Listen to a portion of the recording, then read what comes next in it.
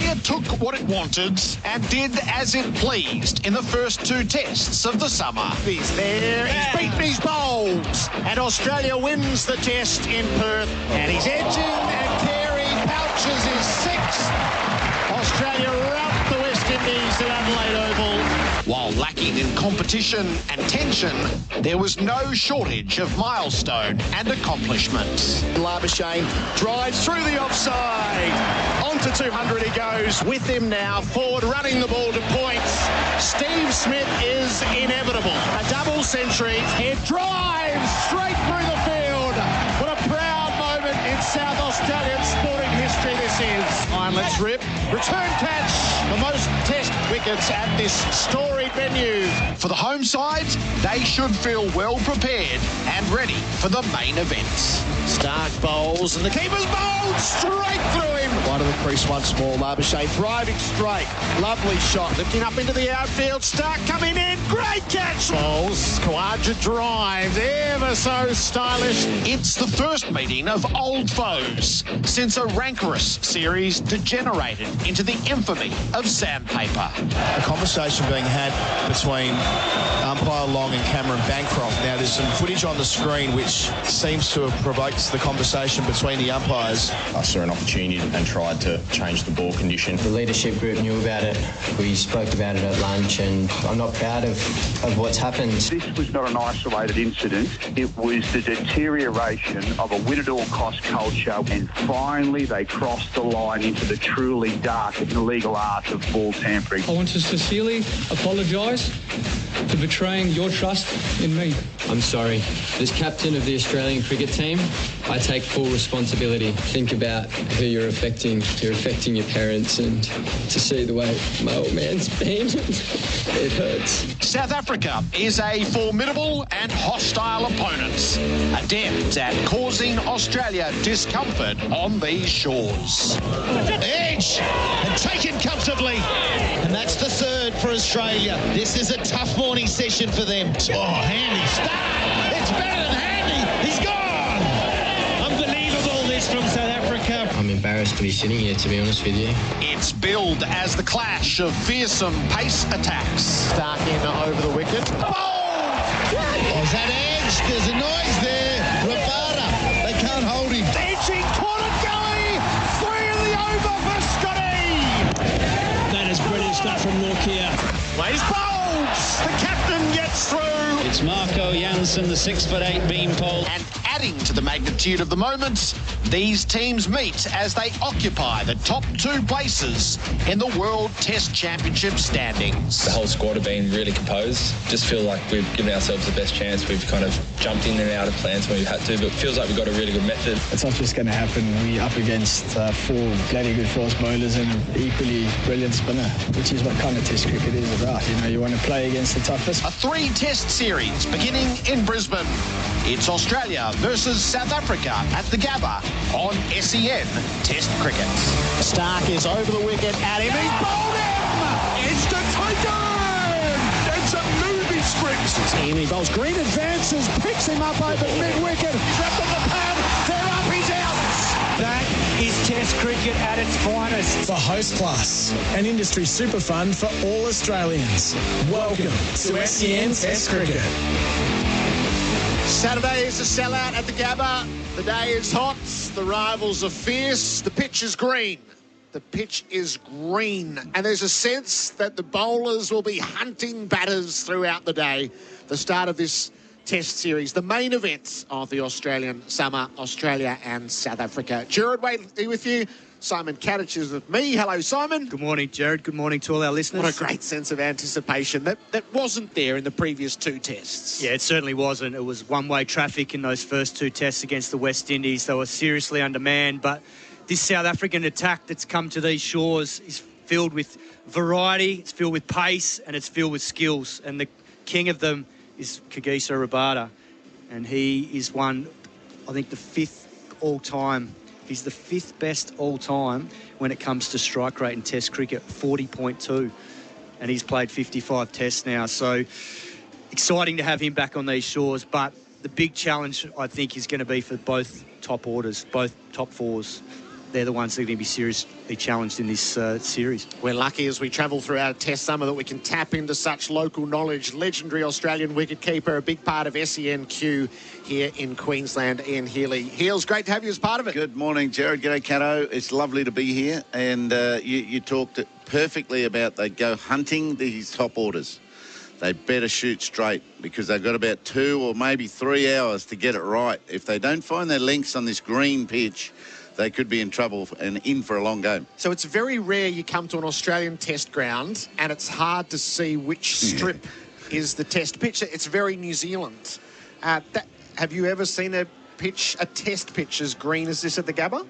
Not a test pitch, no, I haven't. And but it's quite a normal Sheffield Shield pitch, that grass cover and colour. So the Australians have played it before. Most of them will be nervous because when they come up here, they whinge and they carry on about, oh, you Queenslanders. But that looks like to me like a Shield pitch. Probably a little harder than a Shield pitch. But talking to the boys out there this morning, there's a bit of moisture underneath that green grass too. So the bowlers have to adjust their lengths, have to pitch it up and risk getting driven, and they'll get some edges. They'll really find it difficult to bat against that. So the question of the morning, is it a bowl first pitch? Well, what happened last year? Joe Root won the toss, batted, and the rest is history. So I think if you're going to bowl first on this wicket, you've got to be really confident in your bowlers. And that's the beauty of having a bowling captain in Pat Cummins. I think he'll be confident to do that. I think Elgar will be the same. I really see both teams probably bowling first on this, given that it actually gets quite flat later in the test match here. We've seen some tests. I know that Pakistan day-night test a few years ago where Shafiq nearly got them home and they chased 420. That was a great example of how this Gabba wicket can be if it doesn't crack up too much. Yeah, you've got to do damage. You've got to do damage if you bowl first, and that's before lunch. But I sense both teams are going to bat, as Cato said, and that's dangerous. To me, that's the courageous thing would be to bowl. Yep. But the done thing is bat first. Chasing has been the way to win test matches here late, so they know that as well. It's good. A 50-50 type, hope you lose the toss type mentality is what test cricket needs. So I think it'll give us an insight into South Africa's mindset. So their only way to win this test series is through their 4 quicks. And to put the frighteners up Australia, this pitch for 2 or 3 hours is exactly that. If they win the toss and go, no, it's concession to bowl, we won't do it, we'll back our batters, that would be so counterintuitive. Yeah, I agree. I agree. Bit between the teeth and go, if this blows up on us, we'll wear it, because that looks like the way to rip out the top order. Yeah, and they've got weapons. They've got weapons to use in the first 3 hours, so let's fire them. England last year had a bowling attack that was more dominant than their batting, and they let their batsmen get, and it was overcast. Today it's sunny. Overcast, the wicket had been under covers for weeks, and they took it on with the bat, and then Rory Burns misses a half volley first up. Nothing went right for them. So, get your bowlers out. Well, I think the thing with South Africa too is they've actually beaten England earlier this year at Lords. I hope they go in with the full 4-pronged attack and Maharaj. I think that's their best way to win this series because their bowling lineup is their strength. And I think at the moment, Australia coming off a pretty soft series against West Indies where they all filled their boots. If they were to look at this Australian team at the moment and go, if we can nail this top 4, there's areas in that middle order. Cameron Green's hardly spent any time in the crease. Same with Alex Carey. Travis Head's been making plenty of runs, but not against this sort of attack that's got pace to go upstairs. So if I'm the South Africans, I'm looking at that going, we're going to use our attack and have all 4 quicks firing and then have Maharaj for the back end of the test as well and back that Jansen and Maharaj at 7 and 8 will make more runs than the extra batsmen they bring into their team. I was going to say, they're a bit light on. So Australia know they can be nearly there at lunchtime today.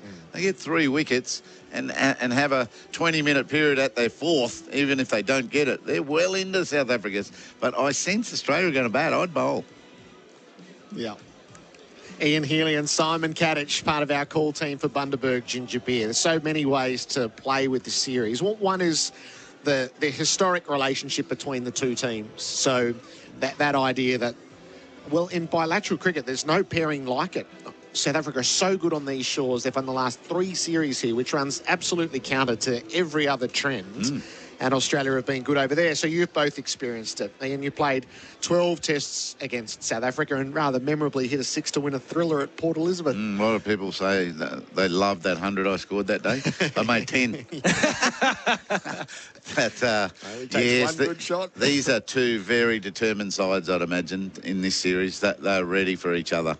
And they know it's going to be hot out there and really, really challenging. So it's time to step up and have your test cricket ready to go. And you played the back-to-back series in 08-09, which were won by the tourists on both occasions. Yeah, phenomenal series when you look back at it. I mean, even the first test in Perth, we were all over South Africa with a huge first innings lead, I think, after Mitchell Johnson took 8 for, and then AB de Villiers, the superstar that he is, comes out and does what he did in the fourth innings and finished us off, and then went to Melbourne, and in another seesawing battle, I think it was JP Duminy scoring 160 or so with Dale Steyn and upsetting the apple cart there. So, and then, you know, Phil Hughes' first series in South Africa was very, very memorable to be there at the other end with him and seeing him score his first Test 100 in Durban. So if you made runs against South Africa, historically you earned them because they're great attacks that you were facing up to, and that's what this challenge is going to be again. Yeah, look, historically both teams have always had very strong fast bowling attacks, and then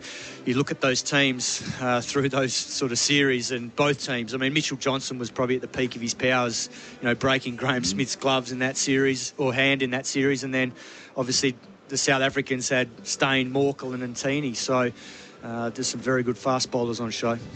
The Australians are just going to go through the barefoot ceremony down below us, which has become part of the opening day of a test series. What about the historic relationships between the team, Heels? Always hard fought? Yeah, very much so. And you never get fully on top of South Africa. So they're always chirping. They're always encouraging each other. They might even talk to you as the batsman, as the opponent. And they're always quite rattling comments they can come up with. We've got very similar attitudes. I think Australians and South Africans are more similar than Australians and New Zealanders.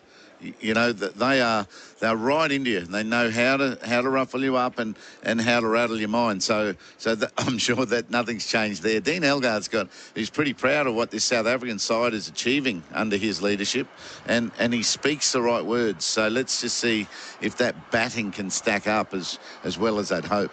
Well, he's the main hope in their batting. He's their most experienced player. As you say, Hills, you know, as skipper, that's probably the one area of his game that's gone down since he's been skipper. He's only averaging 31. So that's the challenge. He knows it, and he knows he has to lead from the front on these shores because he hasn't had a good time of it here in the past. And as their most experienced player and captain, a lot's going to be riding on his shoulders, as well as opening the batting, which is another big challenge against this Australian attack. Yes, it's the tone of the series will be interesting. It's quite rightly the last week has been spent reflecting on the events of 2018, and it wasn't just sandpaper, was it, Simon? As we were there for the first 2 tests and the bust up in the stairway, and Warner was the centrepiece of that with de Kock, who's now not part of the test setup. Lyon dropping the ball on AB de Villiers, Rabada chesting Steve Smith. It was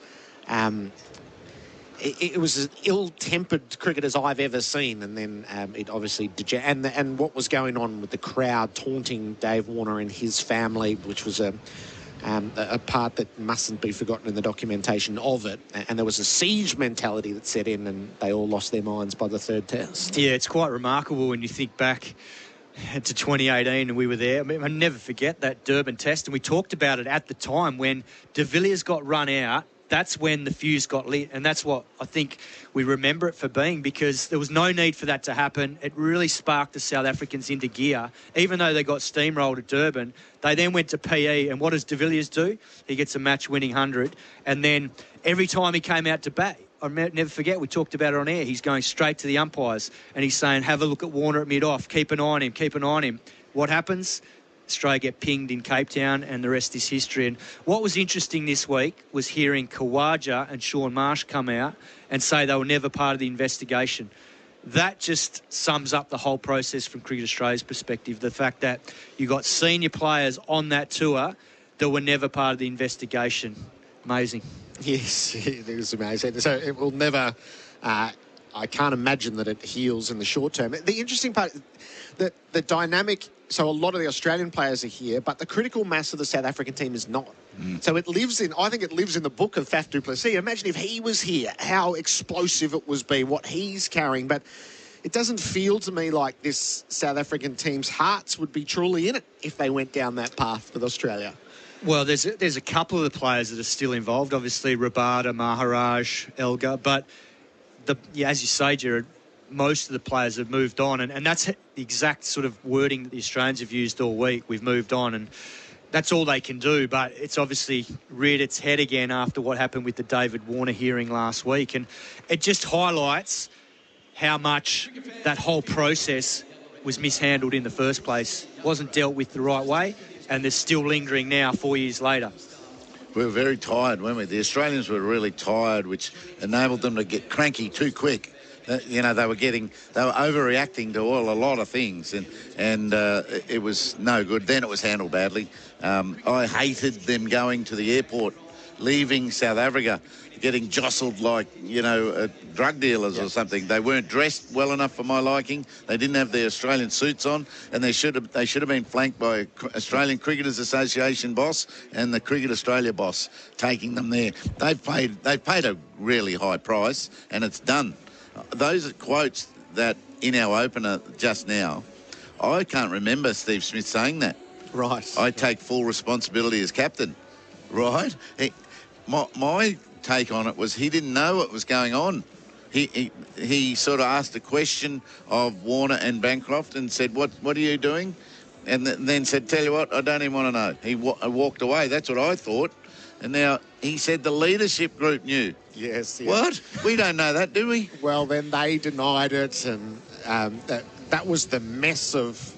So there was the incident itself, and then there was the way it was handled after play. But imagine if Faf was here. Imagine if de Kock was here, and what a central figure he was. I mean, we would be right to build this up as a cage match if some of those personalities were here, but they're not. Oh, UFC central, Gerard, between de Kock and Warner. After what happened in Durban in that race, I mean, it was on for young and old. I remember we were sitting not far away from that and hearing it all sort of unfold. So, and those two are like street fighters. And that's sort of the roles they play in their respective teams. So, yeah, de Kock is a massive loss for this team, but the youngster that's in his shoes, Kyle Verreynne, is a good young player. He's coming off a double 100 for Western Province recently, got runs the other day up in Queensland against the CA11 here at AB Field. So he's a good young player. And you know, as bad as the conflict in the tunnel was, the Australians, their major whinge was... That CCTV is not supposed to be released. Yeah. That was security CCTV, not broadcast CCTV. And it was out by the next morning. By the time we got to the ground the next morning, it had already hit the airwaves. Our pitch report for Rainbird, smart irrigation, the intelligent use of water. So what's the specifics? Turn the sprinkler off. Yeah, how much grass? 5 mils. But it's beautiful and even coverage of grass. There's not any bare patches on it at all. So it looks absolutely pristine. But the man that was on the roller said to me there's a lot of moisture in it. Yep. I asked Nathan Lino, just put your spikes in, because the bad thing about being in broadcast is you can't wear spikes anymore. So you don't know exactly you're not allowed on the pitch, and he just put his spikes in. They went in easy. Right.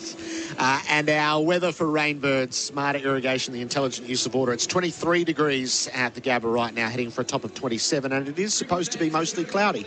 So it has clouded over in the past hour or so, which might add to the atmospherics of it all as well. We're in the countdown, an hour away from the first ball of the first test, Australia and South Africa, but the toss in half an hour is such a centrepiece of it. Jonty Rhodes is going to join us in a moment. He's part of our SEN commentary team. Absolutely thrilled to have him. We'll introduce him to him next. Our pre-game show is for Isuzu D-Max and MUX, and for Trojan Tools built tough. For Henley Completed Homes, now selling in Nicklum and Officer. Henley.com.au. Australia versus South Africa on SEN Test Cricket. Australia and South Africa are going through their warm-ups on the Gabba at the moment. The toss is 27 minutes away. It'll be the great source of intrigue as to what will the captains choose to do. Our pre-game show is for Isuzu D-Max and MUX, and for Trojan Tools built tough. Gerard Whateley with you. Adam Collins is by my side. Hello, Collo. Good morning, Gerard. The history always plays a big part in this. Do you think anyone's whispering to captains around what has happened here, batting first? Yeah, remember what happened last year to Joe Root, where he kind of got talked out of it on the basis of what Nasser Hussain did. Even what Len Hutton did in 1954, as crazy as that is, but it was clearly the wrong call. But yeah, looking through it, the last time a captain won the toss, bowled here and won was in 85-86 when one Jeremy Vernon Coney, SEN zone, inserted Australia. Hadley takes 9 for 52 and the rest is history. A cricket ground over its years collects images which define it. I could make the case that the two most famous images at this ground, still shots, are the Tide Test, the final moments of that, and a South African fielder horizontal to the ground, ploughing into the stumps while a struggling Pakistan batter tries to make his ground. Jonty Rhodes is defined by that here at the Gabba, and in so many Australian cricket imaginations. He's part of our SEN commentary team through these tests. Jonty, welcome. Gerard, thank you very much for having me. Good to be here. Big moment in it's republished today in the Australian. That image is never far away. No, it's hard to believe, but it's amazing. That's over 30 years ago that took place. What's your anticipation for this series, Jonty? We're up for it. This is the main event of the summer after a couple of appetisers, which were small snacks, it should be said, against the West Indies. Sure, I think South Africa, whenever South Africa plays against Australia in a test, as a cricket player, this is kind of where you make your mark or you kind of walk away quietly. Your test record against Australia is something you're either proud of or you want to hide from. So the South African team will certainly be up for the fight. My only concern, we have a great bowling attack. The variety is awesome. Good pace bowlers who've been really strong. A real potent weapon for the captain, Dean Elgar.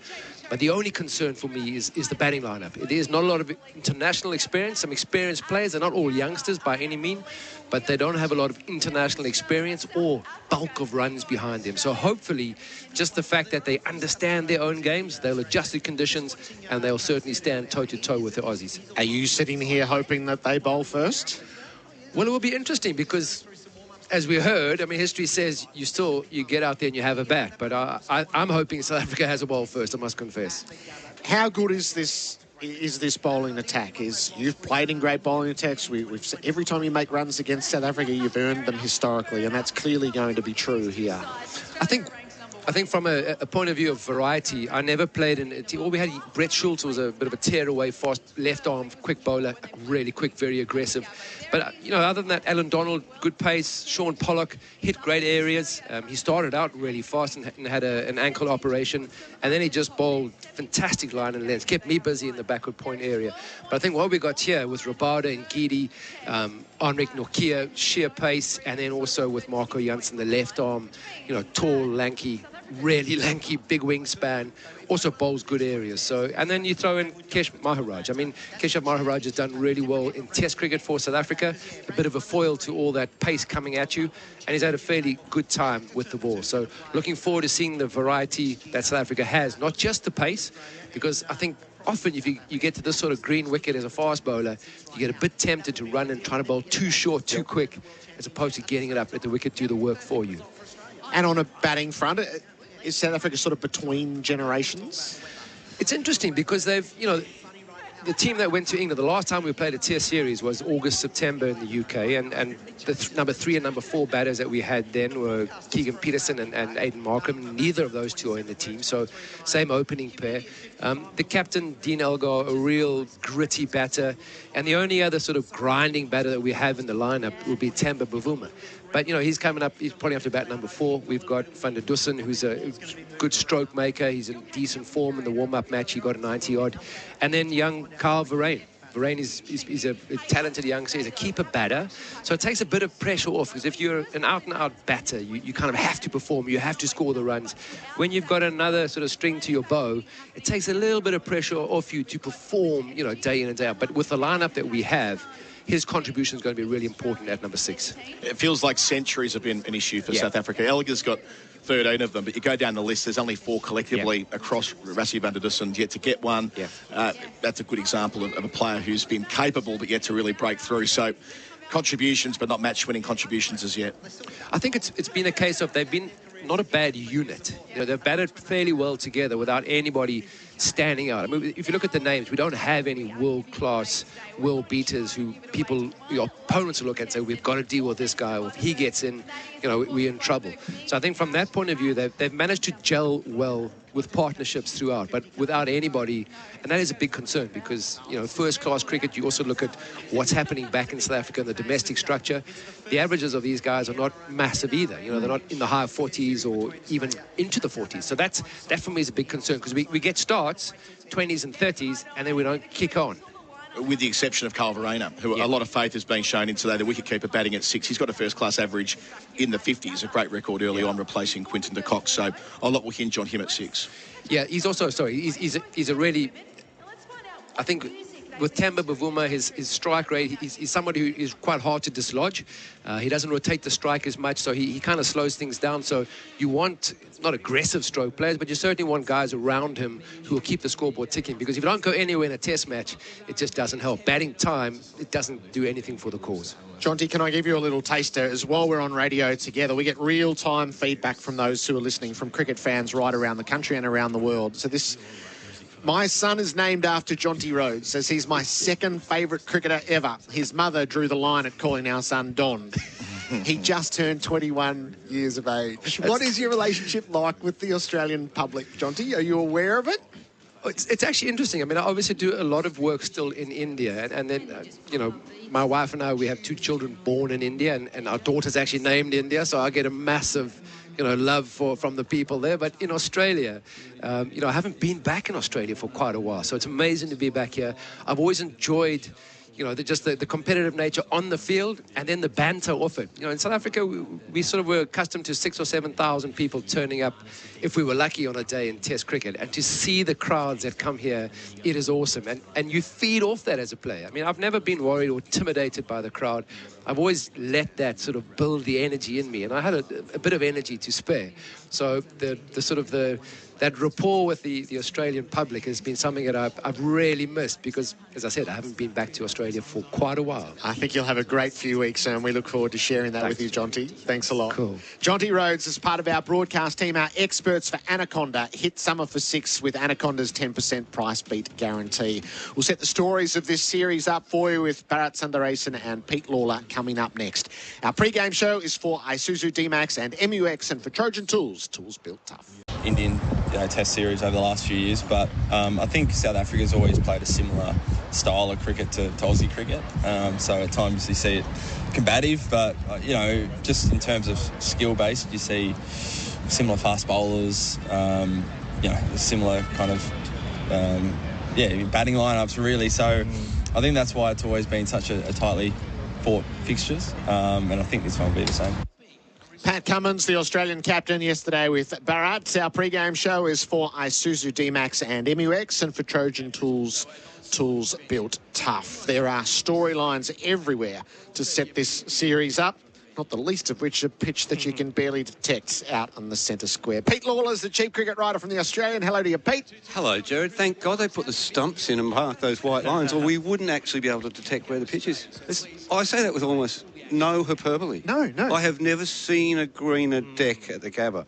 Even blokes like Matthew Hayden then looked and just started laughing when they saw it. Mitchell Stark's marking out his run-up now. He's been having a long chat with Mornay Morkel at the top of the stumps. You wouldn't mind bowling this morning, would you? Particularly now, more importantly, because when we got here early, it was blue skies, but the cloud covers come in. It's a reasonably low cloud.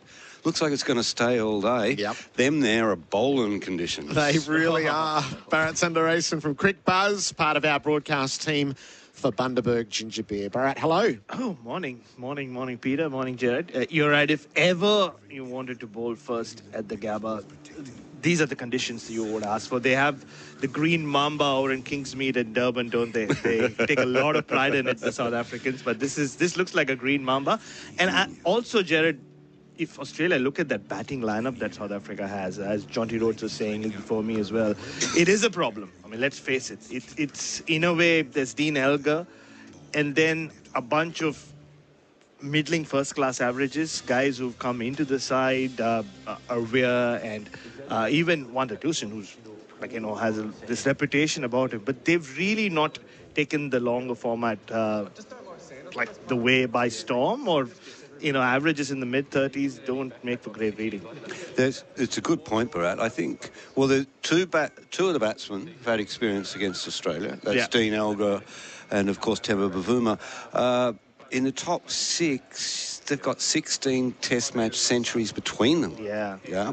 And as you correctly point out, you look at their first-class records, even guys like De Bruyn and Van der Dusen, they're in their 30s, but they haven't really nailed a first-class career. No. Same, Kyle Verreynne hasn't done that much either. So, that's a batting lineup that you could get through pretty quickly, I think, if you did get your hands on them early. But let's wait and see.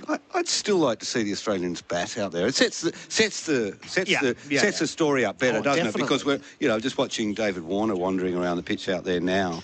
He's obviously the story of the Australian innings, isn't he? And how he goes is a great yarn for the newspapers, make runs or doesn't make runs. And then we've got the Queensland kids, haven't we? The kings of Queensland, Labuschagne and what's his name? The other bloke? Khawaja, him. Khawaja. You should see the wheels he's driving around up here. He's got a Mercedes-Benz twin-cabin ute, and it's gangster black. Wow. I never would have picked him for it. He's kind of got this. He's got this little fantasy in his head that he's a bit of a gangster, Mars. Yeah, he's got this street about him. He drinks milkshakes, but he thinks he's a gangster. It's kind of sad, but he's parked in the car park there yesterday. But anyway, we do have those two Queensland kids there batting who love these conditions, and I think actually prospered against the West Indies when going was a bit awkward to score. That's what Queensland batsmen do, particularly first day in batsmen in Queensland. If you can just get through and get a score on the board, don't go too hard at the ball in that first session. You don't need to get a massive first innings total because the next day it hardens up if we do get a bit of sun on it, and then the seam actually comes to play a bit more. Early on, I think it's a bit slow. It can be a little tacky, right? We've seen it in the past here. The pitch obviously quickens up as the day wears on and as you get into day 2. But going back to what you were saying, Gerard, you're right. We would want Australia to bat first because that has been the narrative. South Africa's pace bowling attack against Australia's batters, and I've been seeing them in training. It started in Adelaide itself, but how Marnus and Steve Smith and even David Warner have been preparing for this. Australia added an extra left-arm wanger for the practice sessions. They brought in Lockie Stevens, who's former Western Australia coach, to give them that Marco Jansen angle, the left-armer bringing the ball back in. And he also then transformed into Keshav Maharaj. So there's a lot of variety in this South African bowling attack. And if you want to build this up as number 1 versus number 2, you want to see Australia in difficult conditions or seemingly difficult conditions against that pace attack. Where's your mind being drawn to the history, Pete? The recent history, the history since readmission, even all the way back, and what has been spoken about is the two teams play their cricket so similarly and thus in conflict with each other constantly. I think the history of South African cricket and South African politics is the most interesting historical study in cricket. I'm obsessed by it. I love it. You had Jonty on there before. I mean, we all remember when they emerged blinking from behind the wall. Like they were like North Koreans, literally. They barely knew of the world. I mean, I don't know. Jonty grew up with Australian players on his wall because that's what he could cut their pictures out of magazines because he didn't have any international stars to follow. We saw the way they played when they first came out here. They were some team, weren't they? I mean, you thought, gee, there's been something going on behind that wall for a long time. Yeah. It's at another interesting point in its political cricket history now, isn't it? It's probably not as strong as it was isn't as strong as it was in 92, 93, but here's a team that's beaten Australia in the last 3 series. Do we need to revisit the unpleasantness? I think the only unpleasantness we want to see out there is Rabada roughing him up and getting that red mist that he gets and then settling down. But and both captains said so as well. And I think they meant it genuinely as well to put all that behind them and just start focusing on what should be a very hot contest. Jim has text through, wowee, it's nice of the Kiwis to lend out the Hagley Park deck to Australia versus South Africa. That's very good observation. And they said there's no international games in New Zealand until February. Bowler's Day. That's from Jim. Our apparel partner is Ringers Western. Whether it's the paddock or the pub, Ringers Western has the kit to keep you cool this summer. Well, let's see. Let's see what the opening phase gives us, and we'll bring you both back in and chat during the day. It's very exciting. It is. Yes, it is. Can't wait. Yeah. Pete Lalor and Bharat Sundaresan. The toss is coming up next. Our pre-game show is for Isuzu D-Max and MUX, and for Trojan Tools, tools built tough. Around morning one at the Gabba. It is overcast. It's a green top. The captains are convening. There's tension around the toss. It's all rather perfect. Our pre-game show is for Isuzu D-Max and MUX, and for Trojan Tools, tools built tough. So we've had batters have their say, and wicket keepers have their say, and journos have their say. But what we really should do is talk to the man who bowled here for nearly 2 decades as to whether he would like to be with ball in hand or sending those damn batters in to do their job. Michael Kasprowicz is part of our team on SEN Test Cricket. Michael, great to have you as part of it. G'day, Gerard. How are you? I'm well. What would you advise here? Don't believe the hype. I think the hype being the Gabba green top. It does actually look a lot like a shield wicket with that green tinge to it, but it's rock hard underneath it. It's going to be a beautiful wicket. It always is. So, bat. Win the toss and bat. Yeah, I think historically, yeah, you always do that. And the reason being that that it's a fresh wicket. Granted, it's going to do a little bit. It's got fresh grass on it. It's going to do something before lunch. It's expected to. But I've always found, and we used to find, certainly for Queensland, every team that came here felt pressure to bowl. And because they thought it was green, it was going to do heaps. The fact of the matter is that Jaffa does not get you out. It's always the follow-up after that. And I think the reason why it's actually quite a hard wicket to bowl, and it sounds very contradictory for a fast bowler, is expectation. Because you see a bit of grass, you think it's going to be doing heaps, and you just try a little bit too much. We see that all the time where opposition sides come in the Gabba. The other thing too, honestly, the best time to bowl at the Gabba is day 2. It's always harder, faster, and with that grass, that covering of grass there, you're going to find it's going to just preserve the ball, so it will swing for longer. Excellent. So we've got a fast bowling captain and an opening batter captain. So, this is great. Maybe not since India has a lot swung on a toss like this, I feel. That first day at Pune where Australia just had to bat. Yes, that was... here we go. We're about to find out. Welcome to the middle of the Gabba for the NRMA Insurance first test match between Australia and South Africa. Alongside me are the captains, Australia's Pat Cummins, South Africa's Dean Elgar, and I'm match referee Richie Richardson. Gentlemen, when you're ready. Heads. Heads is the call. Yes, it is. And it's a tails. Pat, what are you going to do and why? We're going to have a bowl. Yeah, it looks like there's a little bit of colour in the wicket. Crowd seem to be happy, so see how it goes. What convinced you to bowl? What were discussions like when you saw the pitch this morning? Yeah, I think it might be a little bit misleading, the colour, but it feels hard. You know, sometimes here at the Gabba it just gets better and better. So no matter what happens today, hopefully it's a good batting week later on. Welcome back. Still the one team change for Australia? Yeah, that's it. Yeah, as we said, so good to be back. There's an excitement and tension in the air at the moment. How would you describe this South Africa rivalry? Yeah, I think this is an excitement from our team. You can see the crowd here today. I think it's a sellout. So, yeah, we've had some big rivals over the years. Even growing up, it was always great to watch. So, hopefully another one. Plenty of talk about both teams' attacks. Who or what concerns you most about South Africa's? Yeah, I think they got pretty well-balanced attack, you know, playing 5 bowlers. So, yeah, they're going to be a challenge. But, yeah, our batting lineup have been in great form so far. What about Davey Warner? Plenty of talk about his form. Do you think that only adds fuel to his fire to prove critics wrong? Yeah, I think so. He's been proving critics wrong for a long time. So he's fired up. He's been hitting them well. So big series from him. Pat, good luck. Thank you. Ta. Dean, you'll be batting first. What would you have done? I was a little bit undecided, but I think at the end of the day I was also going to bat first, so that's actually worked out okay for us. Yeah, it does look a little bit greener than expected, but I think it might play a little bit better than it looks. Aiming for a 4th consecutive series win in Australia. What's been key to the Proteas' success here in the past? I think we kept things nice and simple and basic. If you look at the teams that they had, then they're quite established. At the moment, we're still getting there, but still a lot to work on. We don't have a lot of baggage coming into the series, which is great for us. So, yeah, we've got a lot to play for. You're the only batsman in the side to average over 35. What's been your advice to your teammates about batting here in Australia? Go out and score runs. That's your job.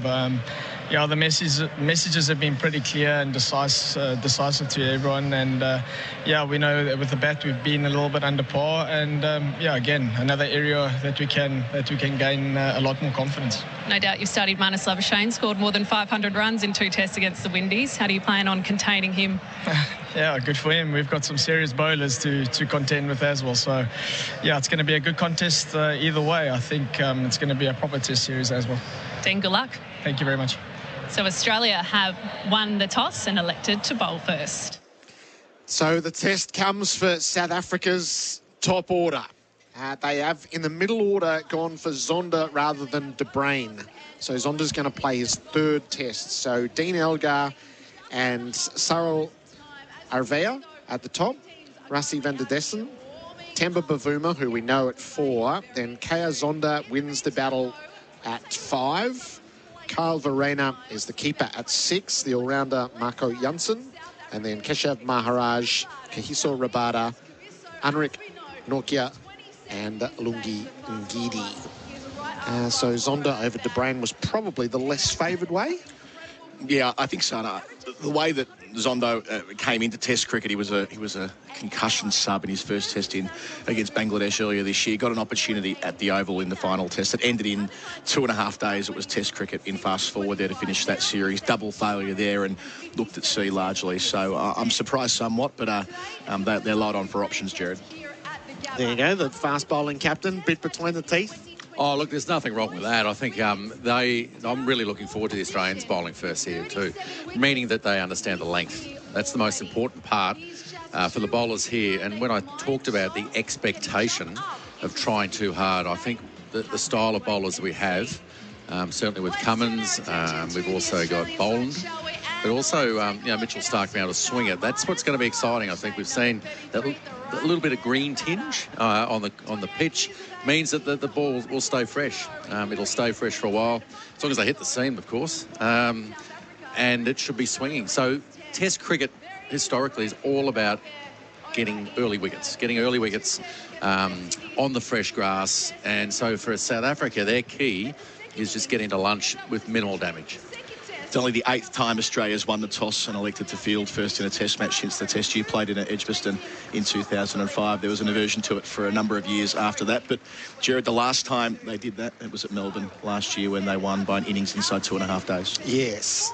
I don't envy the South African top order, I must say, over the next couple of hours. It's a bit makeshift anyway, so at the top. And then the recent history at the ground, we were recounting before, is this has been a chase ground, which is an oddity in Australia for Test cricket. Yeah, it is. The last time that the side that batted first in the Test match won was Australia against Pakistan here in a day-night affair in 2016.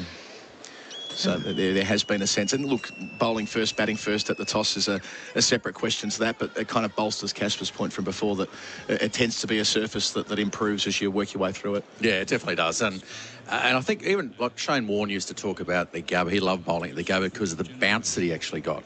So with that hard surface, the ball, he'd get his turn, not lateral turn, but actual, vertical bounce that it provides. So it does offer something for everyone. But honestly, it actually gets better to bowl on.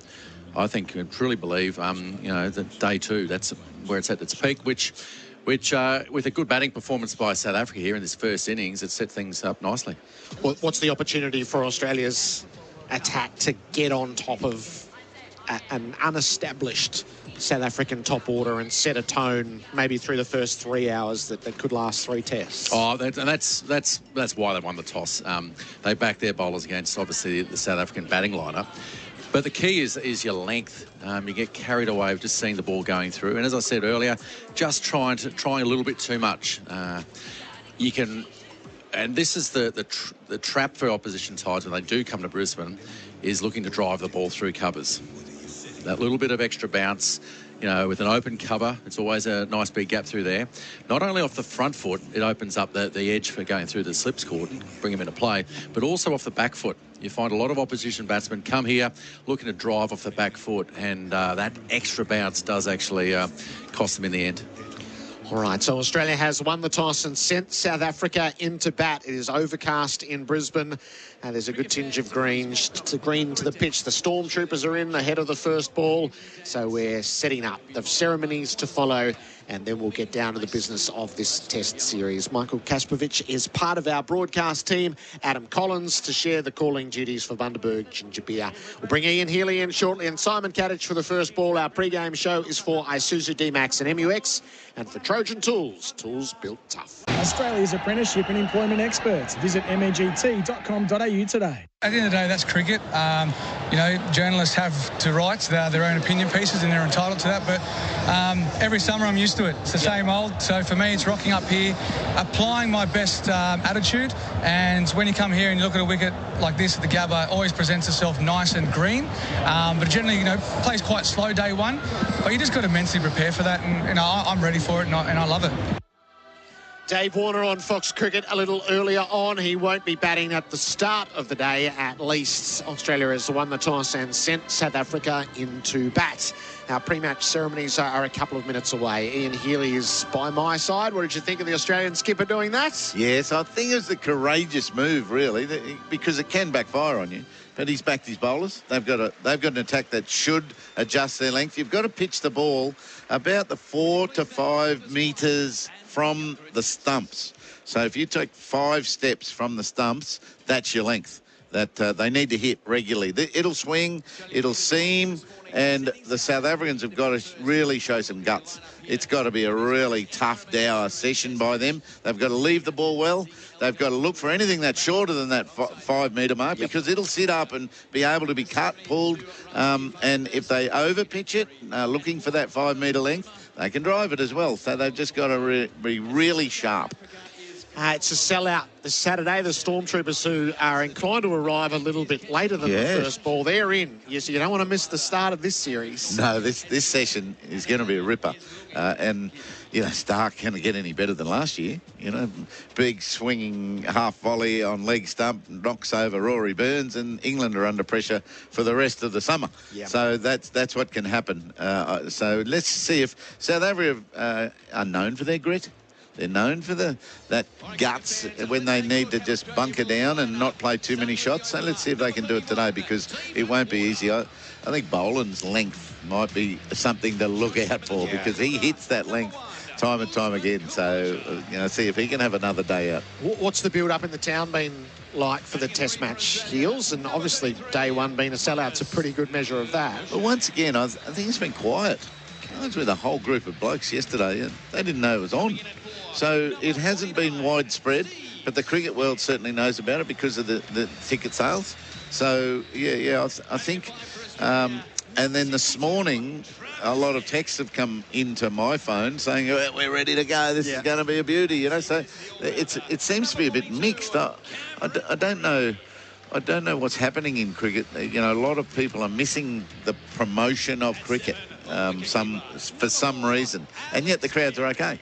You know, they said that in Cairns this week. I was up in Cairns for the Brisbane Heat Big Bash first game, and a lot of Cairns people said, well, we didn't even know it was on. Right. And yet the crowd was as big as they've ever had there, so I'm not sure. Great crowds in Adelaide, where there's such a social aspect to that test, and the fact that this is the first test of a series, you would think it taps into that. So it doesn't quite look like a sellout. No, they're late. They're slow in, but it's Saturday morning, I guess. Yeah. Some junior sport and those sort of family commitments might be holding them back, but yeah, I'd be getting here if I were them. I hope they don't miss the best sort of 90 minutes of the day. I feel like there's going to be a lot happen early here.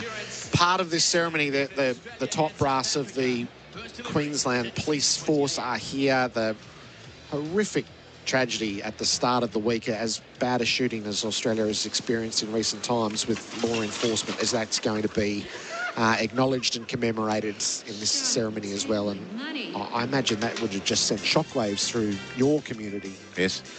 I'm not so worried about my community, but I know young constables are rattled by it. Yeah. And that's horrible that it's gone through the enforcement community as damagingly as it has. It's a pathetic performance by some ill people. Yeah, it's the details of it have been horrifying, as as they have revealed themselves throughout the week. So that's going to be part of the pre-match here. Yeah, well done, Cricket Australia, with that. That is the acknowledgement we need to do. That is serious civil service. Yep. You know, that the enforcement ranks do for us. And the trophy sits out there, nameless. Is it? For years, it's been the subject of conversation. Has it? Why is that trophy nameless? You had some good conversations, mate. So, yeah, I wonder, well, let's think. Again, we go back to, I go to Border straight away. Yeah. Border someone. But maybe it needs to go even further than that. So the Pollock type It's name. sort of hinted at that there's such rancor between the two countries that they couldn't even settle. The last time around, there was a concerted effort in 2016 to see if they could name the trophy. Okay. There was a public appeal put out, all sorts of ideas brought forth, and then without explanation, it never progressed. And the feeling is behind the scenes is they just couldn't get any sort of consensus. Righto. So it just drifted off into the ether. Just call it the Kepler vessels. Well, so... the Kepler vessel. Yeah, well, the Kepler vessel was one that came... Yeah, was it? Yeah. Well, he paid for both, so that'll do. It's sort of more a wooden shield, isn't it, rather than a vessel, so they Yes. might have to recast it, but... You're not drinking too much out of that. No, you're not. You're holding that up perfunctorily and then back onto the shelf. For the first match in the NRMA Insurance Test Series between Australia and South Africa. Cricket is an inclusive sport, and we welcome all fans and participants, regardless of their identity, their background, their beliefs or choices. Please join me now in welcoming the teams to the arena. South Africa led by Captain Dean Algar and Australia led by Captain Pat Cummins. South Africa are the trophy holders, thrashing Australia in that infamous series of 2018. But prior to that, they had won on these shores regardless. And Hobart is so vivid in the minds. The deeds of Vernon Philander. So the players who were the centrepiece of those successes really aren't in this team anymore. By our official It's for a party new generation and now. match officials, field umpires Chris Gaffney and Rod Tucker, fourth umpire Donovan Koch, match referee Richie Richardson.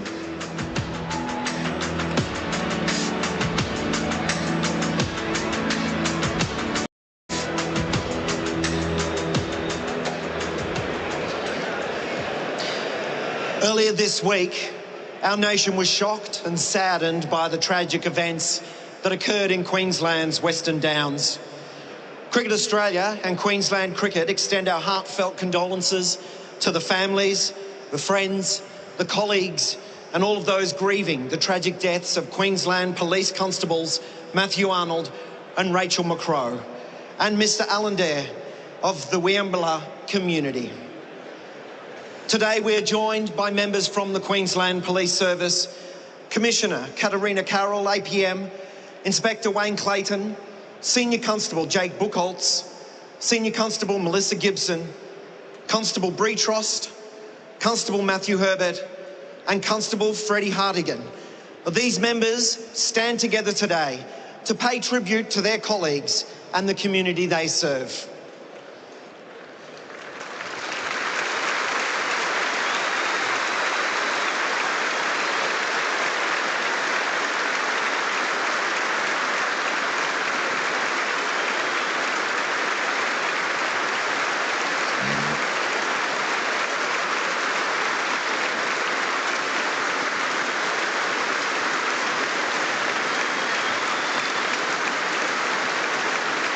Members, as you can see, we are extremely grateful to those who are currently serving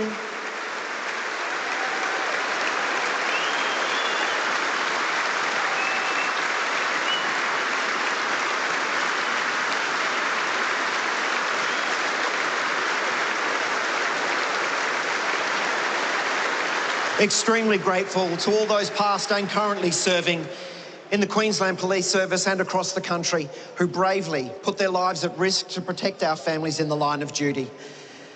I'd now like to ask you, please, to be upstanding, and for those of you watching around the world, to join us in a moment's silence as we pay our respects to the 3 victims who tragically had their lives cut short.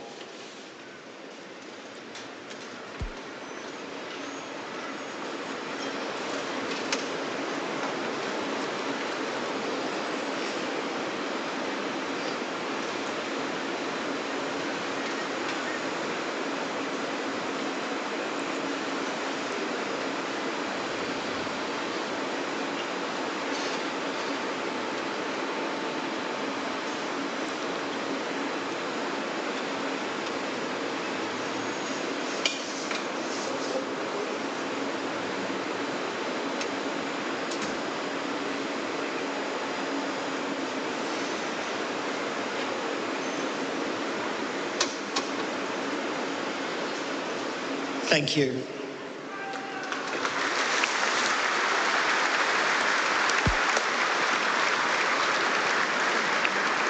Please remain standing as we're joined by Elder Auntie Deb Sandy Yugaro, who will conduct the Welcome to Country. It will be followed by the national anthems of South Africa, to be formed by Bradley Carlo, an Australian anthem performed by Nathan Nain. Good morning, ladies and gentlemen, boys and girls. Okay, before I do a Welcome to Country for you fellas, it's customary for me to know who you all are and what your name is and where you all come from. So on the count of three, everybody, please call out your name real loud and tell me where you all come from. 1, 2, 3.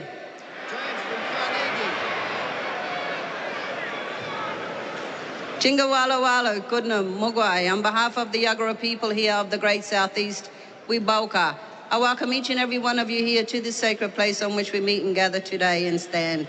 And that like the stars of the Southern Cross, which help to guide and unite us, which brought each and every one here to this sacred place on which we meet today. And we gather, we Boka. Welcome. Oh, Jinaja, Jinaja, ah, Jinaja. Oh, Nile Mill, oh, Nile Mill, oh, Nile Mill. Marumba, ha, Mugara. Marumba, ha, Mugara. Marumba, ha, Mugara. Welcome, everybody.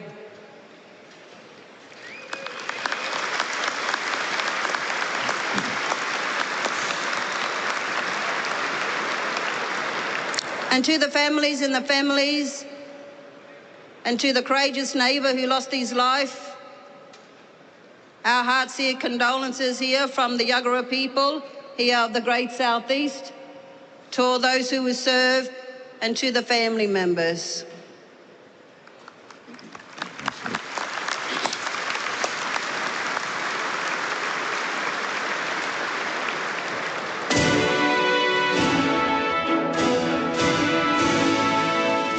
Sikeleli Afrika malupakani supondolwayo izwa imitanda soyetu kosi sikelela tina lusapolwayo morena boluka si chaba sayetu ufedi sedin toile mantwene usi boluke si boluke si chabasa etu si chabasa South Africa South Africa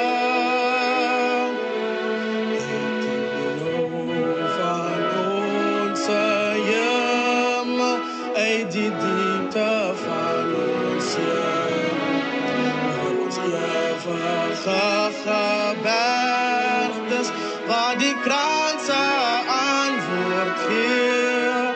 Sounds the call to come together, and united we shall stand. Let us live and strive for freedom in South Africa.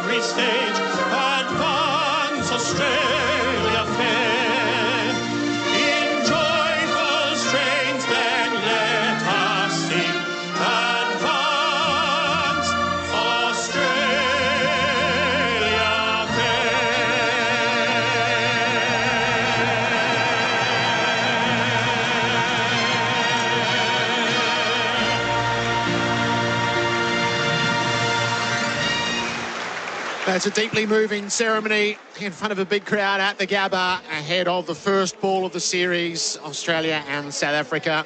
And there's an exchange between Australian players and those members of the police force, 2 young constables in particular, overcome with emotion for the circumstances of the week, for the response of the crowd, the spontaneous response of the people here of Brisbane, and now a sporting team that represents all of us. So, yes, as moving the ceremony as I can recall, actually, Ian, given the circumstances of the time. Yeah, it's very difficult to imagine. It's impossible to imagine the grief that surrounds those ranks. There was one constable, she's still struggling, or really struggling there, and now being consoled by her own colleagues again.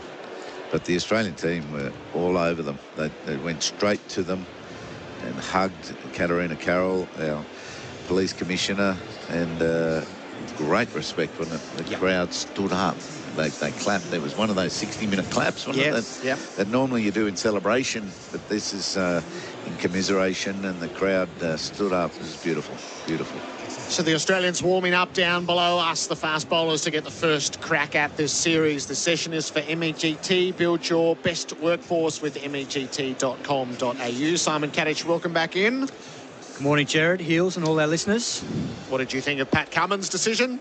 Yeah, I've got no problem with it at all. I think one thing that's probably been overlooked a little bit in the build-up to this Test series has been the fact that the South African attack's been talked up a lot, but this Australian attack is very, very good. And with Pat Cummins coming back into it after that hip strain or whatever he had a few weeks ago after the Perth Test, then, he adds that class as the world's #1 Test-ranked bowler.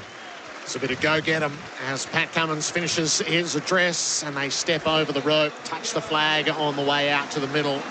And the task is for Dean Elgar and Sarel Alvea to see if they can repel the Australians and this initial assault, which is bound to be pretty hostile.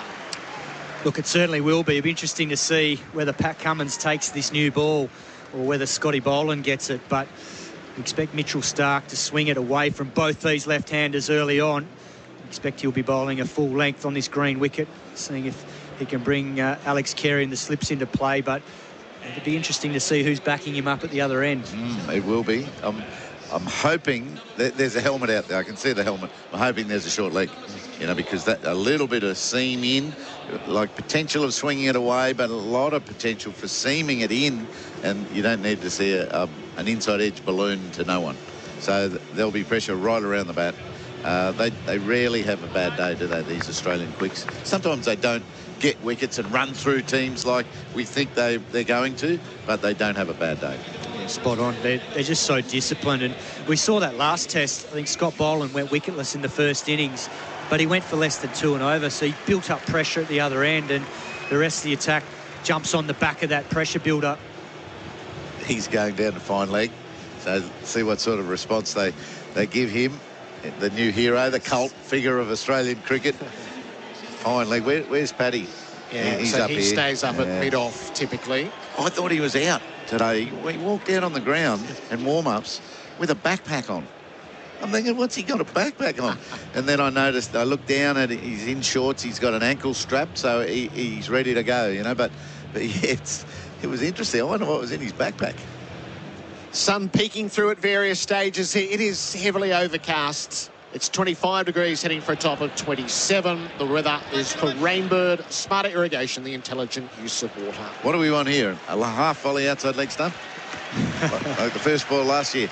Mitch Starc looking to reprise heroic deeds. Australia and South Africa at the Gabba. Starc to Elgar. He's squared up by it. Runs it away to points. It was an awkward delivery to deal with first up. The South African captain up to the task.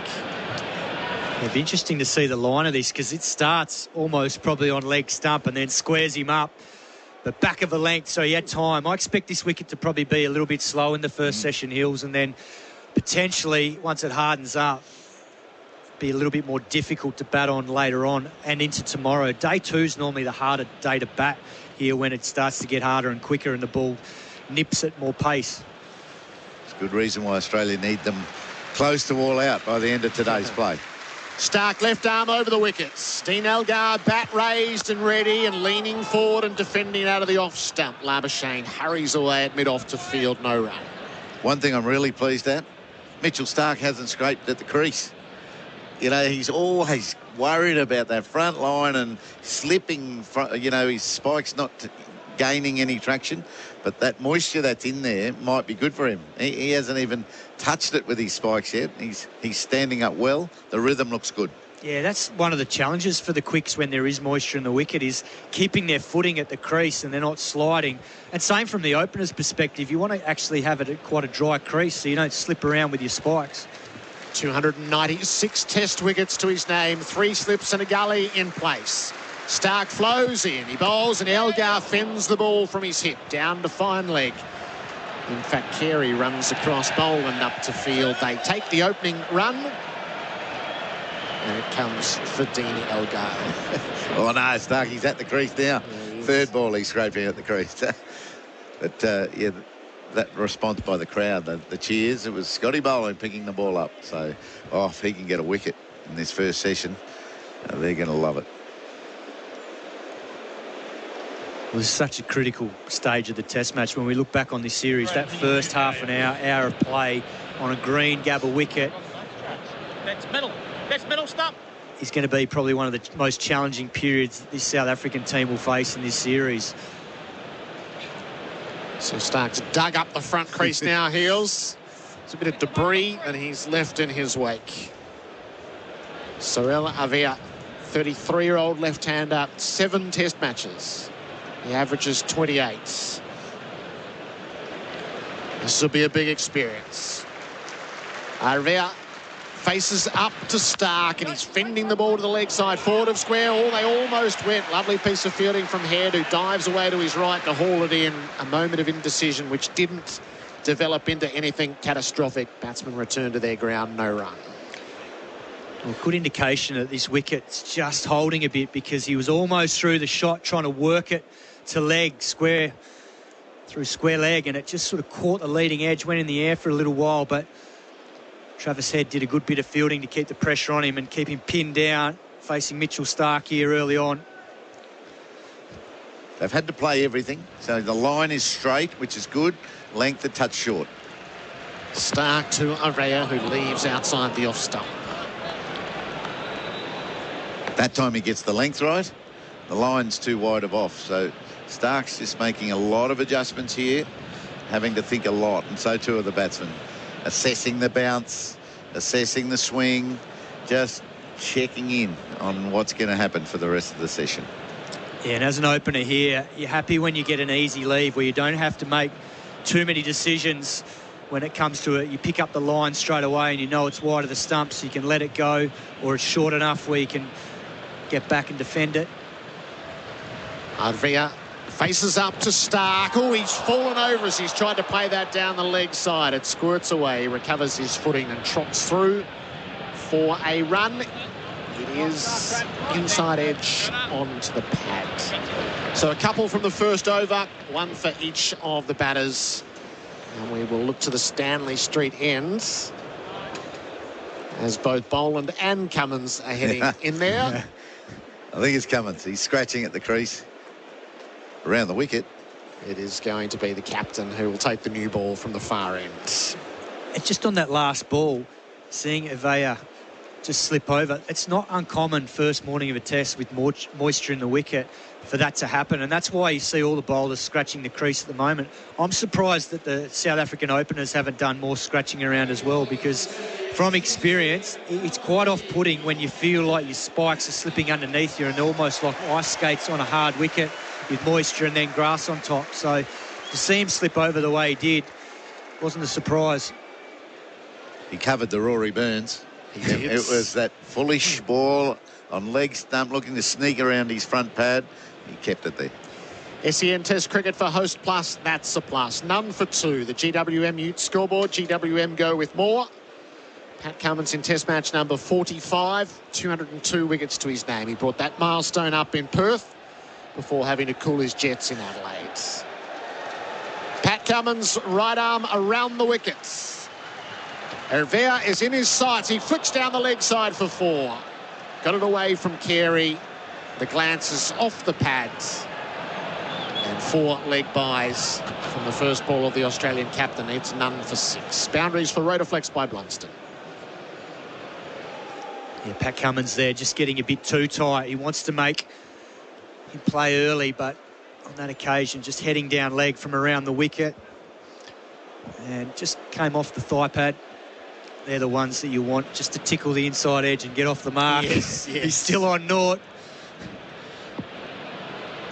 Oh, so he's had both ruled out for leg buys, has he? Hervea, he got it this time, didn't he? It's the same again. It's a boundary down to fine leg. No, it's all thigh pad. He's playing from the padding. They're double figures. Yeah. He's got 9 runs away, all off the pads. He needs some wood in that thigh pad just to bluff the umpire. You put the series trophy in your thigh pad. But, yeah, Cummins, what do you reckon about round the wicket, Kato? To the left-hander, how would that feel? I mean, obviously he feels comfortable doing it, but I think he's so skillful over the wicket as well. Cummins is searching for his line. He bowls, and Hervea is able to leave the ball up over the off stump, a better line of balance. He's obviously done his homework to these two to come straight around the wicket. And I think he definitely wants them to play early, but I think if anything, he needs to err that bit fuller because the wicket's just holding a little bit. If there's any movement, he wants to bring those stumps into play. We saw or heard Mitchell Starc before the game talking about all of the Australian attack, trying to find where the top of the stumps are, and for all of them, it's a totally different length because of their heights. Cummins is in. He bowls to Hervea, who digs out a full ball on off stump, squirts it out to Lyon at points. No run. I'd say Michael Kasprowicz talked about it, but the pressure on the bowlers now is immense. They're expected to create damage in this first session, and that's, you know, hard to cope with for a while. So that they've got to resist being impatient. They're trying to swing. They're trying to find the stumps. They've been too full, too short, too down the leg side, too much at the body. So there's some pressure on here. 3 slips in a gully, hunched down and ready. Hervea faces up. He leaves a rising delivery that flies through outside the off stump. Settle on that length. So that length was well left, and the batsmen are now assessing the bounce. You know, which balls can I leave safely? Even if it's on the stumps, you can leave a lot of balls because they're going to go over the stumps. So, you know, Pat Cummins got to settle on that and then just improve it marginally as he works his way into this spell. Yeah, so I think he can even go another foot fuller from there. Yep. Heels on that length because he wants to drag Hervea here onto the front foot. Hervea faces up to Cummins and he leaves the last ball of the over. It's quite an unusual scoreboard. 9 leg buys and a total of 10 without loss after 2 overs. GWM, Ute scoreboard, GWM, go with more. Kicking a goal might get your strut on. Getting the stuff you want gets your Snaffle strut on. Get what you want when you want with Snaffle and pay over 1, 2 or 3 years. Visit snaffle.com.au. Terms, conditions, fees, charges and lending criteria apply. Credit provided by Walker Stores Proprietary Limited. Australian Credit Licence 393023. If you have a family member that is currently troubled by or addicted to gambling, there is help for you. Call the Gambling Helpline on 1800 858 858. Life-changing strategies to support your loved one are available. Find out more at thegamblinghelpline.org.au. SEN Test cricket for Host Plus, that's a plus. Australia won the toss, sent South Africa into bat. None for 10 after 2 overs. Mitch Starc is bowling from the Vulture Street ends. Dean Elgar, the South African captain, is on strike. He fends at a ball down the leg side. It was well away and into the gloves of Carey. So the only international opener in the past 7 years to make a century against Australia at home and away is Dean Elgar's bragging point. But he's found it hard as captain, Simon. Yeah, so from 2017 when he took over the captaincy, he's played 14 tests as skipper and got 777 runs before today at 31.08 with no hundreds yet. So that'll be weighing on his mind as well. He's got 750s, but he hasn't cracked the 100 mark as skipper yet. Whereas when he hasn't been captain, 4,194 runs at 40.71. All the stats and facts for Laurenex Cleaning. Google Laurenex Cleaning today. Starc is in and bowling to him, and Elgar jags the ball out of the off stump. It ends in Carey's gloves. Starc asked, the cordon was keen. Carey, I think, felt it was a bump ball. and that's what the umpires are going to have a word to each other about. Rod Tucker and Chris Gaffney out in the middle. They'll send this to review just to check. Yeah, I think so, but it definitely live looked like a bump ball, judging by the reactions of the Australians, but... So you're hearing the Australians. There's no question that he's hit it. Yeah, just whether it's gone into the turf after. Squeezed into the ground. So let's check, shall we, for Biz Cover, Business Insurance made easy. We have an umpire review for bump ball. This soft signal is not out. Front foot checked. It's a fair delivery. Just move on to front on spin vision, please. Richard Kettleborough is running the TV operation in this test match. This is back mark here. I'm saying it's like the French Open. They're up studying the marks on the pitch. So just keep that rolling through, please. Keep it rolling through. What are they watching? Those bats, those fielders. So the ball goes under the bat, hits the pitch, and might touch the bat on the way out. It might touch the bottom of the bat on the way out. Well, that's the contention is... OK. Thank you. I'm ready with my decision. If it hits the bat first, it goes into the turf, or if it's hit the turf and then catches the bat on the way up, technically it'll be out. But it's going to be not out. Yeah, I don't think there's any proof that it hits the bat. The bat hits the pitch well after the ball, and those fielders out there going, no, that's out, that's out. Like, there's no way that was out. Marnus Labuschagne wouldn't be saying that if the bat was in his hands out there, that's for sure. There's no way, mate. No way, mate. Didn't even hit it. A replay for Valvoline, the original engine oil. It's a Yorker that squeezed under the bat. Yeah. The bat hits the turf, and the players had no idea. Starkey and bowls to Elgar, who plays straight to Cummins at mid-on, no run. Well, the other thing about Elgar is that he's only the second batsman after Desmond Haynes to carry his bat on 3 occasions in Test history. He did it against England in Durban in 2015. He did it against India at Johannesburg in 2018, and then against Australia at Cape Town in 2018, which is quite a remarkable effort. That's carrying your bat 3 times. You probably have to ask, what the hell are these other batsmen doing? But he's done it 3 times. It's a good effort to stay in. Stark rattles in. He bowls to Elgar, who's flicking a ball down the leg side again. It's well away from him. So every ball, every ball since I mentioned that Starkey wasn't digging at the crease, he's dug at the crease. Yeah. And he's all over the place.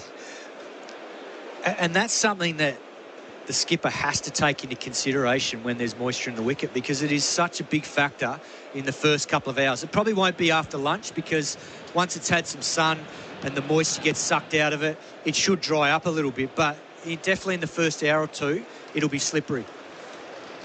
Stark searching for the radar. He's in and bowls to Elgar. Full toss, guided away through cover points. Lyon trots out into the deep. They will get a couple.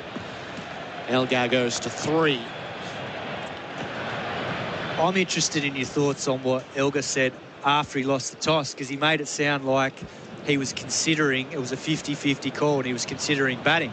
And I don't know whether that was just a bit of gamesmanship to get into the minds of the Australians, but if South Africa do get a decent total in the first innings, not what I mean by a decent total is probably 250 to 270, I reckon you're in the game when you do that on day 1 here, because come day 2 and it hardens up, it is a completely different wicket to bat on.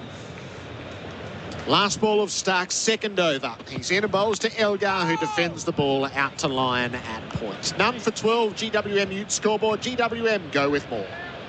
Hi Strikers fans, it's Harry Conway. We can't wait to get onto Adelaide Oval on Tuesday, December 20 to take on the Thunder. Get your tickets from adelaidestrikers.com.au to see big sixes from Chris Lynn and big wickets from Rashid Khan. And I'll see you there.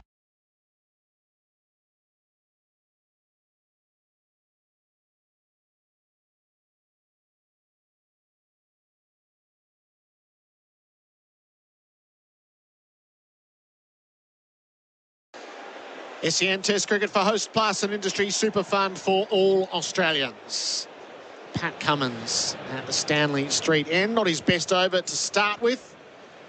The search for something better. Cyril Alvea is on strike and he's leaning on a ball out to line at point. So South Africa have played 9 test matches this year. They've won 6 of them. The 3 losses, they've batted first and got rolled cheaply. So against New Zealand, they got knocked over for 95 and ended up losing by an innings and 276 runs. And then the 2 heavy losses after winning the first test at Lords against England, Old Trafford and the Oval, they were bowled out for 151 and 118 and could never recover from there. I was at Old Trafford, that test match, because I was over for the 100 coaching at Manchester. And Elgar, to this day, will regret that decision to bat first. Yeah. Arvia faces up. Cummins is still around the wicket. That bounces heavily through to Carey. Because they were all over at the English in the first test, smashed them at Lords, played the 4 quicks in Maharaj, went to Old Trafford and obviously just looked at the numbers rather than the overheads, dropped one of the quicks, which was their big advantage in that series. The England batsmen weren't enjoying it at all. And then brought Harmer in, because Old Trafford spins. Day 1, overcast, win the toss bat, get rolled, and then it didn't spin because it didn't get to day 5. So, huge mistake, and it cost them the series. Arvia faces up to Cummins and he leaves again. I was watching that night and just couldn't believe the sequence of events having followed the first test. The ball was gloaming in the hands of Jimmy Anderson. So 4 quicks, win the toss, bowl, and you've just knocked England over for 165 and 149. They would have done it again. So we stay at the ground at the Hilton there, at the ground, as part of our accommodation. So I'm sitting there on my balcony watching, and I reckon the lights were on in the first session as well. So that said it all. The light was that gloomy and it was that overcast, and it was just an amazing decision. Cummins rolls in, bowls to Arvia, who defends the ball out to line at points. But in the first test of that series, Arvia got 73, which is his top score in Test cricket. Oh, sorry, it's not. He got 100 against the Kiwis at Christchurch earlier this year in February. But that innings between him and Elgar set the test up. And that's probably going to be the key here, is if the openers can withstand this first hour or so, it'll just relieve the tension in the dressing room, because it is quite an inexperienced batting lineup, given that Varaina's at 6. Cummins in, bowls to Arvia, who's wrapped on the pads, not offering. Cummins never wins. Starting to get it right, Pat Cummins. He's got his patience right. He's got his line right. There's been 2 tight leaves, a really good defensive shot that had to be produced, and then he was leaving that and hit him in the pads. Yeah, he's left that on length, and it was a good leave, because on that length here at the Gabba, expect the ball to bounce over the stumps. It came back in off the seam, and it was very well judged there. Yeah, Cummins is going to be probing on that fuller length here, I think, with that movement. Last ball of Cummins, second over. He bowls to Arvia, who leaves tight to the off stump. Yes, Cummins is zeroing in now. None for 12. GWM Ute scoreboard. GWM, go with more. Catch all the action this summer with Big Screen Video. Their innovative LED screen solutions have been captivating audiences in stadiums, shopping centres, pubs, clubs and airports across Australia for over 10 years. Visit bigscreenvideo.com.au to see how BSB can bring your space to life. When gambling becomes overbearing in your life, one phone call can change all that. Gamblers Helpline, 1-800-858-858. When gambling becomes an issue, there's always 24/7 support on the Gamblers Helpline. Phone 1-800-858-858. SEN Test Cricket for Host Plus, that's a plus. The opening session of play for MEGT, Australia's apprenticeship and employment experts. Sun is through at the Gabba. South Africa asked to bat. Elgar 3. Arvia yet to score, although he's done all the scoring off the pads. None for 12. Stark begins the fresh over. He bowls and Elgar fends the ball down the leg side into the gloves of Carey, and he's out. The South African skipper falls for 3. Down the leg side, which will be irksome indeed. There was good bounce. He was playing away from his body. He'd had a dash at a couple previously, and he's managed to fend this ball through to Carey. The first wicket falls in the 5th over. South Africa 1 for 12. Oh, he will be bitterly disappointed with that. That's a horrible way to get out, just trying to tickle it down the leg side. He played it outside the line of his body, and he's just feathered it through to Alex Carey. He went and had a little bit of a chat to his opening partner, Arvia, but he knew deep down that he'd got a little inside edge on that, and he trudges off for 3. So his miserable record in Australia continues. And that'll bring Rusty van der Dussen to the crease. Here's the replay for Valvoline, the original engine oil. He had sparred at each ball from Stark, which was heading down the leg side, and that one just bounced a bit higher than the previous. We get a look at the replay, and there's a clear spike on the edge for Valvoline, the original engine oil. Yeah, and the problem with that shot there is it just did him for pace and bounce, and he got cramped and rushed. Whereas to play that shot, you really want to be in better position early on the back foot so you can open up your right hip as a left-hander and just tickle it down to fine leg, or even finer for 4, but he'll be disappointed with that dismissal. And this is the problem with the South African batting order, is it is inexperienced and it doesn't have great test credentials. So Elgar goes. Hervea averages 28. Van der Dussen is in his 18th test. He averages 32. Bavuma, we know, 52nd test, averages 34. Zonder's in his 3rd test, averages 19.5. And Verena is in his 12th test and averages 27. And between them, there's only 3 centuries through that order beyond Elgar's 13 test tons. Yeah, they've been forced to rejig their batting lineup because of the poor form of Aidan Markram. Or when I say poor form, in Test cricket throughout 2022, but currently he's in very good form in the South African domestic 50 over comp. So they might regret not picking him. Rassie van der Dussen with Stark bounding into the right-hander. That is way outside the off stump. So 2 lefties to open and then a whole sequence of right-handers to come. Well, and the other factor is that Keegan Peterson, their usual number 3, who's had a pretty good time of it in this World Test Championship cycle, averaging just over 35, he injured his hammy in domestic cricket, so he's not on this tour. So they've had to rejig their batting order. So van der Dussen, who normally would probably bat at 4 or 5, has come up to the number 3 position, and Bavuma finds himself at 4. 3 slips and a gully ready. Stark over the wicket, bowls to van der Dussen, who leaves outside the off stump.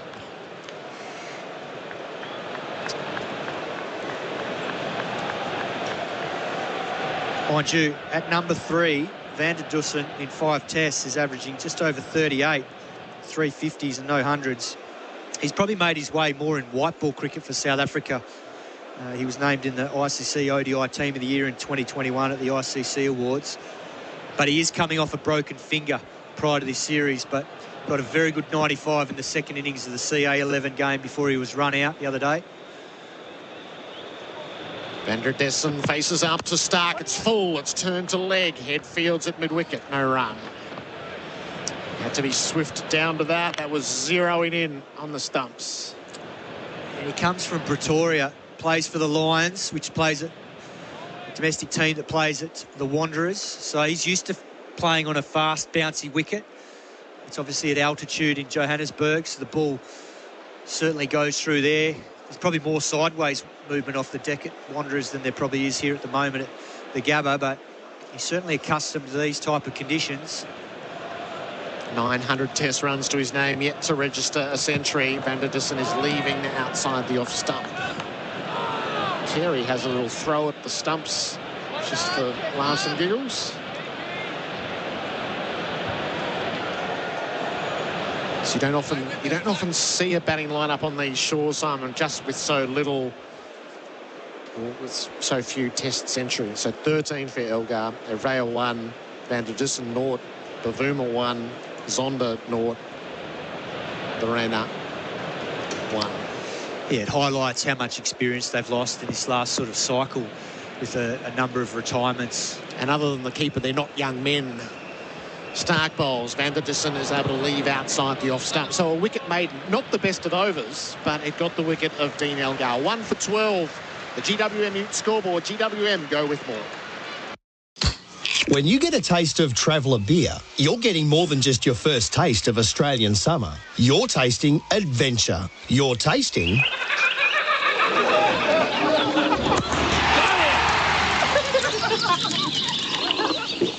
Now that's what Aussie summer adventures taste like. Traveller Beer, the perfect new Aussie beer. Because it's beer that tastes like home, no matter where you are. Find Traveller Beer in Liquorland, Vintage Cellars or First Choice. SEN Test cricket for Host Plus and Industry Super Fund for all Australians. Stark comes down in front of the Stormtroopers, so a good round of applause having taken the opening wicket. 1 for 12. Pat Cummins was starting to find his line. Ervia is on strike. He fends a ball that rises sharply right at the body, rips a glove off the handle and is shaking it in the aftermath, having worn it on the padding. Yeah, Pat Cummins is getting some good movement back into Ervia here, and that one's hit him nastily. He's got the glove off the left hand. Just trying to see exactly where that's got him, and now the physio comes out. So he might be in a little bit. No, he's got the glove back on now, so he's obviously tough. He's waved him off. He's fine. In all the messages we got, Simon, during our pre-match build-up, all of your text comes straight to the box. 0433 98 11 16 for Tyre Power Summer Scorcher Sale. This was the standout, I felt, because it goes to a certain mindset. Markram is the wicket in the South African batting lineup that Australia will most want to see the back of. Goes under the radar. Ervia faces up. He's beaten past the outside edge. Cummins is right on now. Poor start. Has found his way. He's the player that South Africa left out. His test form has tailed badly. He looks the class in the whole setup, and they didn't bring him. Yeah, I think when you're looking at selections, and in particular a young player like Markram, you're going to have to put up with a few dips in form.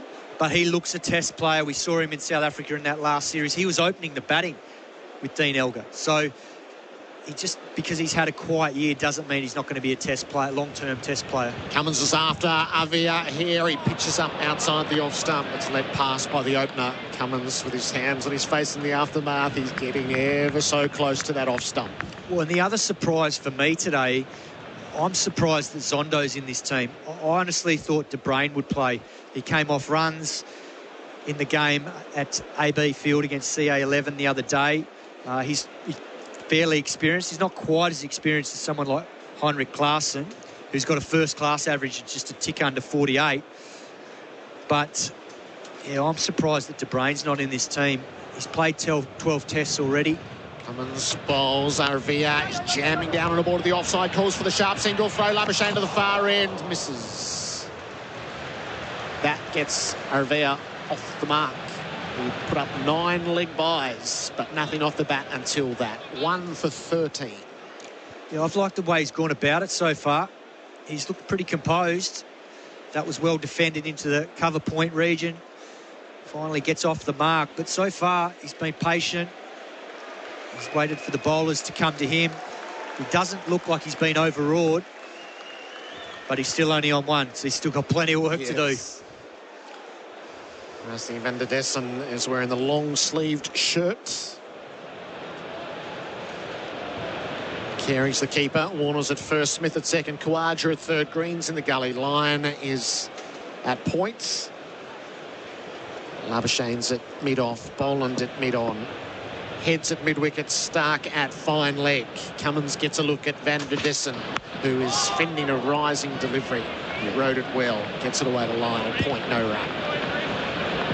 This is where Cummins is just so good, making the batsman play early on. He's probably wants that to be fractionally fuller, but he's got van der Dessen feeling bat on ball here, and that's what you want sometimes. Get the batsman playing a couple of balls on the trot, and then when you want to go for the wicket-taking ball, that fuller ball, potentially just luring him in, playing at a ball away from their body. Last ball of the Cummins over. Van der Dessen is beaten past the outside edge. Lovely carry through to Carey, who took it up in front of the eyes. 1 for 13 at the end of 6. The GWM Ute scoreboard. GWM go with more. Adam Collins next. Looking for an exciting trip away this summer? You'll be spoiled for choice in Mildura. From sports to art and music, Mildura has what you're looking for when it comes to events. So what are you waiting for? Start your journey with us online at visitmildura.com.au and get planning. When you call the Gambling Helpline, life-changing advice and guidance is there for you. 1-800-858-858 is the number to call. Support for anyone affected by gambling is available. Private and confidential. Make the call today. The Gambling Helpline. Phone 1-800-858-858. SEN Test Cricket to host plus, that's a plus. Mitchell Starc has the ball in his hand beneath us here in the Vulture Street end. Already a wicket to his name. He's 297th in Test cricket. Sets off here towards Avia. To the crease and bowls. Packed Corden. Avia driving down towards mid-on. Nicely played, no run. Good morning, Simon Katich. Good morning, Colo. Avia 1 from 20 balls, although there was this sequence of leg byes early on, what he was on strike for. Lost his fellow left-hander, Dean Elgar, caught down the leg side for 3. And Starc inching up on another milestone, 300 in Test cricket. What he would give to complete that today in the first innings, first day of the series. Yeah, it's a remarkable achievement if he gets, or when he gets there. He'll be the 7th Australian to the mark. Starc, 3 slips, a gully to Avia here. Avia goes back and defends from the crease. Inside edge back onto his pad. Spills out into the offside. No run. Australia have lost just 6 series at home in 30 years, and 3 of them to South Africa. Simon, this rivalry over the years has been fever pitched, although it hasn't sort of felt like, from an Australian perspective anyway, that they've been leaning too far into that in the build-up. Yeah, I think after the start against the West Indies, it's been difficult to get a gauge where the Australian team's at. They played fantastically well all year, but the West Indies were so undermanned, and it was such a one-sided affair. Sun hidden by a cloud as Starc bowls to Avia. Off his pad, pushes down towards mid-on, gets a single to Pat Cummins. He's 2, 1 for 14. That this was probably going to be a better test. The only problem is that South African batting lineup is going to be challenged in these conditions by the Australian bowling lineup. It's a very, very good bowling lineup, given the quality they've got, the form they're in, and the conditions they're greeted with out here at the Gabba. So that's the big question. If South Africa can answer that question today with, a decent score on the board, then they'll feel like they're in the game, because they've certainly got the quality in their pace bowling and spin bowling lineup to challenge the Australian batting lineup. So Starc will stay over the wicket to Van der Dussen, yet to get off the mark. He delivers here, Van der Dussen driving through the covers nicely. Checked his shot, but timed it through the gap. Labuschagne with work to do. He'll put in a dive, and he'll drag it back in. Fabulous fielding from the hometown boy. The return for an all-run 4 anyway. But the effort from Marnus Labuschagne, outstanding out there to our left. The score advances to 1 for 18. So Van der Dussen's off the mark with an all-run 4. But the fans loved it here. Yeah, that was great cricket all round. Mitchell Starc pitches up. That was a glorious off-drive from Rassie van der Dussen. And he just leaned on that. High-octane stuff from Marnus Labuschagne, trying to reel it back in from the boundary. I think he might have been right with that, but in the end, a well-run 4. So Van der Dussen, that'll help with his confidence. Getting one right out the middle of the bat. Starc up past umpire Gaffney, delivers here. Van der Dussen leaves alone outside the off stump. Talked about South Africa's batting and how fragile it looks. It's the players who are missing, isn't it, from last time. Faf du Plessis, Hashim Amla, A.B. de Villiers, they were the engine room for a decade in that side. Throw in the great Jacques Kallis at times, yep. Back in that 08 and 12 series. I think he was still playing in that. And Graham Smith. And Quinton de Kock, since the last time they played as well. He made a stunning 100 at Perth and has retired since. Yeah, some of their all-time greats have left this team, and it's certainly a totally different batting lineup, that's for sure. Starc to complete his over. Van der Dussen waiting for him. Bowls here. Van der Dussen again leaving alone, full outside the off stump. So just a boundary coming from the over. South Africa 1 for 18 on the GWM Ute scoreboard. GWM go with more. When you get a taste of Traveller beer, you're getting more than just your first taste of Australian summer. You're tasting adventure. You're tasting...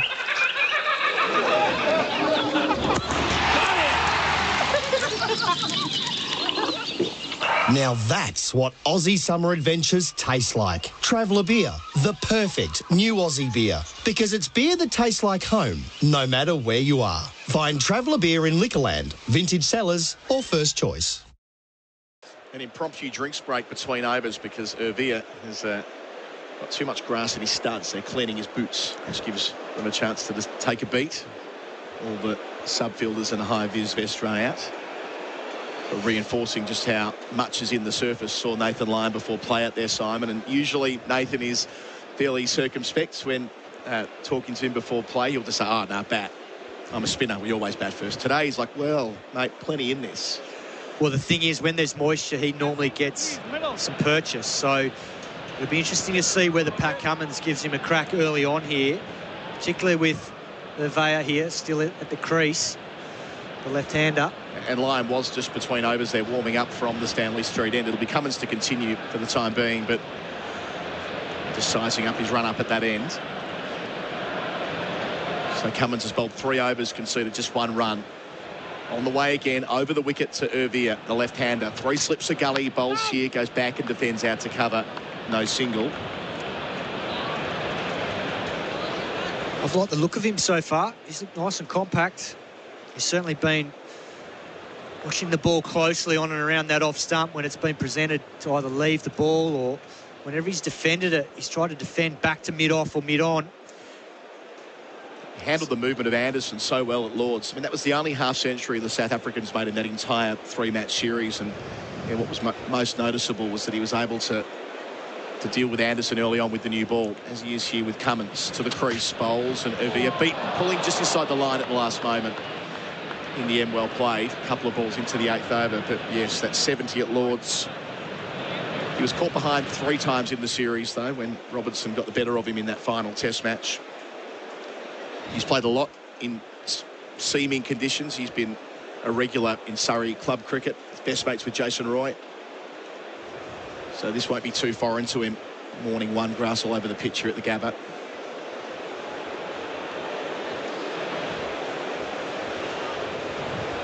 Ervia, the 33-year-old, facing the Australian captain, delivers here, bit fuller on the front foot, pushing out towards Labuschagne, who dashes across from cover to deny a single. Rock solid defence there. That is not an easy shot against Pat Cummins, bowling that sort of length on this wicket where there's a bit of movement.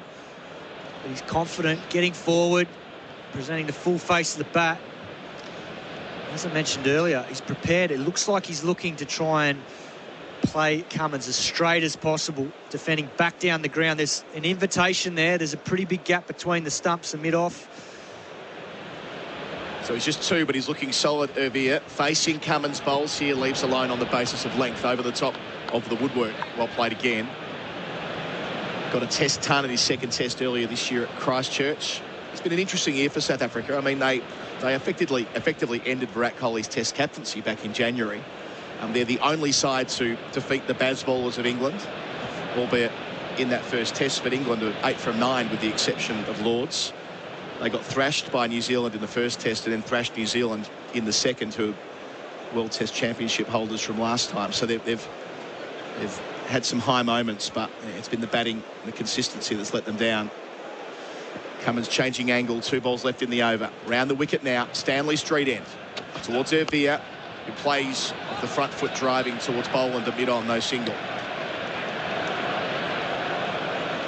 Listen, Ervia and Verena, the only 2 men to post hundreds for the Proteas this year. Well, the thing about them, I think, is that they go into test matches knowing they've got the firepower to take 20 wickets. And there's a lot of test teams that don't have that luxury. We saw it recently with the West Indies, with a very undermanned attack with not a lot of pace in it, whereas this South African team's got the weapons.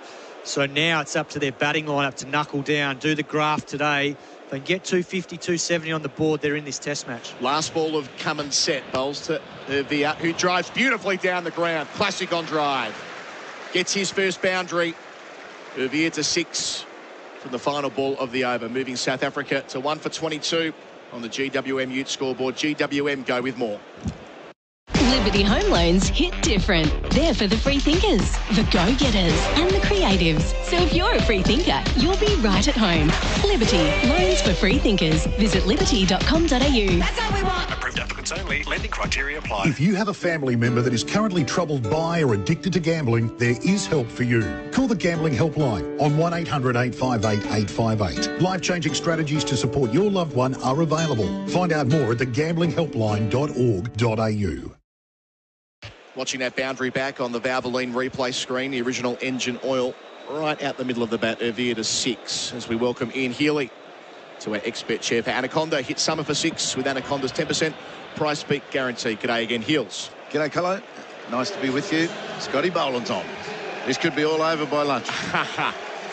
Here's the fun bit. And how about the reception around the Gabba? He might have won the final spot in this side ahead of Michael Nisa, the Queenslander, but he transcends states, this man, Scott Boland, playing in his 5th Test match. And what a record already. Wickets at an offensive 10.33. Enjoys bowling at the Gabba as well, Heels, in his Shield career. 27 wickets here at 16.5. Yeah, righty. So he's got to find this length. It's even a little fuller than his normal length, and just nibble away outside off stump, and then he could probably nip one back at times too. So I just think the Australians have been either side of both line and length at the moment, and Van der Dersen and Evia playing really well, really gutsy. The crowd all behind Boland in conditions that should suit. His first ball striking Van der Dersen on the front pad via the inside edge of the cordon. We're interested in appeal momentarily, but they pulled out of it. They get a single, looking towards umpire Gaffney for a signal rather. It was a single off the bat. So Van der Dersen 5, 1 for 23 South Africa after being sent in. For Boland, I would definitely have a short leg. They've resisted putting one in for Stark or Cummins, but very, very soon they need to get that helmet from behind Alex Carey and get it on the head of Travis Head.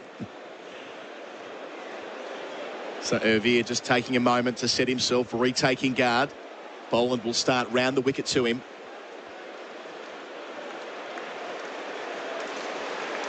He's now Vulture Street end. Scott Boland delivers here wide of the crease. Ervier gets forward and pushes out towards mid-wicket. I've got a quick stat for you, Heels, before it might become irrelevant if Boland doesn't get in the wickets.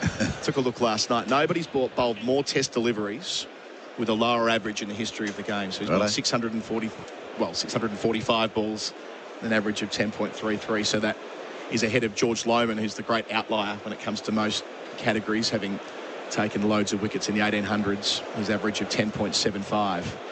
But every time he goes into the 10s or 11s, he seemingly takes another test wicket. Boland into Ervier here, who drives again down the ground. This time it's an off drive, and the result is the same as it was in the previous over. Our boundaries for Rotoflex by Blunston. South Africa 1 for 27. That moves Ervier into double figures. Great shot. Footwork was there, balance perfect, placement perfect. He went straight of Marnus Labuschane's wideish mid-off. They've got a huge gap at cover, and Boland just a touch straight. They probably are looking to tempt him into something a little wider than that. So Boland again. Sun poking through, delivers. Ervier looking to drive, bouncing from the outside part of the bat, just in front of line. At backward point, no run, stays at 1 for 27. There's that extra pressure when winning the toss and bowling first, isn't there, Heels? That, I mean, right now, fairly regulation start to a test match, 1 for 27. But when you stick them in, there's an expectation you'll take, 3 or 4, isn't there, before lunch? Yeah, and that is, and quite often you play the first hour and you don't get it right. In the second hour, the one before lunch, things turn. So Australia have just got to hang in here. They're not bowling that well, but it can change quickly. Boland to Ervier, Fuller defended from the middle stump down to Labuschagne at mid-off, no run. I like that shot too. So Simon Katich was talking about the defensive shot against Pat Cummins. So now he's made some good decisions. He's driven one convincingly. He's sort of edged one to backward point when he was trying a cover drive, and he didn't go at that one hard like you'd probably look. It was there to hit maybe, but he's decided to just defend it very convincingly in defence. Boland to complete his first over. Up to the crease. Ervier beaten outside the off stump. Bit of movement off the seam, standing up. Nice carry through to Carey. So Boland completes his first over. South Africa 1 for 27 with Vanderdussen on 5. Avia on 10 on the GWM Youth scoreboard. GWM go with more. When you get a taste of Traveller beer, you're getting more than just your first taste of Australian summer. You're tasting adventure. You're tasting...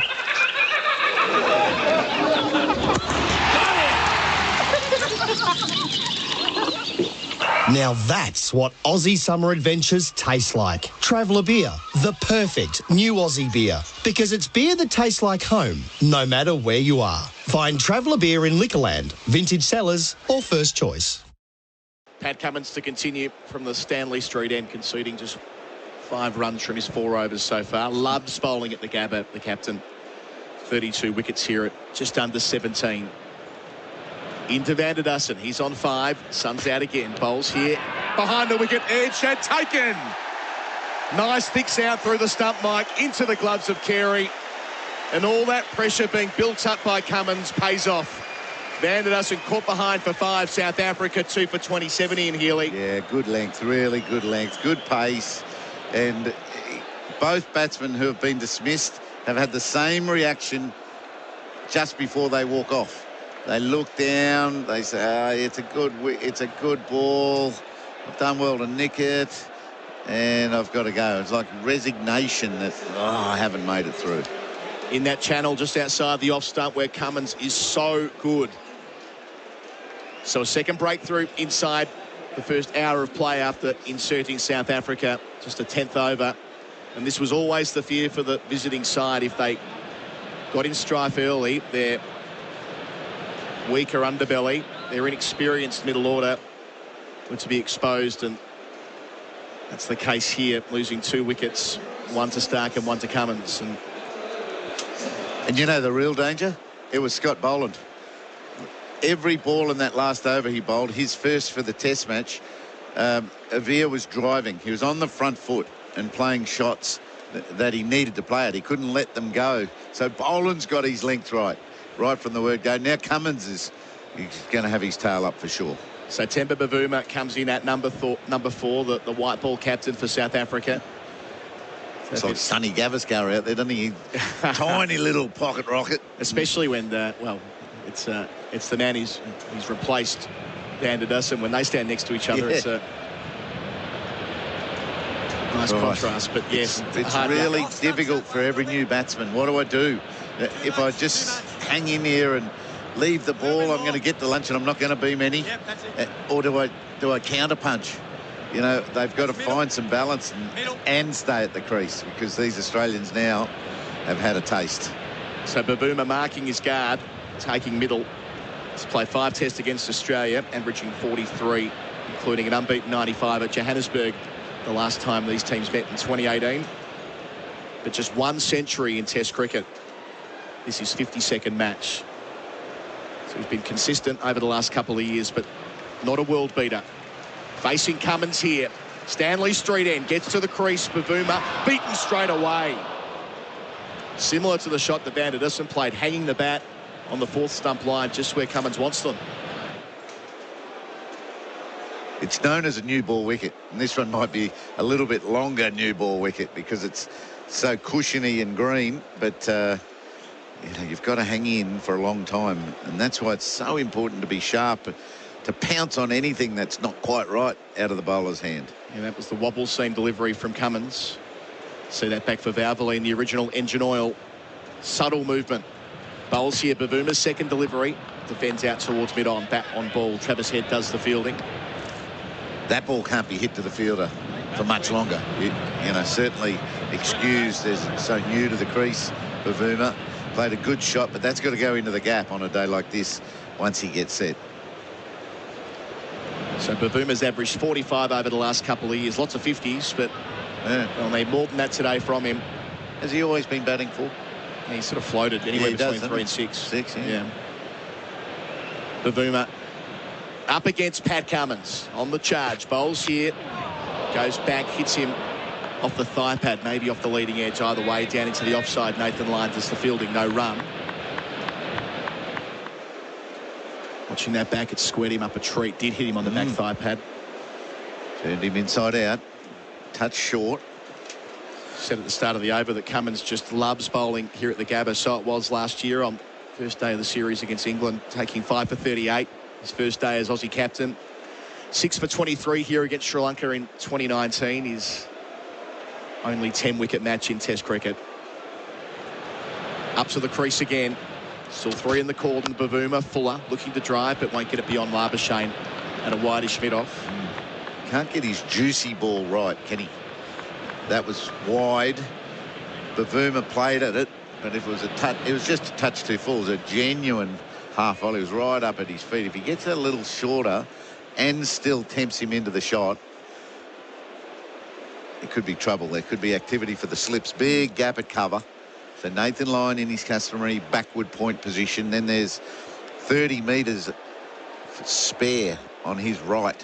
Warner, Smith, Kawaja and Green of the cordon. Cummins bowls and Bavuma just pulls inside the line of a delivery back of a length to complete the over. A wicket maiden for Patrick Cummins.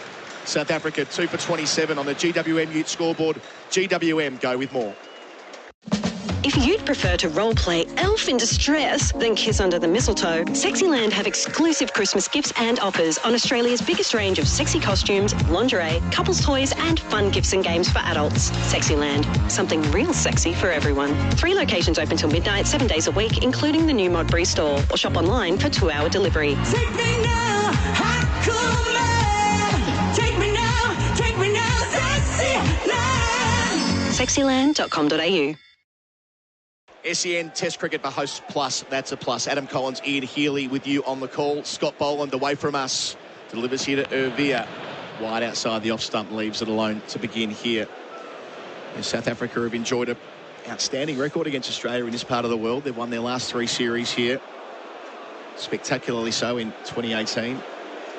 Make that 2016 rather. It feels like that was a big turning point in Australian cricket. They lose heavily in Hobart, all out for 85. 6 changes for the third test in that series. It's pretty unfair. It was a huge carve-up, wasn't it? Callum Ferguson plays his first test in Hobart. The second test would have been his home test at Adelaide. Never got a chance again. Bowen hit at Ervia, leaving alone again outside the off stump. Oh, I like that. I really like that. Full, wide-ish. He let that one go, but he won't be leaving too many of them, and that's the dangerous shot that Boland's trying to have them play. So that was Adam Voges' last test. Peter Neville's last test match. Joe Menny's one and only test. So it truly was wholesale changes. Joe Burns got dropped after that. He was gone. Yeah. Mark Taylor and I went into the dressing room at the end of that day's play just to show a bit of support and maybe get a free beer. No, no, there wasn't many beers going, let me tell you. Boland to the crease to Ervia, who leaves on length this time over the top of the off stump. Yeah, we just didn't want to, you know, you didn't feel that they were going to be carved up like that, but it was a poor day and we're there. We should probably just go in and sympathise with them and just be part of it, and that was appreciated. No one told us what had happened, and they'd had that talk with the officials already, and no, they didn't let on. They didn't tell us what had transpired. It felt quite abrupt, didn't it, after they got off to a really great start in that test at Perth in the first of the series. Boland here delivers to Ervia in the air, out to gully, taken. Cameron Green to his left, drags it in. Another test wicket for Scotty Boland. Ervia gone for 10, South Africa in early strife at 3 for 27. But it's all about Cameron Green in the gully. Brilliant again, Ian Healy. Big athlete, huge. That just reminds me of Clive Lloyd or Joel Garner, the athleticism with the tall timber of Green. And he's able to drag them in. He's able to go forward. He's able to go left or right. Brilliant. Brilliant. And once again, Boland, perfect. He's going to get 6 wickets here if he keeps it like that. Just seeing if drinks might come out onto the field. They are going to here. So our drinks break is for Bundaberg, ginger beer. Australia have a 3rd wicket. It's a screamer of a catch. What a snaffle from Cameron Green there at gully. Ervia's gone for 10. After the break, replacing me, it'll be Gerard Whateley. Begins the fresh over. He bowls. Elgar fends the ball down the leg side into the gloves of Carey, and he's out. The South African skipper falls for 3 down the leg side, which will be irksome indeed. Last ball of Cummins set. Bowls to Ervia, who drives beautifully down the ground. Classic on drive. Into Van der Dussen. He's on 5. Sun's out again. Bowls here. Behind the wicket edge and taken. Nice thick sound through the stump, Mike, into the gloves of Carey. Delivers to Irvia in the air, out to gully, taken! Cameron Green to his left, drags it in. Another test wicket for Scotty Boland. At the drinks break, 3 for 27. Drinks for Bundaberg Ginger Beer, the great Australian brew.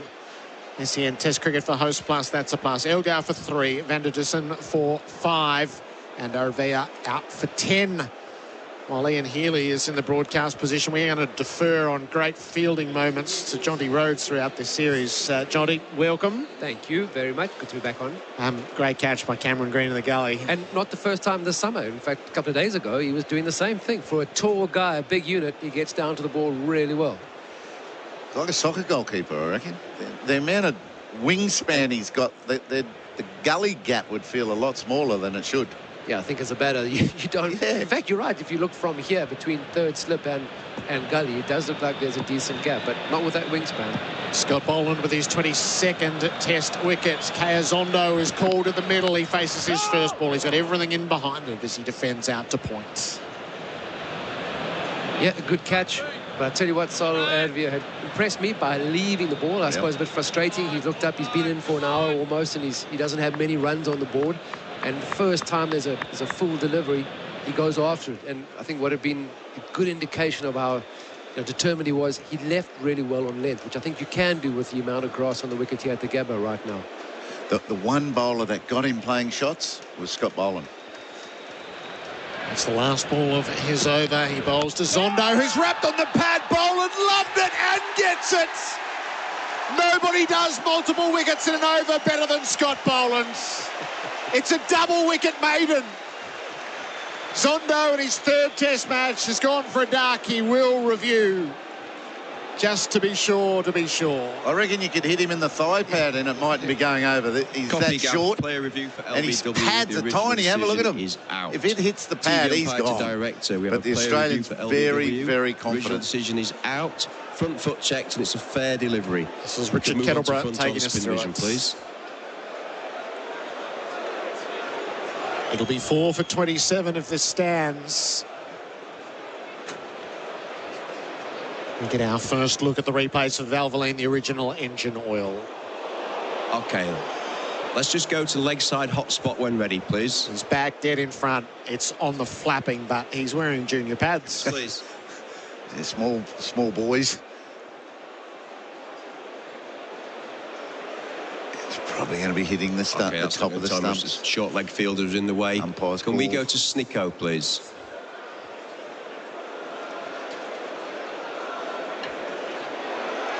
Just take that back, please. Keep it rolling through, please. Keep it rolling through, please. Keep it rolling through, please. Certainly nothing there on Snicko. Flat line, and there's no bat involved. We'll go to ball tracking when ready, please. So let's head to the moment of decision. Pitching outside off, impact in line and wickets is umpire's call. Chris, you can stay with your original decision of out. It's up on the bails. It's a third of the ball. Instinctively, it felt out, and so it is. As Kayazondo completes his walk from the middle, his stay ever so brief. A couple of balls. It's 4 for 27. 4 for 27 and a double wicket maiden for Scott Boland. We'll analyse it in a moment. The GWM Ute scoreboard. GWM, go with more. Hi, Alex Carey here, Australian cricketer. Every new Toyota across the range comes with a low capped price service cost for a set number of years or kilometres. Even after this period ends, you will always know how much your next service will be by using our online service pricing tool. Book a Toyota service now for genuine parts and expert technicians. With Toyota Genuine Service, the feeling never fades. Oh, what a feeling. Toyota. This opening session has taken a sharp turn in Australia's favour for MEGT, Australia's apprenticeship and employment experts. That's the applause for Scott Boland as he heads down to fine leg and the patrons bow down before him. He has this uncanny knack, Ian Healy, is every time his average gets beyond 10, he just takes a wicket and brings it back to 9.65. Yeah, look at you with your calculator out. Unbelievable. You probably did it longhand, actually. But he got that the seam, big off-cutter into the front pad. Cummins to Bavuma, who leaves outside the off stump. There's a short leg in place. I tell you, they're having trouble shaking Scott Boland, getting him off them. But Bavuma in that break and the change of wicket couldn't get rid of Lyon. He kept wanting to talk, and Lyon's all over there, talk. And, mate, I'm concentrating here. Just get away from me. Lyon just loves it out there. So the bowling changes have certainly worked for the captain. Time for a change of scenery. Head to Mildura next long weekend, bringing Boland in. And then Cummins is threatening. He's in, and Bavuma's squared up, defending the ball to mid-off.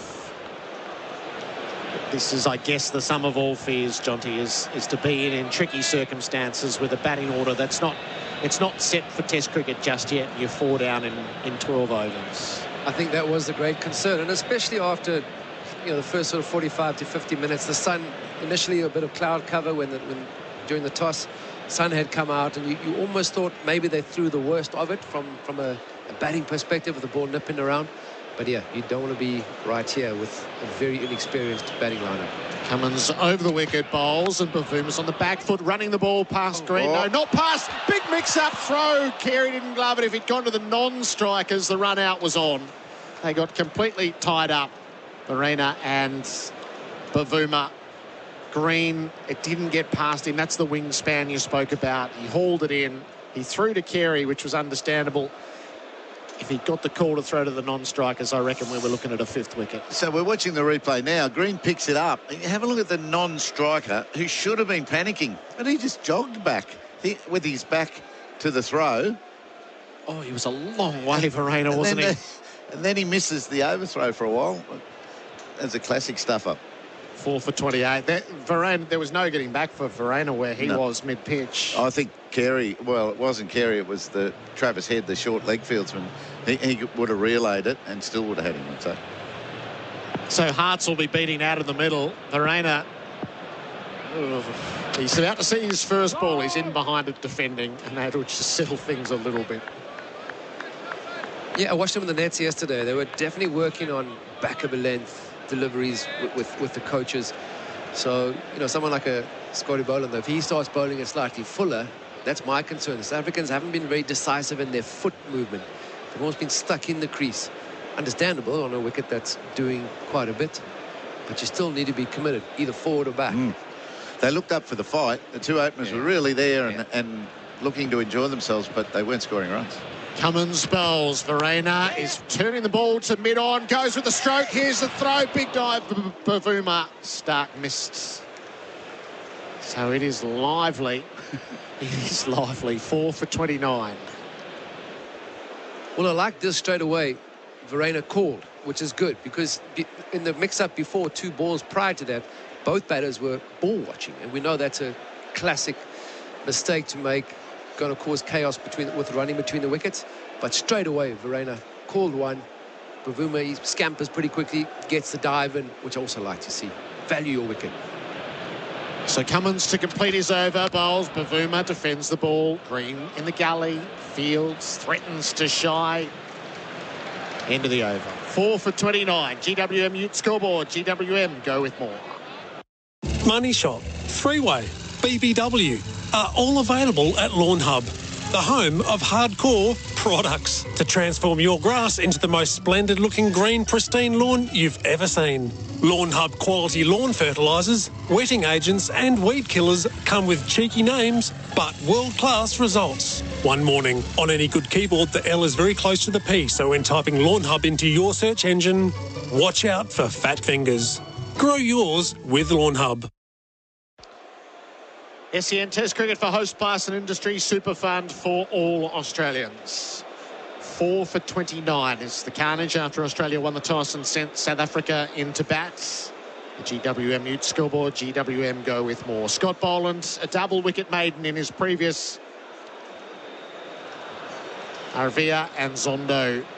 And now he's got Verena in his sights. It's pitched up, a drive, squirts away to mid-on. Tomorrow afternoon, that's driven down the ground for 4.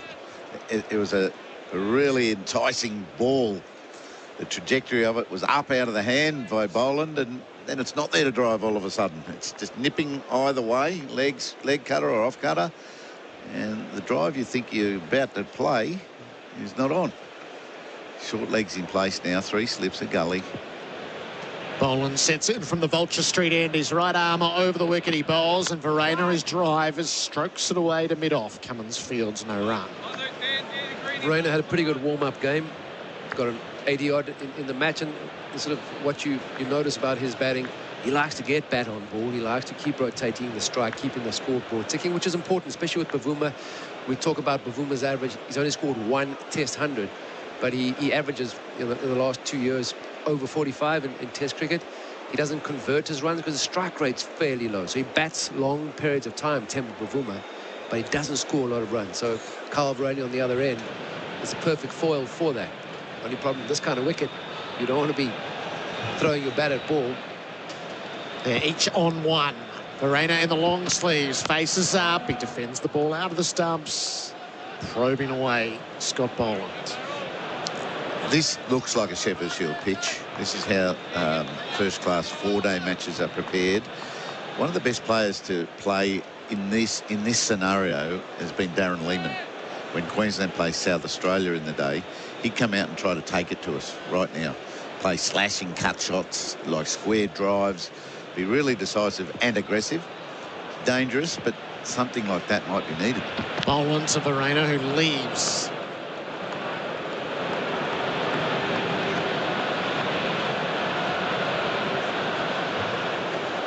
What about the reception from your Brisbane public? Heels is he's taken the place of the local Nisa, and they couldn't have been happier to see Scott Boland. They all want a piece of the Scott Boland show. They're on the train. So Nice just has to wait another one. He'd be pretty handy here too. He did get wickets in the last Sheffield Shield match here. There's a bay of Wallies. Out to our left as we look down. Verena jammed up, inside edge, into the body, falls over at the crease. Up flexing, to make it all look a little bit better than it was. You're talking about selection from a bowling point of view. South Africa must have had some consideration in their batting lineup too. Tinus de Bruin is a bit more aggressive and a more attacking middle order batter than Kaya Zondo. So if not too sure how they would have decided on who to put ahead. Kaya Zondo had only played 2 Test matches prior to that, so not a great deal of experience. A lot of wincing in the crowd looking at the previous replay.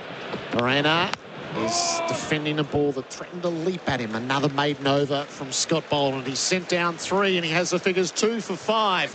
It's 4 for 29. The GWM Ute scoreboard. GWM go with more. Here for the loyalty, not for the odds. Here for my heroes. Not for my multi. What are you here for? Gambling may harm. You could lose more than a bet. Visit hereforthegame.com.au. If you have a family member that is currently troubled by or addicted to gambling, there is help for you. Call the Gambling Helpline on 1800 858 858. Life-changing strategies to support your loved one are available. Find out more at thegamblinghhelpline.org.au. SEN Test Cricket, this opening session for MEGT. Build your best workforce with MEGT.com.au. A bowling change from the Stanley Street end. Cam Green is going to get a look at things. He's already taken a fine catch. Get your snaffle strap on at snaffle.com.au. Temba Bavuma to see Green's first ball, and he turns it away off the hit, rolls it past the square leg umpire. Head slides in to do the fielding and keeps it to 1. 4 for 30. Jonty Rhodes is alongside Ian Healy.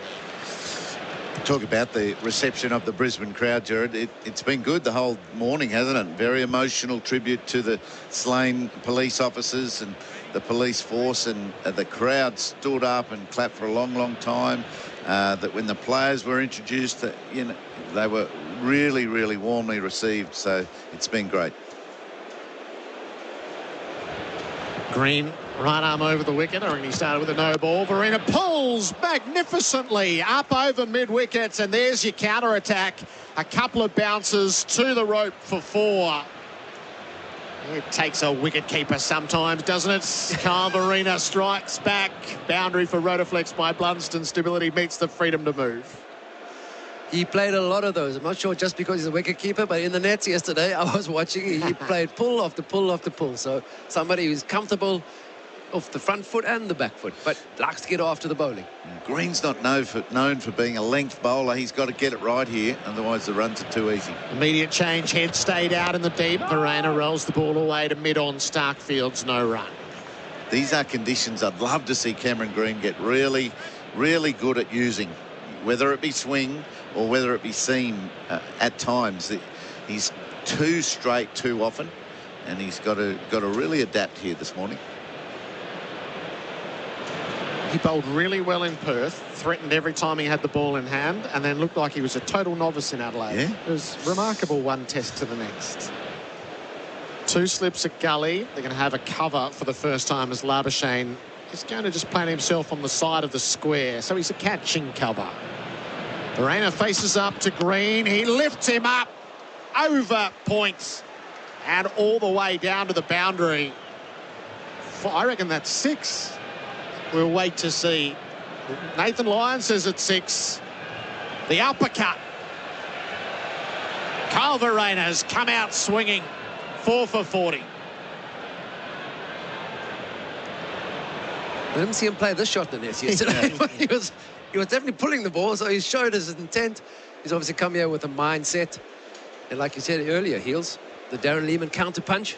South Africa needed one, and here it is. Boundary for Rotaflex by Blunston. Green in, rising delivery, rode the bounce well. Got it down to Khawaja in the gully. Yeah, and they're not giving him any credit, the Australians, are they? They're not sort of saying, well played, mate. They've moved their field. Yeah. Like, we're going to stop you forever. Now there's a deep backward point. What are we going to bowl another one? Then he can cut for 6, or what is it? Short cover, deep square leg out there. Like, we're expecting to bowl this type of delivery often in this over, or is Cameron Green going to get his lines and lengths right? Not a great show of faith in Green. He bowls to Verena, who's beaten past the outside edge. So a much better way to finish what had been a shaky over. Good start from Kyle Verena. 11 from it. 4 for 40. GWM Ute scoreboard. GWM, go with more. Winning in cricket is hard. You need to perform at your best, day in, day out. It's the same with your super. If you're with Host Plus, you're with a top-performing super fund over the long term. Having a top performer on your side, that's a plus. Host Plus. Super Ratings SR50 Balance Index, August 2022. General advice only. Consider the relevant Host Plus PDS and TND at hostplus.com.au before deciding if Host Plus is appropriate for you. Past performance is not a reliable indicator of future performance. Search Compare Host Plus today. SEN Test cricket for Host Plus, that's a plus. Scott Boland, 3 overs, 2 maidens, 2 for 5. He'll be our player of the session for sure, thanks to Bingley. He's bowling from our Vulture Street ends. Temba Bavuma is on 2. He has to strike with 3 slips set. Bavuma leaves well outside the off stump. Jonty, I saw your post of 30 years ago, mate, since you've cleaned up those stumps in the World Cup of 92. Have you been back to Australia much?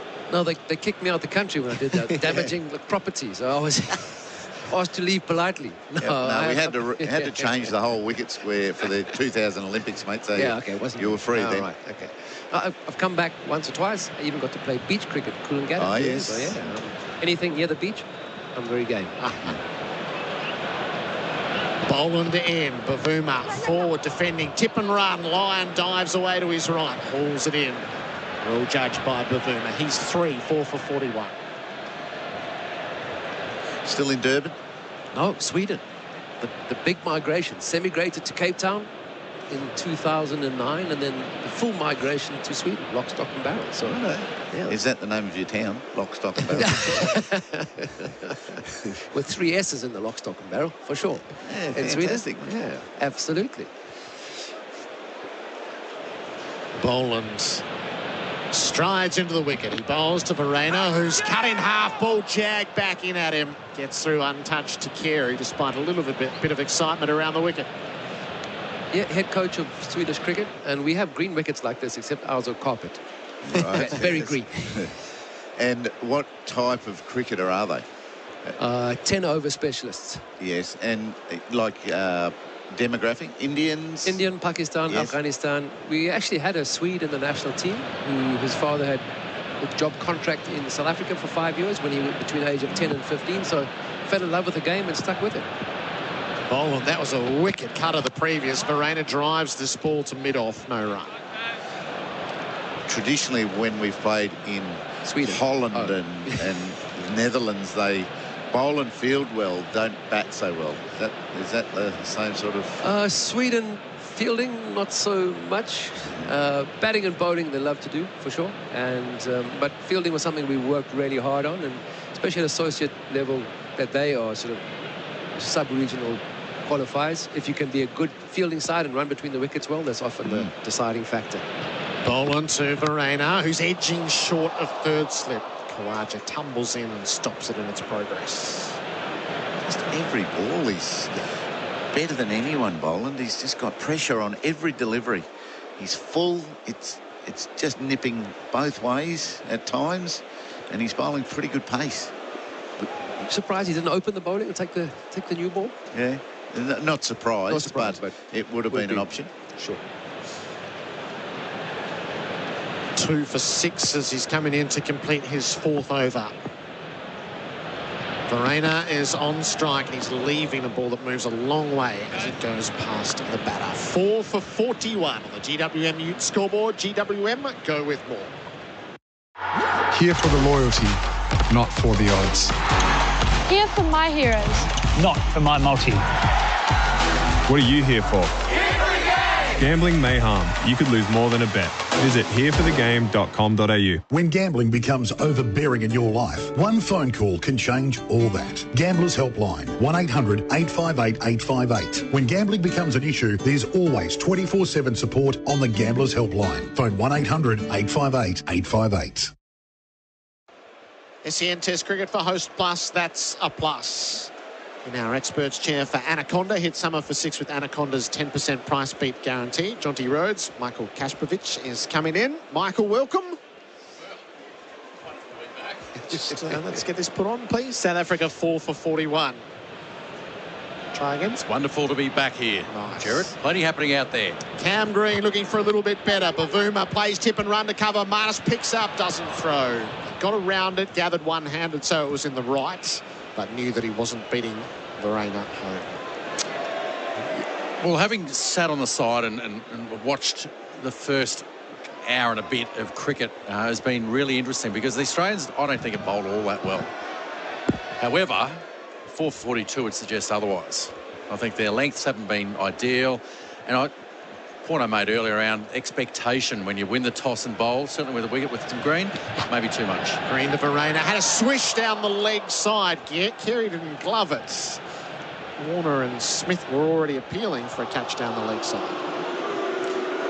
Yeah, there's been opportunities there, but just the consistency. We've seen that with Scott Boland coming on, making the batsman sort of every single ball. They're in the game. Certainly the slips are in the game, but really there's something there because of his consistency. That area there, just outside off stump, making the batsman make a decision, replays or not. And just interesting to see the field placings now with Cameron Green. They are spread from Verreynne, who squeezes the ball down the leg side. It trickles past the umpire. It's square, and then Verreynne slipped over at the far end as he was going to come back for a second. Feet went from under him, so just the one. 4 for 43. That is interesting because I wanted to ask you, Casper, with the bowlers, when they opened the bowling, we saw them scratching at that front foot crease. You as a fast bowler, you want to be stable underfoot. Absolutely. And do you think it's justified? I mean, there is moisture on the surface. We know with this sort of wicket. Tall Green to the diminutive Bavuma, who leaves outside the off stump. Yeah, it is. Actually, you're on the crease. It's so important. And you just get a sense that obviously the batsmen, the bowlers, are just getting that little bit of movement, that slide. And I guess these days, maybe cricket boots are a little bit different. I remember back in my day, we're going back a while now, but Carl Rackerman used to have these spikes, and I ended up getting some too with these spikes that they weren't the screw-in ones, they were actually built in, and they would have been close near 2 inches long. They're not slipping over with those. Bavuma's on 4. Green bowls to him. He gets it away down the leg side, and again it trickles to backwards square. Boland comes up from the deep, a single taken. 4 for 44. It's a leg bye. That's interesting observation. Well, long Carl Rackerman, he did tour South Africa back in the day, but Enric Norkia. I've just worked with him in Abu Dhabi, and he was talking about the long spikes from Australia, and he's a bowler that definitely, just the back four, so when he hits the crease, he feels like he's jammed in and not sliding anywhere. Yeah, it's just like a batsman. It's that whole feel thing. That's so important when you're delivering. Green to Verena, who jags down on a ball coming to the off stump. And that is the end of the over. 4 for 44 on the GWM Ute scoreboard. GWM, go with more. Hi, Alex Carey here, Australian cricketer. Life is more fun off the beaten track, and with Toyota Genuine Accessories, we have you covered when it comes to navigating Australia's harshest conditions. If you're itching to explore our amazing landscape, level up your Toyota 4x4 with Genuine Accessories. Our trained Toyota technicians are best equipped to safely fit your new accessories. Oh, what a feeling, Toyota.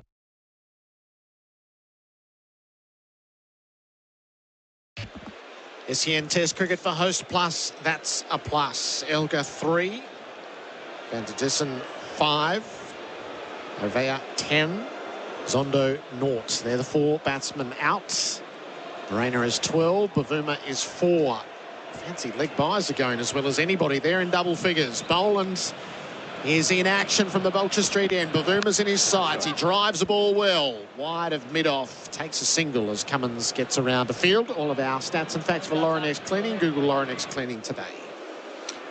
Even just that delivery then, Scott Boland, even though the batsman's manages to push it through and get a single, rotate the strike, which is what they want, there's nothing wrong with that. As a bowler, you're more than happy with that. The reason being that the batsman's feeling the ball on his bat. And what's really good here, Boland, you're happy with that to happen because you just want to then drag the batsman a little bit wider, play the ball away from the body and bring those slips into play. Boland to Verena, who defends the ball and takes off again as he rolls it to extra cover. Cummins fields a run. 4 for 46. Yeah, especially when you kind of heard the sound in the mic, it wasn't in the middle of the bat. It was definitely higher, more on the sticker, and that's what you want. You're right. If there's a little bit of movement or you take it slightly wider, Bavuma now feels like there are ones to be had, whereas before he was happy to leave the ball on length. Now they're looking to rotate the strike. Good running. Both of these good athletes run well between the wickets, but yeah, if you want to get bat on ball, that's when you get in trouble. Bavuma is 5. Boland delivers to him, and he's playing the ball firmly to point. He really does want to field bat on ball. Line fields no run. Yeah, and as a bowler, you're more than happy with that. Obviously, boundaries, you don't want those. But if he's playing the ball, and certainly away from his headline, just outside, you're going to bring those slips into play. That's why Australia won the toss and bowled first. For that particular reason, get into those areas and put the pressure on. 446 would suggest it's been a wonderful decision, but it's just been the consistency, the delivery of the way the Australian bowlers have got the wickets. Boland in, Bavuma leaves outside the off stump. The other thing too is the bounce. We've seen the bounce in the wicket. You know, some balls look like they're bouncing, possibly a little bit slow. It always happens on day one. But really interesting when we played here, Matthew Hayden, obviously a great Queensland player, good mate of mine. We played lots here, but he batted so well here at the Gabba. And even though you say, oh, it's going to do a bit, it doesn't matter because Matt's big step forward. You can trust the bounce. Leave it on its length. Get over the top of the stumps every single time. Get the bowler bowling full to you. Boland doing his thing. Bavuma, tip and run again. Lovely stuff. Out to cover. Lyon gets around the field. 3 singles thus far in the over. 4 for 47. That's been, I mean, Temba's definitely not Matthew Hayden from a size point of view, but just noticeable in the last 10 minutes. He has been decisive in his foot movement, and that is the key, is that if you kind of caught in that no man's land, I think Ervia earlier on had left really well and went driving for the first full ball that he probably got. Yep. And, you know, I think Bavuma's doing a great job just by moving and being decisive in the movement that he's taking. And that's the key, being decisive in your movement, being real positive. Last ball of Boland's over. Verena is leaving. Lovely rise and carry through to Carey. 4 for 47, GWM Ute scoreboard. GWM, go with more. Football's biggest tournament is here on SEN. And Kraken is the trusted and secure crypto partner for all football fans. For every exciting counter-attack, for every heroic save, and for every shot on goal, Kraken is one of the most secure exchanges in the world. And they're cheering for our Aussies too by employing Australians here on our shores. Join the Aussies trading with Kraken. Get in the game at kraken.com. That's Kraken with a K. Or download the Kraken app today. SEN Test cricket for Host Plus. That's a plus. 4 for 47, South Africa. Bavuma is 6, Verena is 13. Cam Green is operating from the Stanley Street end. He's got a couple in the deep as protection. Bavuma runs the ball to gully where Kawacha fields. A couple of messages for you, Jonty, from cricket fans, grateful cricket fans throughout the years. Matt has texted through, my Twitter handle is Jonty from SA. What a player the great man was. Pseudo-Aussie. As a kid, Mark Waugh with the bat, Jonty Rhodes in the field. And then this a little more personal still. I remember having great chats about Australian alternative music with Jonty at my pub, the Saloon Bar in Melbourne. Green bowls, Bavuma defends. Are you still a music fan, Jonty? What around that? What goes on tour stays on tour, especially in the Saloon Bar. Of course I'm a music fan. Spend a lot of time on the road. Certainly from a downtime point of view, music's something that does relax me, and all genres too. Nothing specific. Yeah, I was going to say, what sort of... Nothing specific. Bit of grunge, maybe? Cam Green bowls. Bavuma plays the ball well to deep point line, quickly in off the rope. They have one. Bavuma slips. So, Johnny, just on that, on the music, I know in the Australian cricket dressing room, there was always the bowlers and the batsmen. We talk about the FBC. Damian Fleming obviously spends a bit of time talking about that, but it was the control of the rock box, the ghetto blaster, where the music source came from. You end up getting all these batsmen controlling it, and the rubbish they used to put on there, I'll tell you. No, I think we were the other way around. In South Africa, yeah. Bowlers pretty much. They had the rubbish music, didn't they? They dominated the rubbish music. Oh, did they? Yeah. and the box. Verena on strike, Green bowls to him. Soft hands down to point. Single taken. Labuschagne picks up on the slide. Throws mid-pitch and just gives up extra runs. There's a few hands out going, come on, guys. It's a bonus run, which brings up the 50 for South Africa for the loss of 4 wickets in the 18th over. Yeah, 50 for 4. The last 15 minutes, you wouldn't have thought 4 wickets were down. It's been a good rotation of the strike. This partnership has looked positive. Marnus Labuschagne, I think he tried to hold on to the ball, which is why they ended up miles from target. On the swivel, it's quite tough. Verena keeps the strike. He's on 15. He sways out of the bouncer this time, having taken on 2 short balls so far. Yeah, it's interesting just that the tactic now. We've seen Cameron Green come in and the short ball here. We've got a deep backward square, but also a deep backward point. I thought this was supposed to be a green seamer. Yeah, quite surprising, because you also almost want the batter to take it on. You don't mind the odd uppercut or... Not at 4 for 50. No. Suddenly the field is spread, a little less pressure. Verena had a central hand in that. Green bowls to him. He runs the ball through the cordon for 4. Open the blade, let it take the edge, out through third man. And a boundary for Rotoflex by Blunston. 4 for 54. GWM Mute scoreboard. GWM go with more. Colo's coming in. This Christmas, choose Trojan Tools. Tackle your DIY projects this summer with a great range of products, all at unbeatable value. Backed with a lifetime guarantee, Trojan Tools are tried and tested to keep you painting, building, fixing or digging. And you'll be up for any task with Trojan's 13-piece screwdriver or 40-piece stubby set. Trojan Tools. Tools built tough. Find them at Bunnings Warehouse this Christmas. SEN Test Cricket for Host Plus, an industry super fund for all Australians. Adam Collins jumping in with Michael Kasprowicz and Jonty Rhodes. Great to have you next to us throughout the course of the next few weeks. Jonty, Scott Boland to start his 6th over. Already got a couple of wickets. Bowls here. Bavuma in behind it, defending out towards mid-off, no run. I also had a mate that tried to name a kid Jonty, and his wife found out at the last moment what he was up to. The wife didn't know that it was a cricket reference and cut it off at the pass. Wasn't allowing a cricket-themed name for a young son. No, I can understand that. And the Jonty too. So. It must fill you with some joy how celebrated your career is over here. I mean, we've never forgotten the impact you had throughout the 90s as Boland Makes his way up to Bavuma on 7, delivers here, hits him on the pad, albeit going over the top, back off the seam, into the offside, no run. Yeah. You've always been loved here. It's been interesting because generally at the beginning of my career, we have little yapping dogs called Jack Russells in South Africa. I'm not sure if it's a breed here that people have, but they chase balls everywhere and just do not stop. So many people sending pictures of goldfish and Jack Russells. There's Jonty. Welcome to. So Boland's got the 3 slips of gully and Travis Head at short leg. Bavuma trying to find some rhythm here. Boland delivers, he leaves alone outside the off stump. That's the length. It's been problematic throughout Boland's brief career. Casper, every time we think the Boland story might take a different direction, we got here this morning, we had a chat, surely there'll be a reversion to the mean of sorts. He'll go around, he'll have a bad spell. What do you know? Double wicket made in the second up. I know, I love it.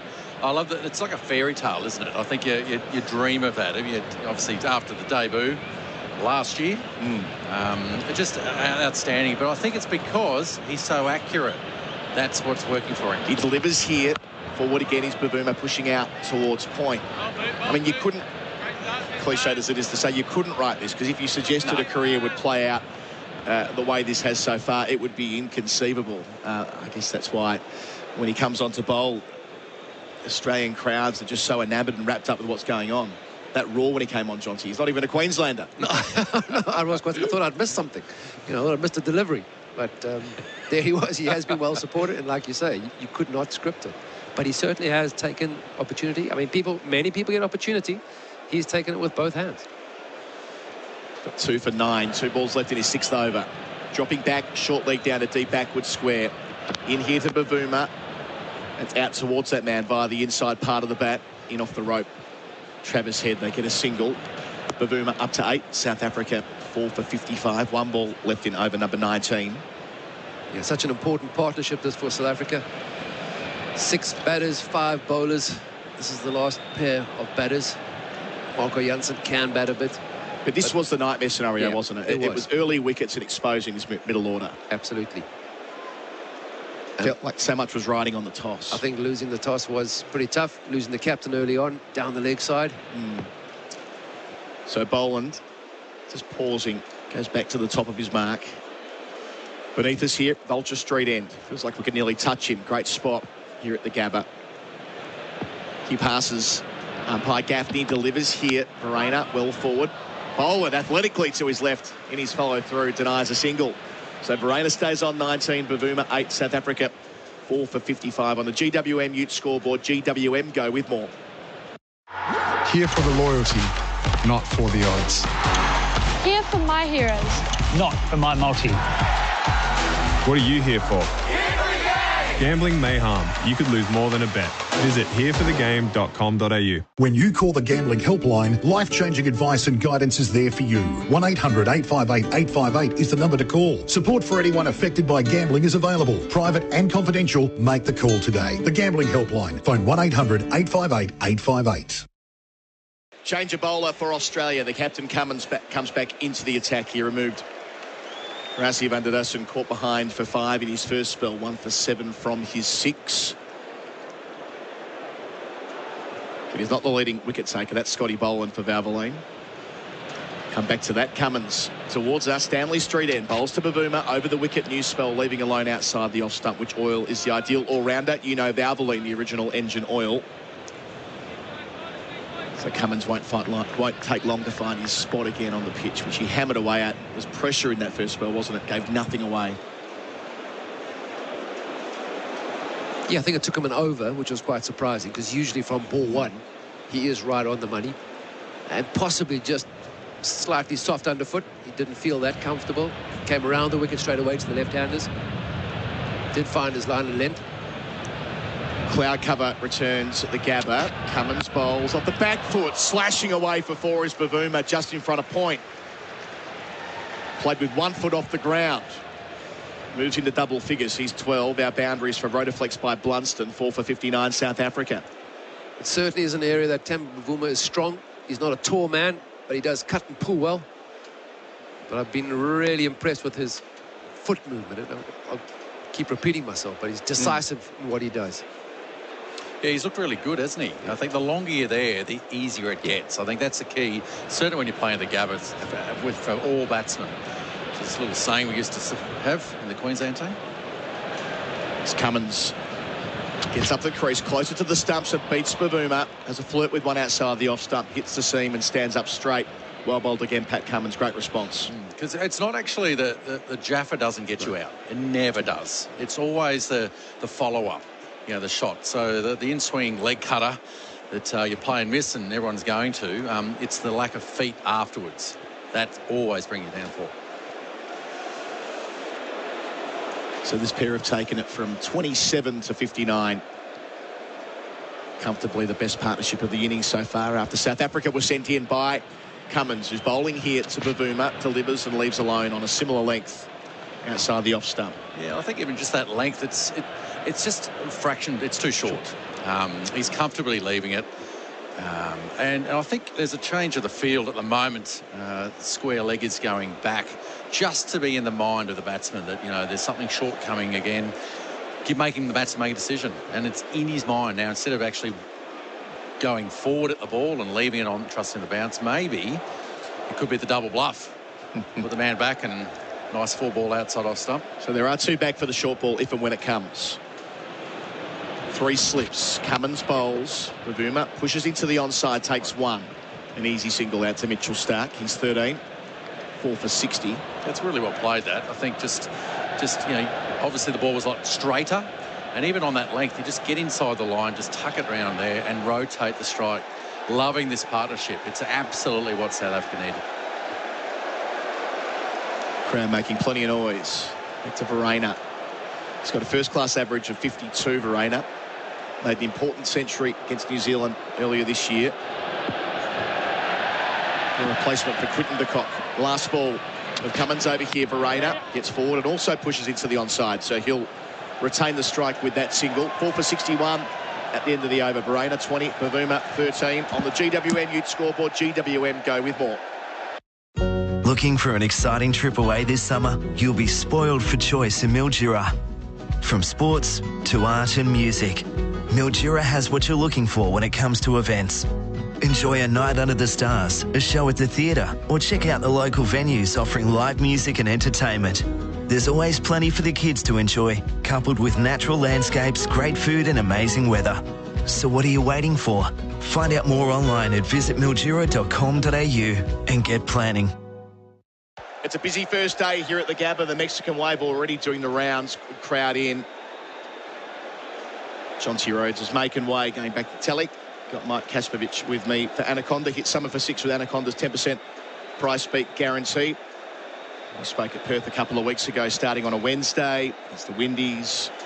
It was a bit of a tough sell. This isn't a tough sell. South Africa at the Gabba on a Saturday deep into December. Yeah, deep in December. It's a late Gabba test match, but so well supported today. The Gabba looks almost full. Plenty of colour. Starc to Verreynne. He's 20 from 27. Sprightly start. Delivers here off the hip. Doesn't beat Travis Head at square leg. No run. Starc picked up the wicket of Dean Elgar. The first of 4 inside the first hour and a bit. Elgar, the captain, was gone for 3. South Africa have played 4 test matches at the Gabba, going all the way back to 1931. It was a Bradman double, as was the fashion at the time, whenever he seemed to travel around the world. Yeah. Plenty of doubles. His first test match was in Brisbane as well, but over the river there at the Ekka. The Ekka. Here's Starc. Up to Verreynne again. Bowls here away from us. Verreynne just gets it into square. Wants one. Run out opportunity. Travis Head had a chance to stop and prop and pick out Carey because Verreynne fell on his bum. Instead, had a ping, a direct hit, had one stump to aim at. Unsuccessfully. It'll stay at 4 for 61. That could easily be 5 for 61. You can see what Head was thinking. He wouldn't have known that Verreynne had fallen down mid-pitch, Mike Kasprowicz. No, he wouldn't have. And great work too. Like pick up and release in one movement. Obviously, that's a little bit of luck that South Africa needed here. Just those little moments that, the partnership, they're just getting it going right now. They're looking really good together here. Dealing with the conditions, with a little bit of, I guess with the slower bounce, but also, too, the extra movement we're seeing with this fresh new wicket. Day one at the Gabba. Yeah, long chat between balls there. Bavuma just settling down the wicket keeper. Bharat, who's facing here, Stark to him, leaving alone. That's better outside the off stump. So the 1931 Test match here, Australia by an innings and 163. 1952, Australia won by 96 runs, a century for Neil Harvey, a fifer for Ray Lindwall, which I would have enjoyed up here. 1963 was a draw where it's mostly known for the Ian Necketh Test match where he was called for chucking, but century for Brian Booth and a fifer for Bill Laurie. For Richie Beno, sorry. Bill Laurie, 87 not out. Names on the page here. Yeah. Beno captain at that stage, of course, in the early 60s. Stark up to the crease and delivers here. Bharat defending from his stumps down to Cameron Green, who stops everything in the gully, no run. And then the draw a decade ago, November 2012. Centuries for Callis and Amler. How much they would give for those two men in the Proteas lineup these days. Then the unbeaten 259 from Michael Clark, and centuries for Ed Cowan and Mike Hussey. So an attritional draw in a surface that didn't give an awful lot. Sort of surprising in a way for all the touring they've done to this part of the world across their time in Test cricket. They've only been here 4 times. Under the pump this morning after being sent in. Stark, left arm over, Bharat down the leg side, doesn't catch up with it. It was full, and Carey had to do a fair bit to his left to deny a bye, and he did.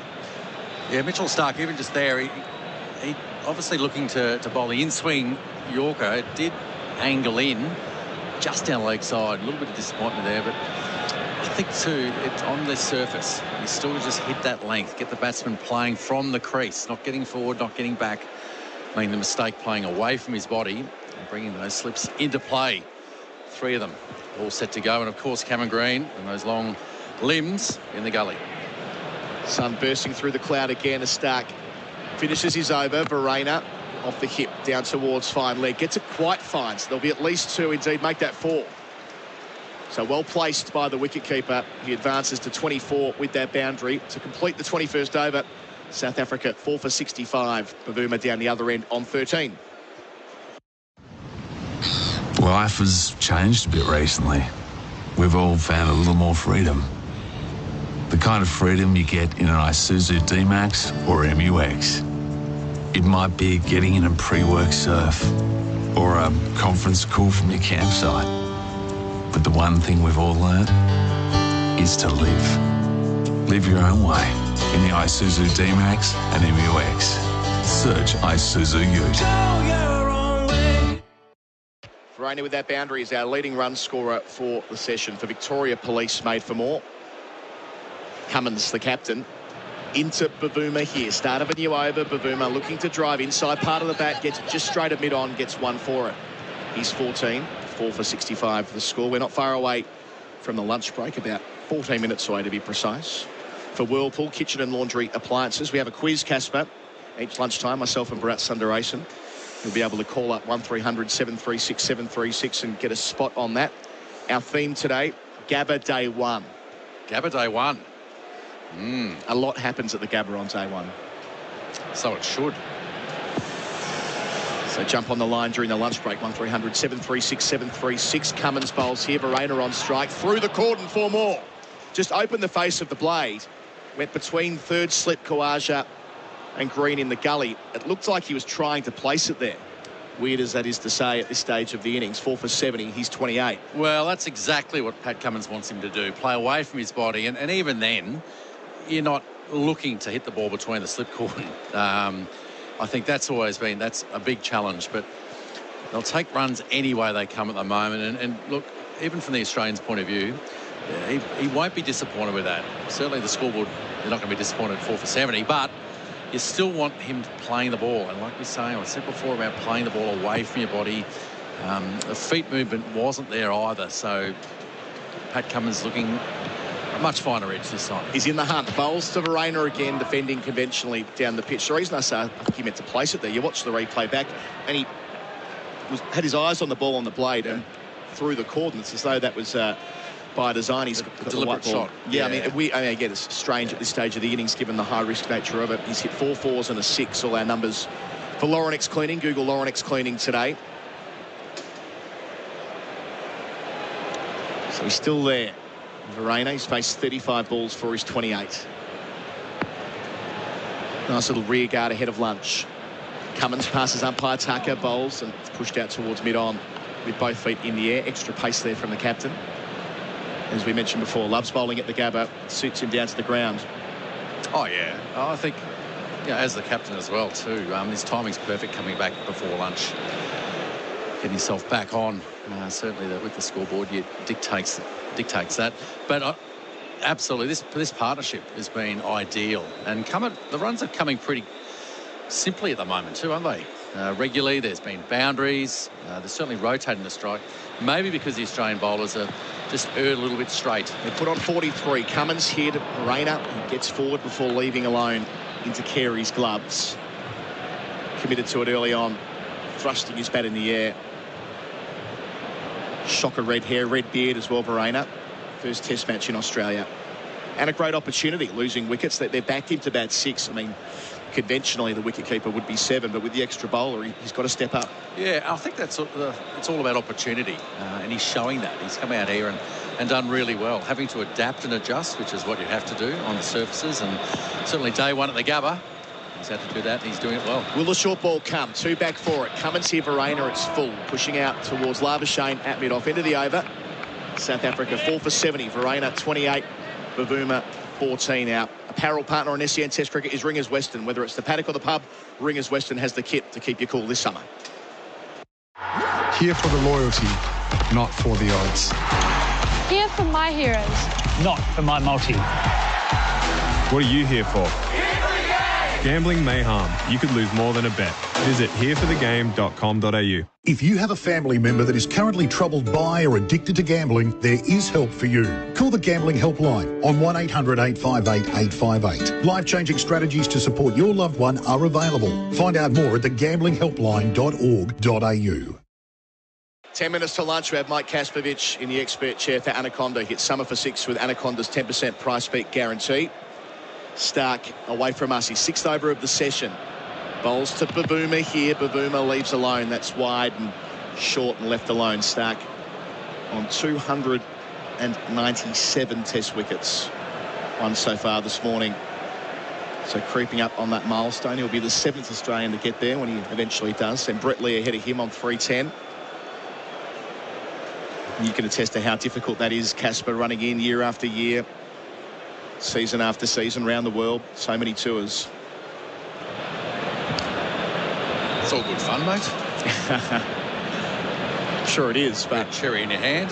What I like about Stark, batsman over as he gets to the crease and bowls to Bavuma on 14, inside edge down into the pitch, ends up with third slip. Was when Khawaja leaps up to drag it down, not far away from trouble for Bavuma. Is that Stark really has prioritised Test cricket, hasn't he? I mean, he's spent some time at the IPL early in his career, but he's been principally a Test player who is available for one day in T20 cricket when Australia need him, but this is where he wants to be. Yeah, I think all players do, naturally. It's the best form of the game. I suppose the best skills of the game are actually at Test cricket.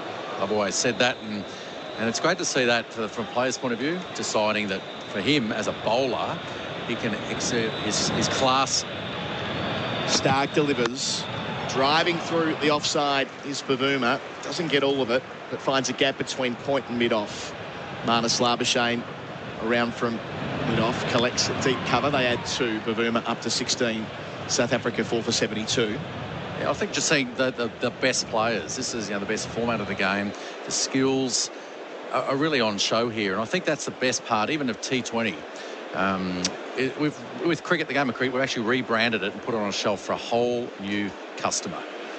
Right, the short form of the game, because teams' skills are brought closer together. On a day, anyone can sort of have a day, can come out and beat you. We sort of saw that through the World Cup earlier this year. Stark up to the crease, bowls here, back of a length, left alone again by Bavuma, who's 16. I suppose that the other side of this is that Stark, I'm sure he's a wealthy man. He's been a nationally contracted player for a very long time. He could be an extremely wealthy man had he chosen to go the other way and play, especially in India in the IPL each year. But he's kind of shouldered arms to that and said that this is more important. I mean, I think that takes some doing in the modern era. Yeah, I think so. I think, and it's so honourable actually to see that, hear that. But that's it. It's about having fun. It's getting out there and he obviously loves the creativity of the longer form of the game as well. You know, bowling a spell, setting a batsman up. It's just not about the next ball. Can he get one more before lunch? Bowls to Bavuma, not out there. He won't, well wide of the off stump. So trying to set him up, tempting him outside that line. Never taken a fifer here at Brisbane Stark. His best to 4-wicket haul against Pakistan in 2016 when he came back on with the second new ball and was able to complete the job against Pakistan in a thrilling finish. Yeah, it's sort of expected the ball to swing around a little bit more than we've seen today. Of course, with the fresher grass on the wicket, it does preserve the ball. As long as they hit the seam, of course. So Stark's last ball of the over. To Bavuma again, edging through the coordinates 4. Went through about 5th slip. Khawaja had no chance to dive across. So Bavuma moves into the 20s. South Africa 4 for 76 at the end of the over. Money Shot, Freeway, BBW are all available at Lawn Hub, the home of hardcore products to transform your grass into the most splendid looking green pristine lawn you've ever seen. Lawn Hub quality lawn fertilisers, wetting agents and weed killers come with cheeky names but world-class results. One morning, on any good keyboard the L is very close to the P, so when typing Lawn Hub into your search engine, watch out for fat fingers. Grow yours with Lawn Hub. The roar you can hear around the Gabba is the ground announcer telling those gathered that Nathan Lyon is going to come into the attack for the first time. What a luxury. 450 test wickets. We'll throw the ball to you for a couple before lunch. Yeah, it's pretty handy, isn't it? What a career. 21 5-wicket hauls, 3 of those this year. Bounced back really well after struggling a wee bit through 2020 and 2021. All our numbers for Laurenex Cleaning. Google Laurenex Cleaning today. 8th most wickets in Test match history. 3 catching men. Bowling to Verreynne. His first ball loops it up, left alone outside the off stump. He has struggled though against South Africa, taking his wickets in these contests at 42. Didn't have a good series back in 16. Bad series, 6 wickets at 57. So I'd love to set that straight over the next few weeks. Lyon bowls Verreynne, goes forward, but only just, playing from the crease out to cover. Thus the enthusiasm from Marnus Labuschagne round the bat in there at short leg. No run. Well, he's found his line of leg straight away there, and I think what he enjoys about bowling here at the Gabba on day one before lunch not only will be the extra bounce, but maybe some turn, some grip off that grass. Lyon bowls reverse sweep from Verreynne, and he gets it away. Well played all the way along the ground. Verreynne's hit 6 fours and a 6. Takes South Africa to 4 for 80. He's up to 32 from just 41 deliveries for Laurenex Cleaning. Google Laurenex Cleaning today. Committed to it nice and early. What a great shot. And straight away then Nathan Lyon has to adjust. He's the guy who has to adapt. Maybe his line go a touch straighter. I think he just pushed the man at backward point just a little bit finer too, just so that the batsman thinks twice about doing it again. They put on 53 in 76 balls. Lines of Verreynne again. Goes back round the corner into the foot of the man at short leg, Labuschagne. Didn't have a realistic chance at that. Went straight into his boot. Looks like he was moving to his left. We'll get a second look here on the replay screen for Valvoline. Landed in front of his boots, a half volleyed into it. Nevertheless, Lyon finding the inside part of the bat. Goes again, bowls here. Verreynne back in defence. Yes, straight away, like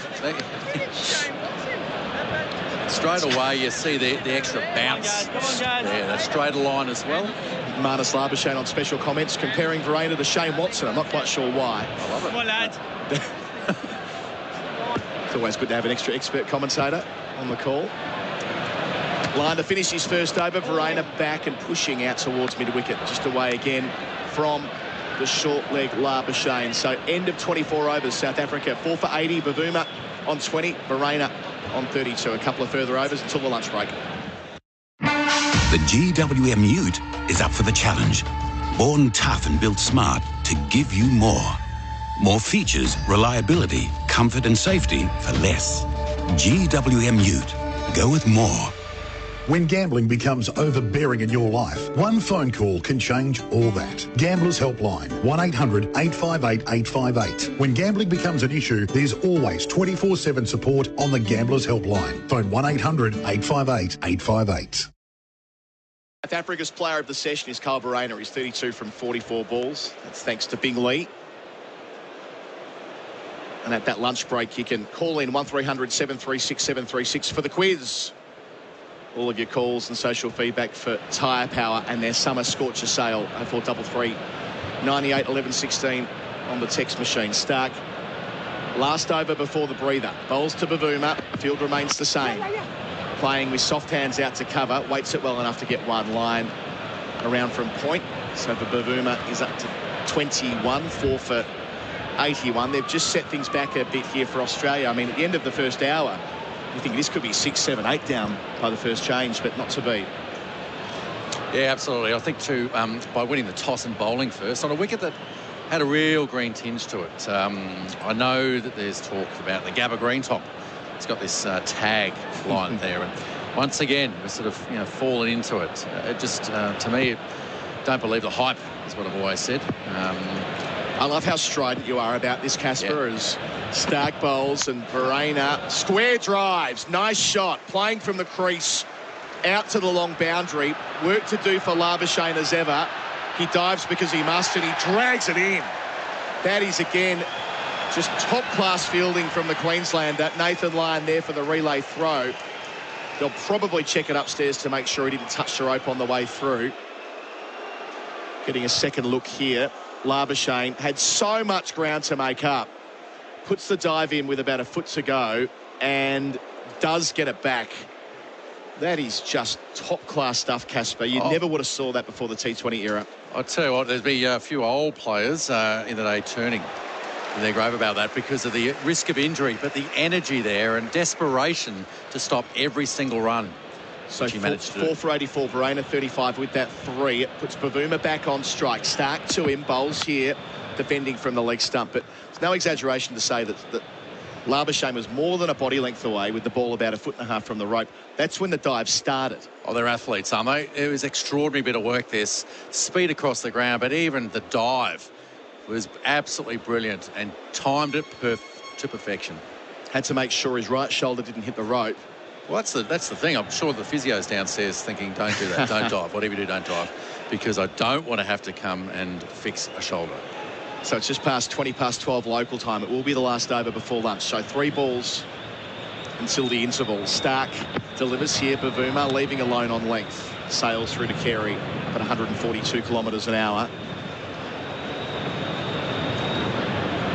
So Australia 4 wickets and then an important passage of play for the visitors. Yeah, 2 balls to go. This final stint. Still want that line just outside off stump, getting the batsman to think about playing it, make the error. Have your feet not moving, hands hanging the bat out. That's what Mitchell Stark's going to be looking for here. Or he's going to be looking at the stumps with one of those booming in-swing Yorkers. Bavuma needs to be there at lunch. 2 balls to go for it. He's able to leave this alone on the 5th stump line. No concerns out there. Bavuma has been the glue in the South African lineup. They've not been major returns. They've only made it to 400 once in the last 2 years. To give some sense of just how much of a struggle their batting has been. None of them average 40 or above in Test cricket. But I'm loving the fight. I'm loving the fact that, when they both come to the wicket, in a lot of trouble there, but just to save face, just to really turn this around. Yeah. And we've seen that the longer they're there, the easier it's got for them. They've got the pace of the wicket. Bowler's bowling a little bit straighter. Have to rotate the strike. So a change in angle. Last ball before lunch. Stark's going to go round the wicket from our Bolger Street end. In here, slow clap. Delivers to Bavuma, who again can leave alone. Just on the angle. Well played. Good final over there for South Africa. 25 gone in the session. 4 for 84 the score. So Bavuma gets to walk off with 21 to his name, and Verreynne 35. So that partnership at lunch is 57 from 84 deliveries. Mike Kasprowicz, they lost 4 wickets. Elgar caught behind from the bowling of Stark for 3. Van der Dussen caught behind from the bowling of Cummins for 5. Nuvia caught in the gully by Green, outstanding, low and to his left.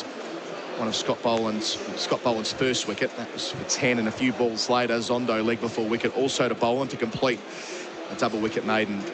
He was out for naught. So 3 wickets falling with the score on 27 before this partnership unbeaten on 57. They walk off at 4 for 84. Australia won the toss and had a crack on a green top, what looks to be a green top. We're just going to see if there's an interview here with Fox. It looks like Scott Boland's going to have a chat down to television, so we'll try and pick that up in a moment. Scott Boland, the captain must be happy after electing to bowl first. Yeah, I think we'd take 4 for 80 at lunch. Obviously it would have been nice to get a couple more after getting a couple of early ones, but I think we're bowling well. Did you make a conscious effort to bowl a bit fuller, given the grass? Yeah, I think that was our plan coming in this morning. If we got the chance to bowl first, was to try and get it full and get it driving and hopefully bring the nicks into play. Your figures, 2 for 10, is that a bit expensive for you, Scott? No, I'm happy to get any wicket and, yeah, happy. Thanks for your time. Thank you. Modest as ever, Scott Boland, 2 for 10. I mentioned before a double wicket maiden. He says there that their plan was to bowl full, and it certainly worked early on, Kasper. Yeah, it sure did. They bowled a little bit two sides of the wicket, being really harsh with it. Of course, getting those 4 early wickets justified winning the toss to bowl first. But they did adapt it, and certainly Scott Boland coming on showed us his skill. But his specialty is actually hitting the rope, as we like to say, just hitting the seam and offering just outside off stump. Thanks, Mike. We'll hear from you again in the middle session of the day. Kyle Verreynne unbeaten on 35. Bavooma's there on 21. This is the lunch break for Whirlpool. Innovative appliances for your family and the environment. Gerard and Hills for the first part of lunch coming up in a sec. After the break with South Africa, 4 for 80. Toyota Genuine Service ensures your Toyota vehicle receives expert care and attention from their trained technicians. Australia versus South Africa on SEN Test Cricket. Fresh over, he bowls. Elgar fends the ball down the leg side into the gloves of Carey, and he's out. The South African skipper falls for 3 down the leg side, which will be irksome indeed. Last ball of Cummins set. Bowls to India, who drives beautifully down the ground. Classic on drive. Into Vanderdussen. He's on 5. Sums out again. Bowls here. Behind the wicket edge and taken.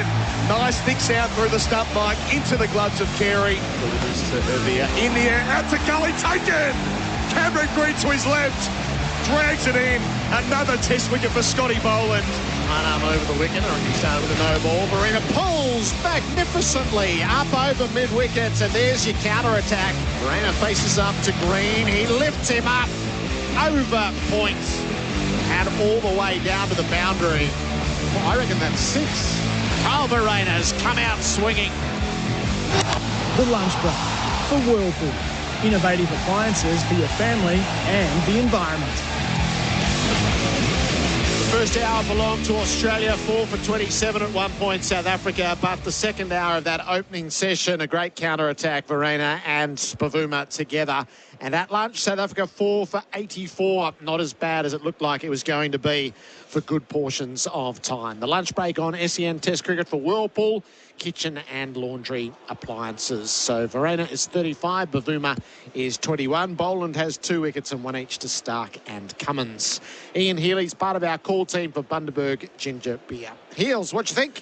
A very plucky partnership, as you mentioned. The 2 shorter men, I don't think the Australian bowlers have adjusted to their stature at the crease. They've been able to pick off short balls any width they're having a go at. I think they've put the bowlers under pressure that they haven't stepped up to. So I don't think we bowled very well, the Australians. I don't think Pat Cummins was at his best, Mitch Stark at his best, or Cameron Green. And they've been able to capitalise. I think if they get it right, they certainly can get it right, Australia. They can't afford South Africa to get to much more than 200. They've got to be really miserly and a little bit better than they have been. The one man who has been better was Scott Boland. 6 overs, 2 maidens, 2 for 10. And precisely what you were asking for, he metronomically hits that challenging length. Yes, which, as I mentioned in commentary, it's 5 metres from the batsman's stumps is the length. And the others have been, as Michael Kasprowicz mentioned just before lunch, a little bit two-sided. They've been at the body, but not outside the off stump consistently at all. So their patience has been tested and they haven't come up as well as we'd like. But Boland, brilliant. And it's amazing when you get that length right, then you get a little bit of off cut and sometimes a little bit of leg cut. Then your bumper becomes much more effective and the batsman's feeling all the pressure. So I'm hopeful that Pat Cummins can get that right in the first spell back and he'll be in cohesion with Scott Boland, I reckon. Any concerns around Cam Green at the moment? His first over relieved all of the pressure out in the middle, and then Pat didn't trust him for very long, either with his field positions or he only gave him 3 overs as well. No, it was a nice introduction into the attack. I thought that was good. It was a good sign that they're getting the all-rounder in. And I just think he's got a bowl with an attitude of, I'm not going to be here long. I need 3 to 4 overs of quality here. And then be able to swing it, seam it. And to me, he's a little bit pedestrian at times. So, yeah, I've got some concerns that he's not bowling with the impact the team needs. This great bowling attack that we've got needs him to create some impact and break a partnership. Don't worry about much more. And today, the short right-hander's got him. Yeah. And, they paid him scant regard compared to everyone else. The South African batting. So Dean Elgar will still be spewing at this lunch break to get out the one down the leg side. Yeah, that's no good, was it? Mitch Stark got the line wrong and he gets a wicket.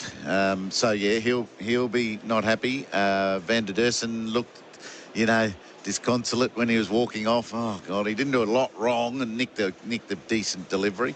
So, yeah, they will be worried. But they'll be much better positioned in that dressing room because of that last partnership.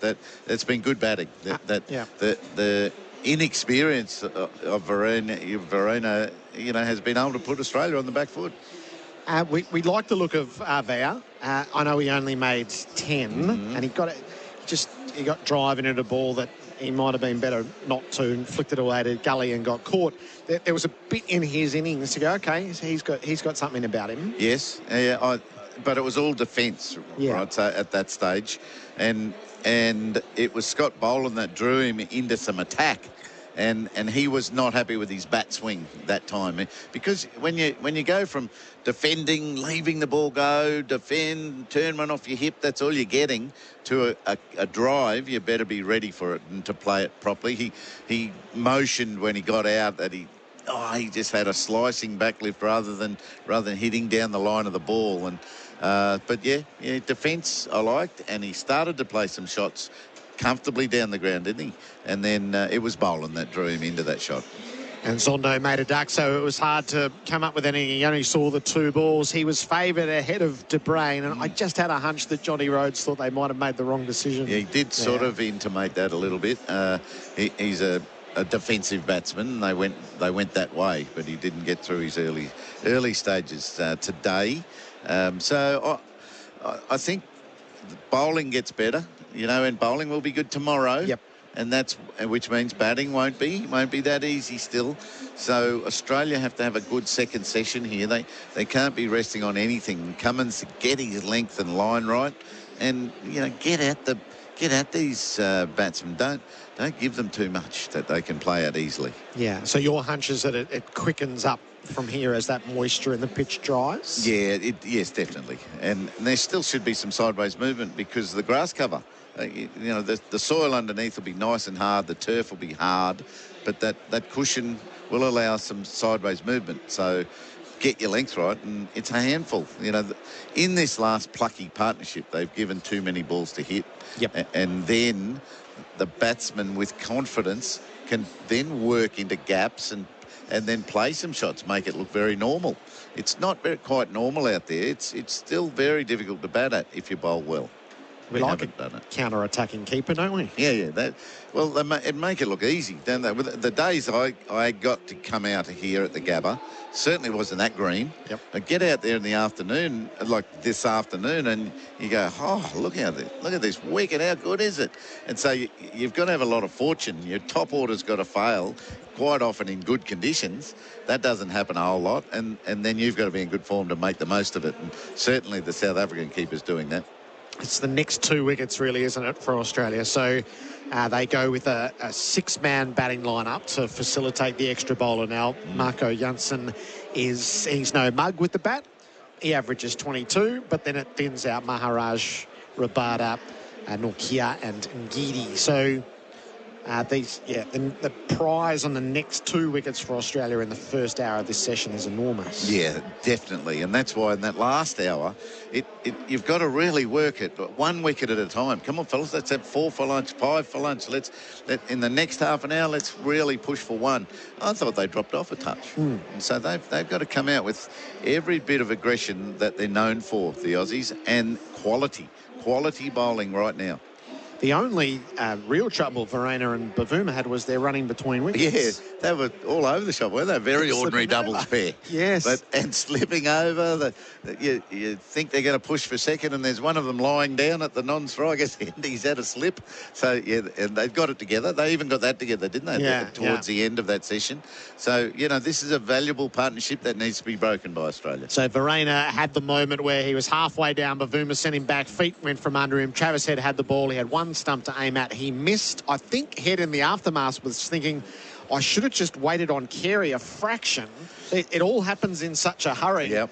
If he'd had the mind to take one breath and go, actually, Carey's going to make it to the stumps before Verreynne does. I don't think they would have time. Okay. I had a good look at the replays while you were talking, and I don't think he probably had to have a shy, I reckon, because the batsman was about 2 metres out of his crease. Yep. And you'd make that. Carey still had, let's say 4 metres. Yes. Yeah. The throw had to go to him, and he would have been, there's a lot would have had to go right for that to work.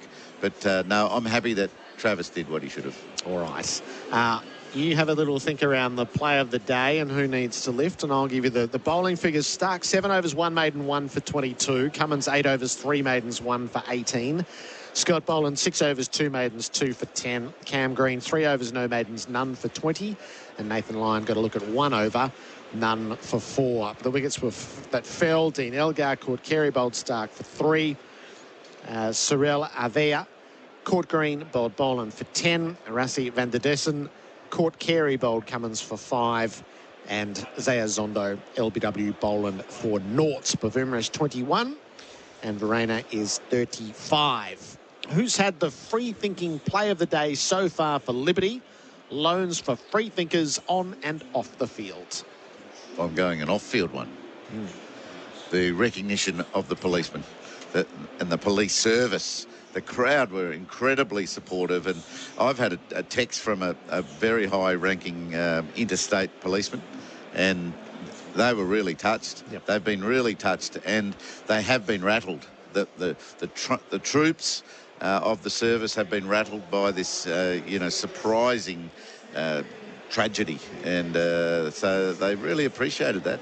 And I saw Katerina Carroll, our police superintendent, she recognised the crowd. She waved at the crowd and said, thank you so much.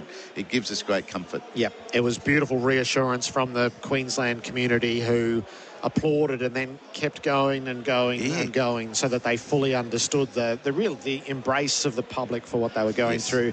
And 2 young constables who you mentioned just how rattled the young police force was, and we saw that demonstrated before us with the 2 who are in attendance representing not only colleagues but I would think friends by the look of it. Yes, that's right. So that's the off-field one. On-field, you'd have to say Scotty Boland. You can't go past the impact that he's had with the ball. His execution was perfect. Yeah, what a remarkable cricketer he is. He's up to 23 wickets. He's got this uncanny knack of taking multiple wickets in an over.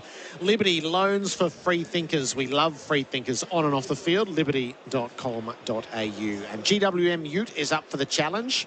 Who needs to be up for the challenge in the next session of play, Heels? Definitely this partnership. Well, I mean, everyone has to be. Australia can't afford to give away runs, and this partnership is enjoying themselves, so they can get to a total of that 200, 250 if Australia aren't careful. So So bowlers have to be up to their challenge. And then I'm interested to see the different tactics of this South African tail. What are they going to do? They might come out and swing and go hard. So Australia have to be ready for that. I'd say Australia's bowlers have to be up to the challenge, even more than this partnership with the bat. GWM Ute is up for the challenge, a 1-ton payload and 3-ton towing, backed by a 7-year warranty. Today's local club legend for Traveller, like beer, drink Traveller, is Grant Duncan from the Lalor Cricket Club. Treasurer and life member, Grant plays First Division and pretty much runs everything at a small club in the middle of nowhere, all at the age of 34. Grant is today's local legend for Traveller. Low carbs, mid-strength, great taste. Perfect day to do it, given it's a Saturday, and so many local legends will be out playing their games as we speak. South Africa 4 for 84 after being sent into bat. It's the lunch break on SEN Test Cricket for Whirlpool, designed for environment. And that means it's the quiz. 1300 736 736. The quiz for 7-Eleven, 1300 736 736. Colo and Bharat have been hard at work. And one caller is going to go head-to-head with Simon Katich. And the theme is day one at the Gabba. 1300 736 736. Pit your cricket smarts against Simon Katich for 7-Eleven next. For 7-Eleven, start with mobile quality fuel at 7-Eleven. Call now on 1300 736 736. There it is. This is the lunch break on SEN Test Cricket for Whirlpool Kitchen and Laundry Appliances. One contestant head-to-head with Kat. The lunch break quiz is for 7-Eleven. Start with mobile quality fuel at 7-Eleven. $100 to give away. 5 questions. We'll go on points, Baz. It'll be the first 2 buzzers in. It'll be Damian from Frankston. You there, Damian? Yes, Colin, how are you? Colin, that'll do. That'll do. I'm happy to go with Colin. All you need to say, Damian, is your name, and it'll be your buzzer. And we've got Simon from Middle Swan here. Simon. Simon, good. Buzzers tested. Okay, Bharat, I'm going to get you to ask question number 1. This is all for 7-Eleven. $100 there for the contestant who comes out on top. Damian and Simon, are you ready? Yes, ready.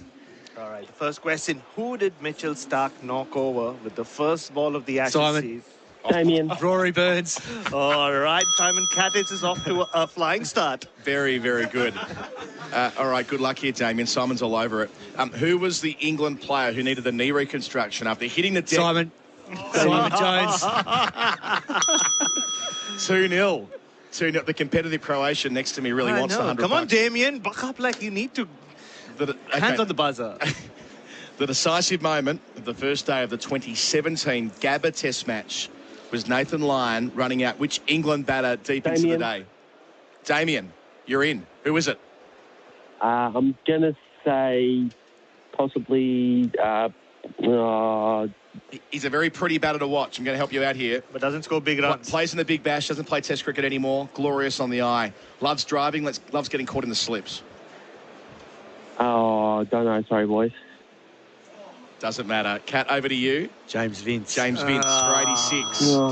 Too many clues. All right, this is going to be a tough one. I'm sure Simon Damo's going to get this right. Yeah, he is. Because the question is, which local fast bowler received his baggy green on day 1 of the Brisbane Test of... Ooh, okay. Yes, Damian. Are we talking about this test at the moment? No. 1999. 1999. We're helping you out here. Which bowler... This Cat puts his hand up. Hand down, Cat. Which Aussie fast bowler, a local fast bowler from here in Queensland. I was born in 95, so I probably got no idea. Sorry, boys. I think we'll help you. But let me put it this way. Only played a couple of Test matches. Yeah. And was more famous for something that happened when he was fielding. With Joe the cameraman. Joe the cameraman. The late, great Shane Warne. The late, great Shane Warne.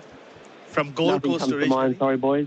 That's okay. That's okay. Cat. Simon. Scott Muller. Scott Muller. Scotty Muller. Forever linked with the tag. I'm terrible. Sorry, boys.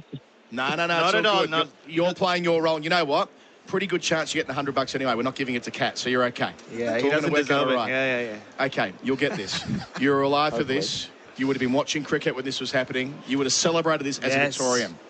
Peter Siddle took a birthday hat-trick on the first day of the 2010 Gabba Test match. How old did he turn? Damian. All right. 35, maybe? He didn't turn 35 in 2010. Maybe I've asked that incorrectly. He didn't. He is not 35 at the moment either. How old did Sid's turn on the day of his birthday hat-trick? Well, it's 2022. I think he's now about 39, isn't he? So what's that, 12 years ago? It is 12 I'll go years 27 as a guess. 38. He was 26. 26. He was 26 when he took his birthday hat-trick. Not yet he hasn't. Not yet he hasn't, says Mark Nicholas next door right now doing South African telly. But Should we do the tiebreaker anyway? Let's do the tiebreaker. We've got time on our side. All right, cool. Okay, it's your tiebreaker. Oh, cool. All right, Okay. here we go. So which Victorian batter made his test debut on day one of the 2012 Gabba test, the last time South Africa played here, but only bowled that day? Wasn't really known for his bowling. Didn't play much test cricket. Victorian batter. He played 2 test matches, Damo. A Victorian. Part of the SEN commentary team. Part of the SEN commentary team at Adelaide One Day we did a couple of weeks ago. 4. Known for the 9 he made in that test as well. Caught down at long leg. Not Michael Beer, is it?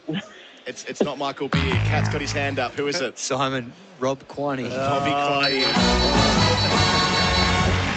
Damo, whilst you have been soundly beaten, you get the voucher from 7-Eleven anyway. That's how it works on the SEN lunchtime quiz. Start with mobile quality fuel at 7-Eleven. Smile on Simon Katich's phrase. Katich is so competitive, Damo. You never had a chance. I believe him.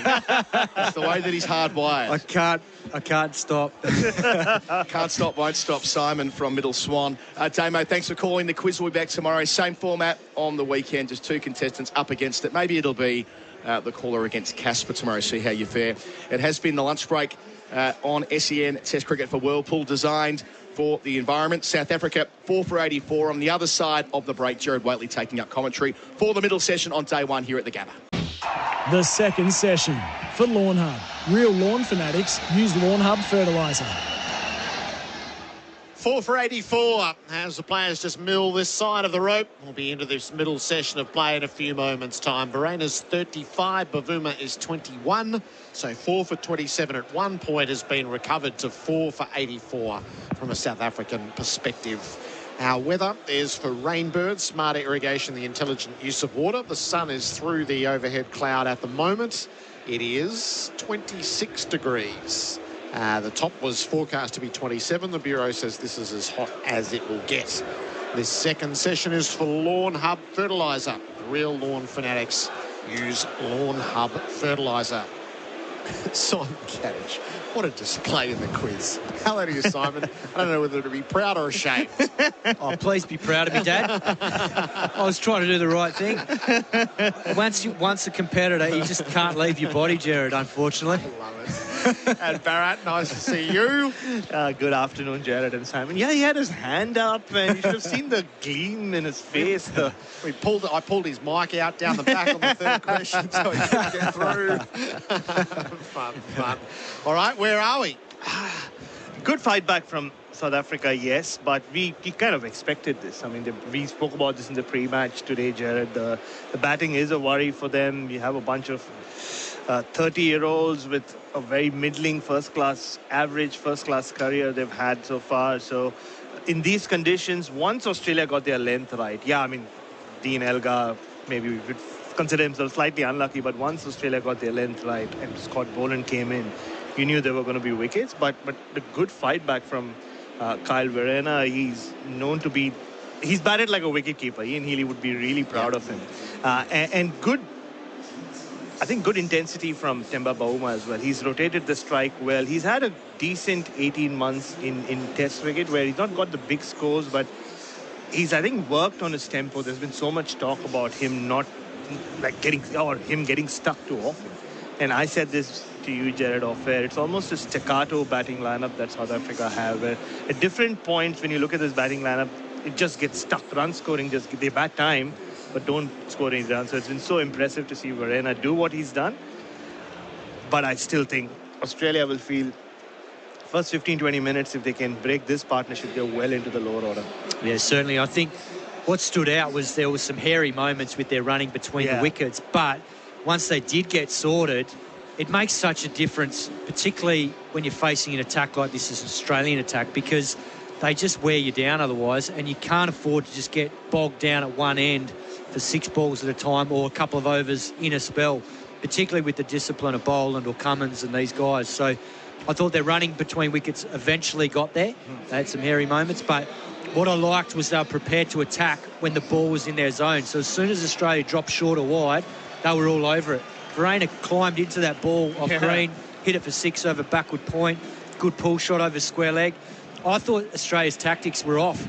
I don't think they needed to drop those fielders back after a couple of bad balls from Cameron Green.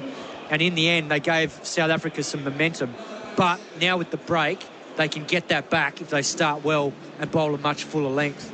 Yeah, I just saw Andrew McDonald and Pat Cummins have a pretty long chat just before they went on. I'm sure they would have had a chat in the dressing room as well, but maybe it was just the final reminder, just to get their lens right, because Australia haven't really bowled very well. I'm sure you'd agree, Simon and Gerard. I think they could have bowled better, especially after winning the toss and fielding first, and maybe had South Africa 6 down at this stage. They got a little lucky with the Dean Elgar one, but Scott Boland's been Scott Boland, but the others have looked a little off so far. Yeah, I saw a pitch map earlier on the broadcast, and it was 23% of balls below the stumps, 77 above, which means that the length was way too short. It's a bouncy wicket.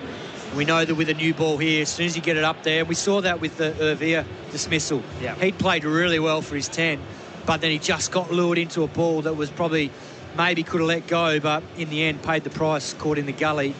And it's no surprise to see Scott Boland having this first crack straight after the break. I think if it's not him and Cummins, I'll be very surprised, because they're the two that should be able to pitch the ball up and get these two playing.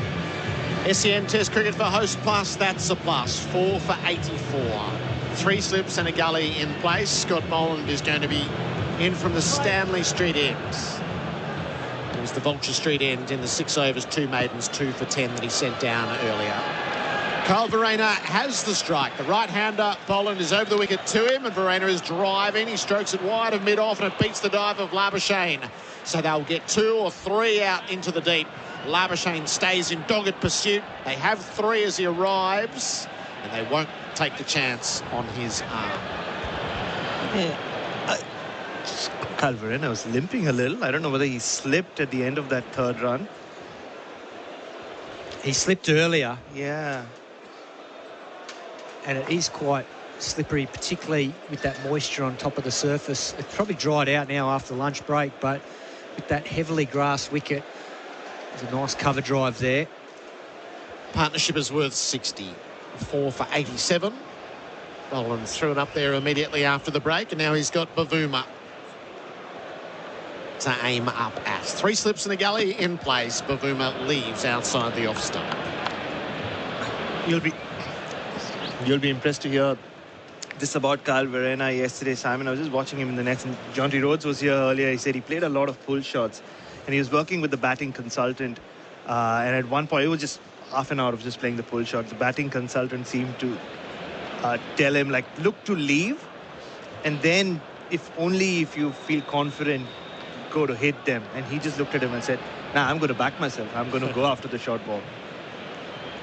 Boland upright in his approach to the wickets. He bowls, and Bavuma leaves again outside the off stump. Yeah, spot on. I think any batsman that comes to this ground, whether it's a first-class game or a test match, you know that you've got to have your areas that you can score with less risk.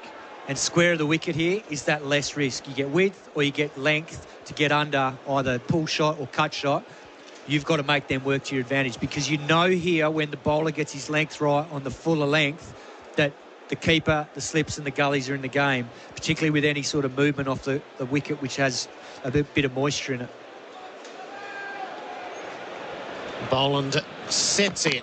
Bavuma leaves 3 in a row. That's a bit closer to the off stump that time. So it's really one of those wickets where if you're really disciplined with your leaving, as we just saw there from Bavuma, when the bowlers hit that good fuller length and you know it's not going to hit the stumps because there's a little bit wider or a little bit short and it bounces over, if you're really disciplined with that, as soon as you see any width or any shortness in length, you just climb into it and you be really committed to basically being decisive with the shot, because you know that's your better option to score off.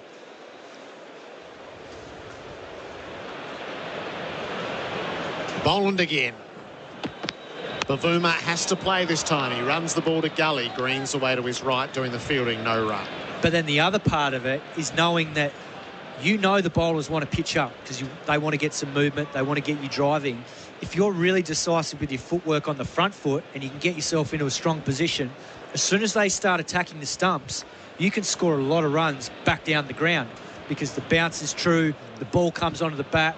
So if you are prepared to use the full face of the bat and not look too square, then there's lots of runs straight down the ground as well. So it gives you lots of good scoring options. Bavuma is on 21. Boland bowls to him, and he's leaving again outside the off stump. 3 from the over. 4 for 87. The scoreboard for Liberty.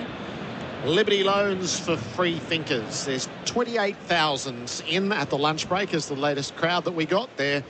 In all sorts of fancy dress. We know the Stormtroopers are a real fixture here at the Gabba, but over on the far side of the ground, there's a whole bay of Where's Wally's? And they'd been chanting that's a group who's dressed as bananas for the day. I passed a couple of cops and robbers who dressed up for the occasion. There's a lot of Australian gold. There's more bananas here than I would have imagined. There's a second row of bananas just through the binoculars over there. So a really festive Saturday crowd to get the Test match underway. SEN Test Cricket for Host Plus. That's a plus, as Simon forecast. Pat Cummins will be bowling from the Vulture Street end at the start of the session. 4 for 87 as he begins the new over. He's into Varane. Oh, he slipped, Cummins. He's okay. Gets himself up quickly and then goes, scratches suspiciously at the back line. Just skating rink style. Yeah, and this is the problem we talked about in the first session. It's one of the issues when you do bowl first, when there's moisture in a wicket and grass on it like it is here. And on that occasion, I think that's probably more about Pat Cummins landing on the side of his shoe and the leather just going onto that hard wicket. He's lucky he hasn't done some serious damage there. That could have been really nasty. Yeah, that's a nasty replay for Valvoline, the original engine oil. So Cummins will try again. He's in and he bowls to Verena, who's tucked up on the leg sides. He just looked like he lacked a bit of rhythm in his first spell. Particularly the first couple of balls is always a sign. Like he got the line wrong to Urvea around the wicket. They were leg byes down to 4 to find leg. And it just looked like he was fractionally short of that fuller length that he always bowls and troubles the batsman with. And it just feels like, and he technically is very underdone. He had no cricket leading into that first test in Perth, and then he missed the next test in Adelaide. Cummins searching for that rhythm. He bowls to Verena, who leaves. That's very close to the off stump. That jagged in a long way, and by the time it was with Carey, it was down the leg side. And that's the length that he's just so relentless at. That's only just missed off stump. And I think if he keeps hitting that length and even fractionally fuller than that, this is going to be very hard work, because this wicket should have quickened up. Oh, that's jagged an absolute mile. Yes, that's gone right over the top of middle. Yeah. That's gone a long way. Boland got one to go like that. That cut someone in half in that first session. That is significant seam movement. Verena faces up. Cummins to him. Wrapped on the pad off an inside edge. There's no bad pad, Simon. There's no bad pad. Yeah, it's amazing because it's not the first time that's happened today. We know this is a bouncy wicket. We know that Pat Cummins jags the ball back into the right-hander. So does Scott Boland. And yet he hasn't really employed a short leg for any length of time. I mean, that probably went wide of short leg because it went a lot straighter to almost probably a short catching, almost a mid-wicket, really. Probably a squarer mid-wicket. But he's going to persist with this field. The Australian captain rolling in. He bowls to Verena, who drives him out through backward points. Lovely square placement. Beat line, races out into the deep line, slides in and overhauls it at the very last. And they will take 3. 4 for 90. Yeah, he's a very handsy player, as you've seen already. Simon, I was just speaking to a couple of the South Africans, and they said he played a lot of hockey was his original sport, a lot like Jonty Rhodes. And you can see, I mean, he's built like he should be playing field hockey in a way. And you saw the way he reverse swept Nathan Lyon very early on in his spell, and just his batting and the way he hits to the square as part of the field. Bavuma has the strike. Cummins bowls to him. He tucks from his hip down past Carey. Boland gets around in the deep. They're going to come for a second. Boland has no play. Just tosses it into Lyon up over the stumps. And those are runs. 4 for 92. Yeah, good aggressive running there again from Bavuma. He could have easily just settled for an easy one there, stay down the other end. But that's a good sign that he's got a good positive intent. The thing about Verena, it's no surprise to see him playing well, because he got 80 last week against the CA11 at AB Field, but he's also coming in off an unbeaten double 100 for Western Province against Boland in November in Cape Town. He's got 41 to his name as Cummins bowls to him, and Verena is playing the rising delivery. Well, Bavuma, I beg your pardon, who runs it down to point. End of the over, 4 for 92 on the Liberty scoreboard. Liberty loans for free thinkers. This season on SENSA, we're right behind the Adelaide Strikers. Driving every boundary is Toyota. The feeling never fades. And cleaning up the tail enders, Laurenex Cleaning. Google Laurenex Cleaning today. Catch every Adelaide Strikers game on SENSA. When gambling becomes overbearing in your life, one phone call can change all that. Gamblers Helpline, 1-800-858-858. When gambling becomes an issue, there's always 24/7 support on the Gamblers Helpline. Phone 1-800-858-858. SEN Test Cricket, this second session of play for Lawn Hub Fertiliser. 4 for 92, Bavuma's 23, Verena's 41. Scott Boland's 2 for 13. He's in from the Stanley Street end, bowling over the wicket. Verena is defending back down the pitch. Bharat, Sundaresan and Simon Katich are experts for Anaconda. Hit summer for 6 with Anaconda's 10% price beat guarantee. I'm a little upset with you, Gerard. You spoke about the bananas, you spoke about the troopers, you spoke about the cops and robbers you saw. What about me? I saw the color of the pitch that, the picture that Simon put up this morning. It looked like a green mamba, so I came in like, there are animals all over me. There's a safari feel that I'm bringing to the commentary box. Oh, I hadn't picked the animals. I'd just seen the patterns. Boland delivers and Verena defends. So a bit of crocodile, leopard. I don't know what that is. There's a rhino somewhere. Like, yeah, even the top. There's a lot like... You have a lot going on, Bharat. I'm not sure it tops the pyjamas I swear you were wearing at one of the tests. Was that Perth or Adelaide? Yeah, you thought that Bharat hadn't got changed from overnight, had you? 100% they were pyjamas.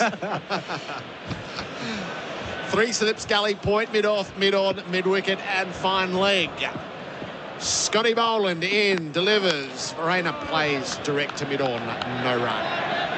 Josh from Perth texts through 0433 98 11 16 for Tyre Power, your trusted local. Afternoon, boys.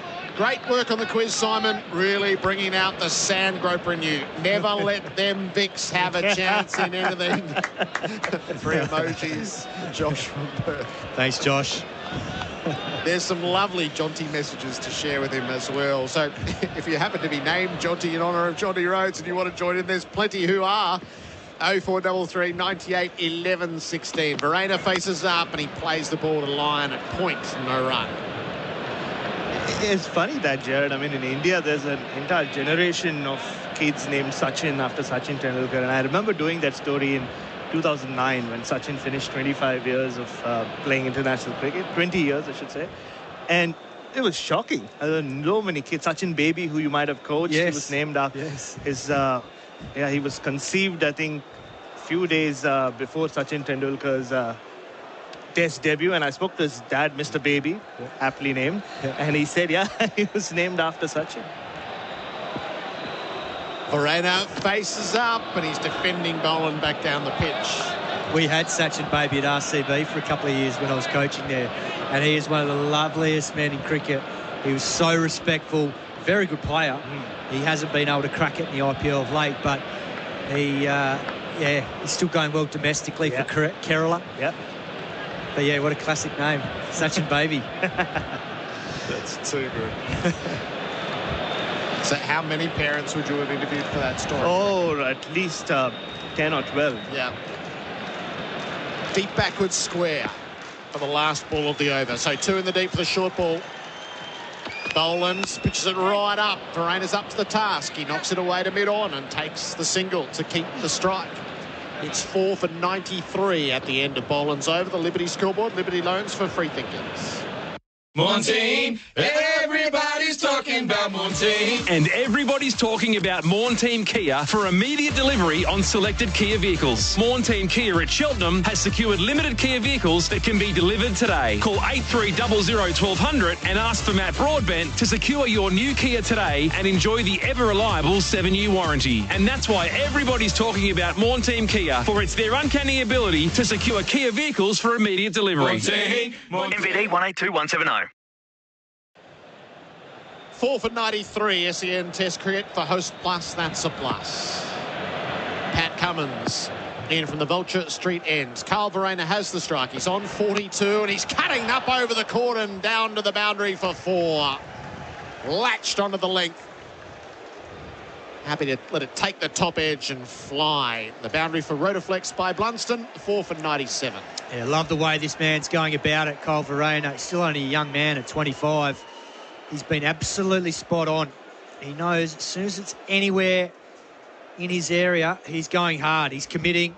And that one flew away backward a point for 4.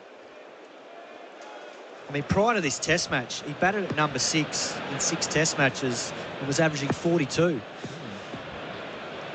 Verena faces up. He's defending the ball from the off stump. Labuschagne fields no run. So I think that's probably the reason why South African hierarchy probably felt comfortable picking this balanced team, because they did it earlier in the year at Lords and they won there. Verena batted 7 in that test match, I think because Marco Jansen was a night watchman. But they went with that balance and they realised it gives them plenty of options with the ball for all conditions. But it puts a lot of pressure on that top 6 to make sure they get enough runs in a test to set their bowlers up.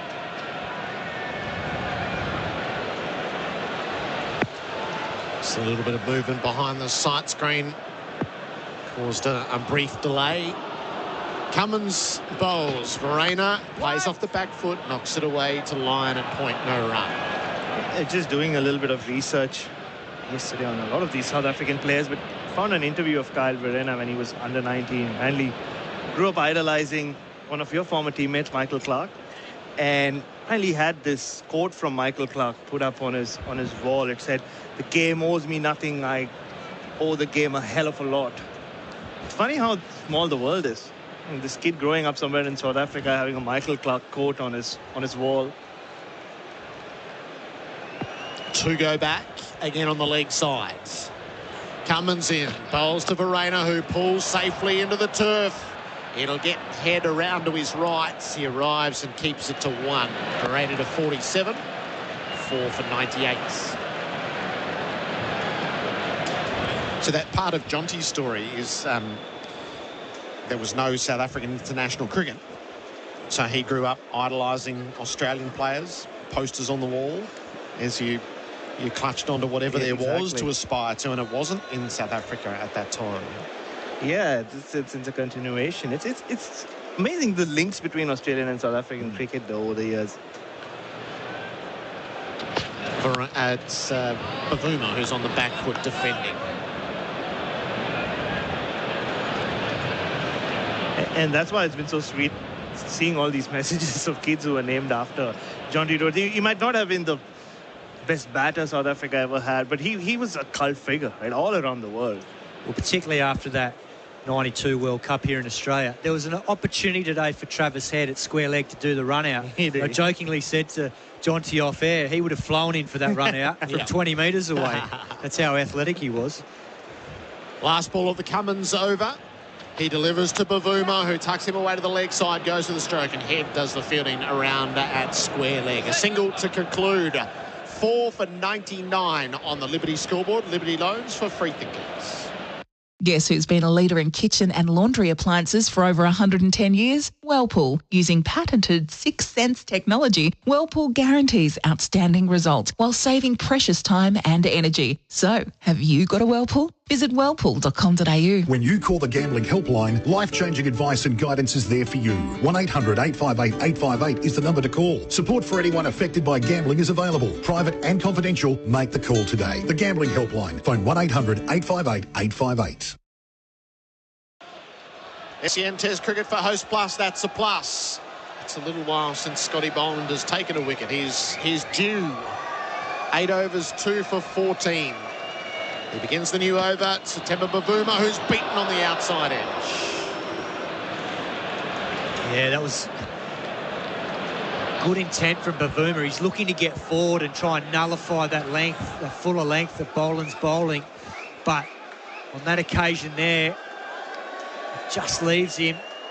And he probably could have let that one go. It was well wide of off stump. So just got lured in there, Bavuma. He's just asked the umpire now. There's a beach ball that's bouncing around pretty close to the side screen. There's a couple, actually. Looks like a little soccer ball as well. Yeah, they need to get those a couple of bays across. Haul them in for a while. You can't blame him for that. That is quite off-putting when it's so close to the side screen. Yep, so one of them's been bounced right to the back. And the other one... it's disappeared. Oh, well, it'll be under the sheeting anyway. So that should do the trick. And there's one that's just spilled onto the field down below us, but that's of no consequence down at third man. Bavuma readies himself. He's on 24. Boland to him. He plays expansively through extra cover and dumps it out toward the boundary. Labuschagne in hot pursuit. He's overhauled everything today. He slides in and does so again. Keeps it to 3. Brings the 100 up for South Africa. In the 30th over, it's 4 for 102. What a shot from Temba Bavuma. That ball's just been put on a very good length, and he's just decided to climb into it over cover for 3. Didn't quite get it, but these two are taking it up to the Australians and asking some good questions here. If they get going at the start of this session and can carry the momentum and partnership on, then they'll put themselves in a very good position. Labuschagne's got grass stains all up and down his strides from the work that he's done so far. Verreynne faces Boland. He just manages to keep the Yorker out. And how far out of his crease Bauma's batting as well. It feels like with every ball he faces of Boland, he's coming further and further down the pitch. And that's what led to him flashing at one pretty wide outside off stump, the first delivery in this over. But good intent. I mean, for years we've heard about how Bauma can get stuck and everybody has to bat around him. But so ever since Verreynne has walked out and shown that positivity, I think it's rubbed off on Bauma. Verreynne only just got down to that previous delivery. It was zeroing right in. Boland tries again. Straight driven by Verreynne. He won't beat the infield, but he does get a single as Cummins comes around the field. 48 for the keeper. Yeah, it's excellent partnership batting. These two have worked together so well as a pair. Running's been crucial. Yes, they had some hairy moments earlier, but now they're putting some pressure back on this attack because they can't settle at either of them because they're just rotating strike nicely, and then when they're getting the opportunity to put some pressure on, they're getting either threes or boundaries. So there's some good intent here, and I think they're prepared to wear the odd play and miss by trying to go at the ball and getting themselves in good, strong positions. Bavuma has the strike this time. He leaves the rising delivery. What is it? 76 from 113 balls the partnership is worth. All our stats for Laurenex Cleaning. Google Laurenex Cleaning today. And look, given the situation they were in at 4 for 27, they need this to be a big partnership. So they're still a long way from being out of the woods. But if they win this next half an hour and then end up being able to win the middle session, it goes a long way to setting themselves up in this test match. Gives Pat Cummins a thing or two to think about. Boland with the last ball of this over. He delivers and Bavuma watches it go by. 4 for 103, the Liberty scoreboard. Liberty loans for free thinkers. Hi, Alex Carey here, Australian cricketer. Just like our Toyota vehicles, Toyota genuine accessories are engineered to perform in Australia's harshest conditions. Toyota genuine accessories are developed alongside the vehicle. This allows Toyota to design accessories that integrate with the vehicle structure and safety systems. Superior design, extensive testing and guaranteed quality makes Toyota genuine accessories the perfect choice for my next adventure. SEN Test Cricket for Host Plus, an industry super fund for all Australians. 4 for 103. This innings is 30 overs old. Bavuma is 27. Verena is 48. He's on strike as the Australian captain bowls to him, and Verena's back, whacking the ball to deep mid-wicket. It'll be his half-century as it pitches and runs to the rope. Kyle Verena has single-handedly altered the momentum of this match. Free hitting and a fine example of it to bring up the milestone. It's the second time in his Test career he's been beyond 50. And on the previous occasion, he went all the way to triple figures. It's 4 for 107. Yeah, it's brilliant Test match batting there. That was just fractionally short from Pat Cummins. And Verena just hopped into it, smacked it over forward square legs. So he's picked it up early. And only had a couple of bounces before it went into the rope for 4. Batting beautifully here. And it causes a change in the field. The third slip comes out to cover. The deep square has gone back.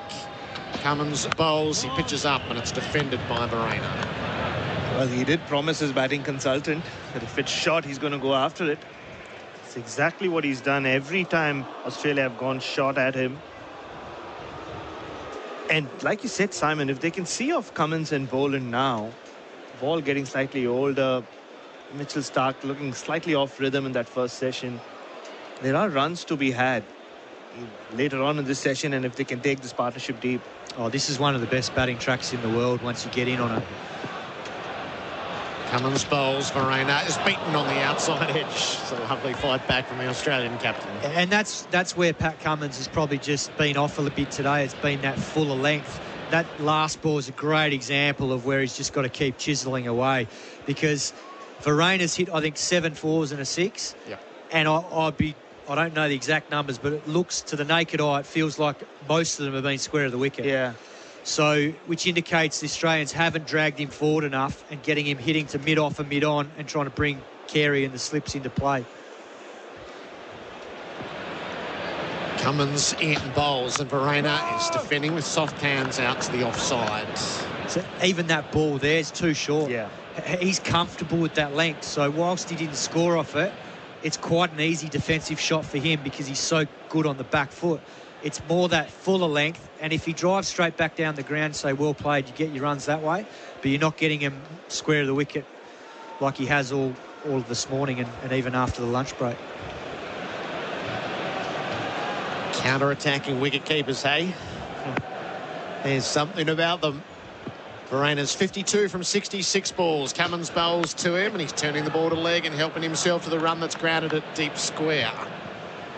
Goes to 53. I just want to share this with you. This is Blake in Squamish in Canada, listening in on my way to Vancouver Airport to fly back to Sydney for family Christmas, even getting a sneaky day at the Boxing Day test.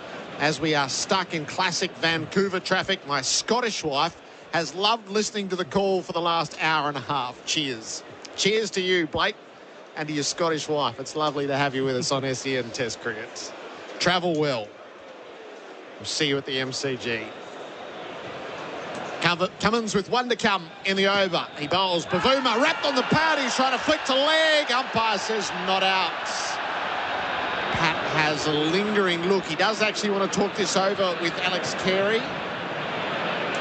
They'll have a quick chat and then wave it away. End of the over, 4 for 108. Liberty scoreboard, Liberty loans for free thinkers with Adam Collins coming in. If you have a family member that is currently troubled by or addicted to gambling, there is help for you. Call the Gambling Helpline on 1800 858 858. Life-changing strategies to support your loved one are available. Find out more at thegambling.helpline.org.au. Here for the loyalty, not for the odds. Here for my heroes. Not for my multi. What are you here for? Gambling may harm. You could lose more than a bet. Visit hereforthegame.com.au. Good half an hour for South Africa. They were 4 for 84 at lunch. They're 4 for 108 now with Verena past 50. Adam Collins jumping in with Simon Katich and Bharat Sundaresan, our experts for Anaconda. Hit Summer for 6 with Anaconda's 10%. Price beat guarantee. Here's Boland towards us. Stanley Street ended. Square driven by Verena. Out behind point in the end. Another boundary for the number 6. He advances to 57. Our boundaries for Rotoflex by Blunston. Playing with the outside of the bat, Simon, but all the way along the ground again. Well, Scott Boland shouldn't be disappointed with that because it's a pretty good ball. Just maybe gave him a fraction of width, but he won't mind that. It was just very good hand-eye coordination because it wasn't a genuine half volley, but just threw the hands at it and timed it beautifully backward a point for 4. So that makes 8 4s and a 6 for Verena. Our numbers for Lauronix Cleaning. Google Lauronix Cleaning today. There's a likely tight backward point. Goes back a fraction. Nathan Lyon. Still 2 slips in a gully. Boland here. Verena defends on the front foot back to the bowler. So a slight tweak in the field. Last over, Gerard mentioned about the attacking wicket-keeper batsman. I'd be really intrigued to get Hills' perspective on this, given that's the way he went about it. But I've always had a thought in my mind that because the keepers obviously get to see every ball bowled when they're out there, they track the ball, they see any movement, any swing, that they see that and go, there's not much happening out here.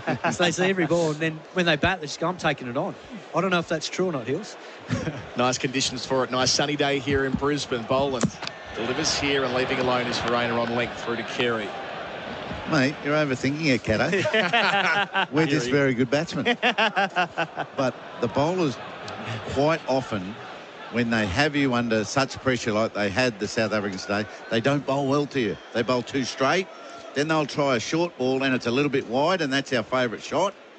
You know, the cut shot. They don't get us under pressure when they should. You're an old school cutter. Heels with your bum stuck out, getting down nice and low. He gives the cans back to Simon Katich. Cameo from Heels. Boland in, Verena pushing into the onside out towards mid-wicket for a moment. Bavuma wanted it, but there was never one there. It stays at 4 for 112. It's like a cult. It's amazing listening to Ian Healy talk about wicket keepers. Now, I do remember during the last Ashes, Ian Healy took Tim Payne out. I think it was before the Manchester Test. And I remember his words, just bat like a wicket keeper, Payne. And if you remember, he went and batted like a wicket keeper in Old Trafford. Played way more attacking than he had previously. Made a very crucial half century in that game. Great attacking wicket keepers. I thought double 398, 11, 16. Sextus in. Verena on 57. One of those. Boland hits him on the thigh pad, the back thigh pad. Extra movement back off the seam. Ball ends up at backward point. All of our feedback for Tyre Power, your trusted local. Other keepers would love to go at it. They, of course, had Quinton de Kock as their long-term keeper before he retired last year. Probably a little ahead of his time as well, just the situation off field, and made his mind up to go white ball only, Simon. Yeah, he's a big loss. He's a very talented cricketer, all-format cricketer. But in this youngster here, he looks like a very good young prospect. And as I mentioned earlier, he's been making runs in first-class cricket as well, so it flows into this. Yeah, the numbers certainly back it up. Verena facing Boland and leaving alone. Good over for him. Just the boundary coming from it. On the Liberty scoreboard, Liberty loans for free thinkers, South Africa, 4 for 112. When you get a taste of Traveller beer, you're getting more than just your first taste of Australian summer. You're tasting adventure. You're tasting...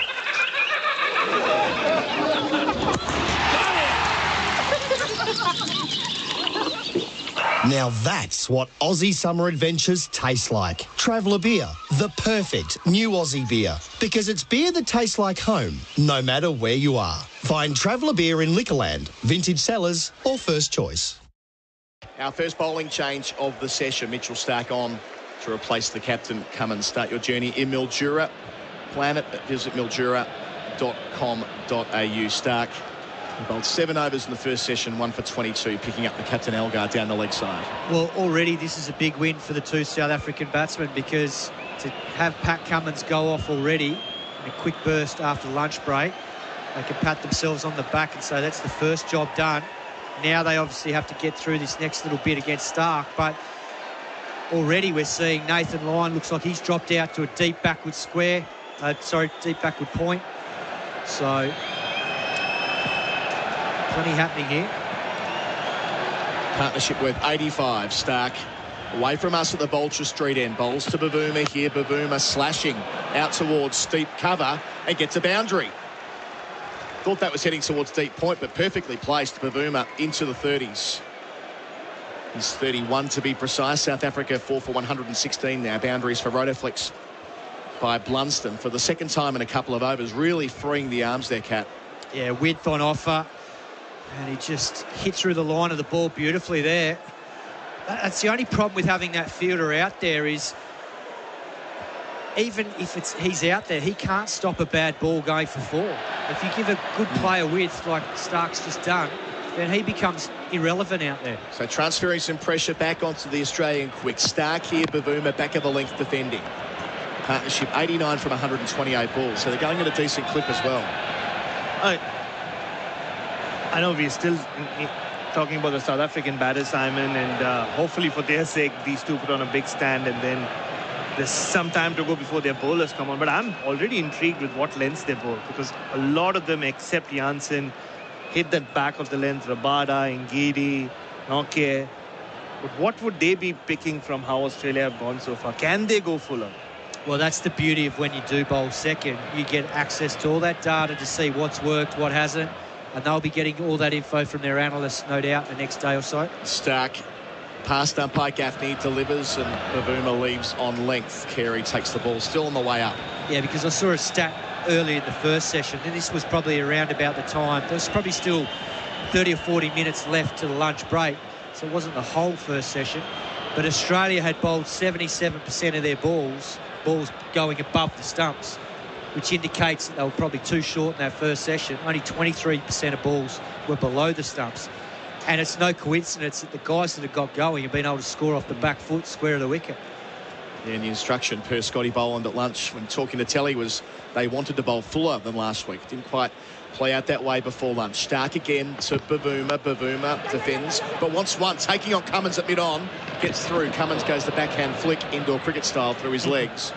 They still get one. 4 for 117, Bavuma 32. Important partnership as well, because from 4 for 27, only one warm-up game last week. A disastrous end to their T20 World Cup campaign, bundled out by the Netherlands. Bavuma himself went on a bit of a break after that just to get away from cricket.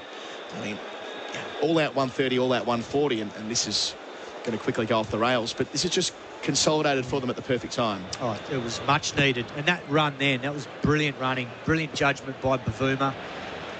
Stark, this time to Verena, who leaves alone outside the off-stump. Fuller trying to get the slips into play. Well, some of them had a break. Obviously, I think Bavuma did. I reckon Rabada did. But then a number of them went back and played in their domestic 4-day comp. Yeah. And that's what I mentioned before. Verena got the unbeaten double 100. I think Van der Dussen had one game, I think, for the Lions, or 1 or 2 games just before, because he was coming off a broken finger. So from that perspective, it's like at least they had some cricket under them. Some of the Australian bowlers, they're basically just coming off white ball cricket, so they're underdone as well. Stark to finish the first over of his new spell. Delivers here, Verena defends with 2 feet off the ground into the onside. So 33 overs gone on the Liberty scoreboard. Liberty loans for free thinkers. Bavuma 32, Verena 57, South Africa 4 for 117. When gambling becomes overbearing in your life, one phone call can change all that. Gamblers Helpline, 1-800-858-858. When gambling becomes an issue, there's always 24/7 support on the Gamblers Helpline. Phone 1-800-858-858. The GWM Ute is up for the challenge. Born tough and built smart to give you more. More features, reliability, comfort and safety for less. GWM Ute. Go with more. SEN Test Cricket for Host Plus. That's a plus. A change in the Summarises chair. Our experts for Anaconda. Hit summer for 6 with Anaconda's 10% price beat guarantee. And it's going to be former Australian wicketkeeper Ian Healy jumping in. G'day, Heels. You must be enjoying this from Verena. Yeah, very much so. He's looked very decisive, and that's what Jonty Rhodes was asking for. At 4 for 27, it's very, very tough to know what to do when you're out there, but he has played with freedom right from the word go. And Bavuma is batting like he always does. So Boland to continue a lengthy spell from the Stanley Street end to Bavuma outside the off stump to start. Leaves alone on length. Just digging himself into the crease, Bavuma. and very difficult to remove. I've got one fear. We'll wait for next. I think I'm going to watch where he faces up. Okay. So I think he's over in front of his stumps, which might mean Mitchell Starc could have a little sniff at his leg stump. And just needs to be careful there. Has got form bowling guys around his legs at the Gabba, of course, Starc. 12 months ago. Different world. Bavuma facing up to Boland, driving him through the covers, finds the gap. Lovely timing. It's a long boundary. They'll have to run them. It's Labuschagne who collects and does the work himself. The long throw to the gloves of Carey. They come back for a third. Bavuma 35. South Africa 4 for 120. That's the third time in the session we've seen Bavuma unfurl that cover drive. Yeah, he's really got good rhythm into that shot. Great balance. He's batting out of his crease as well. So he's coming at the bowlers now. And they want to be full. The ball's old, so it's not seaming. I think it's the ball now. You know, we've talked about this wicket being a new ball wicket. Well, that ball's now pretty flat into the 30-odd overs. And it's good time to bat when you've established yourself. Got a text in from Shano in Mentone saying Wayne Phillips was an attacking keeper that he enjoyed. A moment ago. Right from the start of the innings. Good shout. Boland to Verena this time.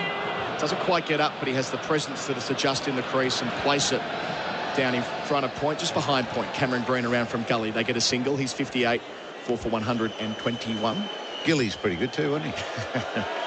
So people said. He probably didn't even know he was attacking. That's just how he did it.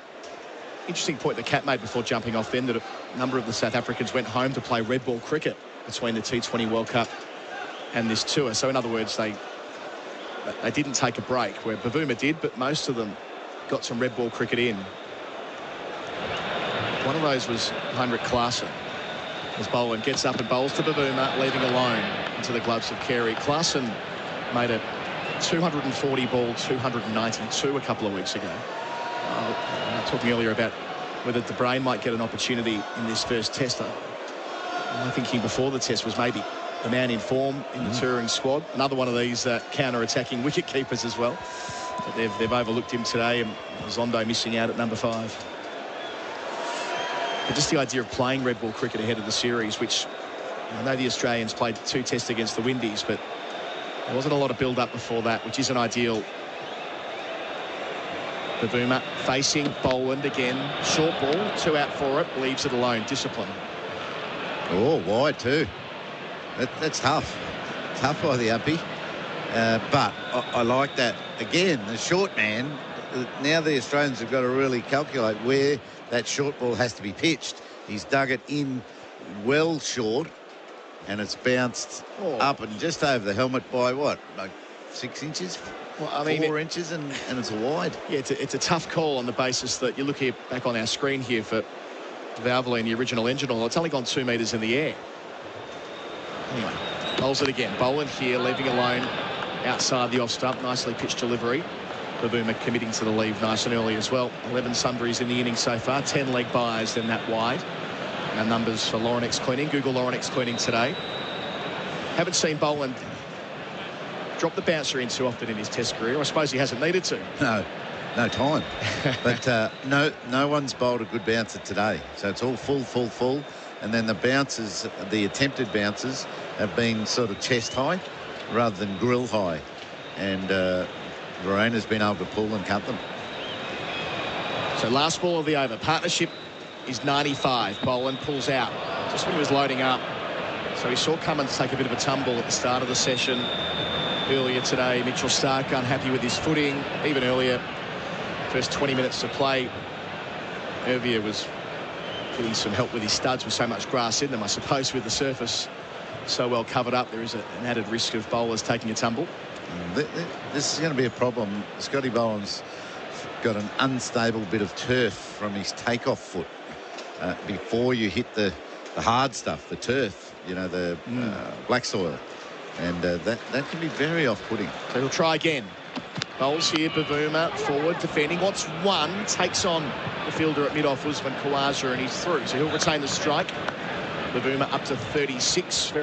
Verena's 58, the end of the over. South Africa, 4 for 123 on the Liberty scoreboard. Liberty loans for free thinkers. Nothing beats a day at the footy. And nothing beats knowing your footy tickets are sorted all year round with the Ultimate Football Membership. Your only way to every AFL Premiership season game played at Adelaide Oval in 2023. Viewed from the historic Western Stand. Enjoy unrivaled access to footy around the country with full reciprocal rights to other footy venues, including the MCG and Marvel Stadium. Secure your 2023 membership now. Visit ultimatefootballmembership.com.au. A beach ball comes onto the ground and is promptly kicked off the ground by the security staff between overs. Just a brief break in play. Do you need a break? Head to Mildura next long weekend. Cummins chats to Stark through it. And Bavuma changes his gloves. Nice crowd here at the Gabba today. The biggest we've seen in the Test summer so far, I'd imagine, by the time we get the numbers through later on today. Saturday afternoon in Brisbane with Stark. Ball in hand on the way to Bavuma. Partnership's 96 off the hip. Doesn't quite get it away. Got big on him. Hit him higher, maybe even on the handle. Well played in the end. And the new gloves. Gloves, yes. The bottom hand. I'm looking forward to Bavuma, you know, the short ball that went over his helmet. He still had a look at it. He still was going to play a shot. He was out of his crease on the front foot, and he still motioned to have a go and then pulled out of the shot. These two men are both watching the ball very closely at the moment. You see their heads dip and watch the ball onto the bat. They're very difficult to remove right now. They're batting so well. So Stark just one back for that short ball at fine leg. Two slips in the gully behind the wicket. He delivers to Bavuma, who takes on the cut shot in front of point. Work to do for Nathan Lyon, racing around from deep backward point. Cuts it off just inside the rope. They're through for a couple. Bavuma playing nicely after lunch. He's up to 38. South Africa 4 for 125. When he gets room through the offside, he's making the most of it at the moment. Very much so. You don't have to be far off your line or your length, and these guys are now getting runs. It's a nice time to bat. And they're taking the crowd out of the equation. They were all fired up early on. 4 wickets in the first hour. The breaks have been put on by Bavuma and Verena. The former on strike to Stark here. Vulture Street end. And he's bowled him. Back onto the off stump. Just as you foreshadowed, Ian Healy. Bit fuller from Stark. On that angle from left arm over. The extra movement does Bavuma. Knocked over for 38. Fire a little inside edge. South Africa losing their 5th wicket with the score on 125. And even that he watched very closely with his head, but for once the front foot didn't get out. He didn't really get to where the bat was and the line of the ball. And it was, in the end, turned into a risky sort of shot outside the line, and with his head not quite over it. So big wicket, because things happened really quickly at the start. This partnership stabilised everything, but everyone knows it can finish fast too. So a partnership of 97, a crucial one, receives applause from the members beneath us here. Bavuma as he leaves the field. But job not done, as has been the case quite a bit for the experienced man this year. He's gotten in, but gotten out before he's had a chance to really make it hurt. Watching the replay back for Valvoline, the original engine oil, it hit the middle bail in the end, or the middle stump right on the top where the bails are. Marco Jansen makes his way to the middle, and that contrast between Jansen, who stands at... Is he on a ladder? 6'8" or 206 centimetres in new money, next to Verena, who can't be much more than about 5'6". At least we don't have Jansen and Bavuma, where there is a... Yeah, Verena was taller than Bavuma, wasn't he? Yes. Felt still quite big there for a while. It does stand out, that's for sure. So Stark gets his 2nd wicket. He's 2 away from 300 in Test cricket. He's still got 3 balls left in the over. Marco Jansen, who has batted as high as number 6 in Test cricket, but he's been leapfrogged by Verena in this series. He's got a Test highest score of 48. That was an important contribution at Lords in a low-scoring game. I do get the sense of doing a bit of heavy lifting, though. Jansen hasn't made it to 50 in Test cricket. He's hit 5 half-centuries in domestic cricket, but averaging only a touch over 20. So a big ask for him at number 7. They all look pretty keen to be out of their crease. Like, Jansen's just marked centre on the pitch, not on the crease line. Right. So I wonder if he's going to come at Stark too. He's going to bat outside his crease and look to get forward. Very Very difficult to do. Extra slip goes in. Stark to Janssen. His first ball in Australia. It's fallen straight and pushed out towards mid-off where there isn't a single. Labuschagne does the fielding. So a partnership that took South Africa from 27 to 125. So they put on 98 throughout the second and third hour of play after they were sent in. And that's woken the Gabba up just when they were getting into I wouldn't say a slumber, but, you know, just drifting a wee bit as you do after being here for a few hours. That switch back on now. All eyes on Mitchell Stark. Can he get a second breakthrough here? Slow clap starts as he turns. Makes his way past umpire Gaffney. Left arm over, bowls here. Janssen leaves alone. Outside off stump. Carey takes it, fingers up again. Which just gives a sense, I suppose, Heels, of the wonderful carry you always get at the Gabba. Yes, it's hardening up. And but there's still grass, which should be fine if you get in as a batsman. That's good, especially at this stage of the ball. How many overs have we done? 34.5. So it's really the nice time to bat. But we're 5 down. Not good. Well, it's what happened to England last year. They consolidated either side of lunch on day one, and the Aussies got busy between lunch and tea. That day it was Cummins. Stark to finish his successful over, changes angle. He'll go round the wicket for one delivery. Into Janssen, yet to get off the mark. Bowls here, leaves alone on length over the top of the off stump. So Stark completes a successful over. 2 runs on the wicket coming from it. South Africa 5 for 125 on the Liberty scoreboard. Liberty loans for free thinkers.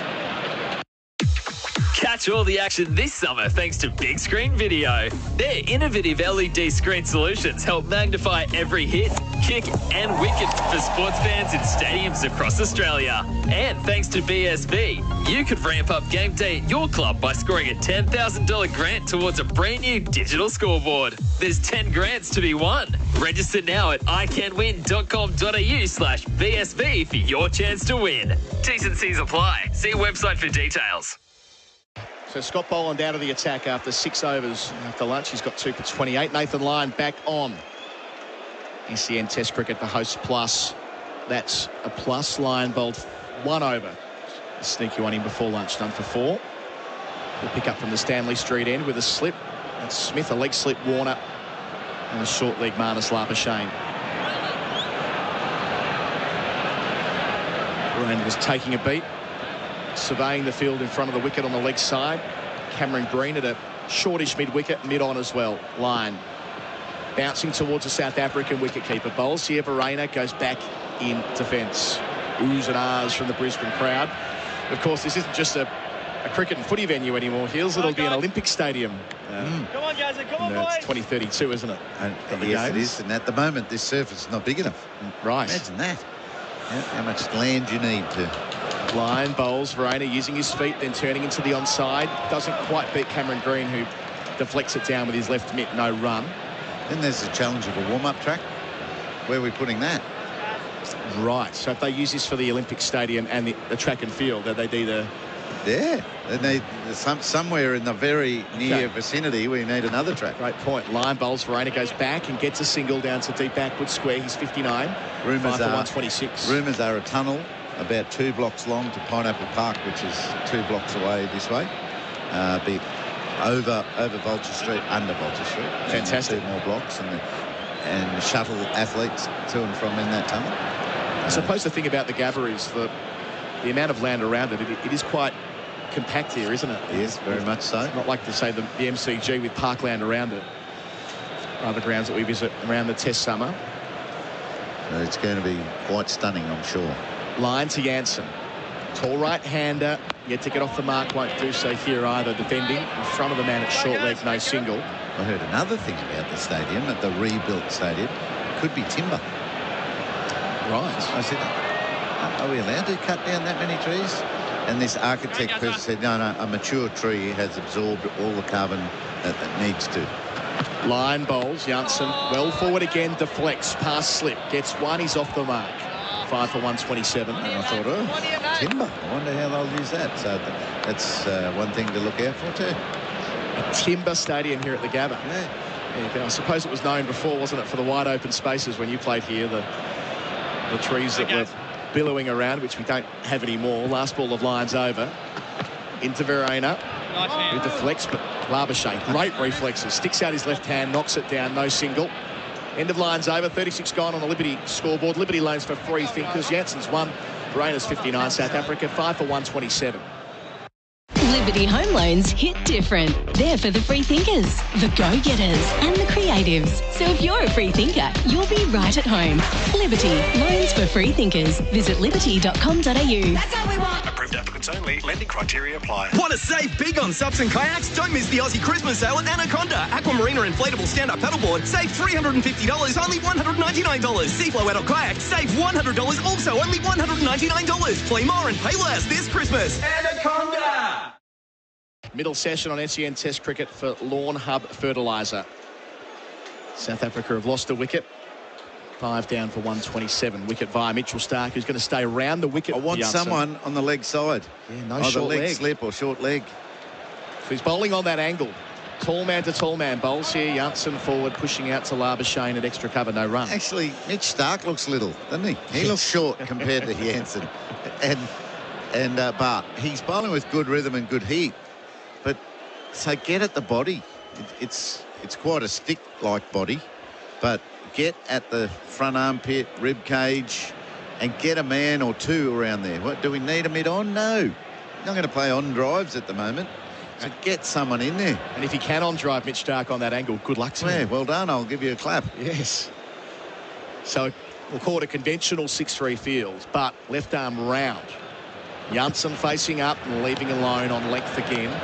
So if it is the Olympic Stadium here, I know the capacity is more for footy than cricket, 36,000 during a test match if they sell every ticket. I suppose that they'll need to go up to find more space here. And not too much. They can't go too much, right? So here you go. I was at a boardroom lunch once and I was bemoaning the fact the capacity wouldn't go to 65, right?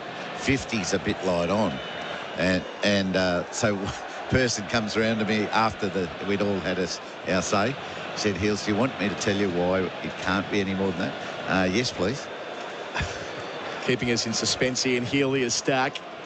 3 slips. Jansen faces up, pushes out just in front of point. In the end, it ends up with Marnus Labuschagne racing around from mid-off. A single, he's 2, 5 for 128. 34 degrees is the gradient at a grandstand, as steep as a grandstand can be.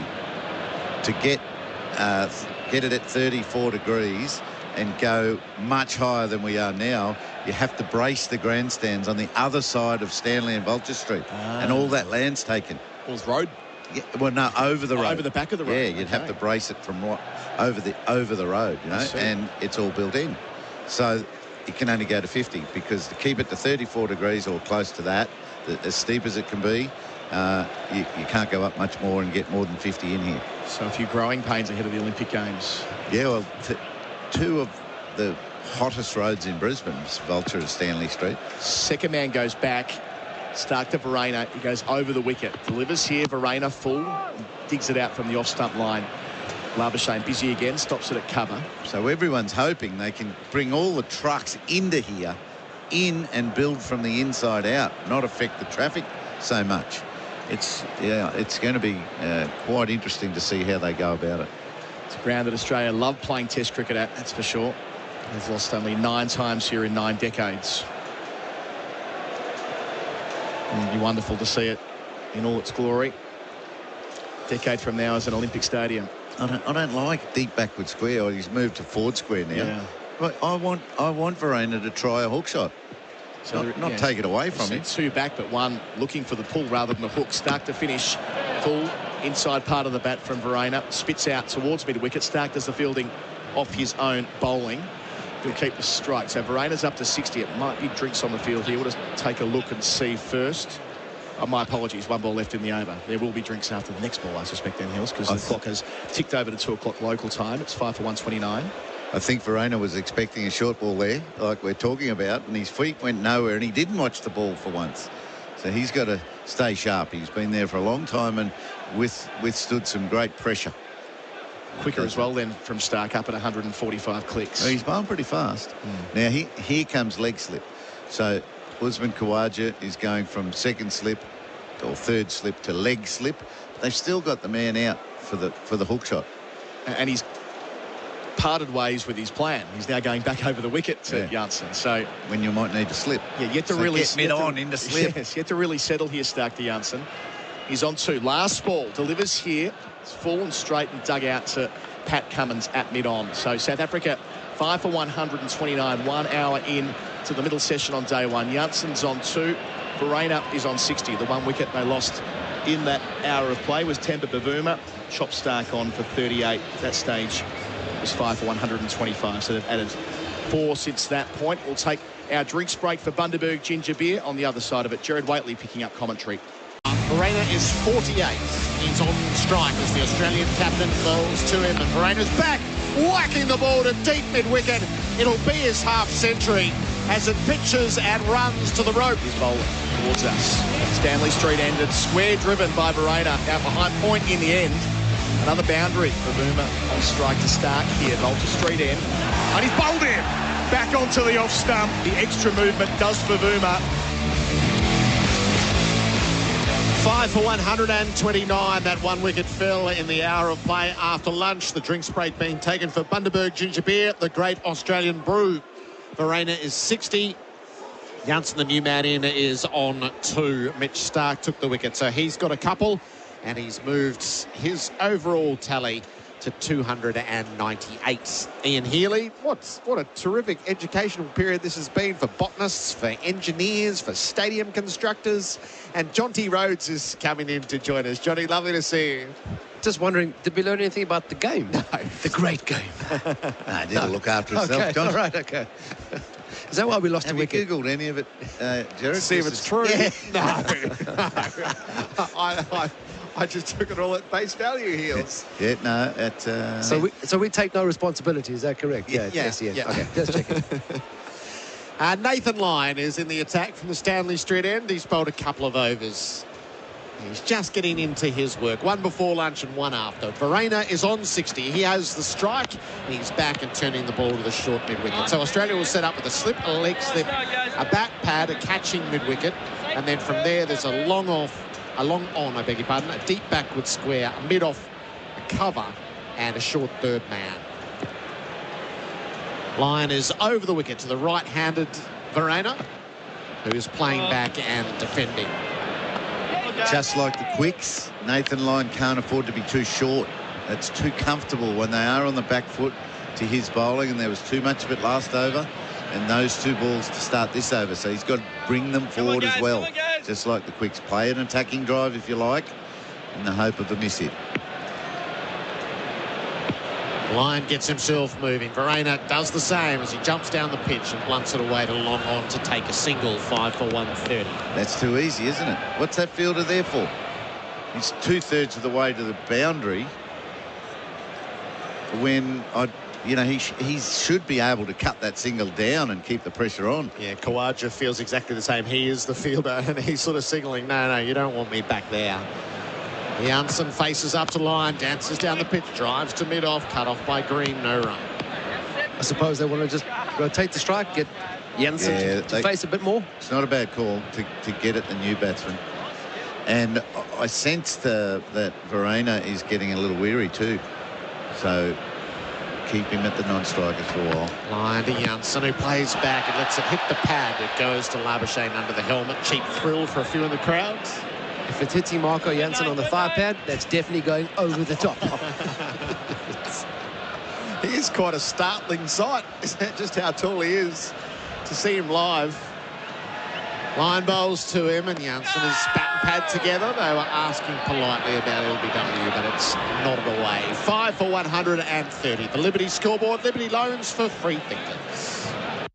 Money Shot, Freeway, BBW are all available at Lawn Hub, the home of hardcore products to transform your grass into the most splendid looking green pristine lawn you've ever seen. Lawn Hub quality lawn fertilisers, wetting agents and weed killers come with cheeky names but world-class results. One morning, on any good keyboard the L is very close to the P, so when typing Lawn Hub into your search engine, watch out for fat fingers. Grow yours with Lawn Hub. SEN Test Cricket for Host Plus, that's a plus. Our experts for Anaconda hit summer for 6 with Anaconda's 10% price beat guarantee. Jonty, Rhodes and Ian Healy on duty. Mitch Starc is bowling from the Vulture Street end, 2 for 31 from his 10 overs. He's got a deep square and a third man as well as the fine leg. And he's got Verena, who's on 61 to bowl at. And turns from his pads to the vacant mid-wickets and hustles through for a single as Cummins moves around from mid-on to do the fielding. 5 for 131. It's good to see from my point of view, Carl Verena actually backs Marco Jansen, so he's not trying to protect him from all the bowling. Because generally, if you've got no faith in your fellow batter, who's, you know, usually a bowler, you try and protect him for as much of the bowling as possible, especially against someone like Mitchell Starc.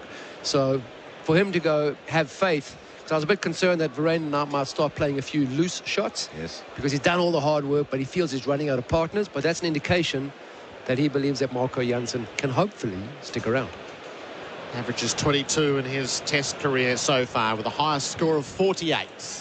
Starc over the wicket to him, and Jansen flashes at a rising delivery outside the off stump, but passes untouched.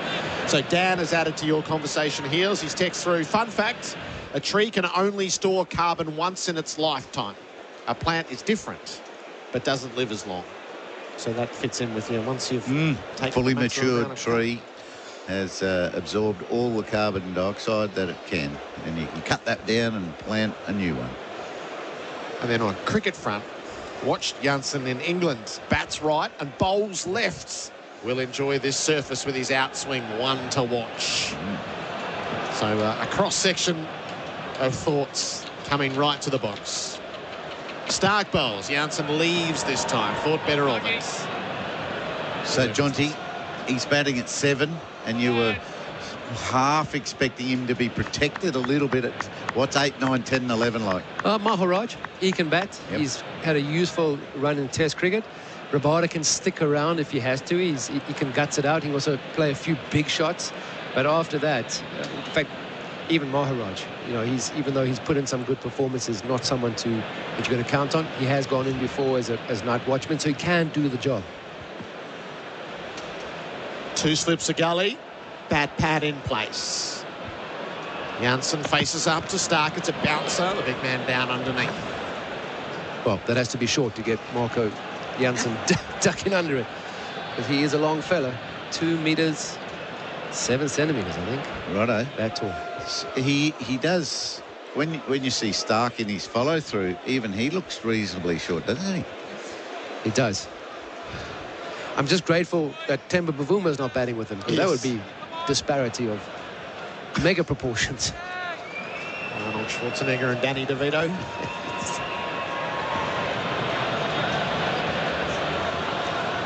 Starc striding in. Bowls to Jansen, who leaves outside the off stump. This is as good as Starc's bowled all day. So he's got to make it count. If he can break this partnership, go one at a time, and then they can rotate the bowlers after he's had his spell. So he's just got to really get at the body. I don't think that he's asked enough questions of Jansen.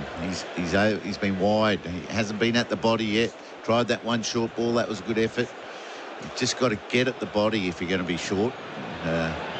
See if you can't get something popping up. So just quickly, you think it's a line or the length that needs to be adjusted after this? Both. Starc around the wicket now, bowls. Jansen drives. He won't beat Labuschagne at mid-off. Swiftly around to his left to cut it off. End of the over. 5 for 131 on the Liberty scoreboard. Liberty loans for free thinkers. Nothing says Aussie summer like listening to the cricket with an ice-cold Bundaberg ginger beer. Bundaberg ginger beer is a true blue brew. A quintessential classic, craft brewed over 3 days using real Aussie ginger and a traditional family recipe, which has been perfected over 4 generations.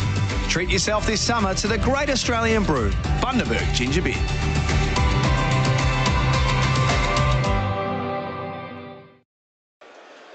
SEN Tits Cricket for Host Plus, an industry super fun for all Australians. 5 for 131. Verena is 62, making his bid to be the player of the day thanks to Bing Lee. He's on strike as Lyon begins the new over, and he's defending the ball to the offside. And when I said both, Jonty, I think when he's full, like that's length, he's been a bit too straight. And when he's short, he's been a little too short, and maybe a little wide, and he's been able to get under it or let it go. So, well full and a little bit wider. Rainer facing Lyon, defending the ball to Labuschagne at back pack. So the Cyril area dismissal perfect this morning, fuller and wider. Yeah. Get someone driving at it, but nearly all the dismissals have been like that, but in between there hasn't been sustained pressure in the right spots all the time. Lyon hops in, he bowls, and Verena turns him to leg. He beats the Labuschagne lunge in close and takes the single to deep backward square where Stark is in position. 5 for 132. The last ball of last over of Nathan Lyon popped up to short point, to silly point. We still haven't got anyone in there.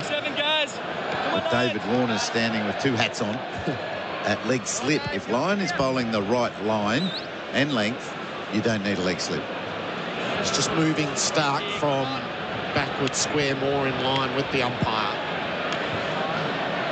So Lyon just took a little bit of time to set his field with Janssen on strike. He is on 2, playing from the crease and defending back down the pitch.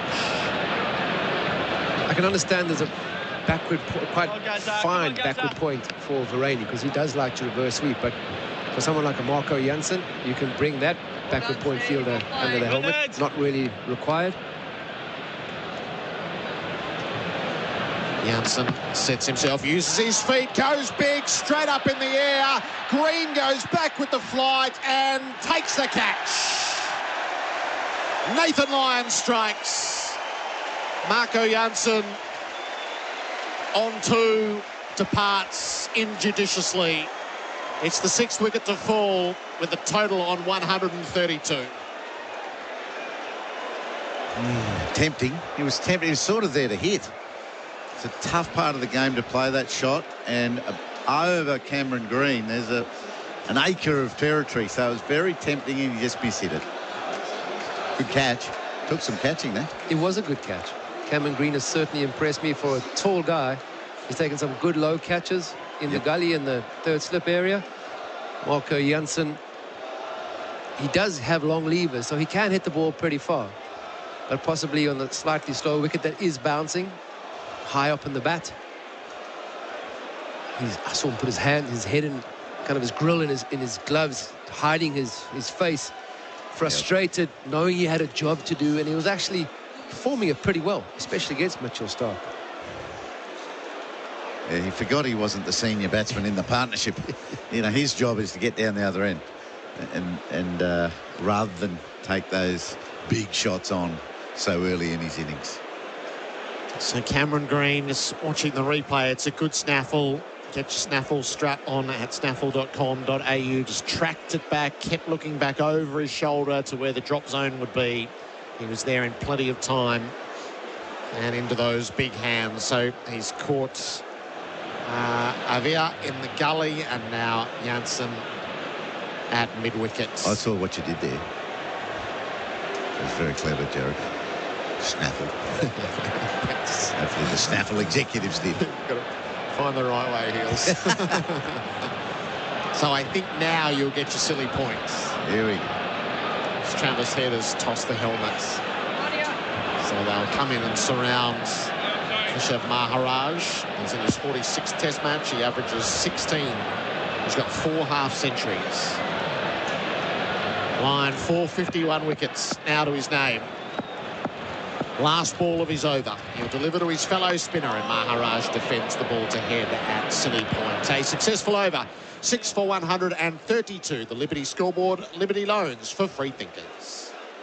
This season on SENSA, we're right behind the Adelaide Strikers. Driving every boundary is Toyota. The feeling never fades. And cleaning up the tail enders, Laurenex Cleaning. Google Laurenex Cleaning today. Catch every Adelaide Strikers game on SENSA.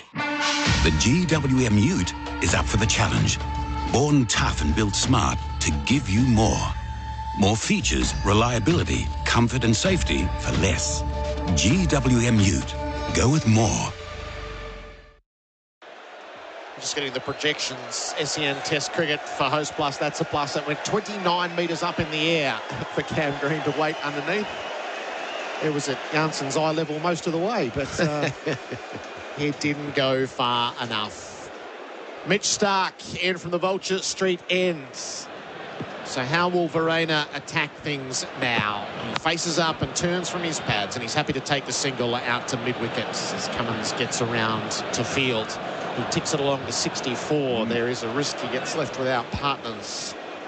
He has stalled a bit in the 60s, hasn't he? The last 4 runs have taken a lot of effort, and he finds himself at the non-striker's end once again. So Maharaj, 1,032 runs at 16. Rabada, 834 runs at 12. Nortje, 160 runs at 8. And Ngidi, 56 runs at 4. So the tail tails quite significantly from here. 2 in the deep on the leg side and bat pads with Maharaj on strike. Stark a couple away from his milestone. He is bowling around the wickets to Maharaj, who's down and defending. He won't beat Labuschagne at mid-off. It has been quite a summer of milestones for the Australian cricket team, hasn't it? Nathan Lyon, Mitchell Stark, right, knocking on the door. Yes, for the lack of competitiveness in the 2 tests. We had milestone after milestone after milestone, either within a match or within a career. Then the Brathwaite, Craig Brathwaite. Yep. He's the only one who's made 100 for the West Indies in so long. The opening position. Maharaj wants to go outside the off stump. A lot of sport happening throughout Saturday. Is this? I like this. My nephew's under-14 team were bowled out for 32 this morning. I reminded the team that a BBL team were all out for 15 and 15.5 overs, and that they lasted 9 overs. They laughed. There's always someone worse off, and it turns out it's the Thunder. Whoa. South Africa, the first hour of play, were getting a bit worried about that, I think. They're lucky for the leg buys. Yes, very grateful for them leg buys. Maharaj yet to score. Stark is bowling to him, and he's edging the ball out through backward points. He'll get runs as Green and Lyon set off in pursuit. It runs all the way to the rope. Green slides in to save the boundary, and they'll settle on 2. That's a terrific piece of fielding from Green. What about the arm? That is, he threw that himself. Yeah. I thought he had flicked it back. I think he's got out of his slide. Is incredible. He was still unbalanced, and he's thrown it 70 metres right to the keeper. That's actually a great lesson from a fielding point of view, because when you slide that back leg, if you're a right-handed thrower, that right leg of yours, it acts as a brake, not only to stop yourself sliding, but then you push off it to generate the power. But I think it does help that he's got wingspan on his side as well. But a great throw. Maharaj on 2. Stark in, bowls to him. Bouncer got out of the way. Good job. That's pretty sharp. That is a good bouncer. Well directed, and like you say, pretty sharp. And he needs to be that sharp when he bowls one to Verena, because he's looking to play those shots, and whereas Maharaj is just getting happy to evade. So get Verena up on strike and give him a good high short ball, fast. Did well, Maharaj, to duck down underneath it rather than try to veer away, because if he had, it would have followed him the whole way. Yuck. Stark, last ball of the over. Maharaj edges, and he's caught at second slip. Smith takes it low down, and the route is on. Maharaj goes for 2. Mitch Stark moves to 299 test wickets. South Africa 7 for 135. We'll get the thoughts of Jonty Rhodes in a moment. That's the scoreboard for Liberty Loans for free thinkers. Right now, all eyes are on football's biggest show. But here at home, there's plenty to see with Kraken, a pioneer in crypto. They're ready to get you off the bench and into the crypto game. Because Kraken lets you buy, sell and trade over 185 different cryptocurrencies, all while funding your account with Aussie dollars. Start your crypto journey with Kraken. To get in the game, visit kraken.com or download the Kraken app today. That's Kraken with a K. SEN Test Cricket for Host Plus. That's a plus. 7 for 135. Jonty Rhodes. Yeah, that first hour of play set South Africa right back. Exactly what Australia wanted, having won the toss and decided against history to insert South Africa. But for me, a big concern always was the quality and the experience of our test players, not the experience of, from an age point of view. There's no young pups other than Carl Verreynne, who certainly showed a bit of gumption. This is how he plays his cricket, though. He's more of a sort of a counter-attacker. So a big concern for a lot of South African fans watching, knowing we've got a really strong bowling lineup. But the big concern was how would we match up in the batting, because Australia certainly have great batters in their lineup. So pretty much what we were concerned about, but hopefully Verreynne and Bavuma didn't do enough, but they did something to stop the slide. But it's been some good bowling since the lunch break. Yes, there was 12 for the opening stand, and then wickets fell at 27, 27, 27. A 98-run stand between Verreynne and Bavuma, but then 125, 132 and 135. It brings Kihisa Rabada into the middle. Verreynne's on 64. So he probably has to go now to get all that he can out of it. Lyon is bowling to him, and Verreynne defends the ball to the leg side. Michael Kasprowicz has come in to join us in the experts chair for Anaconda. Hit summer for 6 with Anaconda's 10% price beat guarantee. Michael, welcome back. Oh, it's great to be back. Gerard and Jonty, nice to join you. Nice time to join this game of cricket. Yeah, 7 for 135. Verreynne back, tucking the ball to Labuschagne under the helmet, no run. It's the type of wicket, too, that you don't necessarily want to come in and obviously tail-end batsmen come in. You can find yourself attacking, but when you're attacking and bowling probably too straight, the runs will come too. Lyon bowls. Verreynne strokes the ball to green at mid-wicket, no run. And I think just that ticking over the tail end, that's the key. Certainly with the established batsman, Verreynne, he's been spectacular. He's been so awesome. But he just needs that support from the rest of the batting order. He's on 64, Verreynne. Oh, that ball bounces wickedly from Lyon. It gets past everybody. The batter, the keeper, the leg slip, and runs down for 4 byes. It's quite interesting, that, isn't it? Because I know Ian Healy was on before and talking about the field and the need of a leg slip. Didn't think you need one. But if balls behave like that, he may well come into play. It's knocked something out of the pitch as it's landed, and thus it is taken off from that boundary for Rotoflex by Blunston. Stability meets the freedom to move. That'll count against Carey, but you're not marking that against Carey if you saw it. Just have a look at that replay for Valvoline. It's just a little divot comes out of the pitch as it lands. So Lyon, a little something to work with. Leg slip has gone back. Verreynne is leaning forward and defending back to the bowler. I think that was more Heels' point, was the line. So if you're bowling it towards leg slip, you're bowling it too straight. So, bring it slightly wider, because if it does turn and bounce from there, where do you go? He could take evasive action because it was straight. Lyon to round out the over. Bowls and Verreynne. He's edging and he's caught. Smith takes the catch at first slip.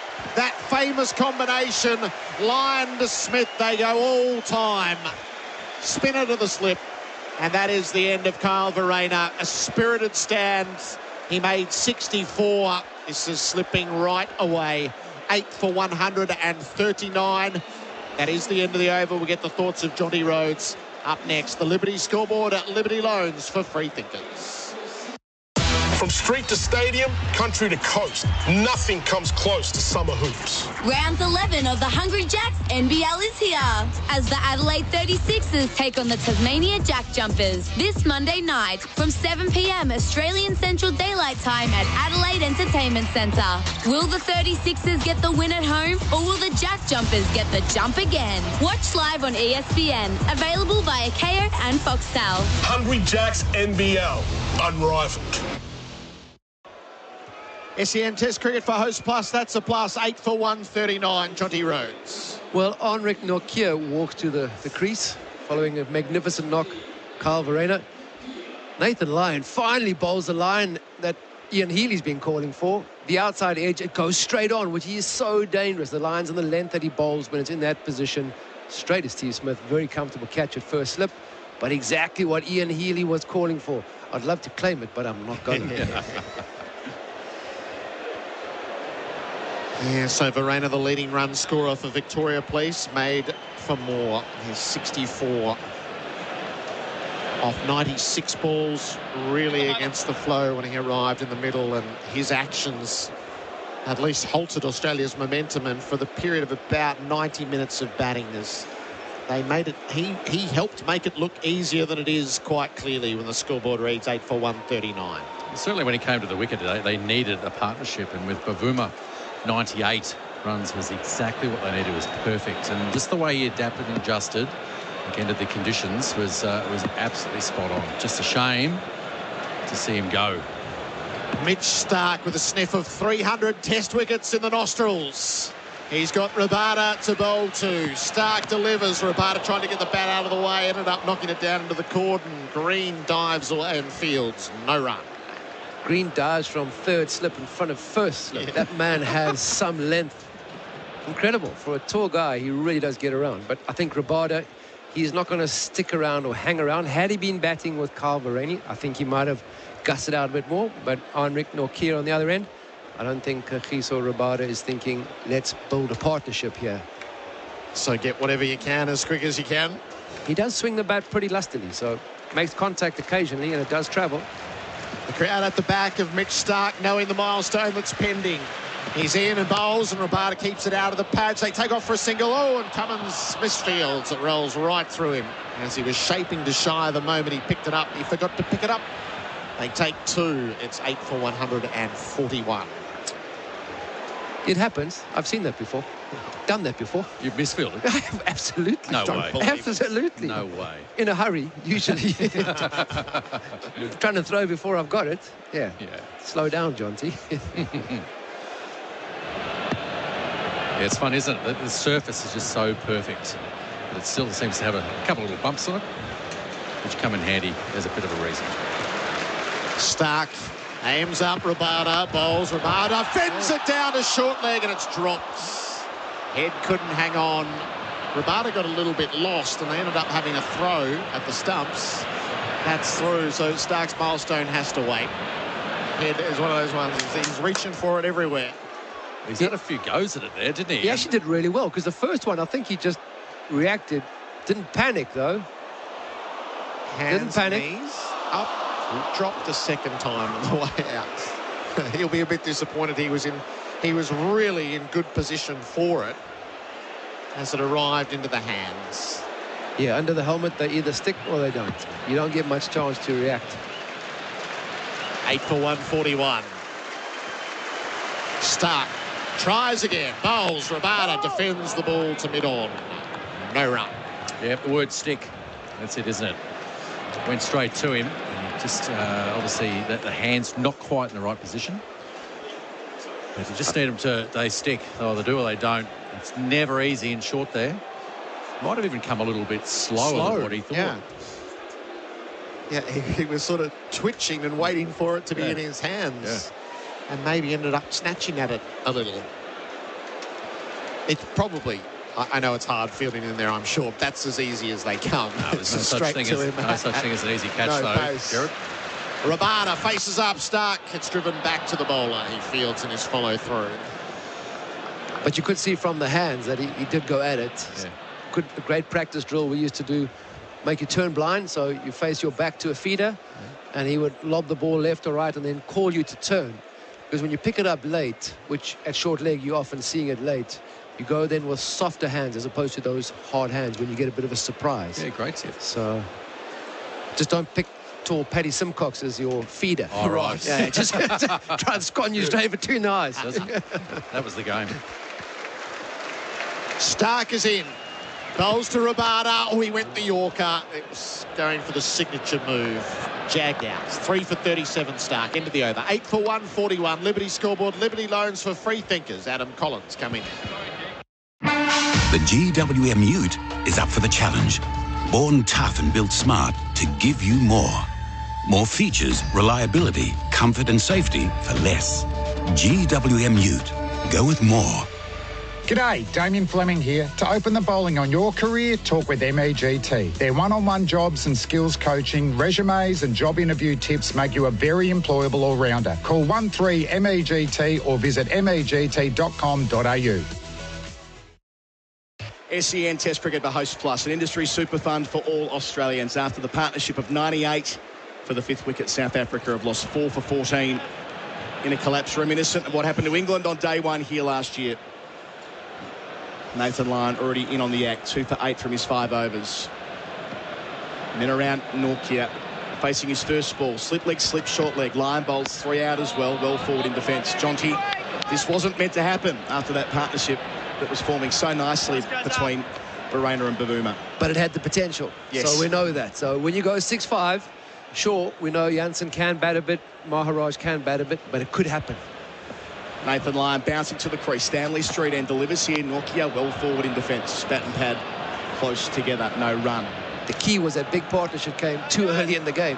You kind of needed those guys to be batting after lunch and closer to tea. When you're that score from the start, always under pressure, it just takes one. Lyon once more. Passing umpire Tucker, delivering here, and again he's forward. No silly points. We can get away with thrusting that front pad forward. Verreynne, plenty to work with there, though. His first test match in Australia, relatively new to test cricket, but he was assertive. He pushed back against plenty of pressure. Yeah, he and Bavuma had a good partnership. Bavuma, we know he digs in. His strike rate is, he's not a flowing cricketer, but he's very sort of nuggety, and he holds up an end, rotates the strike well from a drop and run. But Carl Verreynne, from the get-go, he took the opposition on, and it almost seemed to spread the field and make it a little bit easier to rotate strike. So that prompts a change in field after Nortje coming down the track on 3 occasions. They now have the silly point. Travis Head lid on, boxed in. Silly point, short leg, leg slip, slip. Before in close. Lyon delivers here. Nortje still getting forward and on the half volley to Travis Head. I'm preferring this field much more so because instead of the man in the right in the outfield, deep mid-wicket, cow corner I think it's also called, he's under the nose there, short, silly mid-off. 2 left in the set. Lyon bowls. Nortje. It's good so far on the front foot defending. Travis Head gets another touch. Yeah, I just think that for the lower order batsmen, and certainly not tail end, lower order batsmen, like to call them, yeah, you just want to sort of give them the opportunity and leave the gap there, make him, force him with incentive to hit it over the top. Lyon to Nortje, and he completes a maiden. Defended again into the offside. Travis Head does the fielding. It stays at 8 for 141 on the Liberty scoreboard. Liberty loans for free thinkers. The Southern Hemisphere's best yearlings on Australia's holiday playground. The 2023 Magic Millions Gold Coast Yearling Sale, January 10 to 16. It's the sale where the smart buyers shop for superstars. Graduates include Spring Carnival stars Coolangatta, Alligator Blood, Madame Pommery, Jacquinot, Ellsberg, Manzoice, and In Secret, and Hong Kong champion Golden 60. The Gold Coast Yearling Sale offers the cream of the Australasian yearling crop. See the catalogue at magicmillions.com.au. Mitchell Starc on the hunt. He's 1 away from 300 in Test cricket. Adam Collins, Michael Kasprowicz with you. Our experts for Anaconda. And our second session is for Lawn Hub Fertiliser. Mentioned before, Casper, that it's frighteningly similar to last year. The analysis so far. England on that day were 3 for 24 early, 4 down at lunch, and all out for 147 before tea. That could be the case today. Starc bowls and Rabada deflects through what ends up being second slip. Smith can't grab it.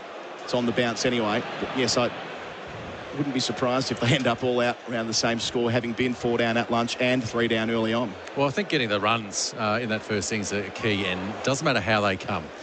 Anyway at all, even through the slips cordon. We'll take them, South Africa will. Yeah, I think it's great. We've seen that, the strength of the Australian side for a number of seasons. Obviously, it's a set team. A couple of changes, of course, with Josh Hazlewood out, but Boland coming in and seamlessly fitting into the side and dominating in that spot. Starc on the way, slow clap, 299 Test wickets, past the edge of Rabada. That got big on him, past the gloves as well. Extra oomph through to the gloves of Carey. You know what's exciting for that delivery is this wicket only gets quicker. So day 2, it's always faster. It's harder the surface there. But that little bit of grass that we've sort of seen on that wicket will actually will provide it, will keep it together. And so seeing the ball go through like that for any young fast bowler out there, get inspired. So Stark's got 2 slips of gully. Line at a deep backward point. Travis Head under the lid at short leg to Rabada. He's on 2, Stark's on 2.99. Up to the crease here, Rabada takes on the short ball. Half a shout from behind the wicket, but that's gone over the top of the gloves. Stark just gesticulating to his keeper. Maybe we consider a review. I don't think he'll go anywhere. He's shrugging the shoulders, isn't he? Do we have a look? He's still asking. Certainly getting opinion from behind us. 8 seconds left on the counter. I reckon Stark has convinced Pat Cummins. It would be a bit of an anticlimactic way to reach 300, but we will go upstairs. The TV umpire, Richard Kettlebrook. TV umpire to director, we have a player review for caught behind. Original decision is not out. Front foot checked, it's a fair delivery. Move on to front on spin vision, please. Our third umpire for BizCover, business insurance made easy, Richard Kettlebrook. Okay, thank you. Doing the work this week. So the question is, was there some glove on this? First replay, Casper, talk us through it. Well, short ball, it was right on the money. Certainly on the inside, Rabada there. Did it clip a bit of glove on the way through? Okay. The wrist. Do we have a leg side hot spot on that available, please? So first replay, we don't learn an awful lot. That's from behind the batter. We get a look at the hot take spot. that right back, please. Well, yes, that's not a great review, I don't think. Keep it rolling No. through. Keep it rolling They had a through. few up their sleeve. But... Keep it rolling through. Let's just confirm that with Snicko, please. Richard Kettlebrook, so thorough. Everything from that. Did a great job in the India-Pakistan World Cup game, didn't he? Going right. you want that pressure on. You need that. Thank you. Umpire. Going to go back to Chris on field, whose original decision of not out. Chris Gaffney confirms his decision is not out. So Stark halfway through his 14th over, but right in the hunt. Rabada waiting for him. Stark away from us, gets to the crease here, bowls down the leg side for a second time, and Carey drops what was nearly a crowd catch. That's what it's like here at the Gabba, your home ground, Casper. All eyes on the bowler, and they've seen this one before. You don't appeal unless you think it's out, unless you know it's out, of course. But look, he's got some enthusiastic slip fieldsmen in Smith and Labuschagne. They've had their arms up here, high in the air at any time the ball goes through. Yeah, Steve Smith in a new baggy green today. We'll explain that as we get into the evening session. Waiting there at second slip. Stark, 2 left in the over. Bowls here to Rabada, full straight and driven away. Beautiful shot out towards the rope at deep extra cover. Rabada advances to 6, South Africa. 8 for 145. Our boundaries for Rotoflex Blood Blunston. What a great shot that was, and balanced. He really still as he's hitting the ball. You think the short ball might have maybe forced him back a little bit, but no sweat at all. Just balance as he's hit the ball and on the ground the whole way to the fence. Great shot. Got a guest coming in next over. Quickly tidy up some round the grounds. Pakistan are elected the bat at Karachi in their 3rd test. England are giving a debut to Rayan Ahmed, the youngest test cricketer ever. 18 years of age, the leg spinner. Back to that through the evening session as well. Stark to complete his over to Rabada down the leg side for a 3rd time. Bit greedy there throughout the over, Stark. End of it. 8 for 145 on the Liberty scoreboard. Liberty loans for free thinkers. Rabada on 6. Nokia yet to score. Liberty Home Loans hit different. They're for the free thinkers, the go-getters and the creatives. So if you're a free thinker, you'll be right at home. Liberty, loans for free thinkers. Visit liberty.com.au. That's how we want. Approved applicants only. Lending criteria apply. Hi, Alex Carey here, Australian cricketer. Before any Toyota servicing, you'll know the exact cost. Depending on the model, we will cap the cost of your standard logbook service for up to your first 5 years. With Toyota Genuine Service, the feeling never fades. Oh, what a feeling, Toyota. Mitchell Stark coming off at the end of the over. It doesn't look like there's anything wrong with him. Just going for a toilet break. It'll be Nathan Lyon to continue. Although in saying that, Stark has pulled up a seat. So at the very least, it'll be the end of his spell. 61 runs and 4 wickets in the session so far. Nathan Lyon to continue. We have a special guest joining us through until tea, Casper. Lyon, new over starts here. Bollington Norkia gets big on him. Tortosilly points off the shoulder of the bat. Norkia's gone for a duck. Nathan Lyon gets his 3rd wicket. 9 for 145 as we welcome the Federal Sports Minister, the Honourable Annika Wells. First ball on commentary, wicket for you. You are welcome, Australia. Good to be with you. You've timed that splendidly. And what a fabulous piece of bowling from Lyon to get that extra bounce. He talked this morning about loving bowling at the Gabba, like it was with Shane Warne. Spinners who can hit the seam and get the ball to get up were always a bother around the bat, Kasper. Yeah, absolutely. Just that bounce, extra bounce there was very obvious, wasn't it? It struck him. Simple catch. Unfortunately, that's the end of the ninth wicket. And look, it's Australia here. They'll be looking to close this off pretty quickly. Ngidi walking out at 11, 9 for 145. Annika, you're here today in your capacity as the new sports minister, sworn in earlier this year. First day at the cricket in that job, and Australia doing beautifully. You must be loving this. Well, like Kasper, I'd call this my home ground. So I'm glad to be here in official capacity. I'd be happy to be here in an unofficial capacity. I think Queenslanders are really turning it out. You couldn't ask for a more festive atmosphere in the crowd. I'm out at deep extra cover when I'm not here with you, and I nearly missed the first wicket because the Where's Wallies were challenging the fake umpires to a sculling match, and I was quite distracted by that. I nearly missed the first one, but luckily I pulled back in time. All the fun of the fair here at the Gabba. What are your favourite memories of coming to the Gabba across your life here in Brisbane? Well, in the cricket, I was here for Marnus Labuschagne's maiden test century. Right. That was Pakistan, November 2019. And I remember someone next to me saying, this bloke's pretty special. And I think that ended up being the summer of Labuschagne. Because he came off, came on the Ashes for Stephen Smith. 4 tons in 6 test matches. Summer of Marnus. Line. Can he finish it here? In Ngedi's first ball, half a shout for leg before, inside edge onto the pad. Not out. They won't be reviewing that. I suppose you'll be here every year now with your sport minister's hat on. Day one at the Gabba, something to get used to and enjoy. Well, I've already put my bid in to the chairman and CEO that it should always be us here, based on form. Line bowls and Ngedi forward, pushing into the onside, evading the man at short leg, Labuschagne. No catch on offer there. That seems to be a big thing for Queenslanders. They get a bit frustrated when they don't get the first test. We certainly do. We take it very personally.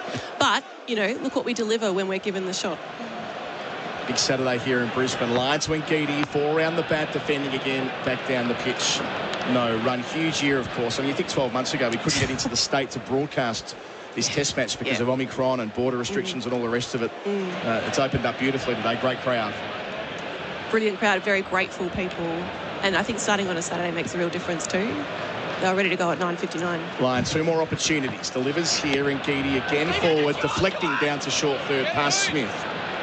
They'll get a couple. Ngedi off the mark. 9 for 147, the score that England have bowled out for here this time last year. Yeah, think about that time of queuing for rat tests and having to QR code in everywhere and all the rest. It feels a very different world 12 months on. Yeah. My office was doing a ring around to all the chemists trying to find rats for people and publishing the results at 5 p.m. each day. It feels a very long way from that now. Lyon's last ball. It's being held here. Pat Cummins tweaking. He'll send Scott Boland out the deep backward point, offering a single to Ngedi if he wants it.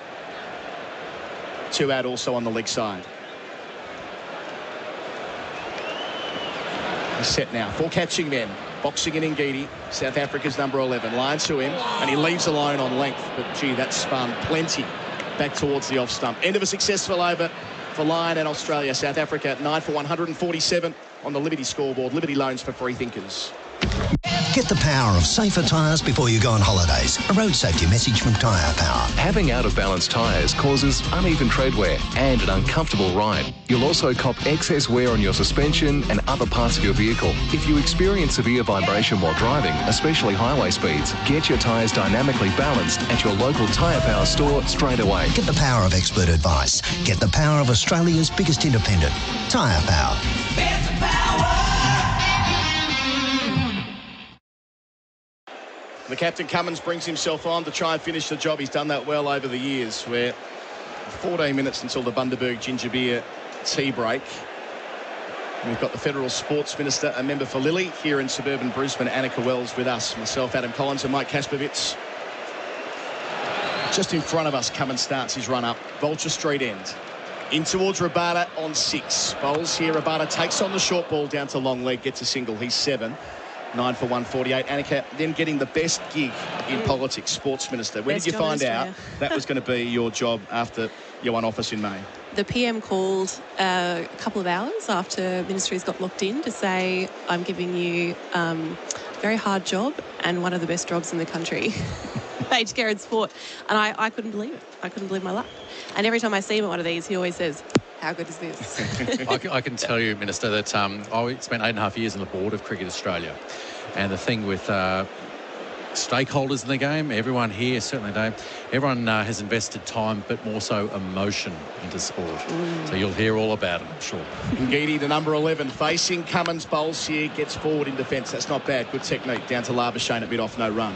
And so all that emotion becomes, I tell you, obviously for me, it was what was wrong with Australian cricket at the time. Not a whole lot of solutions. I'm gathering that's a bit the same like politics, isn't it? Well, you mean a lot of admiring the problem rather than constructing the solution. Oh, but Don't know what you mean. But the best part about sport is that winning solves everything. So as far as when the Australian cricket team's bowling well as they are, there's not a problem in the sport. Cummins to Ngidi. He's on 2. The skipper delivers. Ngidi fends. Doesn't get an edge on it. Through to the gloves of Carey. Unorthodox way of playing.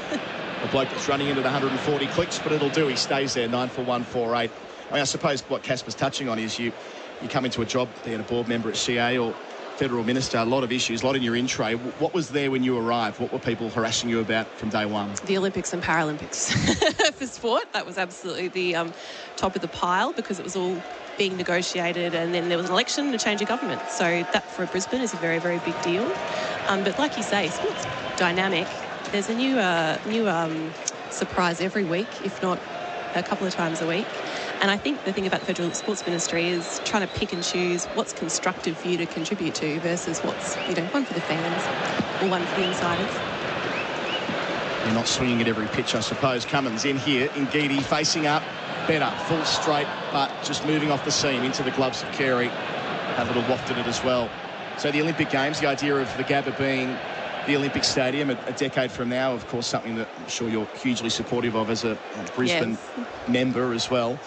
It will mean the stadium will need probably a bit of love along the journey as well. Yeah, and that's part of what the PM said too when giving me the sports portfolio. He said, you're the proudest Queenslander I know and you're a Brisbane girl, so who better than to kind of steward this through.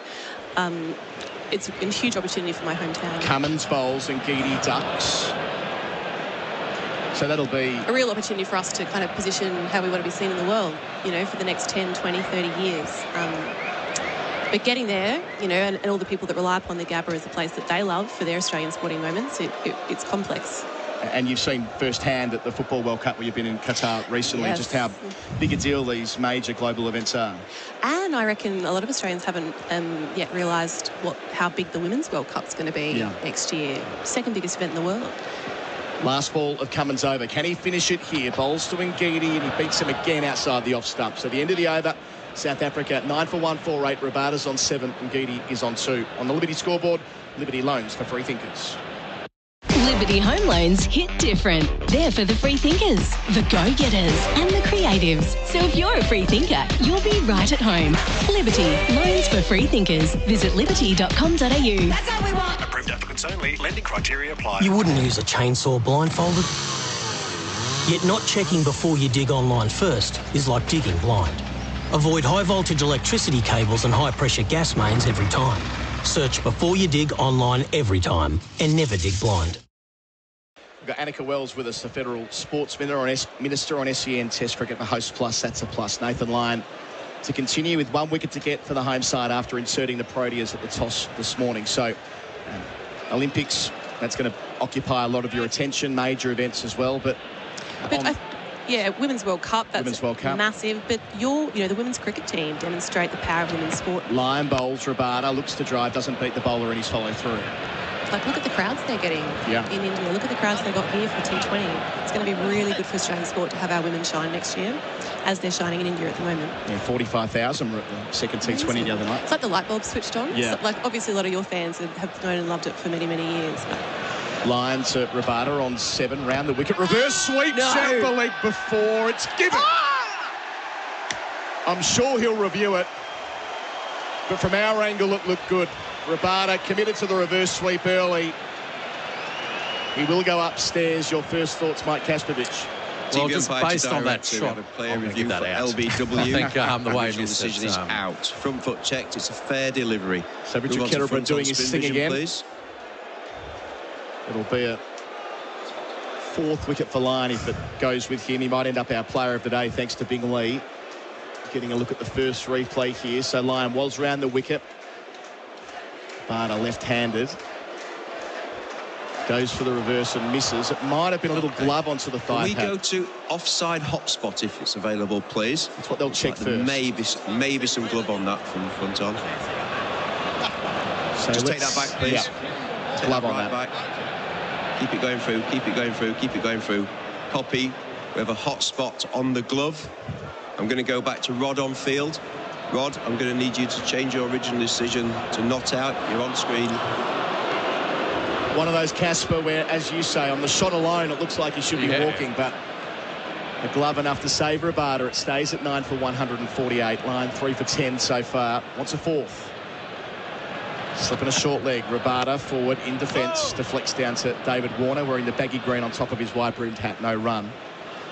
The other topic that I'm sure you get a lot about, especially from people that listen to SEN, Tassie footy team. Absolutely, I get a lot from the SEN followers on the Tassie footy team. I'm keen to hear your thoughts on federal government starts there. Lion bowls wider of the crease. Rabada leaping at it over the top of Mitchell Stark at backward point. It does clear him. He got a right hand to it, going back with the flight. They'll get 2. They'll move beyond 150. They'll take a 3rd as well. Stark with the sliding stop just in front of the rope. 9 for 151. Not far away from Stark being involved in the game again. Kasper. That was such a great effort. So you can see what athletes the players are these days. The miss hit there, but the distance he made to actually get there and outstretched there. He's a long, tall guy. Is Mitchell Stark. Unfortunately, it didn't stick.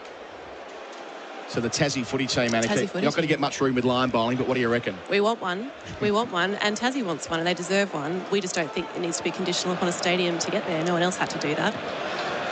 So line bowls and Geedy 10, Geedy 2 rather, swings again towards mid wicket. Cameron Green this time nearly got the chance to drag one in, but upon diving and sticking out his right hand, it didn't quite stick either. 9 for 152. Didn't make the contest in the end. And Geedy's 3. So, as you say there, so supportive of a Tassie team, but absolutely, but not going to be. $375 million for a stadium's a lot to ask. Right, firm position there. Lyon to complete his over. Rabada goes back and carves down to Mitchell Stark at point. No run. End of the over. South Africa 9 for 152. Rabada's on 10 and Geedy's on 3.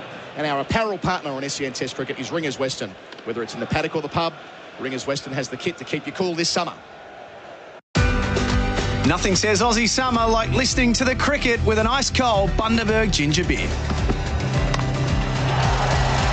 Bundaberg ginger beer is a true blue brew. A quintessential classic, craft brewed over 3 days using real Aussie ginger and a traditional family recipe, which has been perfected over 4 generations.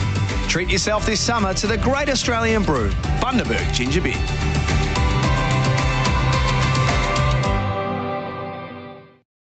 Pat Cummins is going to continue. We have 5 minutes until the scheduled tea break, although they might kick on, given it's 9 wickets down until the 10th has been taken. 3 slips and a gully. Cummins picked up a wicket early out of Rassie van der Dussen, caught behind. Striving here for a second. Starting his 13th over. Bowls here in Geedy on the drive. Doesn't beat Cummins in his follow through. So you've been in Qatar. Obviously, had a big hand in travelling around doing what you need to do. I wonder whether we can convince you to come to India for the Border Gavaskar Trophy in February and March where Australia play 4 test matches. I suspect you might have the PM's number, Colo. You may be just the man to make the ask. I think the PM's keen to come anyway. Yes. But the question is, can you get on the delegation? Can I get on the delegation? I think it's a Parliament sitting week. I actually looked into this. There are 4 test matches. They can't all be sitting. That's true. Get up to Durham, Charlotte. It's a marvellous place to watch the game. Kasper's nodding next to me. Cummins bowls and Geedy deflects into the gully, and that is that. Captain Pat gets the 10th wicket.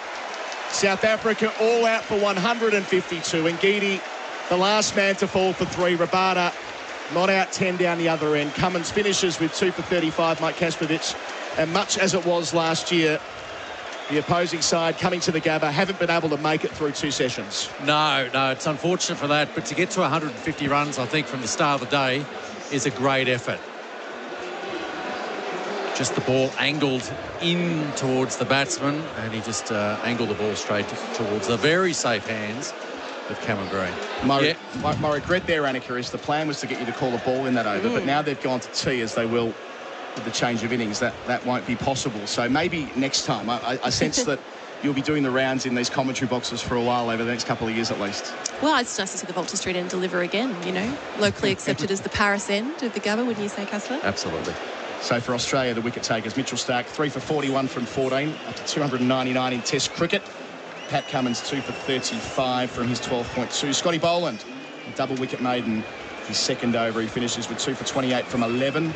Cameron Green, none for 20 from 3. And Nathan Lyon loves bowling here at the Gabba, 3 for 14 from his 8. South Africa, top scoring, Kyle Verreynne, 64. He added 98 in Temba Bavuma, who made 38, but after that it was grim reading for South Africa, so they lose that 5th wicket with a score on 125, and they lose 6 for 27 in the 4th hour of play. So reading through the card, Elgar 3, Irvia 10, Van der Dussen 5, Bavuma 38, Zondo 0, Verreynne 64, Janssen 2, Maharaj 2, Rabada 10 not out, Nokia none, or Duck and Ngidi out for 3. 15 extras all out for 152. Annika, as we said before, what a great day to be here as an Australian minister here doing your job as sports minister, walking into your home ground in Australia, pull off a performance like that. Certainly doesn't feel like work, does it, Collo? How good is this?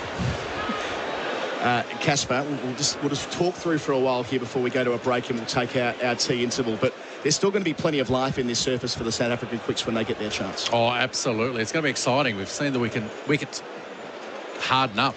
Ball going through nicely there towards the end. We saw Mitchell Starc with a couple of deliveries that Alex Carey was actually taking with his fingers pointed skywards, pointing up, meaning the ball is really carrying through, which is great to see. And I think that's going to excite the South African bowlers. More importantly, they're going to have a new ball in their hand, and they're going to be coming in loving bowling at the Gabba. I think it's important for them to strike early. And I'm really interested to see the firepower that they have. I love this text coming in. Love hearing a genuinely excited minister at the cricket. Refreshing, says Shano. Apologies for all my shouting through the peerless commentary that you're experiencing. I do think it's authentic that you were so excited each time the ball hit the edge of the bat. While we have the chance to keep padding out our thoughts on the session that was. I mean, these Australian cricketers have used their megaphones quite widely this year, talking about issues off the field as well. Yeah. I mean, that is an interesting position for you to be in, hearing the Australian cricketers keen to be out there and be heard. It's pretty clear cut for me. I support athletes' rights, and I want to champion athletes, both their ability to raise issues that are important to them, and also to fight for their own wages and conditions. I mean, these aren't, I've said this before, but they aren't chess pieces on a chessboard. You know, these are Australians who Australians rely upon for the enjoyment and excitement of the great sporting moments of our nation that we all need, you know, especially coming out of COVID. So I absolutely support athletes' rights. I have championed them, want to keep championing them. Good on Pat Cummins. We welcome in our listeners in New Zealand and SENZ. The score update is that South Africa, after being sent in, have been castled for 152 on the stroke of tea on this first day. 3 wickets for Mitchell Starc, 2 for Cummins, Boland, and 3 for Nathan Lyon, the spinner. Annika, we'll bid you farewell. You've got other commitments through the course of the afternoon, but thanks for joining us on SEN Test Cricket. Let's hope we can do it every now and then, maybe in India in February and March. That sounds brilliant. I'm glad that the Labor Poly magic dust has continued to sprinkle like Hawkeye back in his day, and I'd love to see you next time. Yes, thank you, Annika. This is the tea break for Bundaberg Ginger Beer. We'll take a breather now on the other side of it. Gerard Whateley through the tea break. South Africa all out for 150. Toyota Genuine Service ensures your Toyota vehicle receives expert care and attention from their trained technicians. Australia versus South Africa on SEN Test Cricket. His feet goes big, straight up in the air. Green goes back with the fly and takes the catch. Starc, last ball of the over. Maharaj edges and he's caught at second slip. Smith takes it low down. And to round out the over, bowls and Verreynne. He's edging and he's caught. Smith takes the catch at first slip. You understand here, Bones. Hit big on it. Caught at Chile points. A of the shoulder of the bat. Cummins bowls and Keating deflects into the gully, and that is that. Captain Pat gets the 10th wicket. South Africa all out for 152. The tea break. The Bundaberg Ginger Beer, the great Australian brew. It all happened rather rapidly at the start. South Africa lost 4 for 27. At the end, they lost 6 for 27, and the sum total of it is all out for 152 in 48.2 overs. The tea break for ginger beer, for Bundaberg Ginger Beer, the great Australian brew. Simon Katich is part of our broadcast team. Kat, what are your thoughts?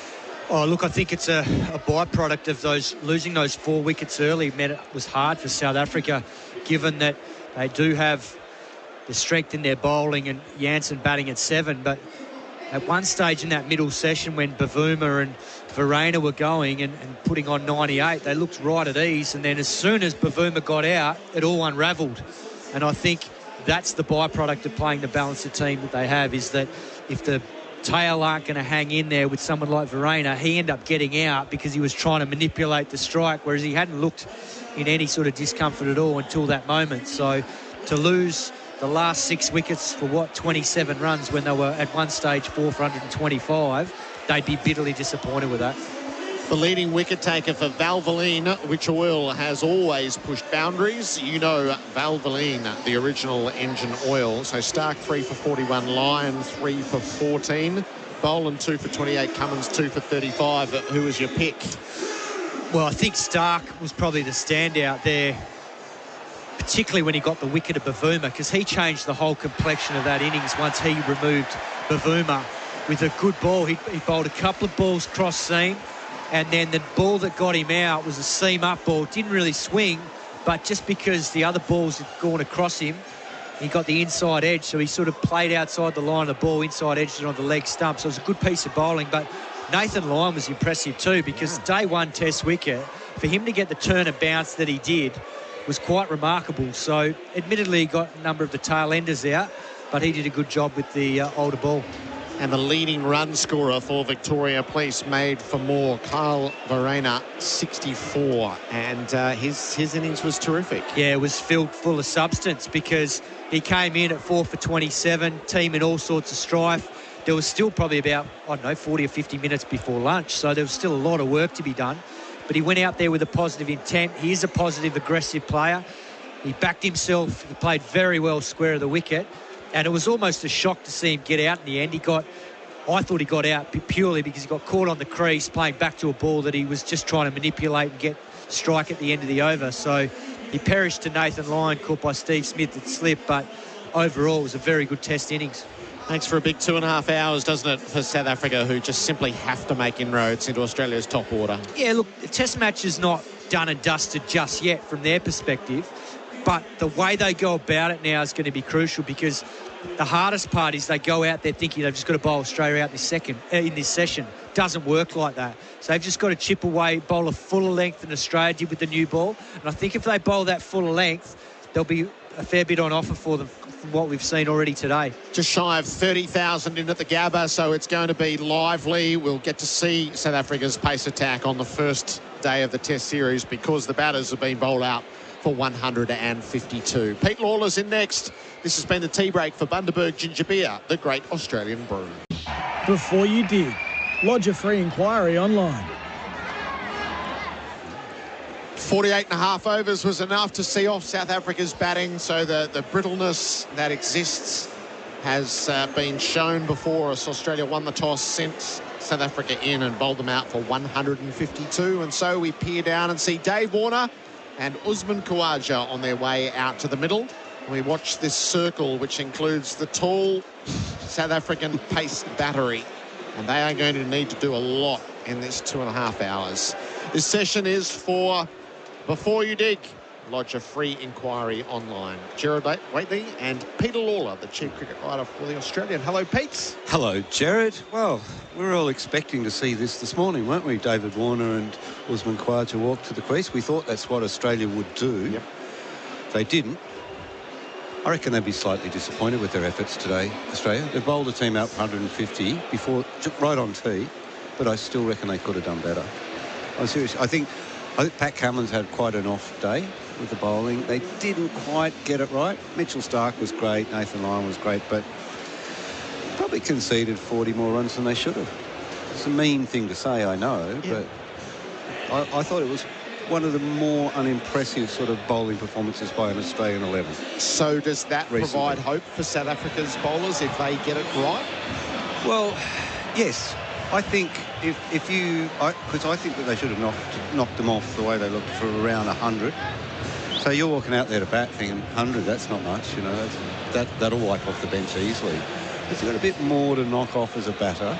And, of course, this is the big story in Australian cricket at the moment, isn't it? It's David Warner taking strike, first ball, Kagiso Rabada bowling, 257 test wickets from 56 matches, one of the best strike rates in cricket, against a batsman who's struggling.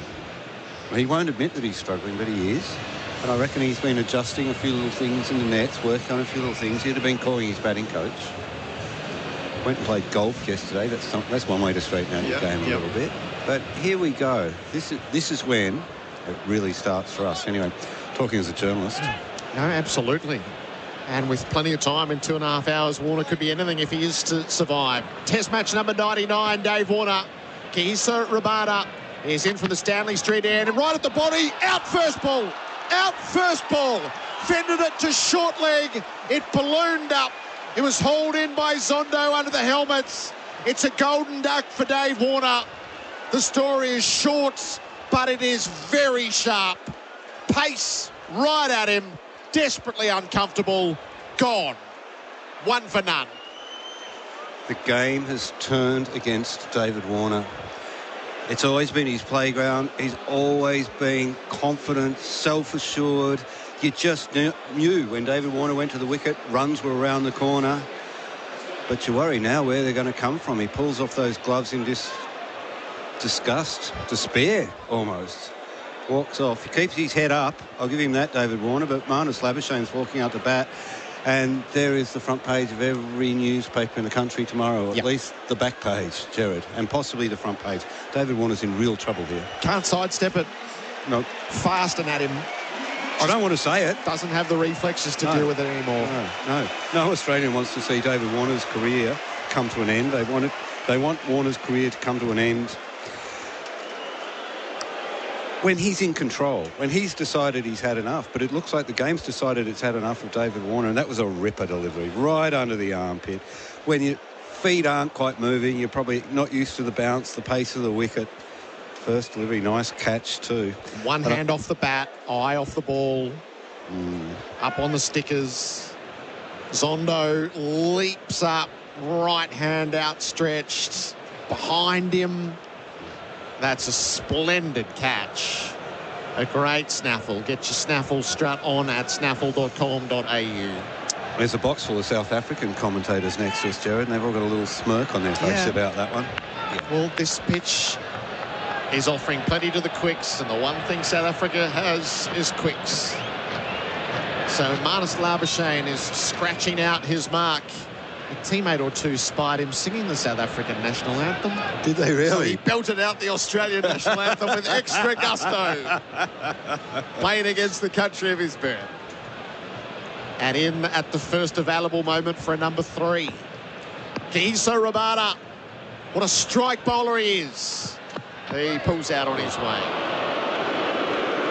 It's almost like he lost the ball in his hand. The ball slipped from his hand. Yep.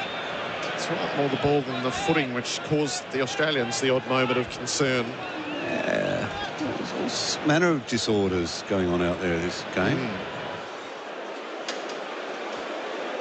Yes, well, let's watch this.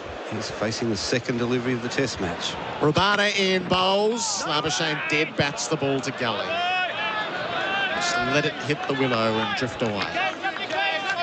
Well, this is Marnus Labuschagne's backyard, isn't it? This is where he's learned to play cricket, learned to play first-class cricket, and played first-class cricket well enough to get here. Just watching that Warner replay again, and you're going to be seeing a lot more of that. Yeah.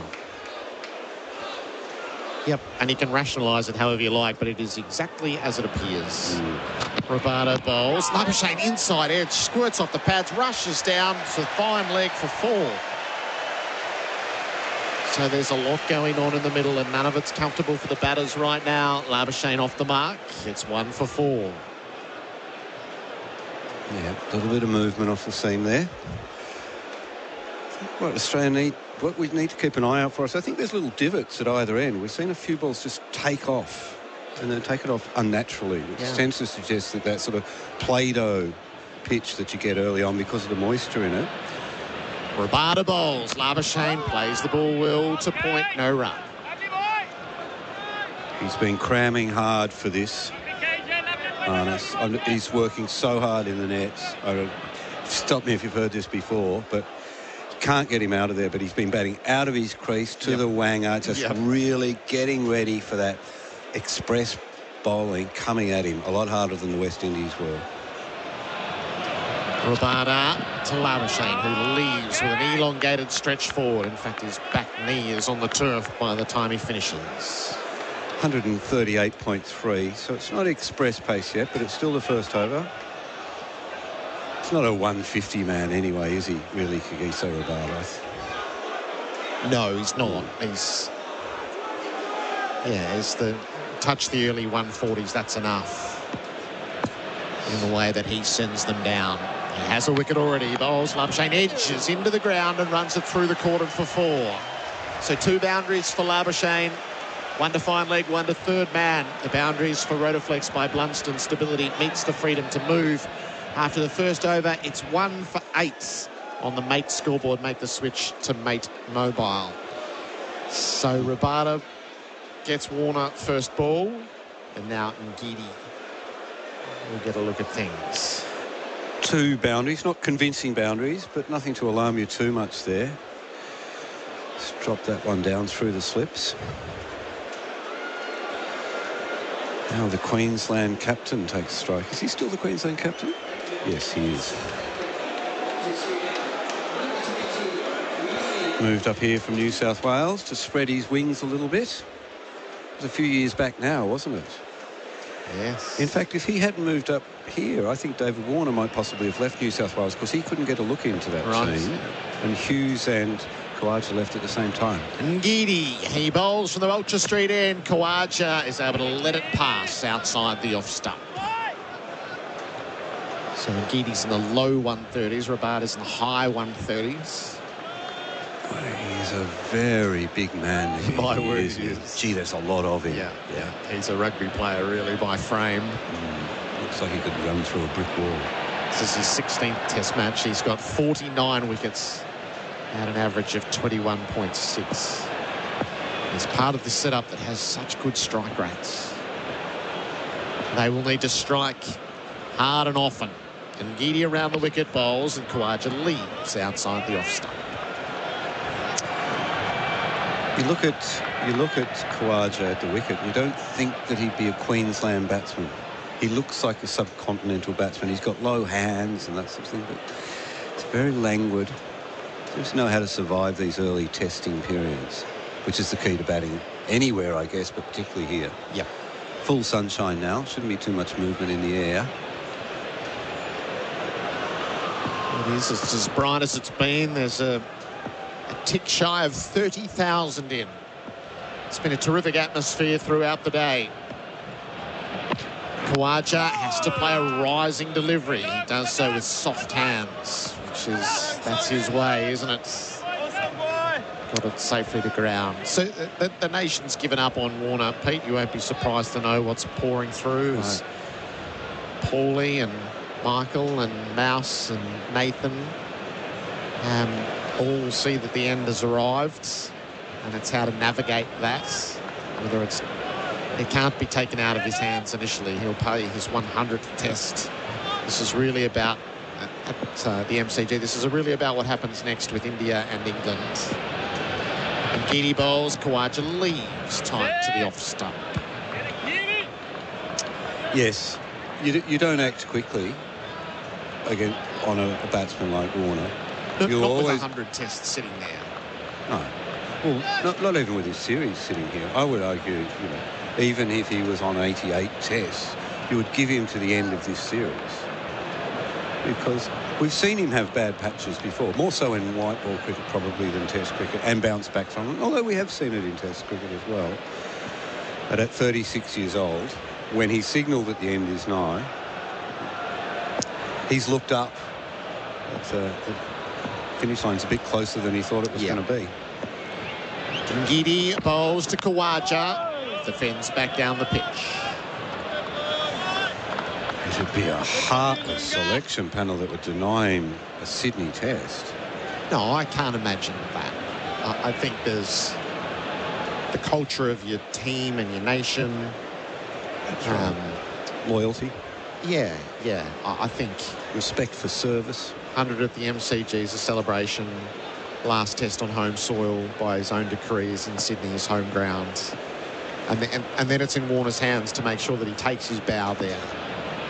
Ngidi bowls, Khawaja defends. A maiden over to start from Ngidi. It's 1 for 8 on the mate scoreboard. Make the switch to Mate Mobile.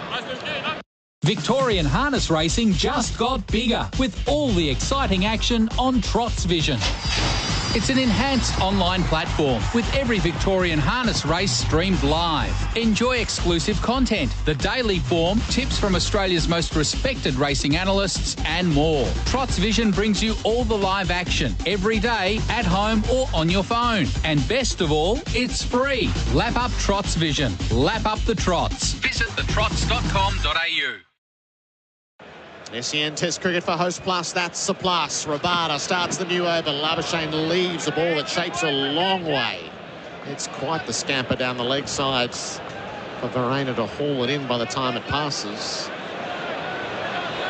It's a fascinating period in cricket, isn't it, to watch a great like David Warner come to the end. You don't see it that often. I recall watching it with Matthew Hayden, with Ricky Ponting. Rabada over the wicket bowls. Labuschagne edges short of second slip.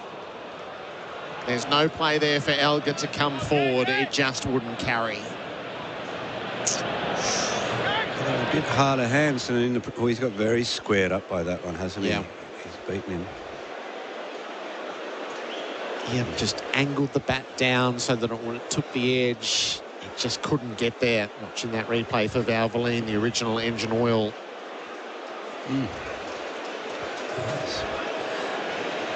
Labuschagne faces up again. Rabada to him, and he leaves outside the off stump. Yeah, so the end of the careers of greats and how you manage those. And yes, and just the sort of the moods that these great players go through as they creep toward the end. We saw it with Michael Clarke in the 2015 Ashes series, and it dawned on him. I remember him saying partway through that series, you know, we're playing with 10 players. They're kind of dragging me round. Labuschagne faces up and leaves a rising delivery from Rabada. I remember Hayden saying where were we? I'm just trying to remember. In Sydney, I'll bat on, Pete. I'm batting on. And then he kind of went out for dinner with his wife, and no, I'm not batting on. Yeah. Ricky made the same decision over dinner with his wife in Adelaide. Gilly. Rabada bowls. Labuschagne leaves. Good carry.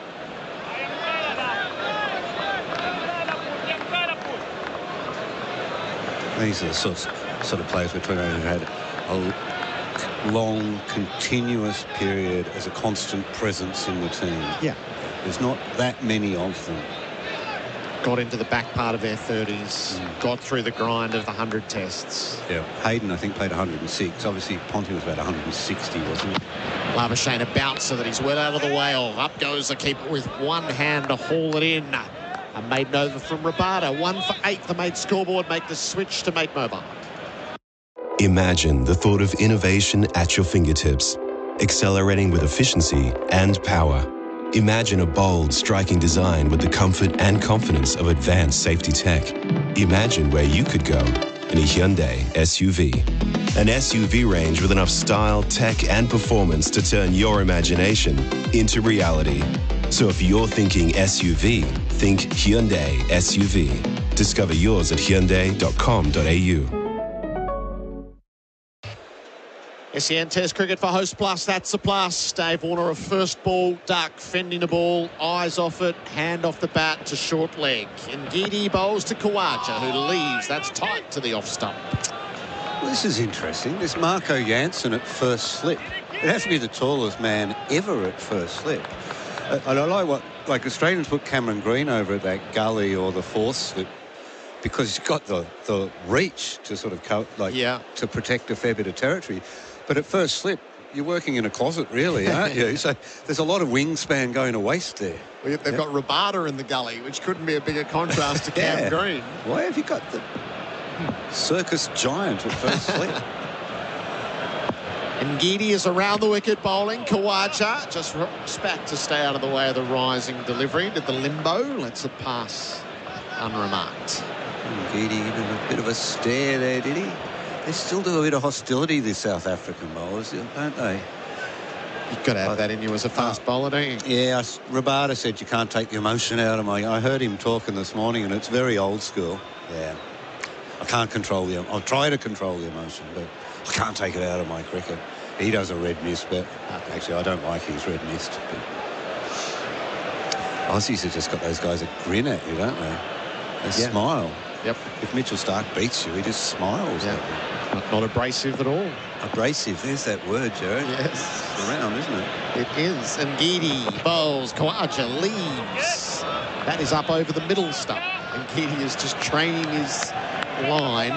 He just needs to make the slight adjustment on his length to make Khawaja play. It's another one of those wickets where you can leave on length safely, isn't it, Brisbane? Yep. Once you know. Khawaja just trying to pitch it up a bit further, mate. Try and hit the stumps and you'll be in my zone. Yes. It's that cat and mouse, isn't it? Get him to play and draw the edge. Khawaja can take him away for runs. Ultra patient for the moment. 9 balls without scoring. Has barely played at one. And Ngidi bowls and Khawaja again plants the foot forward, bat high out of the way. It's all in the leaving. It's all in the leaving. Well, you don't want to be pushing your bat at too many of those deliveries. I wonder if there's part of that. So you've spoken about the moments when those players realised whether it was Gilchrist and a catch or a batter with a particular dismissal. I wonder if that dismissal, which is a ball coming at Warner at pace, eyes off it, one hand off the bat, fending it to short leg. I wonder if the nature of that plays a role in a man's thinking. Khawaja is forward and playing the ball to mid-on. Sounded sweet off the blade. There's no run there. We all knew Ricky Ponting was done. That was at Adelaide too, wasn't it? When it was Jack Callis had him trapped LBW and he fell on his face, knocked his feet out from under him.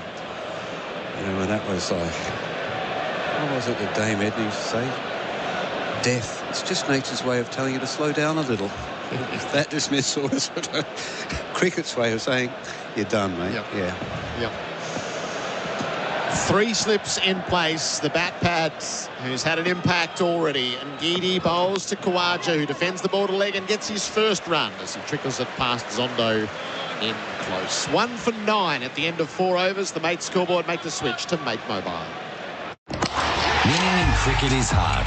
You need to perform at your best, day in, day out. It's the same with your super. If you're with Host Plus, you're with a top-performing super fund over the long term. Having a top performer on your side, that's a plus. Host Plus. Super Ratings SR50 Balance Index, August 2022. General advice only. Consider the relevant Host Plus PDS and TMD at hostplus.com.au before deciding if Host Plus is appropriate for you. Past performance is not a reliable indicator of future performance. Search Compare Host Plus today. SEN Test cricket for Host Plus, that's a plus. This final session on day 1 before you dig Australia. South Africa all out 152, Australia 1 for 9. Warner made a golden duck. There's a rowdy patron who's come over the fence. The security staff was very alert. He never even made it to the rope. Didn't make it from the fence to the rope. They are runner honours here. The grand final they had here, there was a patron ran on the field. They're very alert, the security here. I got gang tackled twice and trying to get through a tunnel yesterday. Not kind to the security at the Gabba, I can tell you that much. Okay. So, yeah, whatever that fellow's intentions were, he's hog-tied now. So the old frog marched out. Chicken wing tackle going on there, Gerard. I think the match review panel will have a look at that one. They have been a boisterous crowd. It's been a terrific Saturday crowd. The Where's Wallies and the Stormtroopers and those dressed up as bananas. So, gee, if you weren't commentating, you'd be down among the Stormtroopers, wouldn't you, Gerard Whateley? That's your scene. Yeah, but it's too much of a zoo by now. But I think you have to choose. If you had to choose a Star Wars character to come to the cricketers, which one would it be, Gerard? That is, Pete, that's great areas. Yeah, just while we're waiting for this guy to get... So, are you asking would I get my Darth Vader costume from out under the stairs and just wear what I've already got? My go-to, don't tell anyone else this, Pete, but my go-to fancy dress is Darth Vader. For all occasions, Rabada bowls, Khawaja pulls for 4. Gave that a good crack. Evasive action from Zondo under the helmets. It dropped in short. Khawaja wanted a big piece of it. The boundary for Rotaflex by Blunston, 1 for 13. Khawaja's like one of those animals who sort of pretends to be stunned and then moves really quickly. He's got great hand speed, got all of that. Steered it round. Wide of the fine leg. Good shot. It was a good shot. It always surprises me, Rabada, that he actually starts his run up from there. It's a very short run. It is run-up, short, isn't it? Gladstone small about it. Khawaja plays from his pads back down the pitch. Everything in soundly behind it. And he's utterly unhurried. I think that's that comparison that we've got between the two players in their mid-30s and they're opening together. And Khawaja's having this year where he is utterly in control of everything that happens, and he's out beyond 1,070 runs. He's averaging 82, while at the other end, Dave Warner, this is left up over the stumps by Khawaja. He's mired in something in the mid-300s and averaging 23 and dropping rather than raising. Is the difference between the two and their demeanour, their movements, what they're picking up is quite profound. I wonder if it's the style of batsman that they are too. And they're the same age, but... Khawaja is forward and defending. I'm trying to count how many steps there are in his run-up. Are you any good at counting, Gerard? In the right circumstances. Yeah. He's a little bit obscured by the runner and the umpire. Bharat, help us out here. How many steps does he take in his run-up? You can count, can't you? All right, here we go. 1, 2, 3, 4, 5, 6, 7, 8, 9, 10, 11, 12, 13. Rabada bowls. Khawaja drives. He won't beat the dive at cover. And it's cut off by Van der Dussen. So 13 steps in the run-up. Yep.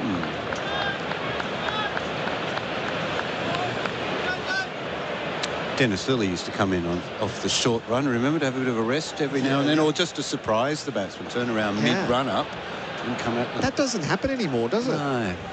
There's no such thing as the short run up for a pace bowler. Khawaja flicks it one down the leg side. Good take by Varani, who leapt down to his right and averted any buys. 1 for 13 at the end of the over. Mate scoreboard, make the switch to Mate Momar. Are you supporting a loved one living with a disability? Is your family looking for ways to help them live life to the fullest, to make their own decisions, to reach their full potential and to be as independent as possible?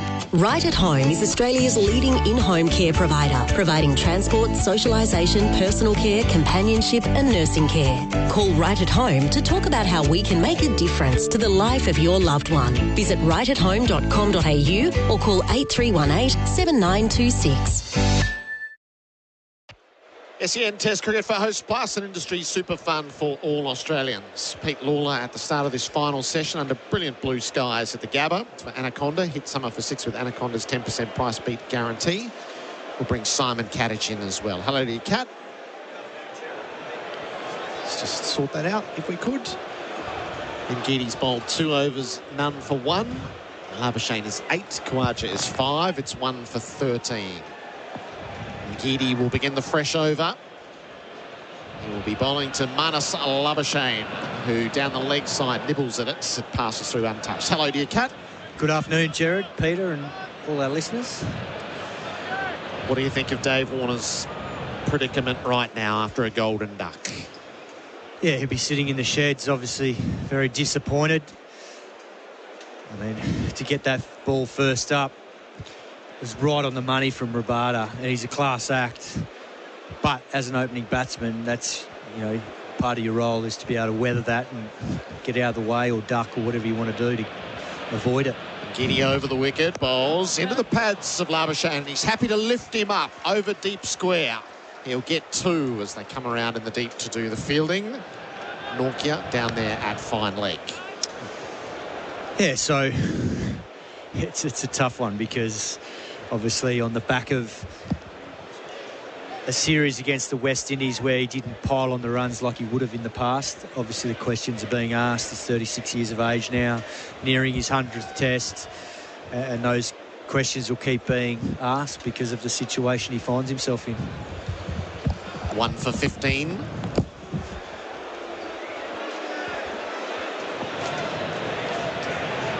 Giddy sets in and bowls. Labuschagne leaves outside the off stump. The nature of the dismissal? Yeah, look, I think you can get it out at any stage of your career that way when the bowler gets the right length and the line of it. I think what stood out for me was that he got into the blind spot of David Warner, and that in his career has probably been the most awkward part of his game, whereas teams tried normally and bowl outside off stump early on to him and nick him off, but it's actually feeding his strength because he does like to stay leg side of the ball, but as soon as you cramp him up, it's a different ball game. And Giddy bowls to Labuschagne, who fends the ball down to Zondo under the helmets. And it's probably a line of attack that probably hasn't been used enough at times, particularly with pace attacks. I think certainly seen Jofra Archer in white ball cricket do it to him over the years, whether it's been in the IPL or playing international cricket, white ball cricket against Australia. But Rabada was on the money first ball. They had the short leg in, so they would have watched a lot of footage. They've watched this West Indies series and seen that the Australian batsman hardly got tested on the short ball at all. And they've executed it straight away to him first ball. So credit to the South Africans. They haven't tested Labuschagne with a short ball just yet. He has the strike. He's wrapped on the pads. It felt high, I think. And Giddy asked they were keener behind the wicket than in front. And just a question around height that's been raised by Verena. Elgar's going. Elgar's going to try his luck here. The DRS for biz cover, business insurance mateys. Review for LBW, original decision is not out. Labuschagne rubbing up around the thigh pad now. I don't know if it's a... original decision is not out. Front foot checked, it's a fair delivery. Counter feet. Move on to front on spin vision, please, when available. Nice. It's Richard Kettleborough who's taken us through the process. He was back a long way, that much I'll say. Okay, let's just go and check leg side hotspot, please. Back pad, and he's a long way back on his stumps. He's halfway back in his crease there, isn't he? Yep. Okay, short legs in the way again. Can we go to Snicko when available? At the very worst for Labuschagne. It's umpires call on the bails, I reckon. Keep it going through. Keep it going through. He's got a hope. Clear gap between bat and ball. We'll go to ball tracking when available, please. The moment of decision. Pitching outside off, impacting line, and wickets is missing. Chris, you can stay with your original decision of not out. You're on screen. Signal now. I reckon Ngidi knew it. He was the one who truly knew that that was high.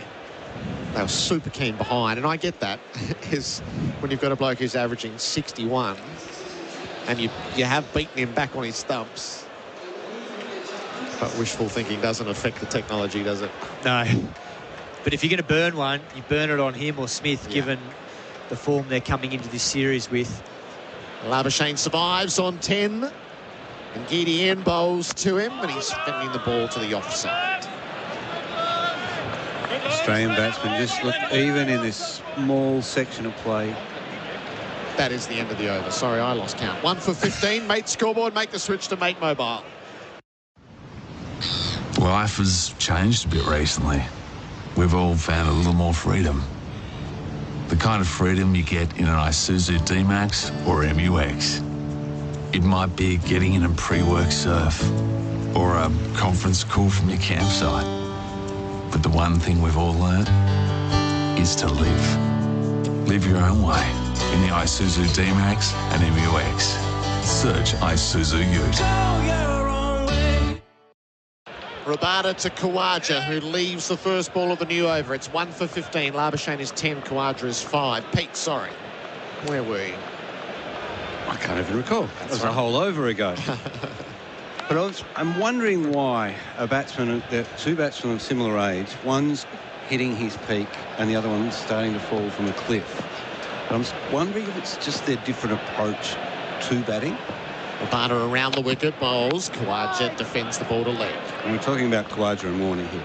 Khawaja is he lets the ball come to him. He's not an attacking batsman. He doesn't take the game on as such. He lets the game come to him, and he uses the pace of the ball. He uses the mistakes of the bowler. Warner is more eager to pounce, more eager to impress himself. Khawaja playing from his pads, knocks it away from the short leg and takes a single down into the deep wet, and Giddy fields his 6. And Warner is at his best when he's looking to score. He's always said that. It's a harder way to play. It's easier to sit back with the soft hands and let the ball come to you and to run it down a little bit. It's a theory, Simon. I can see you looking at me like you don't agree. But oh, no, it's not that I don't agree. They definitely have different styles, but I think it's hard to compare the two because David Warner's played a lot more white ball cricket than Usman Khawaja. And that takes it out of you over a long period of time when we're talking 10+ years. Right. OK, that's good. Yeah. Rabada over the wicket when he bowls to Labuschagne, who leaves outside the off stump. And I think at some stage of your career, everything catches up. So whether it's the travel, whether it's the warm-ups, whether it's the injuries, the preparation is totally different. Usman Khawaja played Sheffield Shield cricket before this series. So that would have played a part in him playing on some tricky wickets up here, acclimatising, getting back into the red ball mode. Labuschagne rising delivery, got it out from the grill safely to the offsides. David Warner was basically preparing T20 World Cup and then the ODIs. So it's a totally different game now, and the white ball behaves completely differently to this red ball here on a green Gabba wicket. So preparations, I think, play a part, and I think it's no coincidence some of the Australian quicks are broken down as well because they came in underprepared. Rabada, last ball of the over. Labuschagne pushes forward. It's fielded in the follow-through by the bowler. 1 for 16. Mate scoreboard make the switch to Mate Mobile. Pete and Cat, I'll leave you with Adam Collins next. When gambling becomes overbearing in your life, one phone call can change all that. Gamblers Helpline, 1-800-858-858. When gambling becomes an issue, there's always 24/7 support on the Gamblers Helpline. Phone 1-800-858-858. Catch all the action this summer with Big Screen Video. Their innovative LED screen solutions have been captivating audiences in stadiums, shopping centres, pubs, clubs and airports across Australia for over 10 years. Visit bigscreenvideo.com.au to see how BSV can bring your space to life. Adam Collins jumping in with Pete Lalor and Simon Katich on SEN Test Cricket for Host Plus. That's a plus. The Australians losing a wicket. First ball of their reply to 152. Warner caught it short leg. Great snaffle from Zondo, sticking out one hand. And the bowling of Rabada. Golden duck for Warner. Some Giddy here away from us into Khawaja on 6. On off stump, pushed out towards cover. Gets himself a single. Khawaja 7, 1 for 17. Pete, your point before about all three formats and how challenging it is to bounce between the three when you're not getting the kind of practice in. Yeah, well, yes, well, Simon was saying that. And Warner is one of the few players in the world who has been able to do that. But as you get longer in the tooth, it's a good point, Simon. It's harder to make those adjustments, and it does take a lot of effort and energy and adaptability, doesn't it? Definitely. And then all little things add up, you know. Having kids, family, being away from them, all these little things can start to have an impact on, you know, the finish line coming in cricket. And You're right, Khawaja is in a kind of comfort zone there playing first-class cricket and test cricket, so he doesn't have to worry about the other stuff. Well, that's the thing. He's not really playing as much T20 cricket as David Warner. He doesn't play IPL. And yes, he plays the BBL, and he's a very good T20 player, but when you can focus on one format at this stage of your career, it's amazing the difference it makes. I went through that experience myself, just playing test cricket at the end and then going back and playing for New South Wales, and it makes a big difference when you come into a test series. You're better prepared. Khawaja played 4 Shield games before the first test. Labuschagne facing Ngidi, off his hip, no run there. Labuschagne played 3 Shield games before the first test. I mean, of course, it's not the same for all of them. Stephen Smith was able to go straight from white ball to red ball and pink ball as well. But yeah, I think your point stands that at this stage of Warner's career, he does need to get minutes in the middle before playing test cricket. Yeah, and Steve Smith's, I think, 32 or 33? Yep. So slightly younger. And similar, doesn't probably play as much white ball T20 cricket in the last few years. Hasn't been an IPL. So Labuschagne on 10, Loves batting at the Gabba. Facing Ngidi, playing with soft hands out to the gully. No run. Another point, which is, I guess you're using it as a moment in time rather than a causative thing, but since the start of COVID, Warner's series averages 17, 34, 34, 21, 26. That's quite a noticeable marker in time for him. Is pulling focus back a little bit about the preparation for this series. It'd be we're kind of watching Cameron Green and saying, you know, he's not quite there and he's not, you know, in that first couple of tests. He hasn't had a proper preparation, has he? For a 22-year-old kid to have the preparation that he's had, you know, jumping around all formats, no Sheffield Shield cricket, and then to be expected to perform at your best at test level. Ngidi away from us. Vulture Street end to Labuschagne off his hip round the corner, gets at least 1. He fancies a second, but Khawaja doesn't. 1 for 18. Labuschagne 11 of those. And it's the hardest thing to do. Like, only the best cricketers in the world can jump from one format to another like that. And we're asking a 22-year-old all-rounder to do it. He didn't have the... You know, I think we know that he's fine. He's going to be all right. He just hasn't really had a decent bat yet, but he's fielding beautifully. Yeah, again, 3 catches. He's magnificent in the field. I mean, you could argue that the structure and the scheduling is setting some of the players to fail, setting them up to fail, because it's inadequate preparation for someone like him to come into a test series without having played one first-class game, let alone, you know, should have been playing a couple probably. Ngidi round the wicket to Khawaja. Bowls here. Khawaja doesn't quite catch up with it. Hits him on the front pad down the leg side. Stays at 1 for 18. I think the other point in all this, Simon, is that we heard during COVID times that, oh, well, centre wicket practice is as good as a warm-up game, even a non-first-class warm-up game. When Darren Lehman became coach, said enough of these glorified centre wicket practice. They all have first-class status. Let's make it mean something for them. Now, schedule being the main driver, what's a warm-up game? It's spot on, because there's something riding on it when you play a first-class game. And it doesn't take much to change the policy settings there. South Africa played a non-first-class game last week for their prep. Last ball here in Ngidi, left alone by Khawaja. End of the 8th over, 1 for 18. On the Mate scoreboard, make the switch to Mate Mobile. Labuschagne 11, Khawaja 7.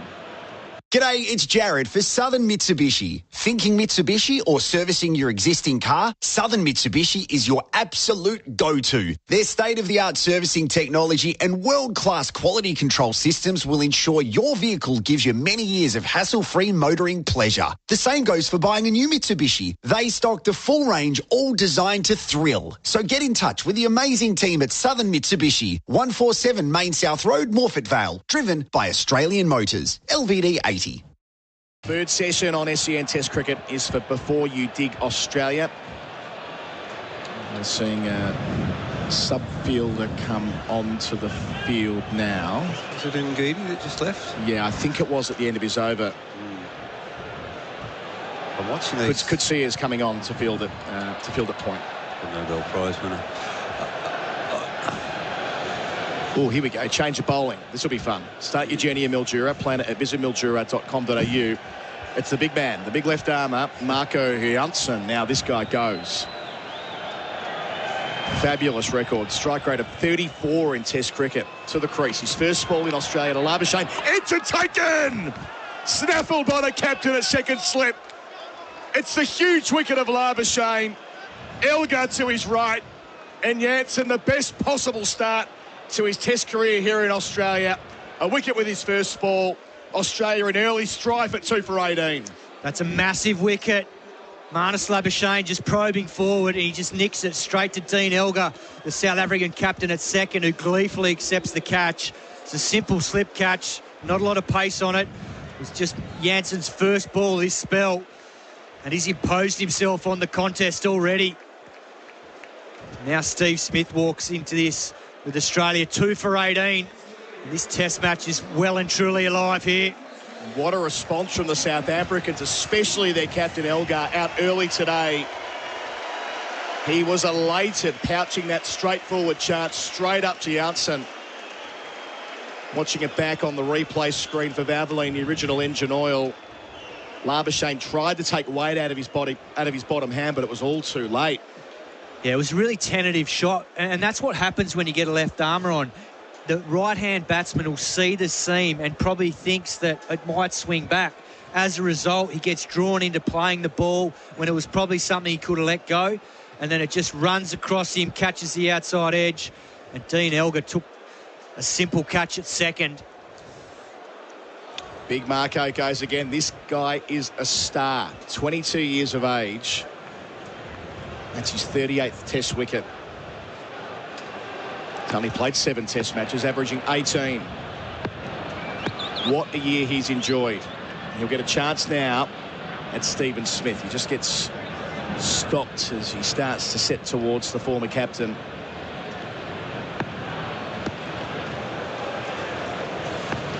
Jansen, so effective. Gets up to the crease. Stanley Street end bowls here. Smith first ball driving.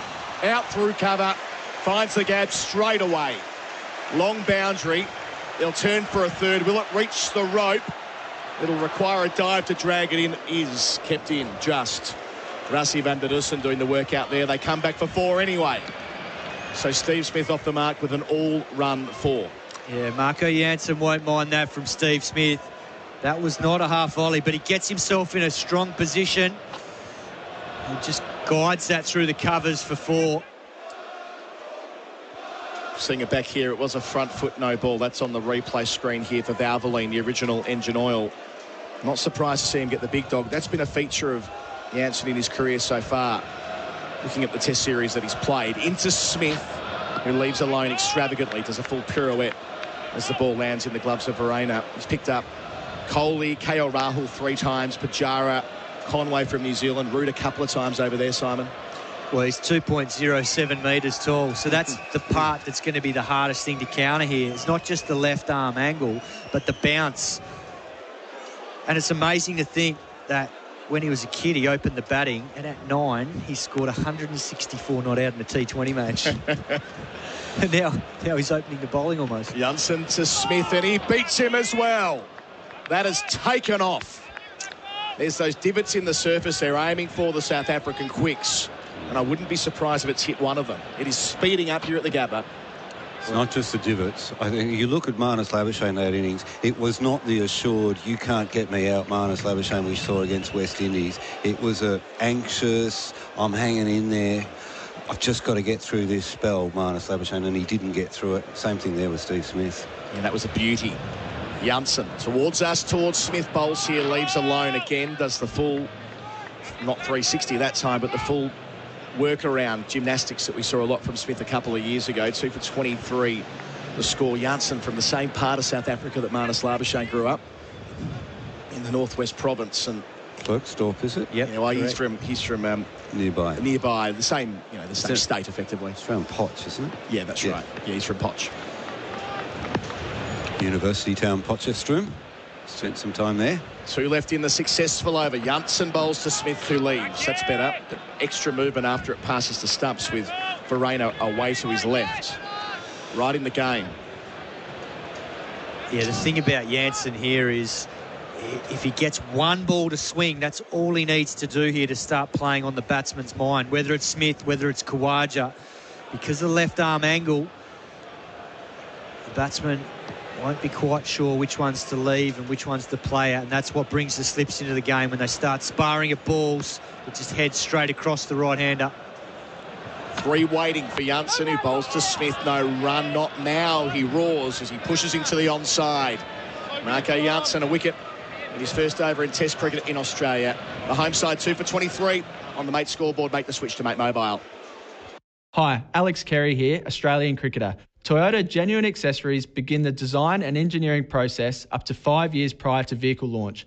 This ensures Toyota Genuine Accessories work with the vehicle as an integrated system. Oh, what a feeling, Toyota. When you call the Gambling Helpline, life-changing advice and guidance is there for you. 1-800-858-858 is the number to call. Support for anyone affected by gambling is available. Private and confidential. Make the call today. The Gambling Helpline. Phone 1-800-858-858. Another bowling change for South Africa, and the pace just keeps coming. Now, the fastest bowler in the world, Henrik Nokia, playing his 16th Test match. He's got 57 wickets. Never bowled in Australia in this form of the game. His first ball here to Khawaja on his hip. Turned out behind square. Nicely timed. Out towards the rope. He will get a boundary. Khawaja in the double figures. He's 11.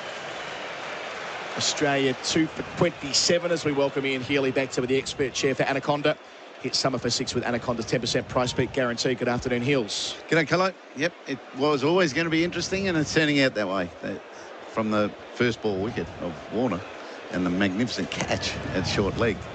And they followed it up. They've got to stay away from the hip of both batsmen, really. If there's someone that'll have clarity out there as a batsman, it's Usman Khawaja. Nokia's got a short leg. Bowls to Khawaja. Off the shoulder. Taking a third slip. South Africa are on fire.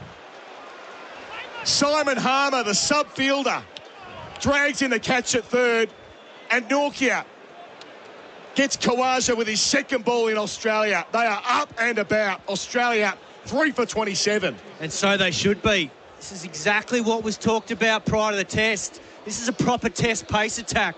And the Australian batting lineup have just been getting throwdowns from the West Indies for 2 weeks, and now they're up against this. It's a completely different ball game here.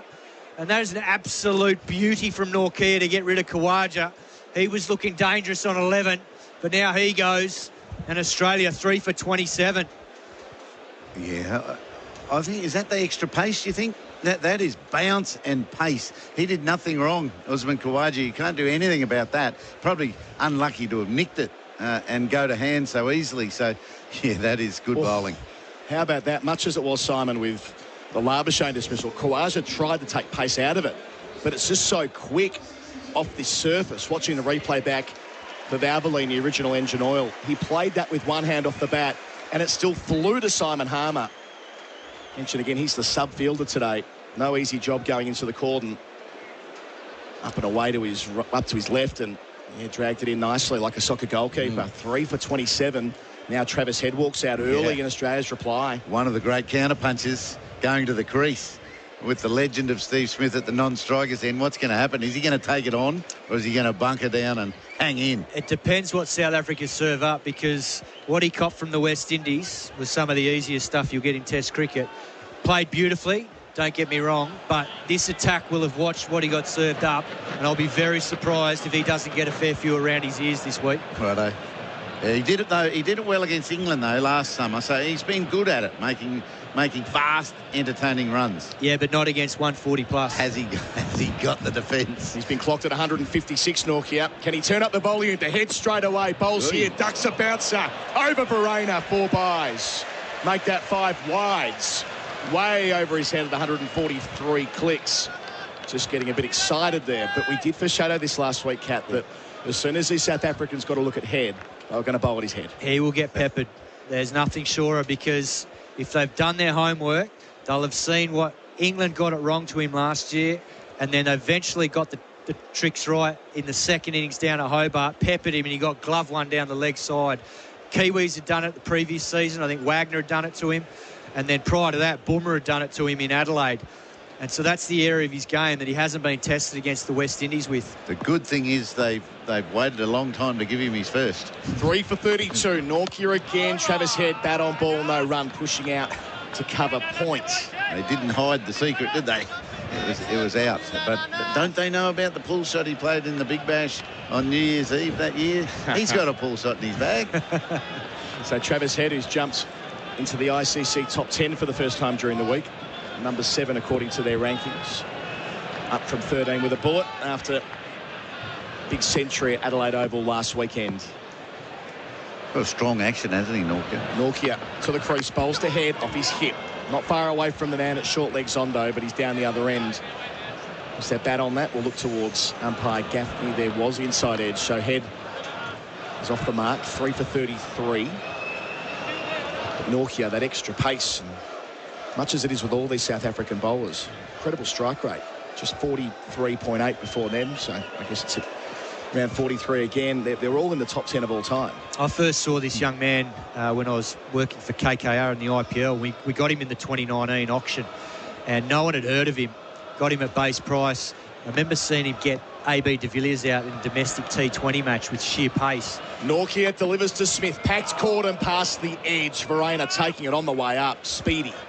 And I've seen AB de Villiers play a lot over the years, particularly in the IPL, and haven't seen him get bumped out too many times in his career because he's such a good player at the short stuff. And this man here bumped him out in a game in Cape Town with too much pace. And that's when we thought, we've got to get this guy into the IPL. And he got injured, couldn't come over, but since then, his career's been going north. Some over this. That's gone above the gloves of Smith. That extra bounce. Norkia to finish, and Smith well forward, pushing out to point off the front foot. So 10 overs gone, 10 eventful overs gone. Australia a 3 for 33. Smith on 4, head on 1. That's on the Mate scoreboard. Make the switch to Mate Mobile. Montine, everybody's talking about Montine. And everybody's talking about Ford, Kia, Hyundai and Mitsubishi, with all 4 brands representing state-of-the-art vehicles with unheard-of stock availability. Montine at Mount Barker is your ultimate destination for servicing, parts, used cars, vehicle finance, all at one perfect location. Mention the code word MG coming soon to receive $500 free accessories on any vehicle purchase. Now that's why everybody's talking about Montine. MVD 182170. SEN Test Cricket for Host Plus. That's a plus. Simon Harmer takes a catch at third slip, does his job, straight back off the field. Ungi Ngidi down at fine leg beneath us. He was looking at the tunnel.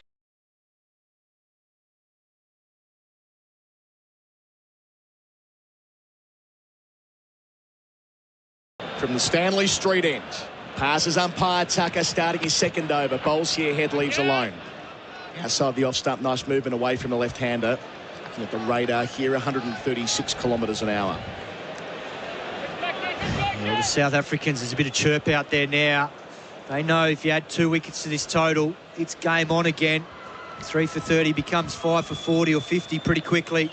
And these two are the ones that are in form. They know if they can cut these two off in the next half an hour, this test is alive and well. Australia still trailed by 119 runs.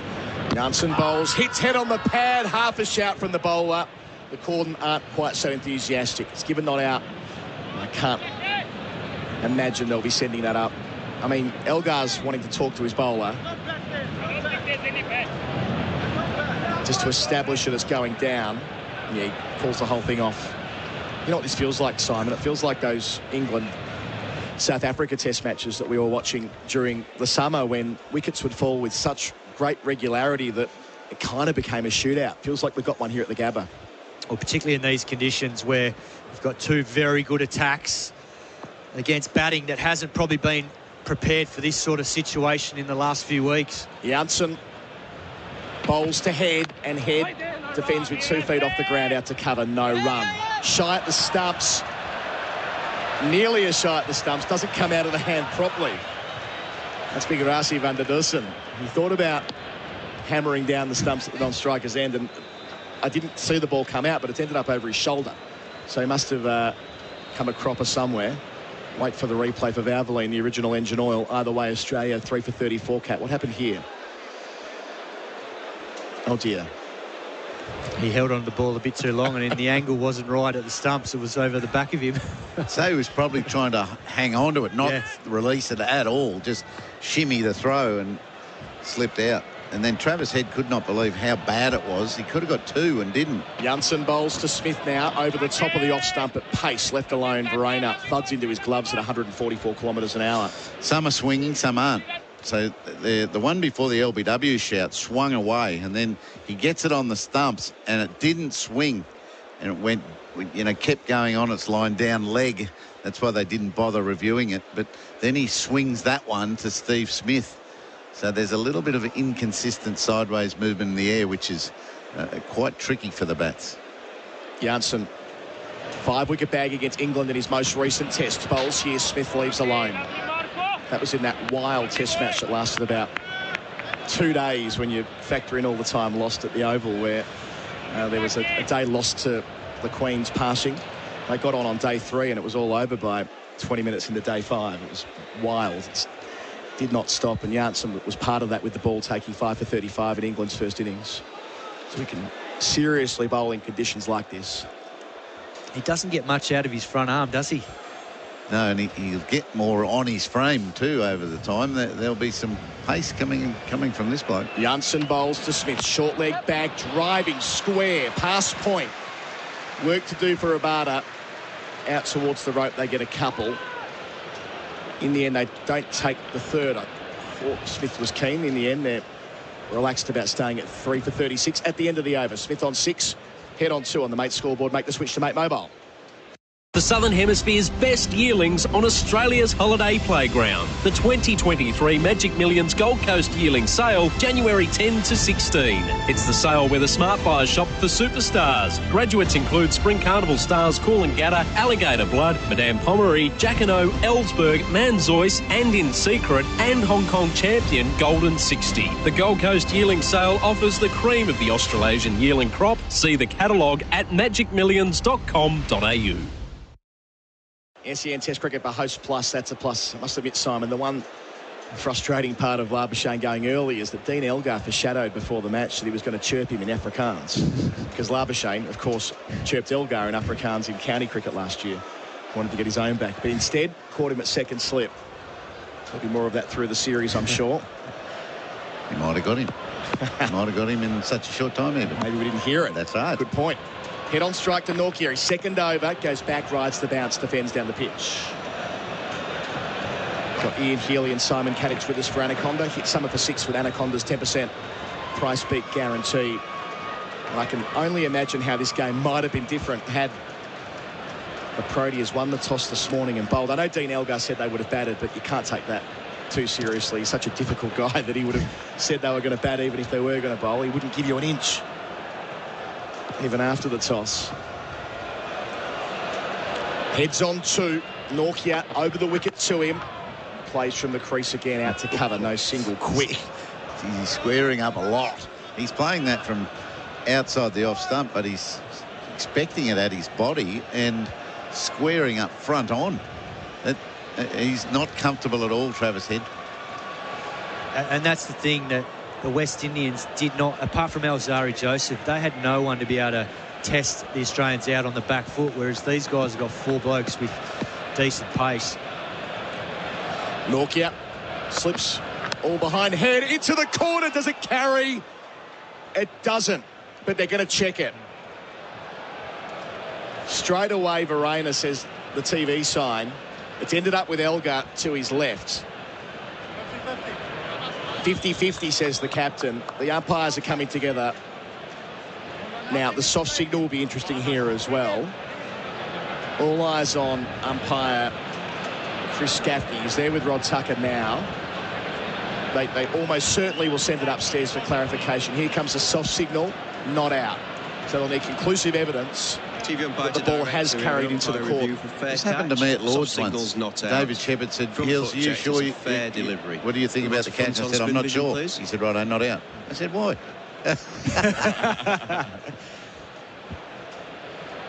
So the third umpire is Richard Kettleborough this week. Busy so far today. The first replay is very low to the ground. It'll be hard to tell, I'm sure, from this. Yeah, very difficult to tell angle on this, please. Thank you. You know, a two-dimensional look at something that is three-dimensional. A reverse view behind Elgar, and I mean, yeah, it's hit turf, hasn't it? Do you have anything else from the offside, please? Fingers are underneath. It just depends whether it's caught any grass on the way in. You're on a bit of a hiding to nothing as a third umpire just here as well. Just take that back a little bit, please. Because you're right, Kat. Fingers are behind. Fingers are underneath that. Take that back one more, please. But it'll need to be conclusive evidence to overturn it. Freeze it there. Thank you. I've got ball clearly on the floor. Okay. I'm ready with my decision for the big screen, please. Love the way that Richard Kettleborough goes about it in the TV booth. Completes his process, says that will be not out. Score will remain 3 for 36, but for the third time in 4 overs, the South Africans have found the outside edge and had it flying into the cordon. They are right on it here. I mean, when you look at the way Travis Head's played that ball with the footwork, I mean, he was jumping all over the place, and that was only, what, a couple of centimetres away from going straight into deep. Been squared up badly twice and then nicked it being squared up. So Nortje probably wants to keep going. He didn't want that break. He wants to stay at him. So Nortje is away from us to Head again. Under the microscope, bowls here, Head goes back. Again, feet off the ground when he defends into the onside. Nortje keeps him honest with a flick at the stumps at the keeper's end. Good cricket all round. Nortje, he did miss a lot of cricket after the T20 World Cup last year with that back complaint that became a hip complaint, and missed a lot of Test cricket, missed the IPL as well, at least a chunk of it. But he was back for England, where he picked up 10 wickets at 25. He's a real handful at Lords. Bowled without luck at Manchester as well. He's in here, bowling in the mid-140s to Travis Head. He's through past his edge again. That was just too quick. Head was late on it. Nowhere near edging it, Simon. Well, that has done him for sheer pace. And that's just a massive shot at this stage of the game. Off the back foot against a guy bowling nearly 150 Ks. It was actually both feet were off the deck, off the ground, and he still went through with it. What do you make of that? He's played about 4 or 5 balls now, both feet off the air. Both feet in the air, rather. I think he's worried. Don't worry. That's the pace, though. That's the pace affecting him. Oh, yeah. Nortje completes his overhead, leaves alone, watching the ball into Varaina's gloves. Thuds in there. Maiden bowled by Nortje. He's got 1 for 10. Australia 3 for 36 on the Mate scoreboard. Make the switch to Mate Mobile. Morn everybody's talking about Morn And everybody's talking about Morn Team Kia for immediate delivery on selected Kia vehicles. Morn Team Kia at Cheltenham has secured limited Kia vehicles that can be delivered today. Call 8300 1200 and ask for Matt Broadbent to secure your new Kia today and enjoy the ever-reliable 7-year warranty. And that's why everybody's talking about Morn Team Kia, for it's their uncanny ability to secure Kia vehicles for immediate delivery. MVD 182170. Jansen again to Smith. Stanley Street ends. Smith turns into the onside. Nicely timed through mid-wicket where there is a gap and plenty of room to move. They'll get a third on the arm. So Smith off strike, first ball of the over. He won't mind that. He's 9. Australia 3 for 39. A message in here from Brett. This is brilliant fast bowling. Test cricket at its finest. All out social feedback for Tyre Power. Toyo tyres 25% off. 043398 1116. It's an absolute test of everything Travis Head stands for here. He stands for not caring if he gets out. He's throwing caution to the wind the way he bats, and he wants to push on all the time. Well, this is an incredible test. Seeing on the screen there, they did come back for the third, but Smith fell over. And replays for Valvoline, the original engine oil. It's been a bit of that today for both the batters and the bowlers. Jansen to Head. 3 slips a gully. Bowls here, Head on the drive, but straight out to cover. Yeah, there won't be a single. One in here from Nick at Newcastle as well. How good is it having Heels commentating on SEN? Bloody legend. Good on you, Nick. Couldn't agree more, Nick. For Tyre Power. Nephew, Nick. For Tyre Power. Toyo tyres 25% off. More of that. A privilege to have Ian Healy with us up here at the Gabba. He's home away from home. Jansen. Left arm quick. Bowls to Head, leaving alone. That's better. I tell you where South Africa are letting themselves down a little bit. The slips are too close together. We'll notice it even more up the other end, especially Jansen's in first slip up there. He's a massive wingspan, and second slip's right next to him, like spread out. And they're very angular. So they're quite a sharp angle. They could fan out and cover at least another metre in those slips. What about the fact they got their premier quick standing at backward point? Rabada. Yeah. It's unbelievable. Serious athlete. But yeah. Jansen the Head again. 2 from 13. Bowls here, Head off his hip. It'll be a leg by. Bharat races in, has a ping at the stumps, but Smith comfortably through. 3 for 40. Now signalled leg by umpire Tucker. That's another sign that Travis is still not watching the ball. He's not really seeing the ball. He's jumping around, but he doesn't miss a ball on his thigh pad. So that should be, he's got to settle soon. He's got to really work hard in this little period and get through it and start to pick the ball up out of the hand. So Smith waiting. He's there on 9. Looked good so far. Only faced 12 balls. Got the short leg for him. 3 slips a gully. Backward point. Catching cover. Mid-wicket long leg. They want him to drive. Janssen bowls and Smith leaves alone. Goes all the way around with his back hip, Simon. We're not far away from the lightsaber, I fancy, the way that he's been gesticulating so far. Yeah, he looks sharp, Steve Smith, because he knows this is the test match right here, this partnership. And he knows if he gets out here, he lets South Africa in at 4 for 40, and then it exposes young Cameron Green, who hasn't had a lot of time at the crease, and then Alex Carey in the tail. So with the ball only being nearly 13 overs old. So this is a huge partnership for Australia here. So last ball, 2 to go in the over. There was a front foot no ball. Bowling here to Smith. Outside part of the bat doesn't beat Rabada to his left at backward point, as you foreshadowed earlier in the over, Simon. No, that is the end of the over. My apologies. 13 overs gone, Australia. 3 for 40. Smith on 9. Head on 2 on the Mate scoreboard. Make the switch to Mate Mobile. After the break, Gerard Whateley in replacing me.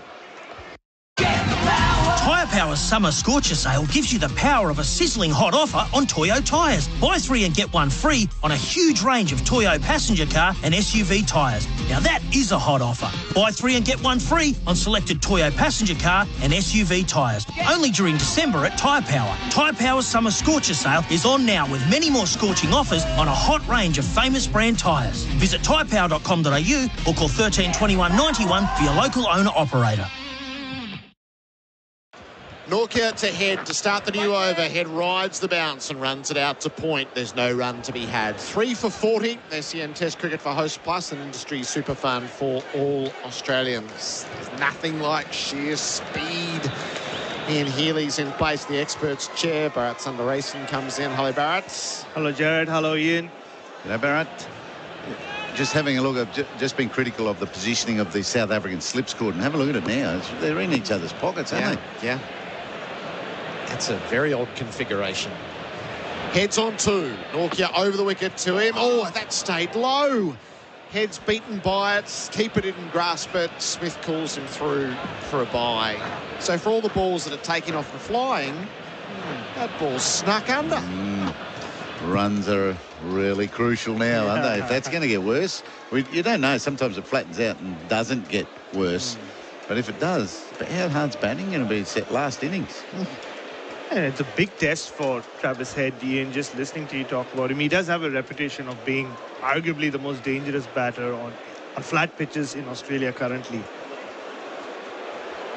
These guys are testing him out. Yeah. Nortje in from the top of his mark. He's in and bowls to Smith, who's beaten past the outside edge, and he ends up with his hands outstretched going, I don't know.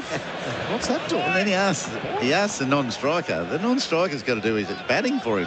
It's like his PA. He sort of puts his hand and goes, did that deck? Did that move or did I just miss it? No, the thing, Heels, is he's not asking the non-striker. He's speaking to himself. Yeah, he does, doesn't he? Yeah, the non-striker often gets sucked into answering his questions and he often will look at the non-striker and go, I'm not talking to you.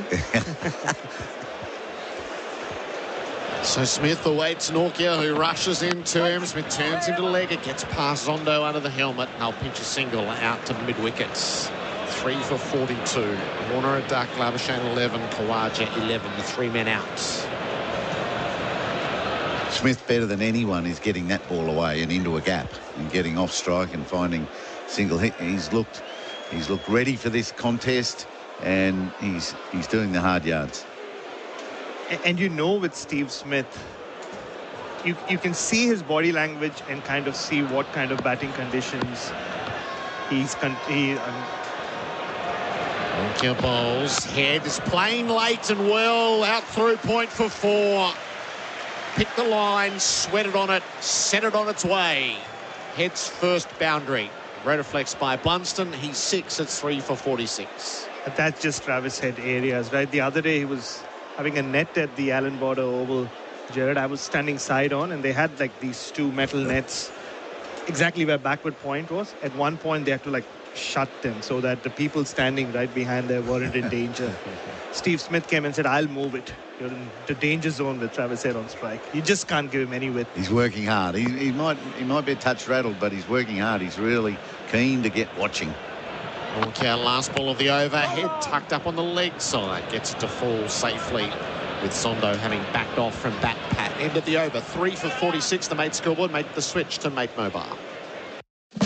If you'd prefer to role-play Elf in distress than kiss under the mistletoe, Sexyland have exclusive Christmas gifts and offers on Australia's biggest range of sexy costumes, lingerie, couples toys and fun gifts and games for adults. Sexyland, something real sexy for everyone. 3 locations open till midnight, 7 days a week, including the new Modbury store, or shop online for 2-hour delivery. Take me now, hot cool man. Take me now, Sexyland. Sexyland.com.au. SEN Test Cricket for Host Plus, an industry super fun for all Australians. It has been a lively day. South Africa all out 152, Australia 3 for 46. The top 3 in the order are back watching on.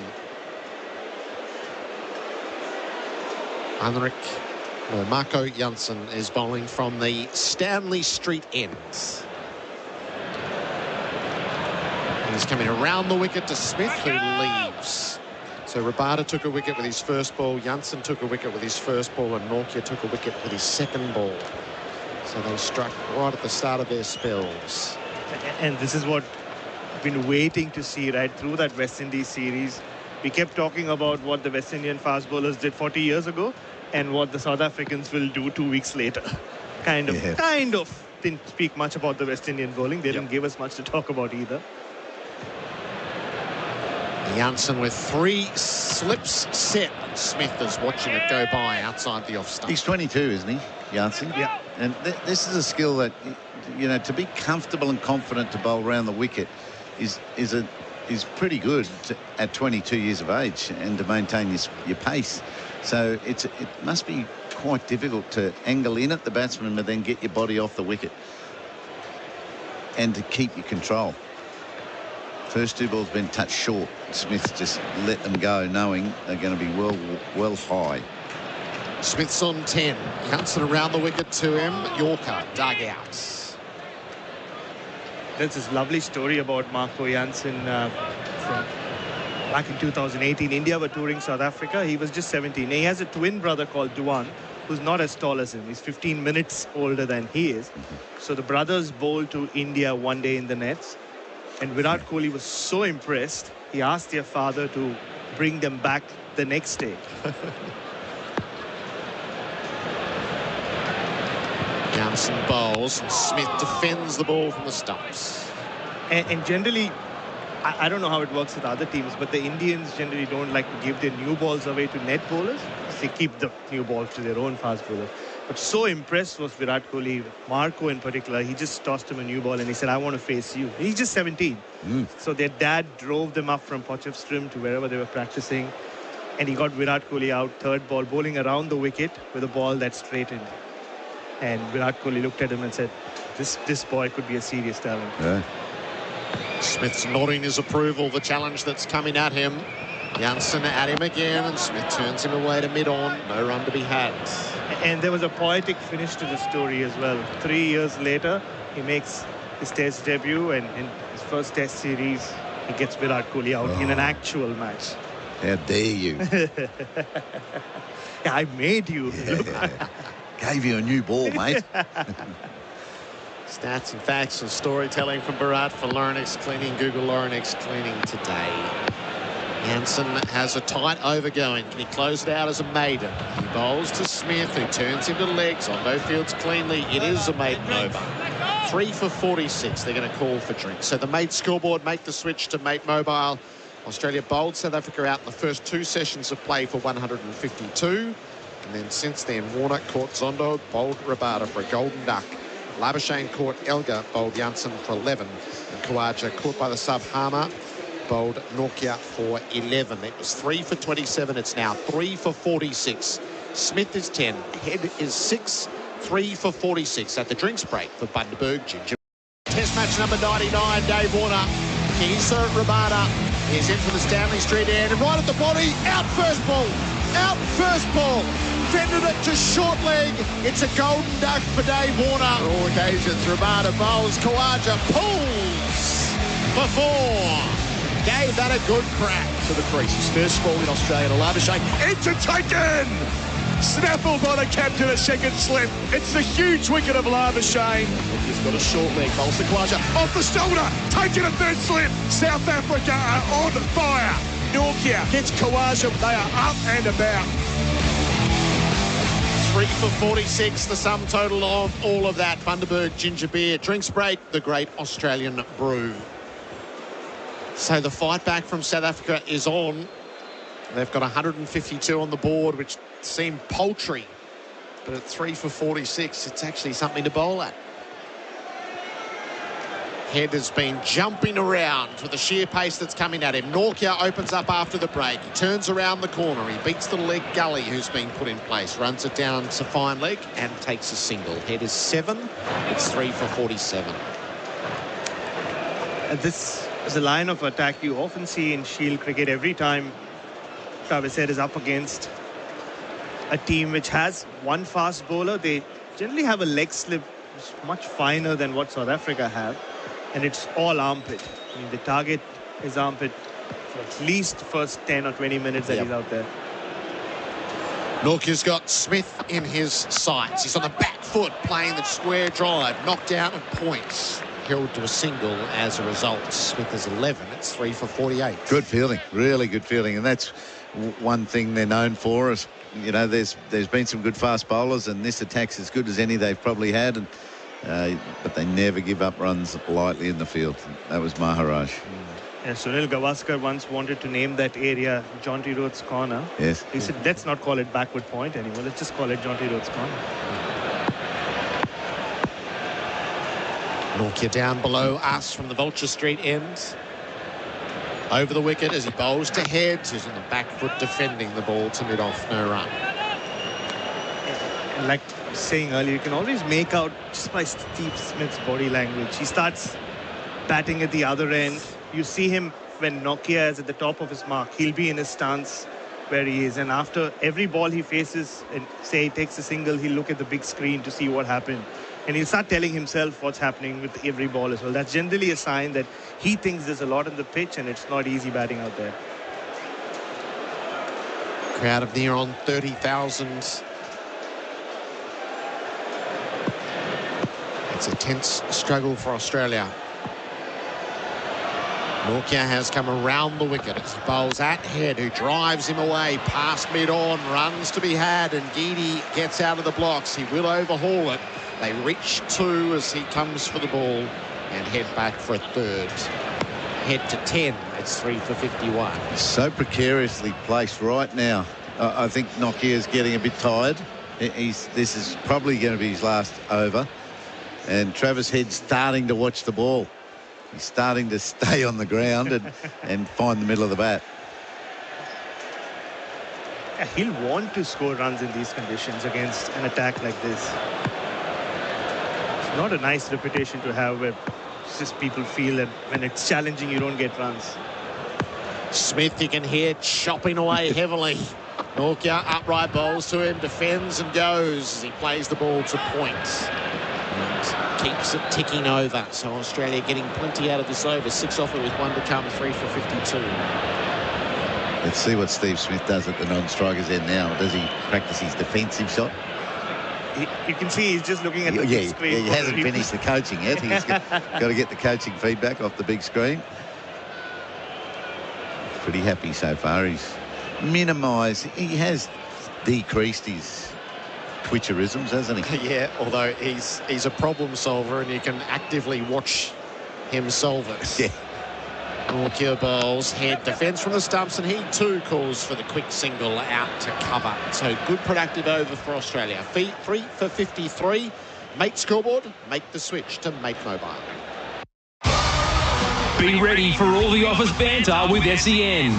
Catch up on all the latest scores and news in the time it takes to get from the car park to the office with SEN's The Day's Play. Our team of expert commentators go over the results and cover the big talking points from all the latest cricket, tennis, basketball, soccer and more. SEN's The Day's Play, your one-stop podcast channel to catch up on every sport called by SEN. SEN Test Cricket for Host Plus, that's a plus. Marco Jansen is going to continue his spell over the wicket. Head flicks him off his toes, placed it perfectly through mid-wicket, gave it a good whip for 4. The boundary for Rotoflex by Blunston. Head is just settled now. He's 15. It's 3 for 57. Yeah, we've seen the counter from South Africa after being bowled out cheaply from their fast bowlers. Now we're seeing the counter from Travis Head. Typical him. See some width, he'll slash you away. If you stray onto his pads full, he'll just whip you away. But like you said, it's also a sign that he's actually staying put and watching the ball well. Jansen over the wicket to him, and Head leaves it, and that doesn't carry through to the keeper, the uneven bounce. So the bowling figures, I'll just give you a quick rundown on where they are for Laurenex Cleaning. Google Laurenex Cleaning today. So 4 each for each of the quicks ahead of this. Rabada 4 overs, 1 maiden, 1 for 13. And Geedy 4 overs, 1 maiden, none for 5. Jansen now 4.2 overs, 1 maiden, 1 for 15. And Norkia 4 overs, 1 maiden, 1 for 22. Marco Jansen bowls. Travis Head jammed up. Ball inside edge onto the pads. Lands on the popping crease. Nudges it away to Zondo under the helmet.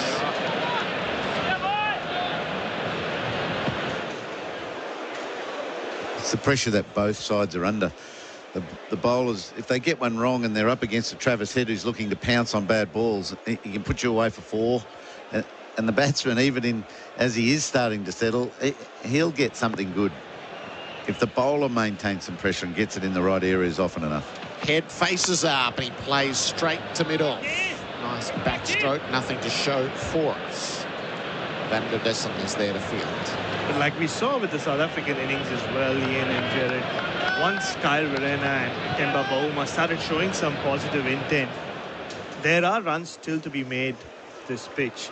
It's when you get into that defensive mindset where you think it's about survival that wickets have come today.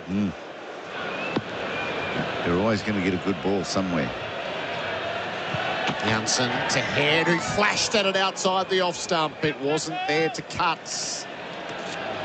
Untouched through the keeper. Stupid shot. But if you hit it for 4, it would have been a great shot. No, that's how he plays. And that is his area. A slashing backward point cut. Just needs to be careful, make sure he's picking the perfect ball for that shot. No width to work with there. Jansen to him, and Head defends back down the pitch. Everything in behind it. 4 from the over. 3 for 57. The mate scoreboard make the switch to Mate Mobile. The GWM Ute is up for the challenge. Born tough and built smart to give you more. More features, reliability, comfort and safety for less. GWM Ute. Go with more. If you have a family member that is currently troubled by or addicted to gambling, there is help for you. Call the Gambling Helpline on 1800 858 858. Life-changing strategies to support your loved one are available. Find out more at thegambling.helpline.org.au. This session of play for Before You Dig Australia. 3 for 57. Norkia to Smith, who pulls. Got it off the under portion of the bat. Whacked it away for 4. It trickles to the boundary now. Out through mid-wicket. Smith to 16. It's 3 for 60. The boundary for Rotoflex by Lunston. Bharat Sundaresan in the experts chair for Anaconda. Hit summer for 6 with Anaconda's 10% price beat guarantee. And with the South African fight back on, Jonty Rhodes is back with us. Hello, Jonty. Gerard, how are you doing? Bharat, how are you? I see Keshav Maharaj is warming up at backward point. South Africa have certainly had the start that they wanted, but this partnership, I don't want to say anything about the catch that didn't carry. Nokia bowls to Smith, who's forward defending. That's a better length. Nokia's natural length is more back because of his pace and the bounce in South Africa. He tends to bowl that back length and rush the batters occasionally. On this sort of surface, we've been talking about you want to be fuller, making the batters come forward. You don't mind the odd drive down the ground. But it's, I think, what's been key here, this partnership, similar to what we saw with Verreynne and Temba Bavuma, the running has been between the wickets been really good. Because that then also doesn't allow a bowler to settle against you. The lights are on at the Gabba. Smith faces up. Nokia bowls to him. He drives. Threw it on for 4. The on drive is ever so elegant. It whizzed past the stumps and was not seen again till it clipped the rope. Smith is 16. It's 3 for 64. Yeah, the 5th over of his spell for Nokia. They love to use him in these short bursts, but you can see just slightly looks a little cooked in this over. Missing his length on a couple of occasions, like you said, Jonty, and these are good signs for Steve Smith. For sure. You know, he's had a brilliant summer already with double hundreds. I think if you're going to go fuller, you've got to go slightly wider as well. Steve Smith stands in the crease a lot, lets the ball come straight to him. So Smith, a couple of boundaries, and then he gets hit as he tries to whip it across the line. He's jumping everywhere in the aftermath of it. He's sore and he's unhappy. Well, he's just talking to himself. I mean, I thought I was a fidgety guy at the crease, but at backward point too. This guy he's on another level. He really is. He is. Oh, got it right in the guts. Yeah, I can understand why he's fidgety. That's going to hurt a bit. That'll have you jumpy. The replay for Valvoline. Nokia back in and at him. And Smith leaves. Bit of a yelp from the slips as it goes past the off stump. Yeah, he's back to talking to himself. For a couple of overs, he quietened down Steve Smith. But yeah, Steve Smith has a lot to say to Steve Smith all of a sudden after the last couple of deliveries. I mean, he really is entertaining, and it's amazing that he just churns out runs like he does. His concentration is incredible. He is every single ball. He's just focused on that ball. Nokia, probably the last ball of his spell, and Smith is in behind defending. 3 for 65 at the end of the over. The Mate scoreboard make the switch to Mate Mobile. What gets you strutting? Scoring tickets to the grand final? The start of the cricket summer? Or snaffling up a bargain on Snaffle? Because with Snaffle, you can shop all the best brands and get what you want when you want, paying with bite-sized payments. It's time to get your Snaffle strut on. Visit snaffle.com.au. Terms, conditions, fees, charges and lending criteria apply. Credit provided by Walker Stores Proprietary Limited. Australian Credit Licence 393023. Changing the bowling, we'll see some spin from South Africa after the pace assault has netted 3 wickets. Keshav Maharaj is going to bowl from the Stanley Street end. The change, start your journey in Mildura. Plan it at visitmildura.com.au.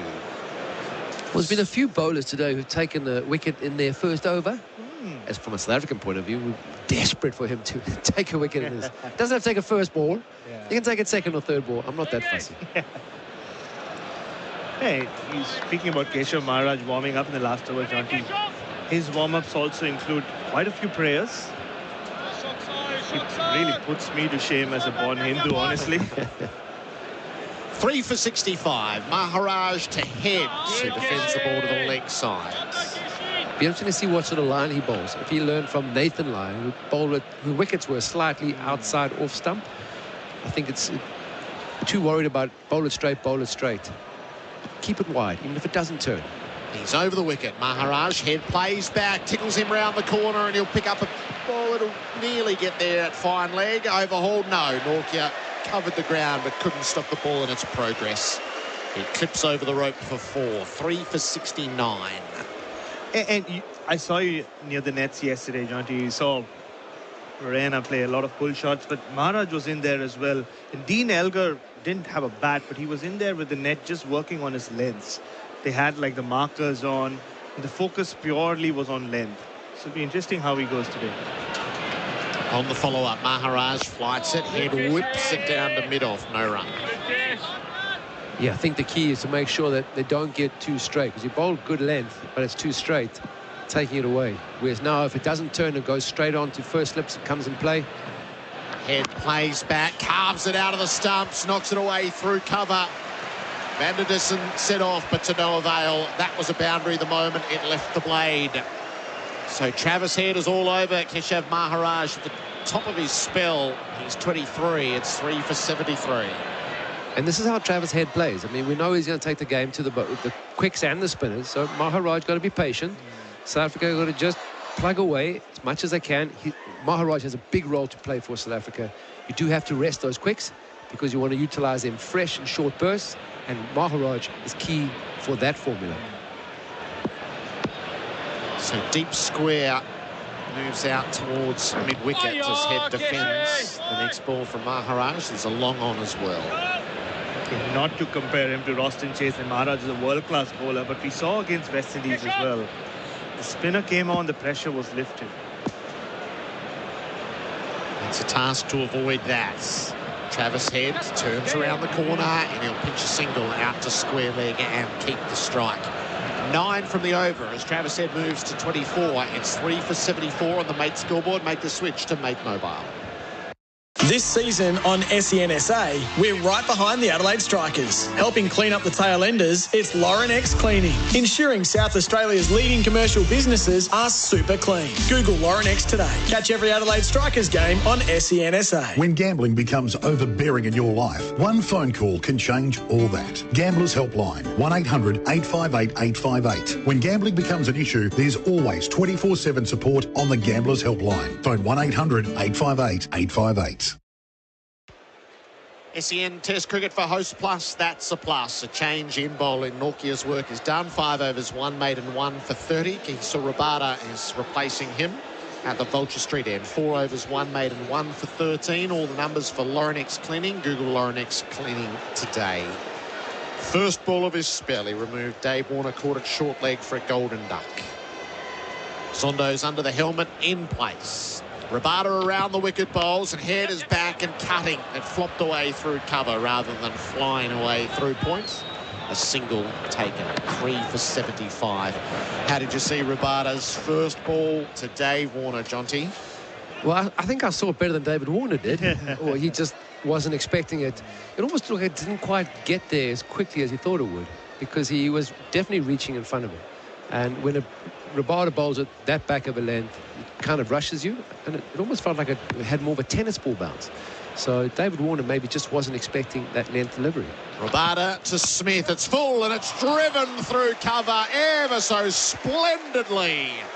That's as good as there's been today. Steve Smith sends it clattering into the rope. He's 24. It's 3 for 79, and momentum has certainly shifted. Yeah, the Steve Smith heart is beating now, Gerard. When he starts nodding, you know he's feeling it. He's really feeling that energy. It was right up there to be driven, but splendidly done. 50-run stand for these two. 52 from 60 balls for Laurenex Cleaning. Google Laurenex Cleaning today. And that's the tipping point beyond halfway as well. So the number on the board is greater than the deficit. Rabada bowls and Smith turns him around the corner and helps himself to a run to fine leg. 3 for 80. South Africa bowled out for 152. It's just going a little bit quiet from a South African point of view. You know, early on, obviously, a lot of buzz, a bit like when Australia were bowling and taking wickets. But in the period, you do know that, sure, the wicket, it is difficult. But if you get in, it does give you the opportunity. And we saw the partnership build with Bavuma and Verena. So you've got to stick at it. You've got to have a plan, you know, and maybe change it slightly, change a length or change a line, change a field, but still stick to your plan. Both batters on 25. Rabada to Head, who flicks him up in the air over mid-wickets and picks up another boundary. They're flowing for the Australians late in the piece. Rabada going for runs from every ball. That's 10 from 4 balls. It's 3 for 84.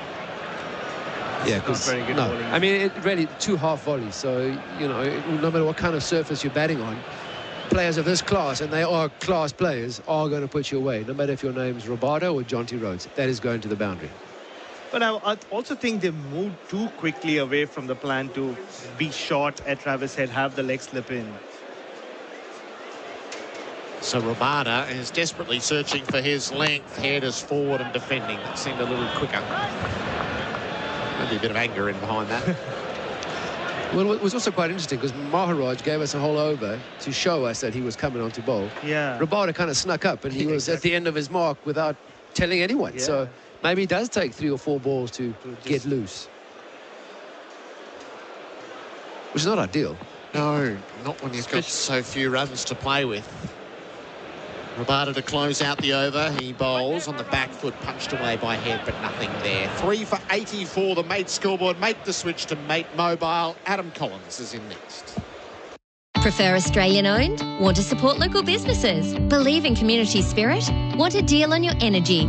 Of course you do. So, should you switch to Lumo SA? Of course you should. We're 100% Australian owned with a rewards program full of local finds. We're actively helping communities and offering amazing energy deals to boot. Call 131 5866 or search Lumo. SA residential customers only. Lumo Energy SA not available in all areas. Eligibility criteria and conditions apply. See website for details. SEN Test Cricket by Host Plus. That's a plus, a partnership that's now worth 57 from 64 balls, and 19 of those coming in the last 2 overs. Maharaj starts his second, bowls here to Stephen Smith. Well forward defending out where silly point would be, but isn't. Stays at 3 for 84. Good afternoon, Baz. Good afternoon, Adam. Keshav Maharaj is someone that Steve Smith has not forgotten about. You remember that famous LBW? We'll go through that. Smith here forward defending, where Maharaj on debut at Perth in 2016 had the appeal. It was Smith about 4 metres down the track, but can't quite remember. Was that before they changed DRS?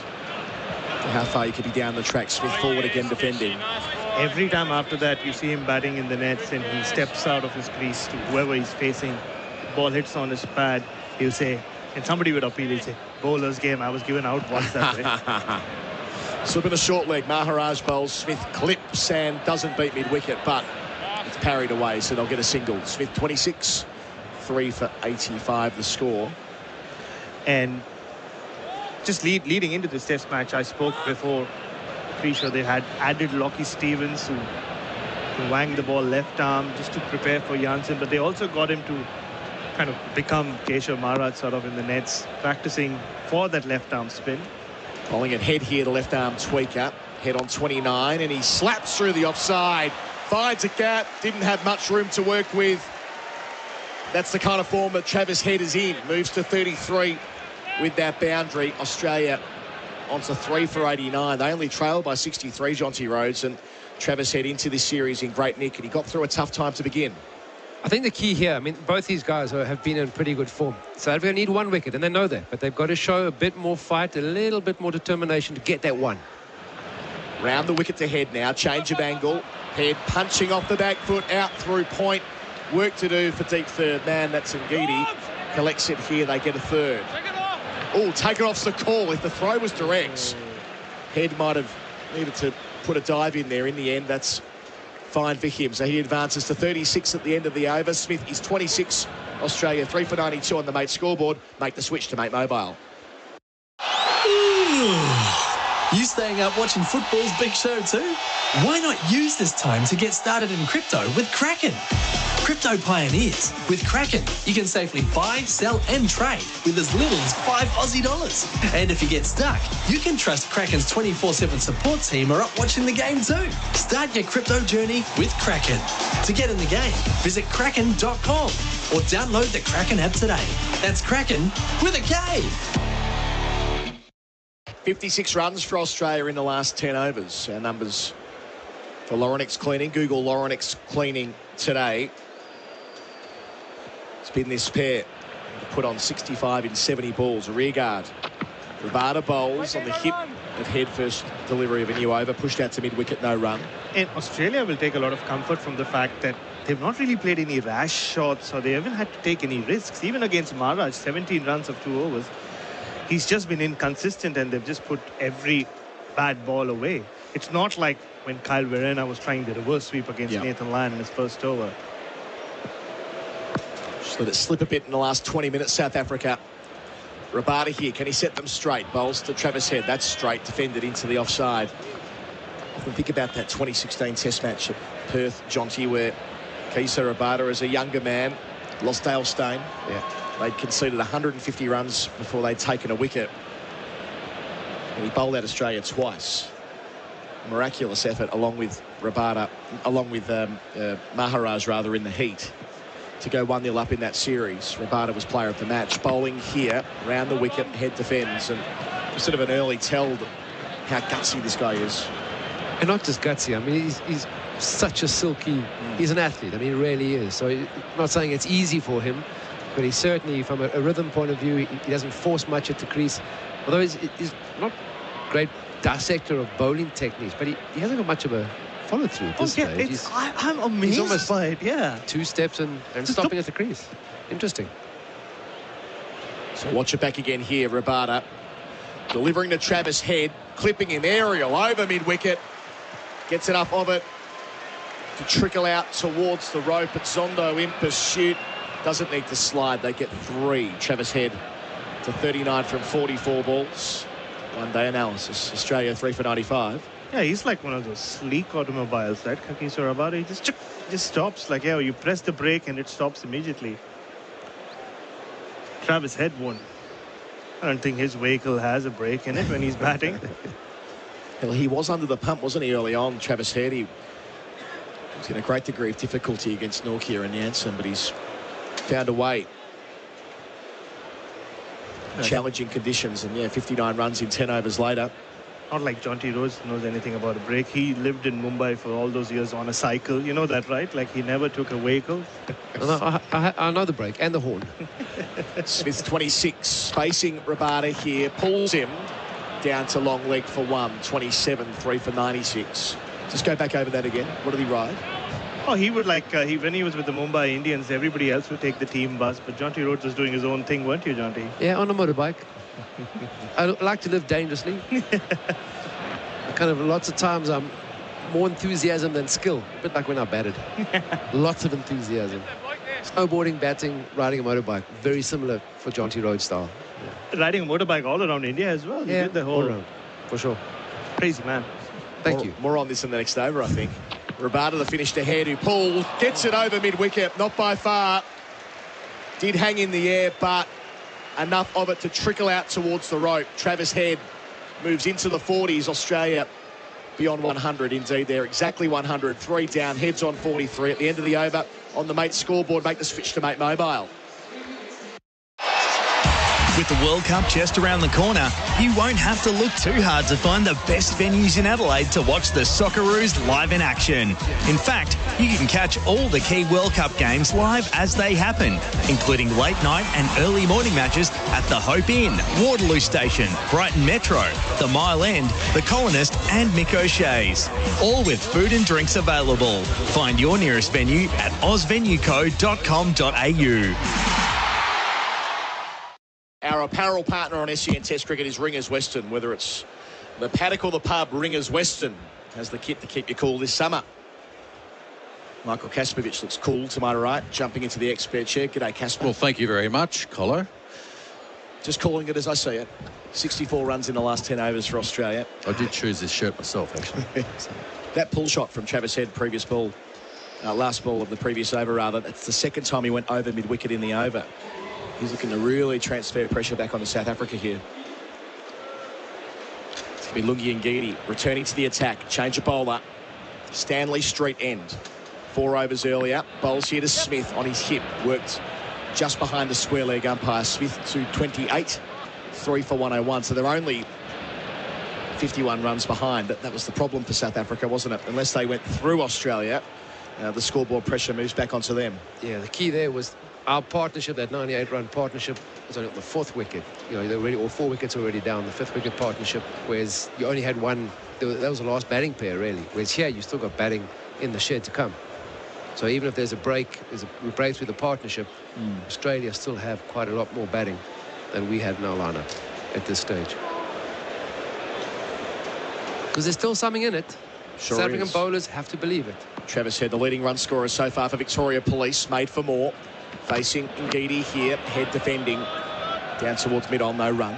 Yeah, the runs have come at a fast rate too. I know that Ian Healy earlier on spoke about the way that someone like a Darren Lehman might play when the ball's getting on top instead of a bit of attacking. We've seen that certainly from Travis Head, the way he's played. Played his natural game. But I think you're right, Jonty. I think they need to keep believing in themselves. They just look like the energy's just dropped a bit. And that's typically what happens here. You sort of the expectation that, just that the bowlers run through it. We've seen it bounce. We've seen it seam. Not that easy. To the crease, right arm over to Head, who plays through the covers in the air. It's that kind of innings, though. Gives it everything he's got. Head to 47 with that boundary. He's going at a run of ball. Australia 3 for 105. And a really good example right there of him backing himself, of being positive in his actions. He's getting forward, and we talked earlier today about driving on the Gabba. It's with the extra bounce, it's a bit of dangerous, certainly with a couple of slips in place. But really, he's backing himself. He's still when he's hitting the ball, and even with the field placements, with a short cover in place, it'll be interesting to see if he takes it on now. And that response from Dean Elgar threw his head back. That's exactly what he wants Head doing, playing expansively, but it's paying off for the South Australians so far. 8 boundaries in his innings of 47. And Ngidi to him here. Head clipping over backwards square. Another boundary. Indeed, that's gone all the way for 6. Out towards the Stormtroopers. Travis Head loves batting at the Gabba. An 85-ball century here last year. Just 48 deliveries to make it to 53 this time around. 3 for 111. And putting the foot down deep into this first day, Michael Kasprowicz. Oh, he's looked sharp out there and tested out earlier on. It looked uncomfortable, but he's found a way. He just, we made a comment earlier today, but the longer you're there, the easier it gets. And there's a great example of that right here with Travis Head. He certainly loves the Gabba. He's certainly got no demons in it for him, but just the way, I love the way that he's actually backing himself. And if it's in the slot, if it's in that area, he's just giving it everything. So boundaries from consecutive balls, Jonty, and 2 field changes. So cover goes in after the 4, and backward square leg goes back after the 6. It's on his terms, Head. Ngidi to him here. He defends from the off stump out towards cover, no run. Because we saw that earlier with the South African partnership, that it then allowed them, gave them way more space in the outfield. They didn't just try and take it on, they just knocked the ball in the gaps and ran really well. So you can score 4 and over without even taking risks. So these 2 batters have had a superb partnership, been really impressive. This partnership now worth 84 from just 80 balls. All our numbers for Laurenex Cleaning. Google Laurenex Cleaning today. Consider when they came together. 3 quick wickets. Australia under the pump. 3 for 27. Ngidi to finish his over here. Head gets it fine. 4 more. Got inside the line. Lovely timing off the face of the bat. 23 overs gone. Australia 3 for 115 with Head up to 57 from 50 balls. Smith 28. That's on the Mate scoreboard. Make the switch to Mate Mobile. When you call the Gambling Helpline, life-changing advice and guidance is there for you. 1-800-858-858 is the number to call. Support for anyone affected by gambling is available. Private and confidential. Make the call today. The Gambling Helpline. Phone 1-800-858-858. Hit Cancer for 6. Register your local cricket club at hitcancerfor6.org.au to help raise funds for Cancer Council, and you'll go in the running to win a team training session with our Adelaide Strikers. Register now. hitcancerfor6.org.au. This third session on SEN Test Cricket for Before You Dig Australia. Rabada. Smith's turn. 2 back for the short ball, 2 slips. Smith rides the bounce, pushing out to cover, no run. Whisper it, fellas. Travis Head is on for a century in a session here, the way he's batting at the moment. Hang on. Hang on. We don't want to be whispering anything like that. Come on, Casper. If you believe in commentator curses, then you're not. No, then we're on the wrong wavelength. No, but merely making the point that he's within striking distance. That's all possible. Anything's possible. We've seen that today. A lot of cricket left. Still 45 minutes. Full here. Driven by Smith. Past the stumps. Down towards long on. But from the bottom of the bat, doesn't time it well enough to get a boundary. Nokia does the fielding. They get through for a couple. Smith up to 28, make that 30. Australia 3 for 117. So Travis Head's 57 off 50 deliveries. Now you associate that with, in the old-fashioned, going the tonk. or having a slog, wouldn't you? And I guess 2020 we've seen that, you know, the way the players play. But there's been none of that. It's just been great cricket shots and positive cricket shots. 15 runs from the previous over as well. 75 in the last 10. Rabada bowls, Smith defends out to point. Just around heads knock as well. It's also been some indifferent bowling. And I think that's, on this sort of wicket, you don't want to give any freebies at all. No, exactly. I think the consistency and just building up some pressure, and we call about dots. Talk about dots, dot balls. Consecutive maidens as well. We haven't seen many of those, obviously, in either side today. Rabada away from us. Bowls to Smith, who defends to mid-on. No run. Mentioned this ground and Travis Head. And 152 here against England last year. How important is that, Jonty, coming back to a ground where you know you've dominated before? Well, I think especially when you have this sort of surface that you faced with, if you can recall that, I think it makes a massive difference, because most of the batters who walked out today, they would have had a look at it yesterday. I think, okay, they'll take a bit of grass off. And they arrived today, it didn't look anything like they were expecting. Smith facing Rabada, who pulls out towards deep backward square on the bounce. There is a fielder there. They'll get a single. He's 31. 3 for 118. One ball left in the over. Yeah, cricket's very much a confidence game, and a lot of it's won or lost above the shoulders and kind of between the ears. So if you have that sort of frame mindset that you've been comfortable here, you've scored runs, makes things slightly better. Especially when the surface looks so similar to what they were confronted with 12 months ago. Went through it earlier, but Australia bowled out England for 147, South Africa for 152. Comparable number of overs on day one. Rabada the finish to Head, happy in defence out to cover. End of the over, 24 gone. Head's 57, Smith 31. 3 for 118 on the Mate scoreboard. Make the switch to Mate Mobile. Pulling away from the dealership is just the start with Hyundai. Imagine convenience and transparency with online service booking and upfront pricing. Imagine 12 months of our premium roadside support plan every time you complete a scheduled service with us. Imagine driving unlimited kilometres and still being under warranty 5 years later. Imagine having a lifetime of care with Hyundai iCare. T's and C's apply. Elements of iCare are limited in duration. Visit hyundai.com.au/iCare. Imagine that. Hyundai. Travis Head, 57 from 51 balls, putting in a run for our player of the day, thanks to Bing Lee. The way he's going, he'll end up our leading run scorer as well for Victoria Police, made for more. Tingidi, second over of his spell. Had 15 taken from the first. Bowls here, Smith pulling, getting it fine, but there's a man down there beneath us at long leg. Smith 32, Australia 3 for 119. Yeah, I think I mentioned the consecutive maidens, and that's really where you start to build the pressure. And certainly in the longer form of the game, it's so important. Certainly with a partnership like this now, they have to try something. And it's not as though the batsmen are actually attacking them.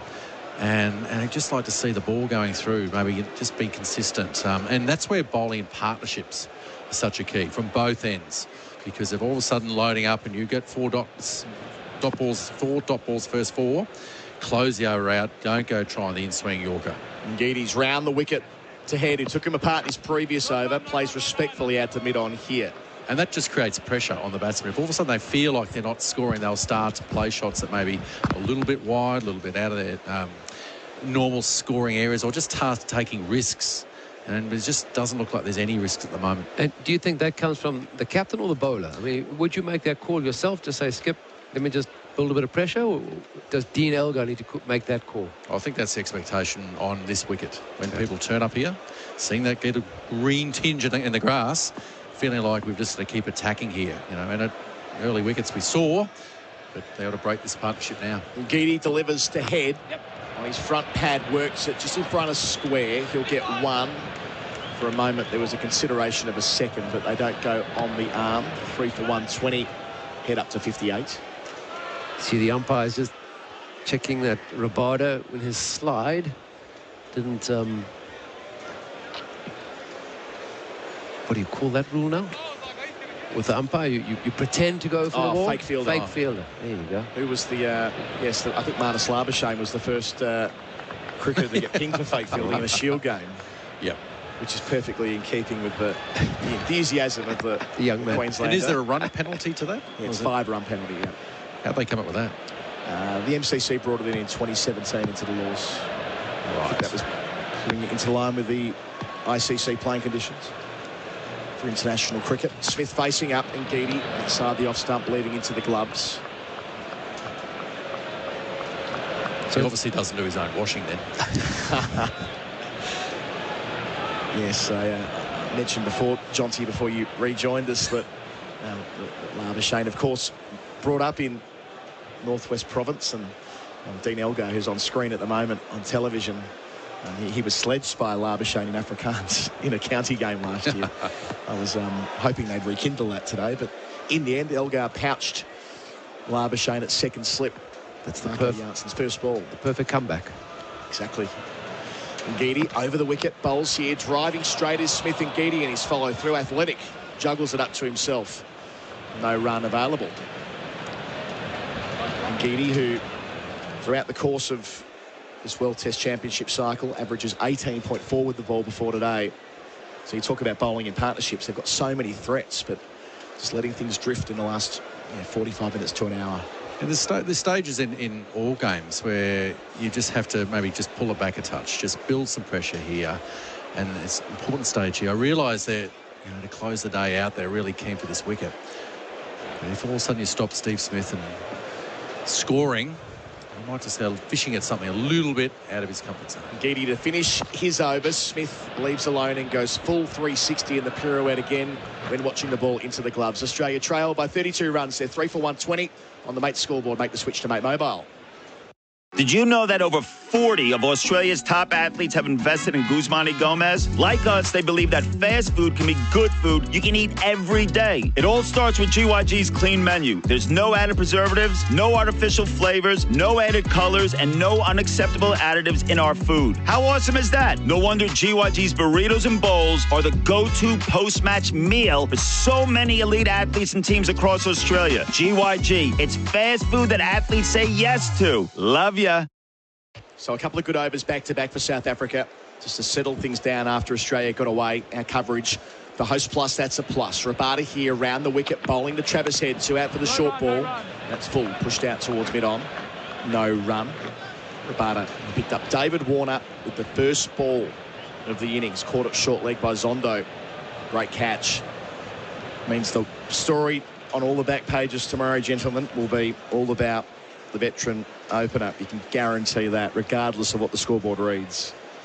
It's going to be a fascinating little time. Pete Lalor was in here, wasn't he, earlier on? Just sort of talking about it and preempting, I suppose, the conversations there.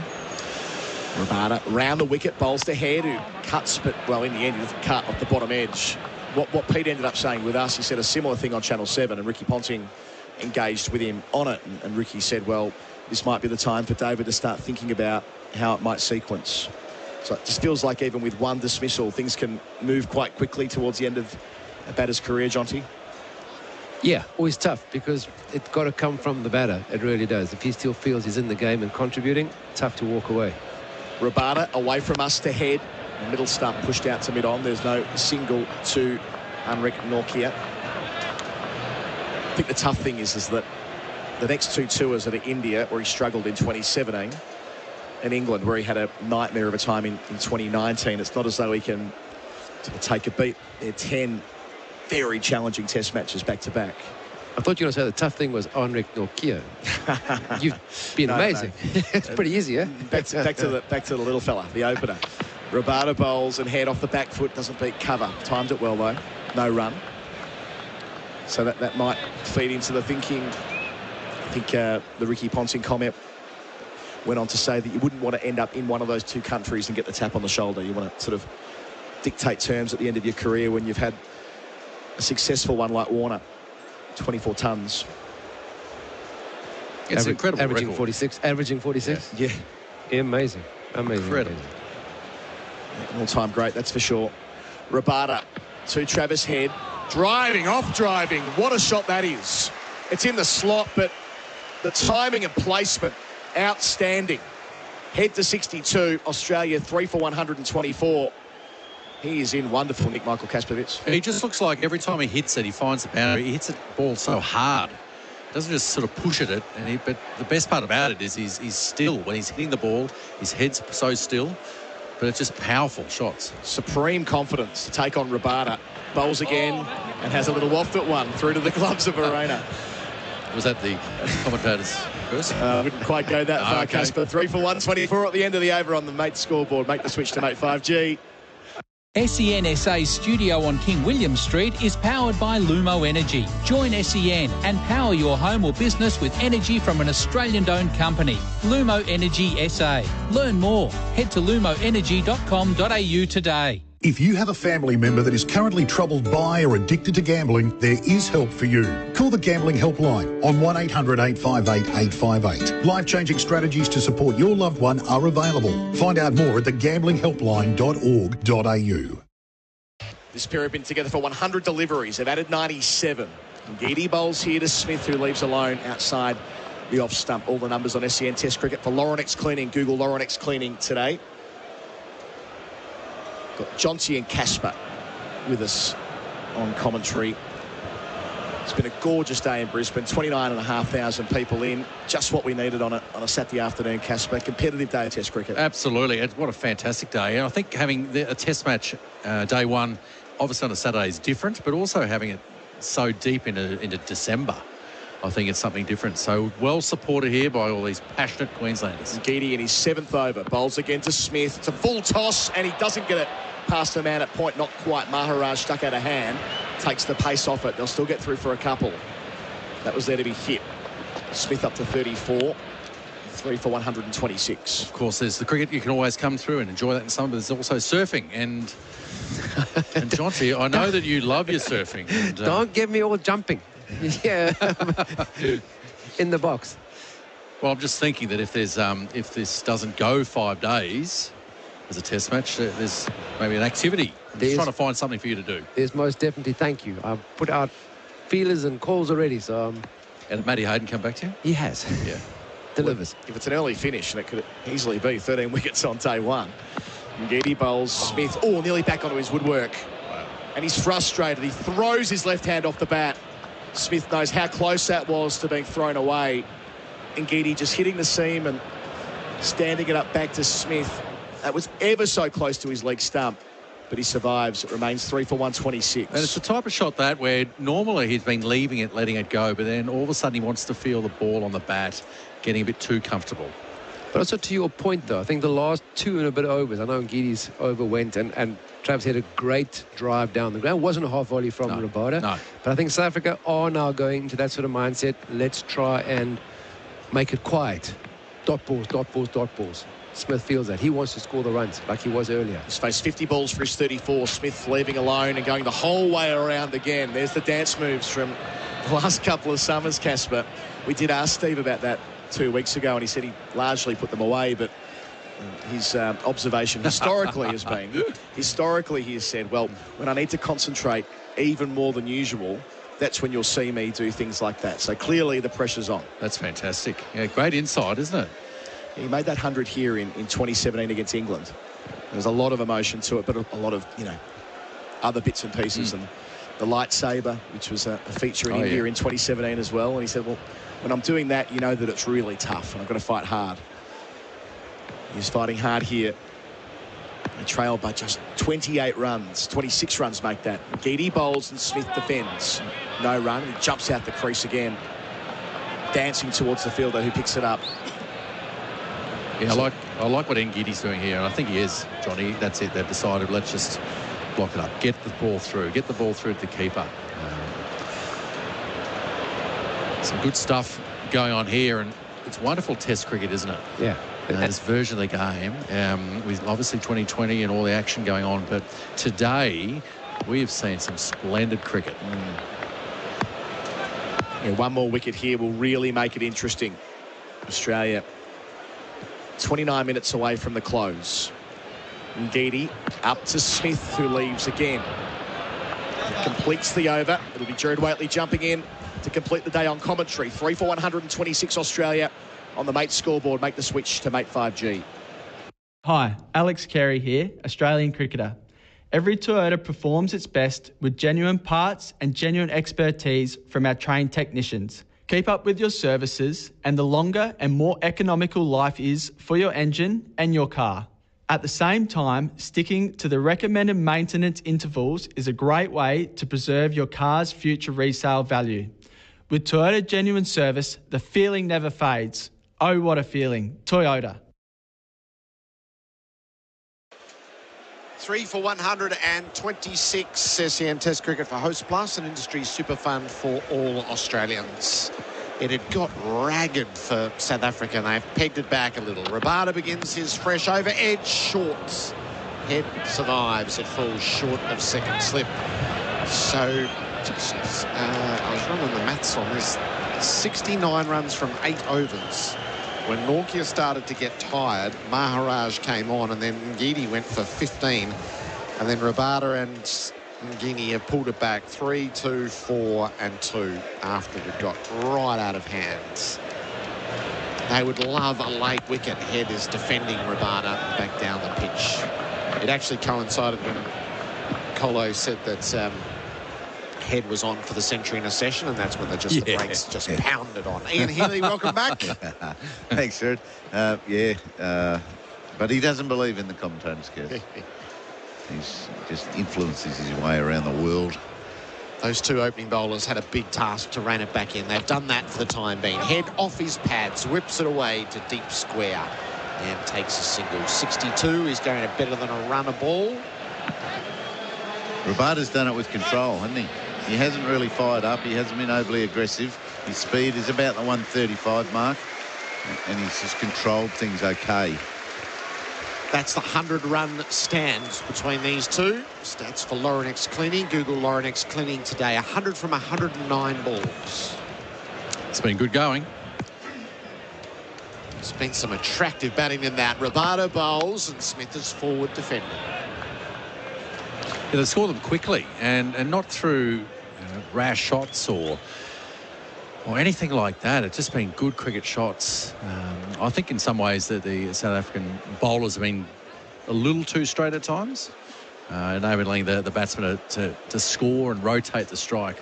Speaking about the maidens, the dot balls, so important.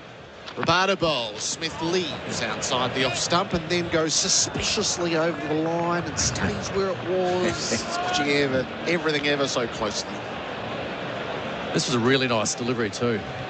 Actually even shaped away from a little bat. Acknowledged, of course, from Steve Smith. Maybe he's doing a coaching clinic. No, he's coaching himself. He's got a bit of CSI Gabba going on. He wants to understand exactly how everything's happening, why. Yeah, that swung, and then he nods his head, basically saying, well done. Yeah. Well done, Steve. You saw that.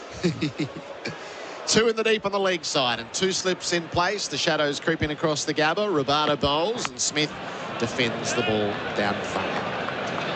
Look, even just that one was interesting because it squared him up, but watching his mannerisms, of course. End of the over. 1 from it, 3 for 127. The Mate scoreboard make the switch to Mate 5G. Catch all the action this summer with Big Screen Video. Their innovative LED screen solutions have been captivating audiences in stadiums, shopping centres, pubs, clubs and airports across Australia for over 10 years. Visit bigscreenvideo.com.au to see how BSV can bring your space to life. When gambling becomes overbearing in your life, one phone call can change all that. Gamblers Helpline, 1-800-858-858. When gambling becomes an issue, there's always 24/7 support on the Gamblers Helpline. Phone 1-800-858-858. SEN Test Cricket for Host Plus, an industry super fund for all Australians. 3 for 127, a change in bowling at the Stanley Street end. Anrik Nortje is coming back into the attack. 5 overs, 1 maiden, 1 for 30. His last 2 overs in particular were expensive. He's right arm over the wicket. He bowls to Travis Head, who's squared up, leading edge, falls safely short of cover. He can't let down here. Nortje, he's got to really bowl well right now. They can't afford an expensive, dragging the chain type spell. Get into it.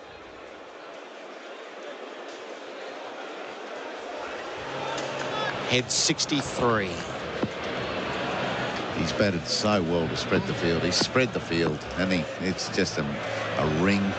Thoroughly modern test batting, isn't it? Head on the back foot, carves it away through the gap between gully and backward point and picks up the dead-eye boundary. And square of the wicket there, the power of that shot, we've seen it through his drives, but any little bit of width, that wasn't too wide, but he just gets on top of it, so he's hitting the ball down. So strong in that area, and we always talked about the left-hander V. You know, we talk about the V being straight down the ground. For a lot of left-handers, the V is that one square of the wicket. Yes, very nice. Geez, they've got a nasty habit of getting it to third man too, haven't they? Better than right-handers. Yep. So frustrating. Such an easy four. He's 67, Travis Heads. Norkia upright on his approach, bowls, and Head gets the full toss. He knocks it wide of mid-on, but not sufficiently forceful. And will have to settle for a single. He's 68, 3 for 132. Heels, I was talking before just to Jonty, suggesting that, you know, the dot balls executive made is just building up pressure, getting the ball through to the keeper. So you're wide, maybe even a touch wider than normal, just to sort of build some pressure. From your perspective, and obviously from standing behind the sticks, you know, how do you see it? Yeah, you got to do that. You really do have to. But it's so difficult to these two batsmen. They bat differently, and Head's coming at them. Smith's on strike, Norkia to him, left alone outside the off stump. And Steve Smith's letting it go very well like that. So it's quite a challenge to sustain some pressure with the combination of these two batters. So, but yeah, I think that if Travis Head wants to play shots, where's his least favourite area to play a shot from? You've got to get it. You can take him wider, even still, and get off his body, and then. If you get some pressure going, then your bumper, your impact ball can be more effective. Absolutely. Won't take very long. Bit of chatter happening out in the middle. Norkia.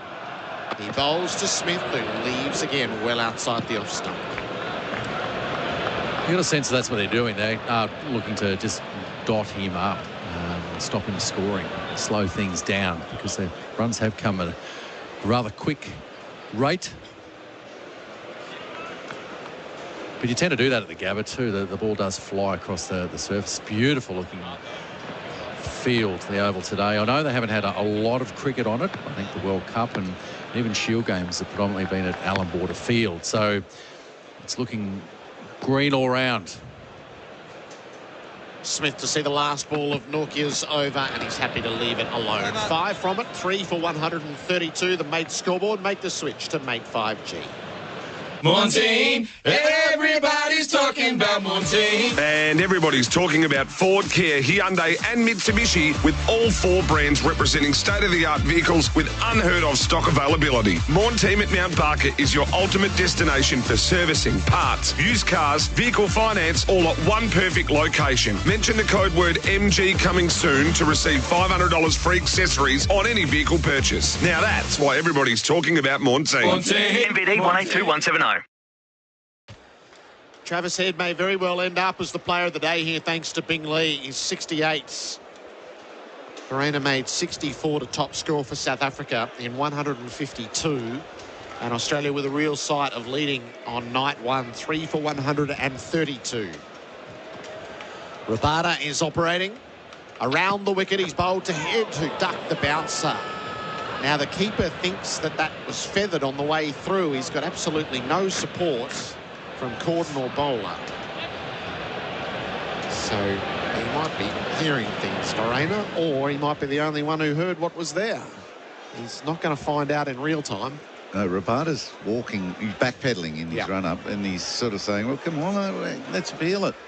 Let's review it. But, you know, that's another thing, Casper. They haven't really hit the mark with their bouncer. At Travis Head, they bowled the first ball at him. Rabada, it's a Head who drives, but he picked out mid-off. Maharaj Fields, no run. Then they've left it go. You know, and I don't think they've found the top of the stumps often enough. You know, the length where the ball is going to hit the top of the stumps. That's where it's hard to score from.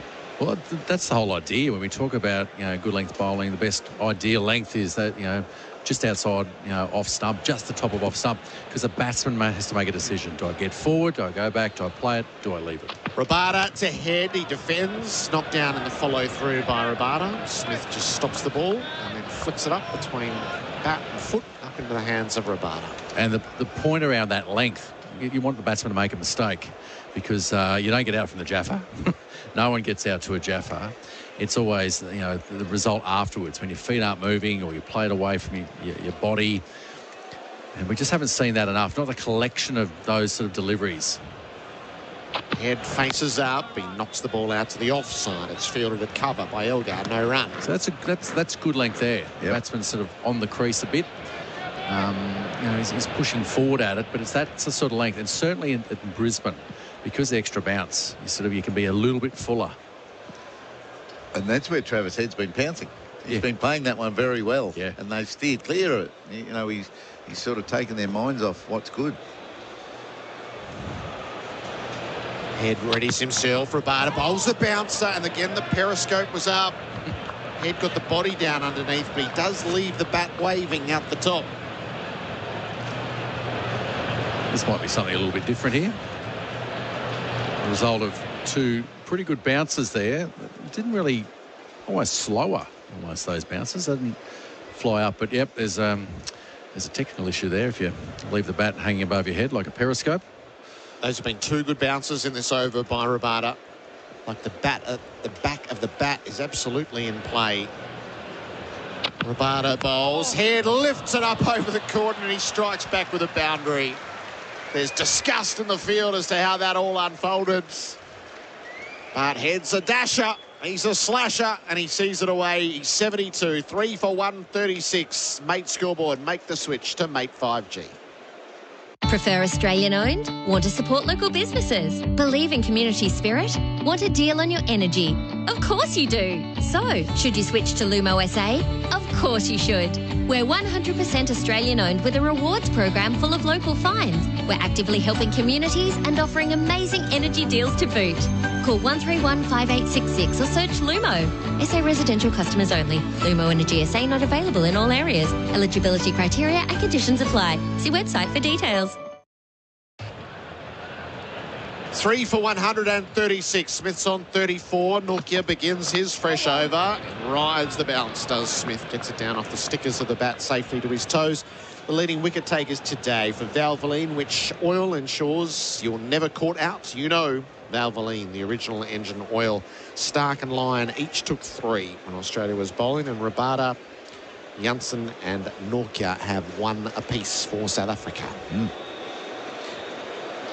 Stumps time with the half an hour overtime is 10 past 6? 10 to 6. 10 to 6. Yeah.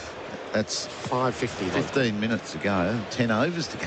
Nokia bowls. Smith plays late. Jags it out to backward point. No run. Yes, Australia's over rate was slow, and then because it's been Maharaj bowled 2 or 3 overs, so it's been all pace. So we're going to burn some overs today. Yep, getting wickets chews up a bit of time too. Yes, Maharaj bowled just 2 overs, and Nathan Lyon sent down. He bowled 8. It's the clear bulk of the work done by the quicks. Nokia sets in, bowls. Smith leaves the ball jagging at the off stump. That sort of length there looks really good, doesn't it? Because it's flying through. The keeper's taking it. He's still on the rise when it's coming through, and it looks great, but it's still a fraction short.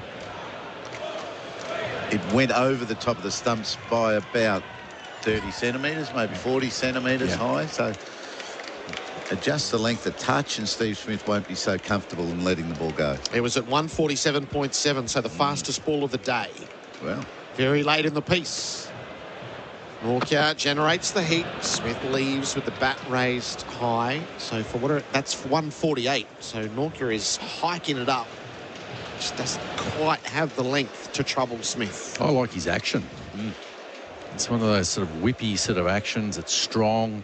Gets everything going, obviously the right direction, but for 48k, is getting it through. That's the other side. We always talk about bowling at the Gabba. Opposition side's coming here, and you can get a little bit carried away. Seeing it going through there. It's only going to be quicker tomorrow too, the wicket. Nokia bowls, and Smith in behind it, drops it to mid-wicket, which is vacant, and he's able to take a run. Yeah, so it's always faster as it firms up during the game. Day 2, always best time to have a bowl. It's actually a little bit slow, even though Australia, when we won the toss and decided to bowl, which worked fantastically well, it's always a little bit slow. You see that grass originally, the live grass. You'll see tomorrow too that the wicket will take a different look to it. So when we played our Shield games, Casper, and the real grassy wickets, you were hoping to bowl second? Yep. Yes. Did we normally bowl first if we won the toss?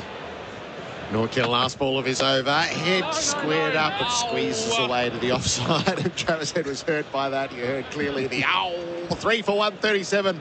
Mate scoreboard, make the switch to mate 5G. This season on SENSA, we're right behind the Adelaide Strikers. Driving every boundary is Toyota. The feeling never fades. And cleaning up the tail enders, Laurenex Cleaning. Google Laurenex Cleaning today. Catch every Adelaide Strikers game on SENSA. Stay on the ball while you're on the road. The SEN app is now available on Apple CarPlay, so you can keep up with all the big moments, expert commentary, and the latest news. When it happens in sport, SEN has you covered. Find the SEN app on Apple CarPlay. Kiso Rabada doing some heavy lifting late in the day. He bowls and he beats Smith past the outside edge and leaves the batter again with his hands just held out. Don't know what happened. Don't know. It's still offering. We've seen the ball going through nicely there, but still he's been shaping the ball away, hitting that seam and squared Steve Smith up square. Such a good ball. There's no real justice. That's your point. The Jaffa never gets the wicket. Nah, never. 3 for 137. Smith is 35. Rabada in and bowls to him. Oh, he's uncomfortable as he turns the ball to leg from under the armpit and trots off for a single. 3 for 138. Well, this will be interesting too, I think, with Head coming back on strike. We saw him a little having difficulty with them. The short ball, the bounces. So I won't be surprised if we see plenty again this over. Last over with Travis Head did play off the back foot and went through the vacant third slip position. But right now, short cover, who is in place, has moved right to that third slip. So 3 slips and the 2 in the deep on the leg side. Rabada around the wicket. Head drives through mid-off. He clouted that all the way to the boundary for 4. Head is 76. And he's still going at better than a run a ball. 3 for 142.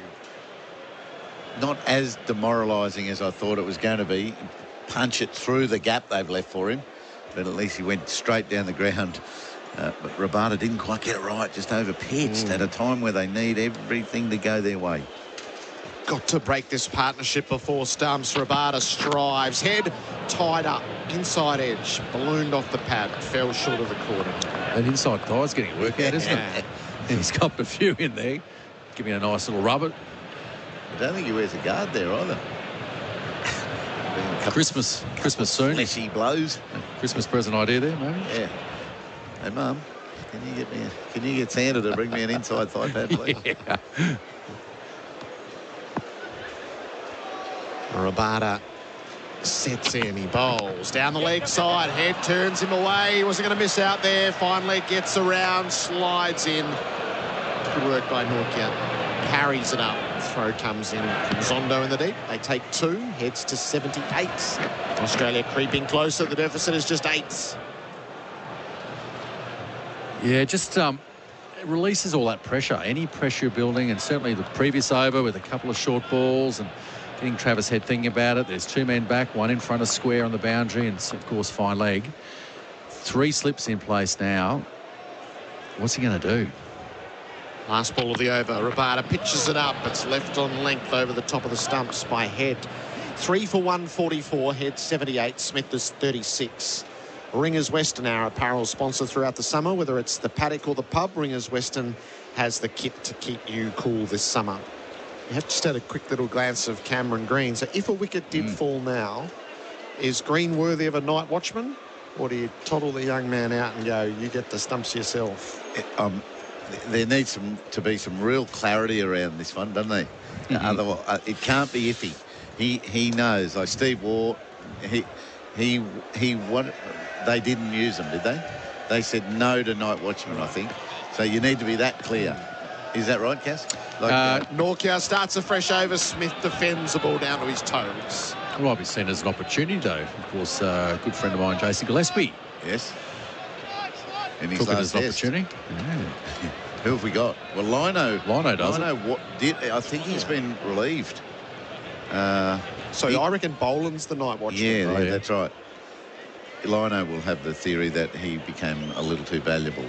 It was always this time. It was always this time of the day, too. I know for a few bowlers, we might just go for a bit of a walk. Get out of the viewing room. Get out of sight. Yeah, no eye contact. No, exactly. Exactly. Nortje flows in. He bowls. He's bowled Smith. He's got the breakthrough right at the end. Oh, that it was worth so much to South Africa. Nortje bowling very fast at the end of the day, giving it his all. I think he's drawn the inside edge from Smith. And the bails disrupted. 4 for 144. And Smith, who did so much work, is shaking his head as he leaves for 36. He just got the length right there. We talk about the top of off stump, and that was spot on. Steve Smith acknowledging that nip back in a little bit. But that's the beauty of it, that length. Forced to play the ball, came back in, and fantastic. We've just seen, some good pace, getting a good rhythm here. This is going to make life interesting. That is an outstanding ball. Yes. I don't think there was an inside edge. I think that's jagged through the gates. Just through him. Just about, half a bat width, eh? Like the batter's brain is lining up the middle of the bat, and it missed the bat, so it nipped it a lot. And Scotty Boland is in. Good moment for Cam Green. He is worth a night watchman. And Scott Boland's, who's a hero with Australian crowds, is asked to do a job for the last 7 minutes of the day's play. The South Africans are all waving and signalling. What are they after? I think they're after some more helmets. Helmets? Yep. They're going to crowd the night watchman. Oh, top of off. Well, and that's the thing. The temptation is to come here and bowl right at the sticks. Bowl at stumps, trying to get him out that way. But I just think that sort of length once again there, if you can get Steve Smith, best batsman in the world out, I'm not sure Scott Boland's going to be able to do too much. And he's up in the high 140s. Oh, yeah. So this is the fastest bowling of the day. Oh, what a bonus for South Africa. So Australia's about to go past them, but that partnership which had guided Australia from 27 to 144 is broken before stumps. It's hot. This is real heat out there. Great effort. Last time of the day, 32 overs. It's all they bowled, so they should be fresh, but they've had their moments, the bowlers. They've looked tired at times and not produced quality at times, but this is good. Yep. Nortje becomes the leading wicket taker for South Africa. Valvoline, which oil ensures you're never caught out. Valvoline, the original engine oil. 2 for 36. What Scotty Boland is a master time waster. Yeah, there's a leg gully in. So it's going to good be at it. short stuff. Nortje in, bowls to bowl, and it was short. He had a swish at it. I'm not quite sure that's the night watchman's go, but when they're coming at 145, it'd be hard to hold your nerve and stand absolutely still. He might be in good form, Gerard. Short and wide. Yeah, well, that good form's for tomorrow. Go fill your boots. Yeah, I don't reckon you want to nick off to that one. Get your snaffle strut on at snaffle.com.au, short and wide outside the off stump. 3 slips. First, second and fourth. Leg gully, bat pads. Backward points. Nortje bowls. Boland's on the move, right at him. Fended it short of backward point. Oh, it's uncomfortable stuff late in the day for the folk hero. He's on the move. He's just backpedaling. Oh, that was a great delivery. Geez.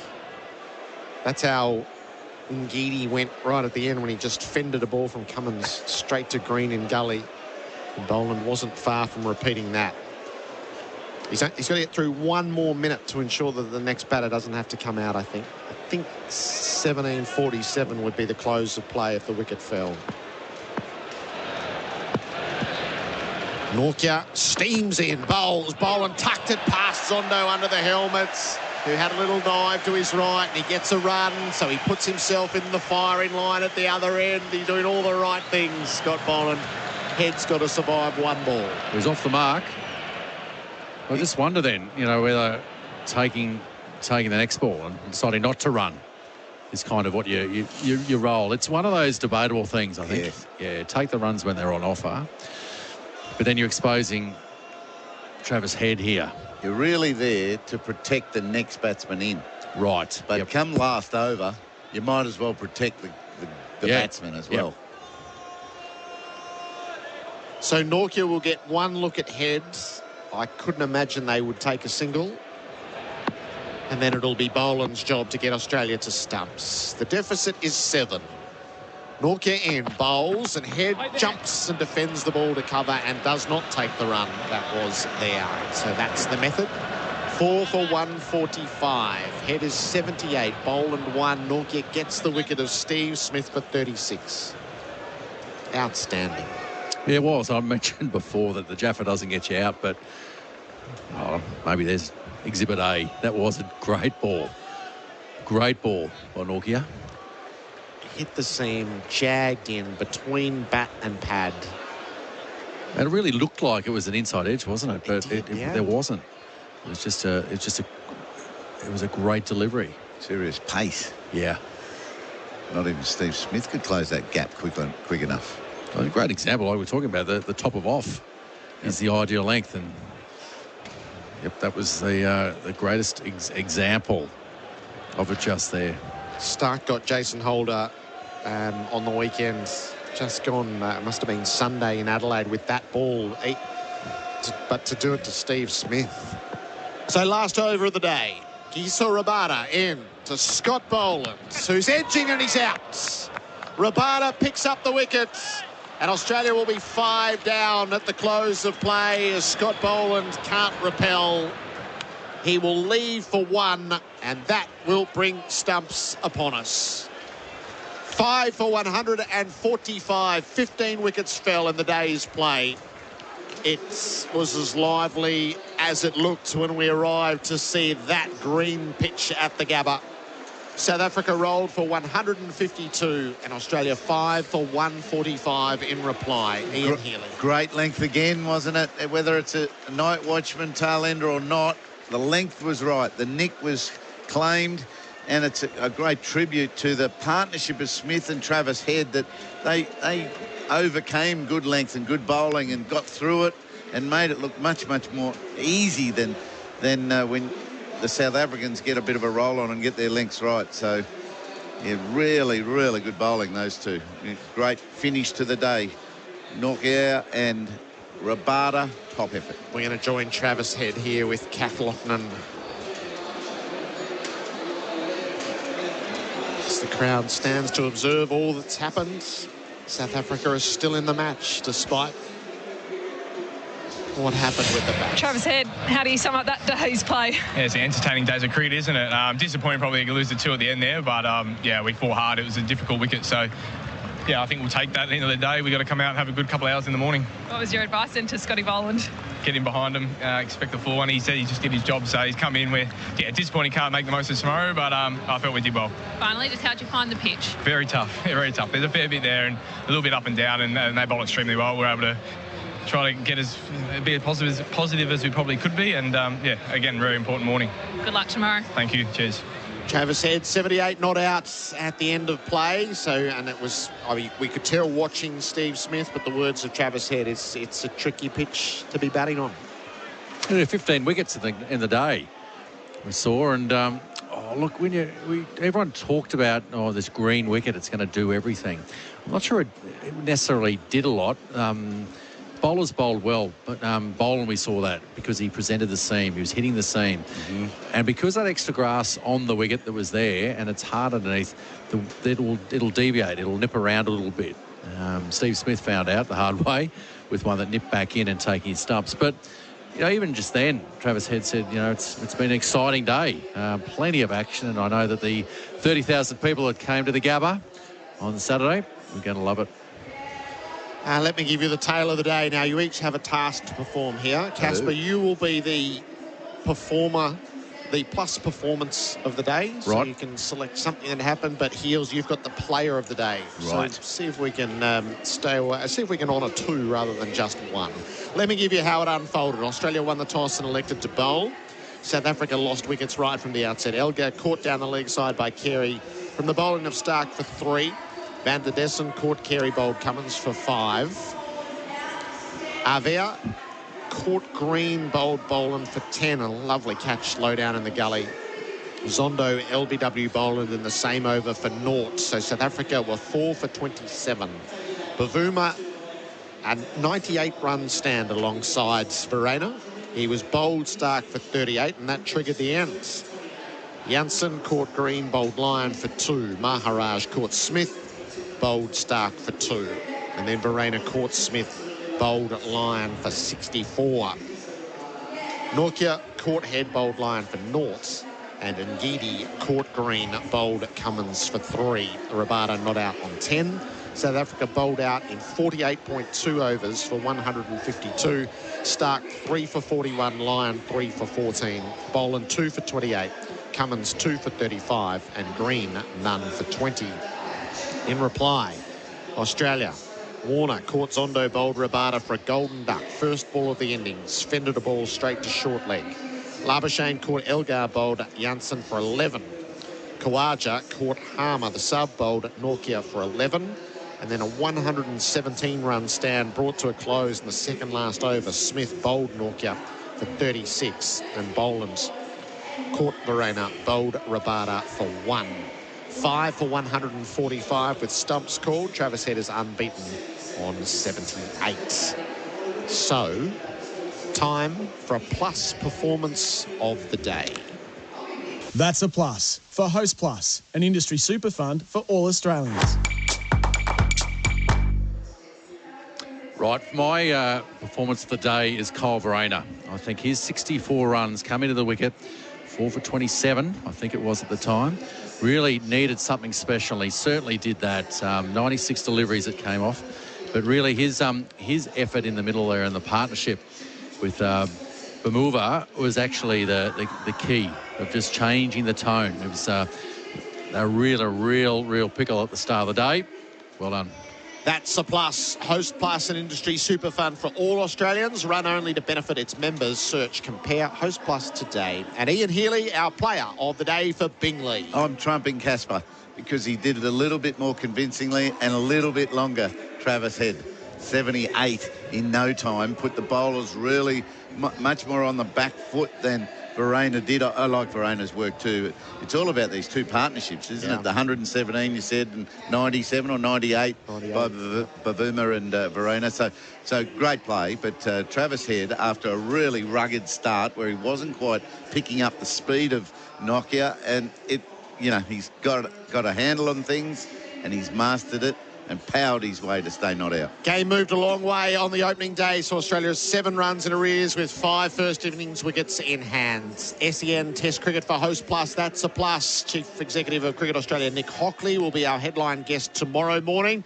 And we are now bound for Big Bash Nation, the Scorchers and the Sixers, live from Perth Stadium. Mitch Marsh is on special comments. The Scorchers have won the toss and elected to bat. From the Gabba, good evening.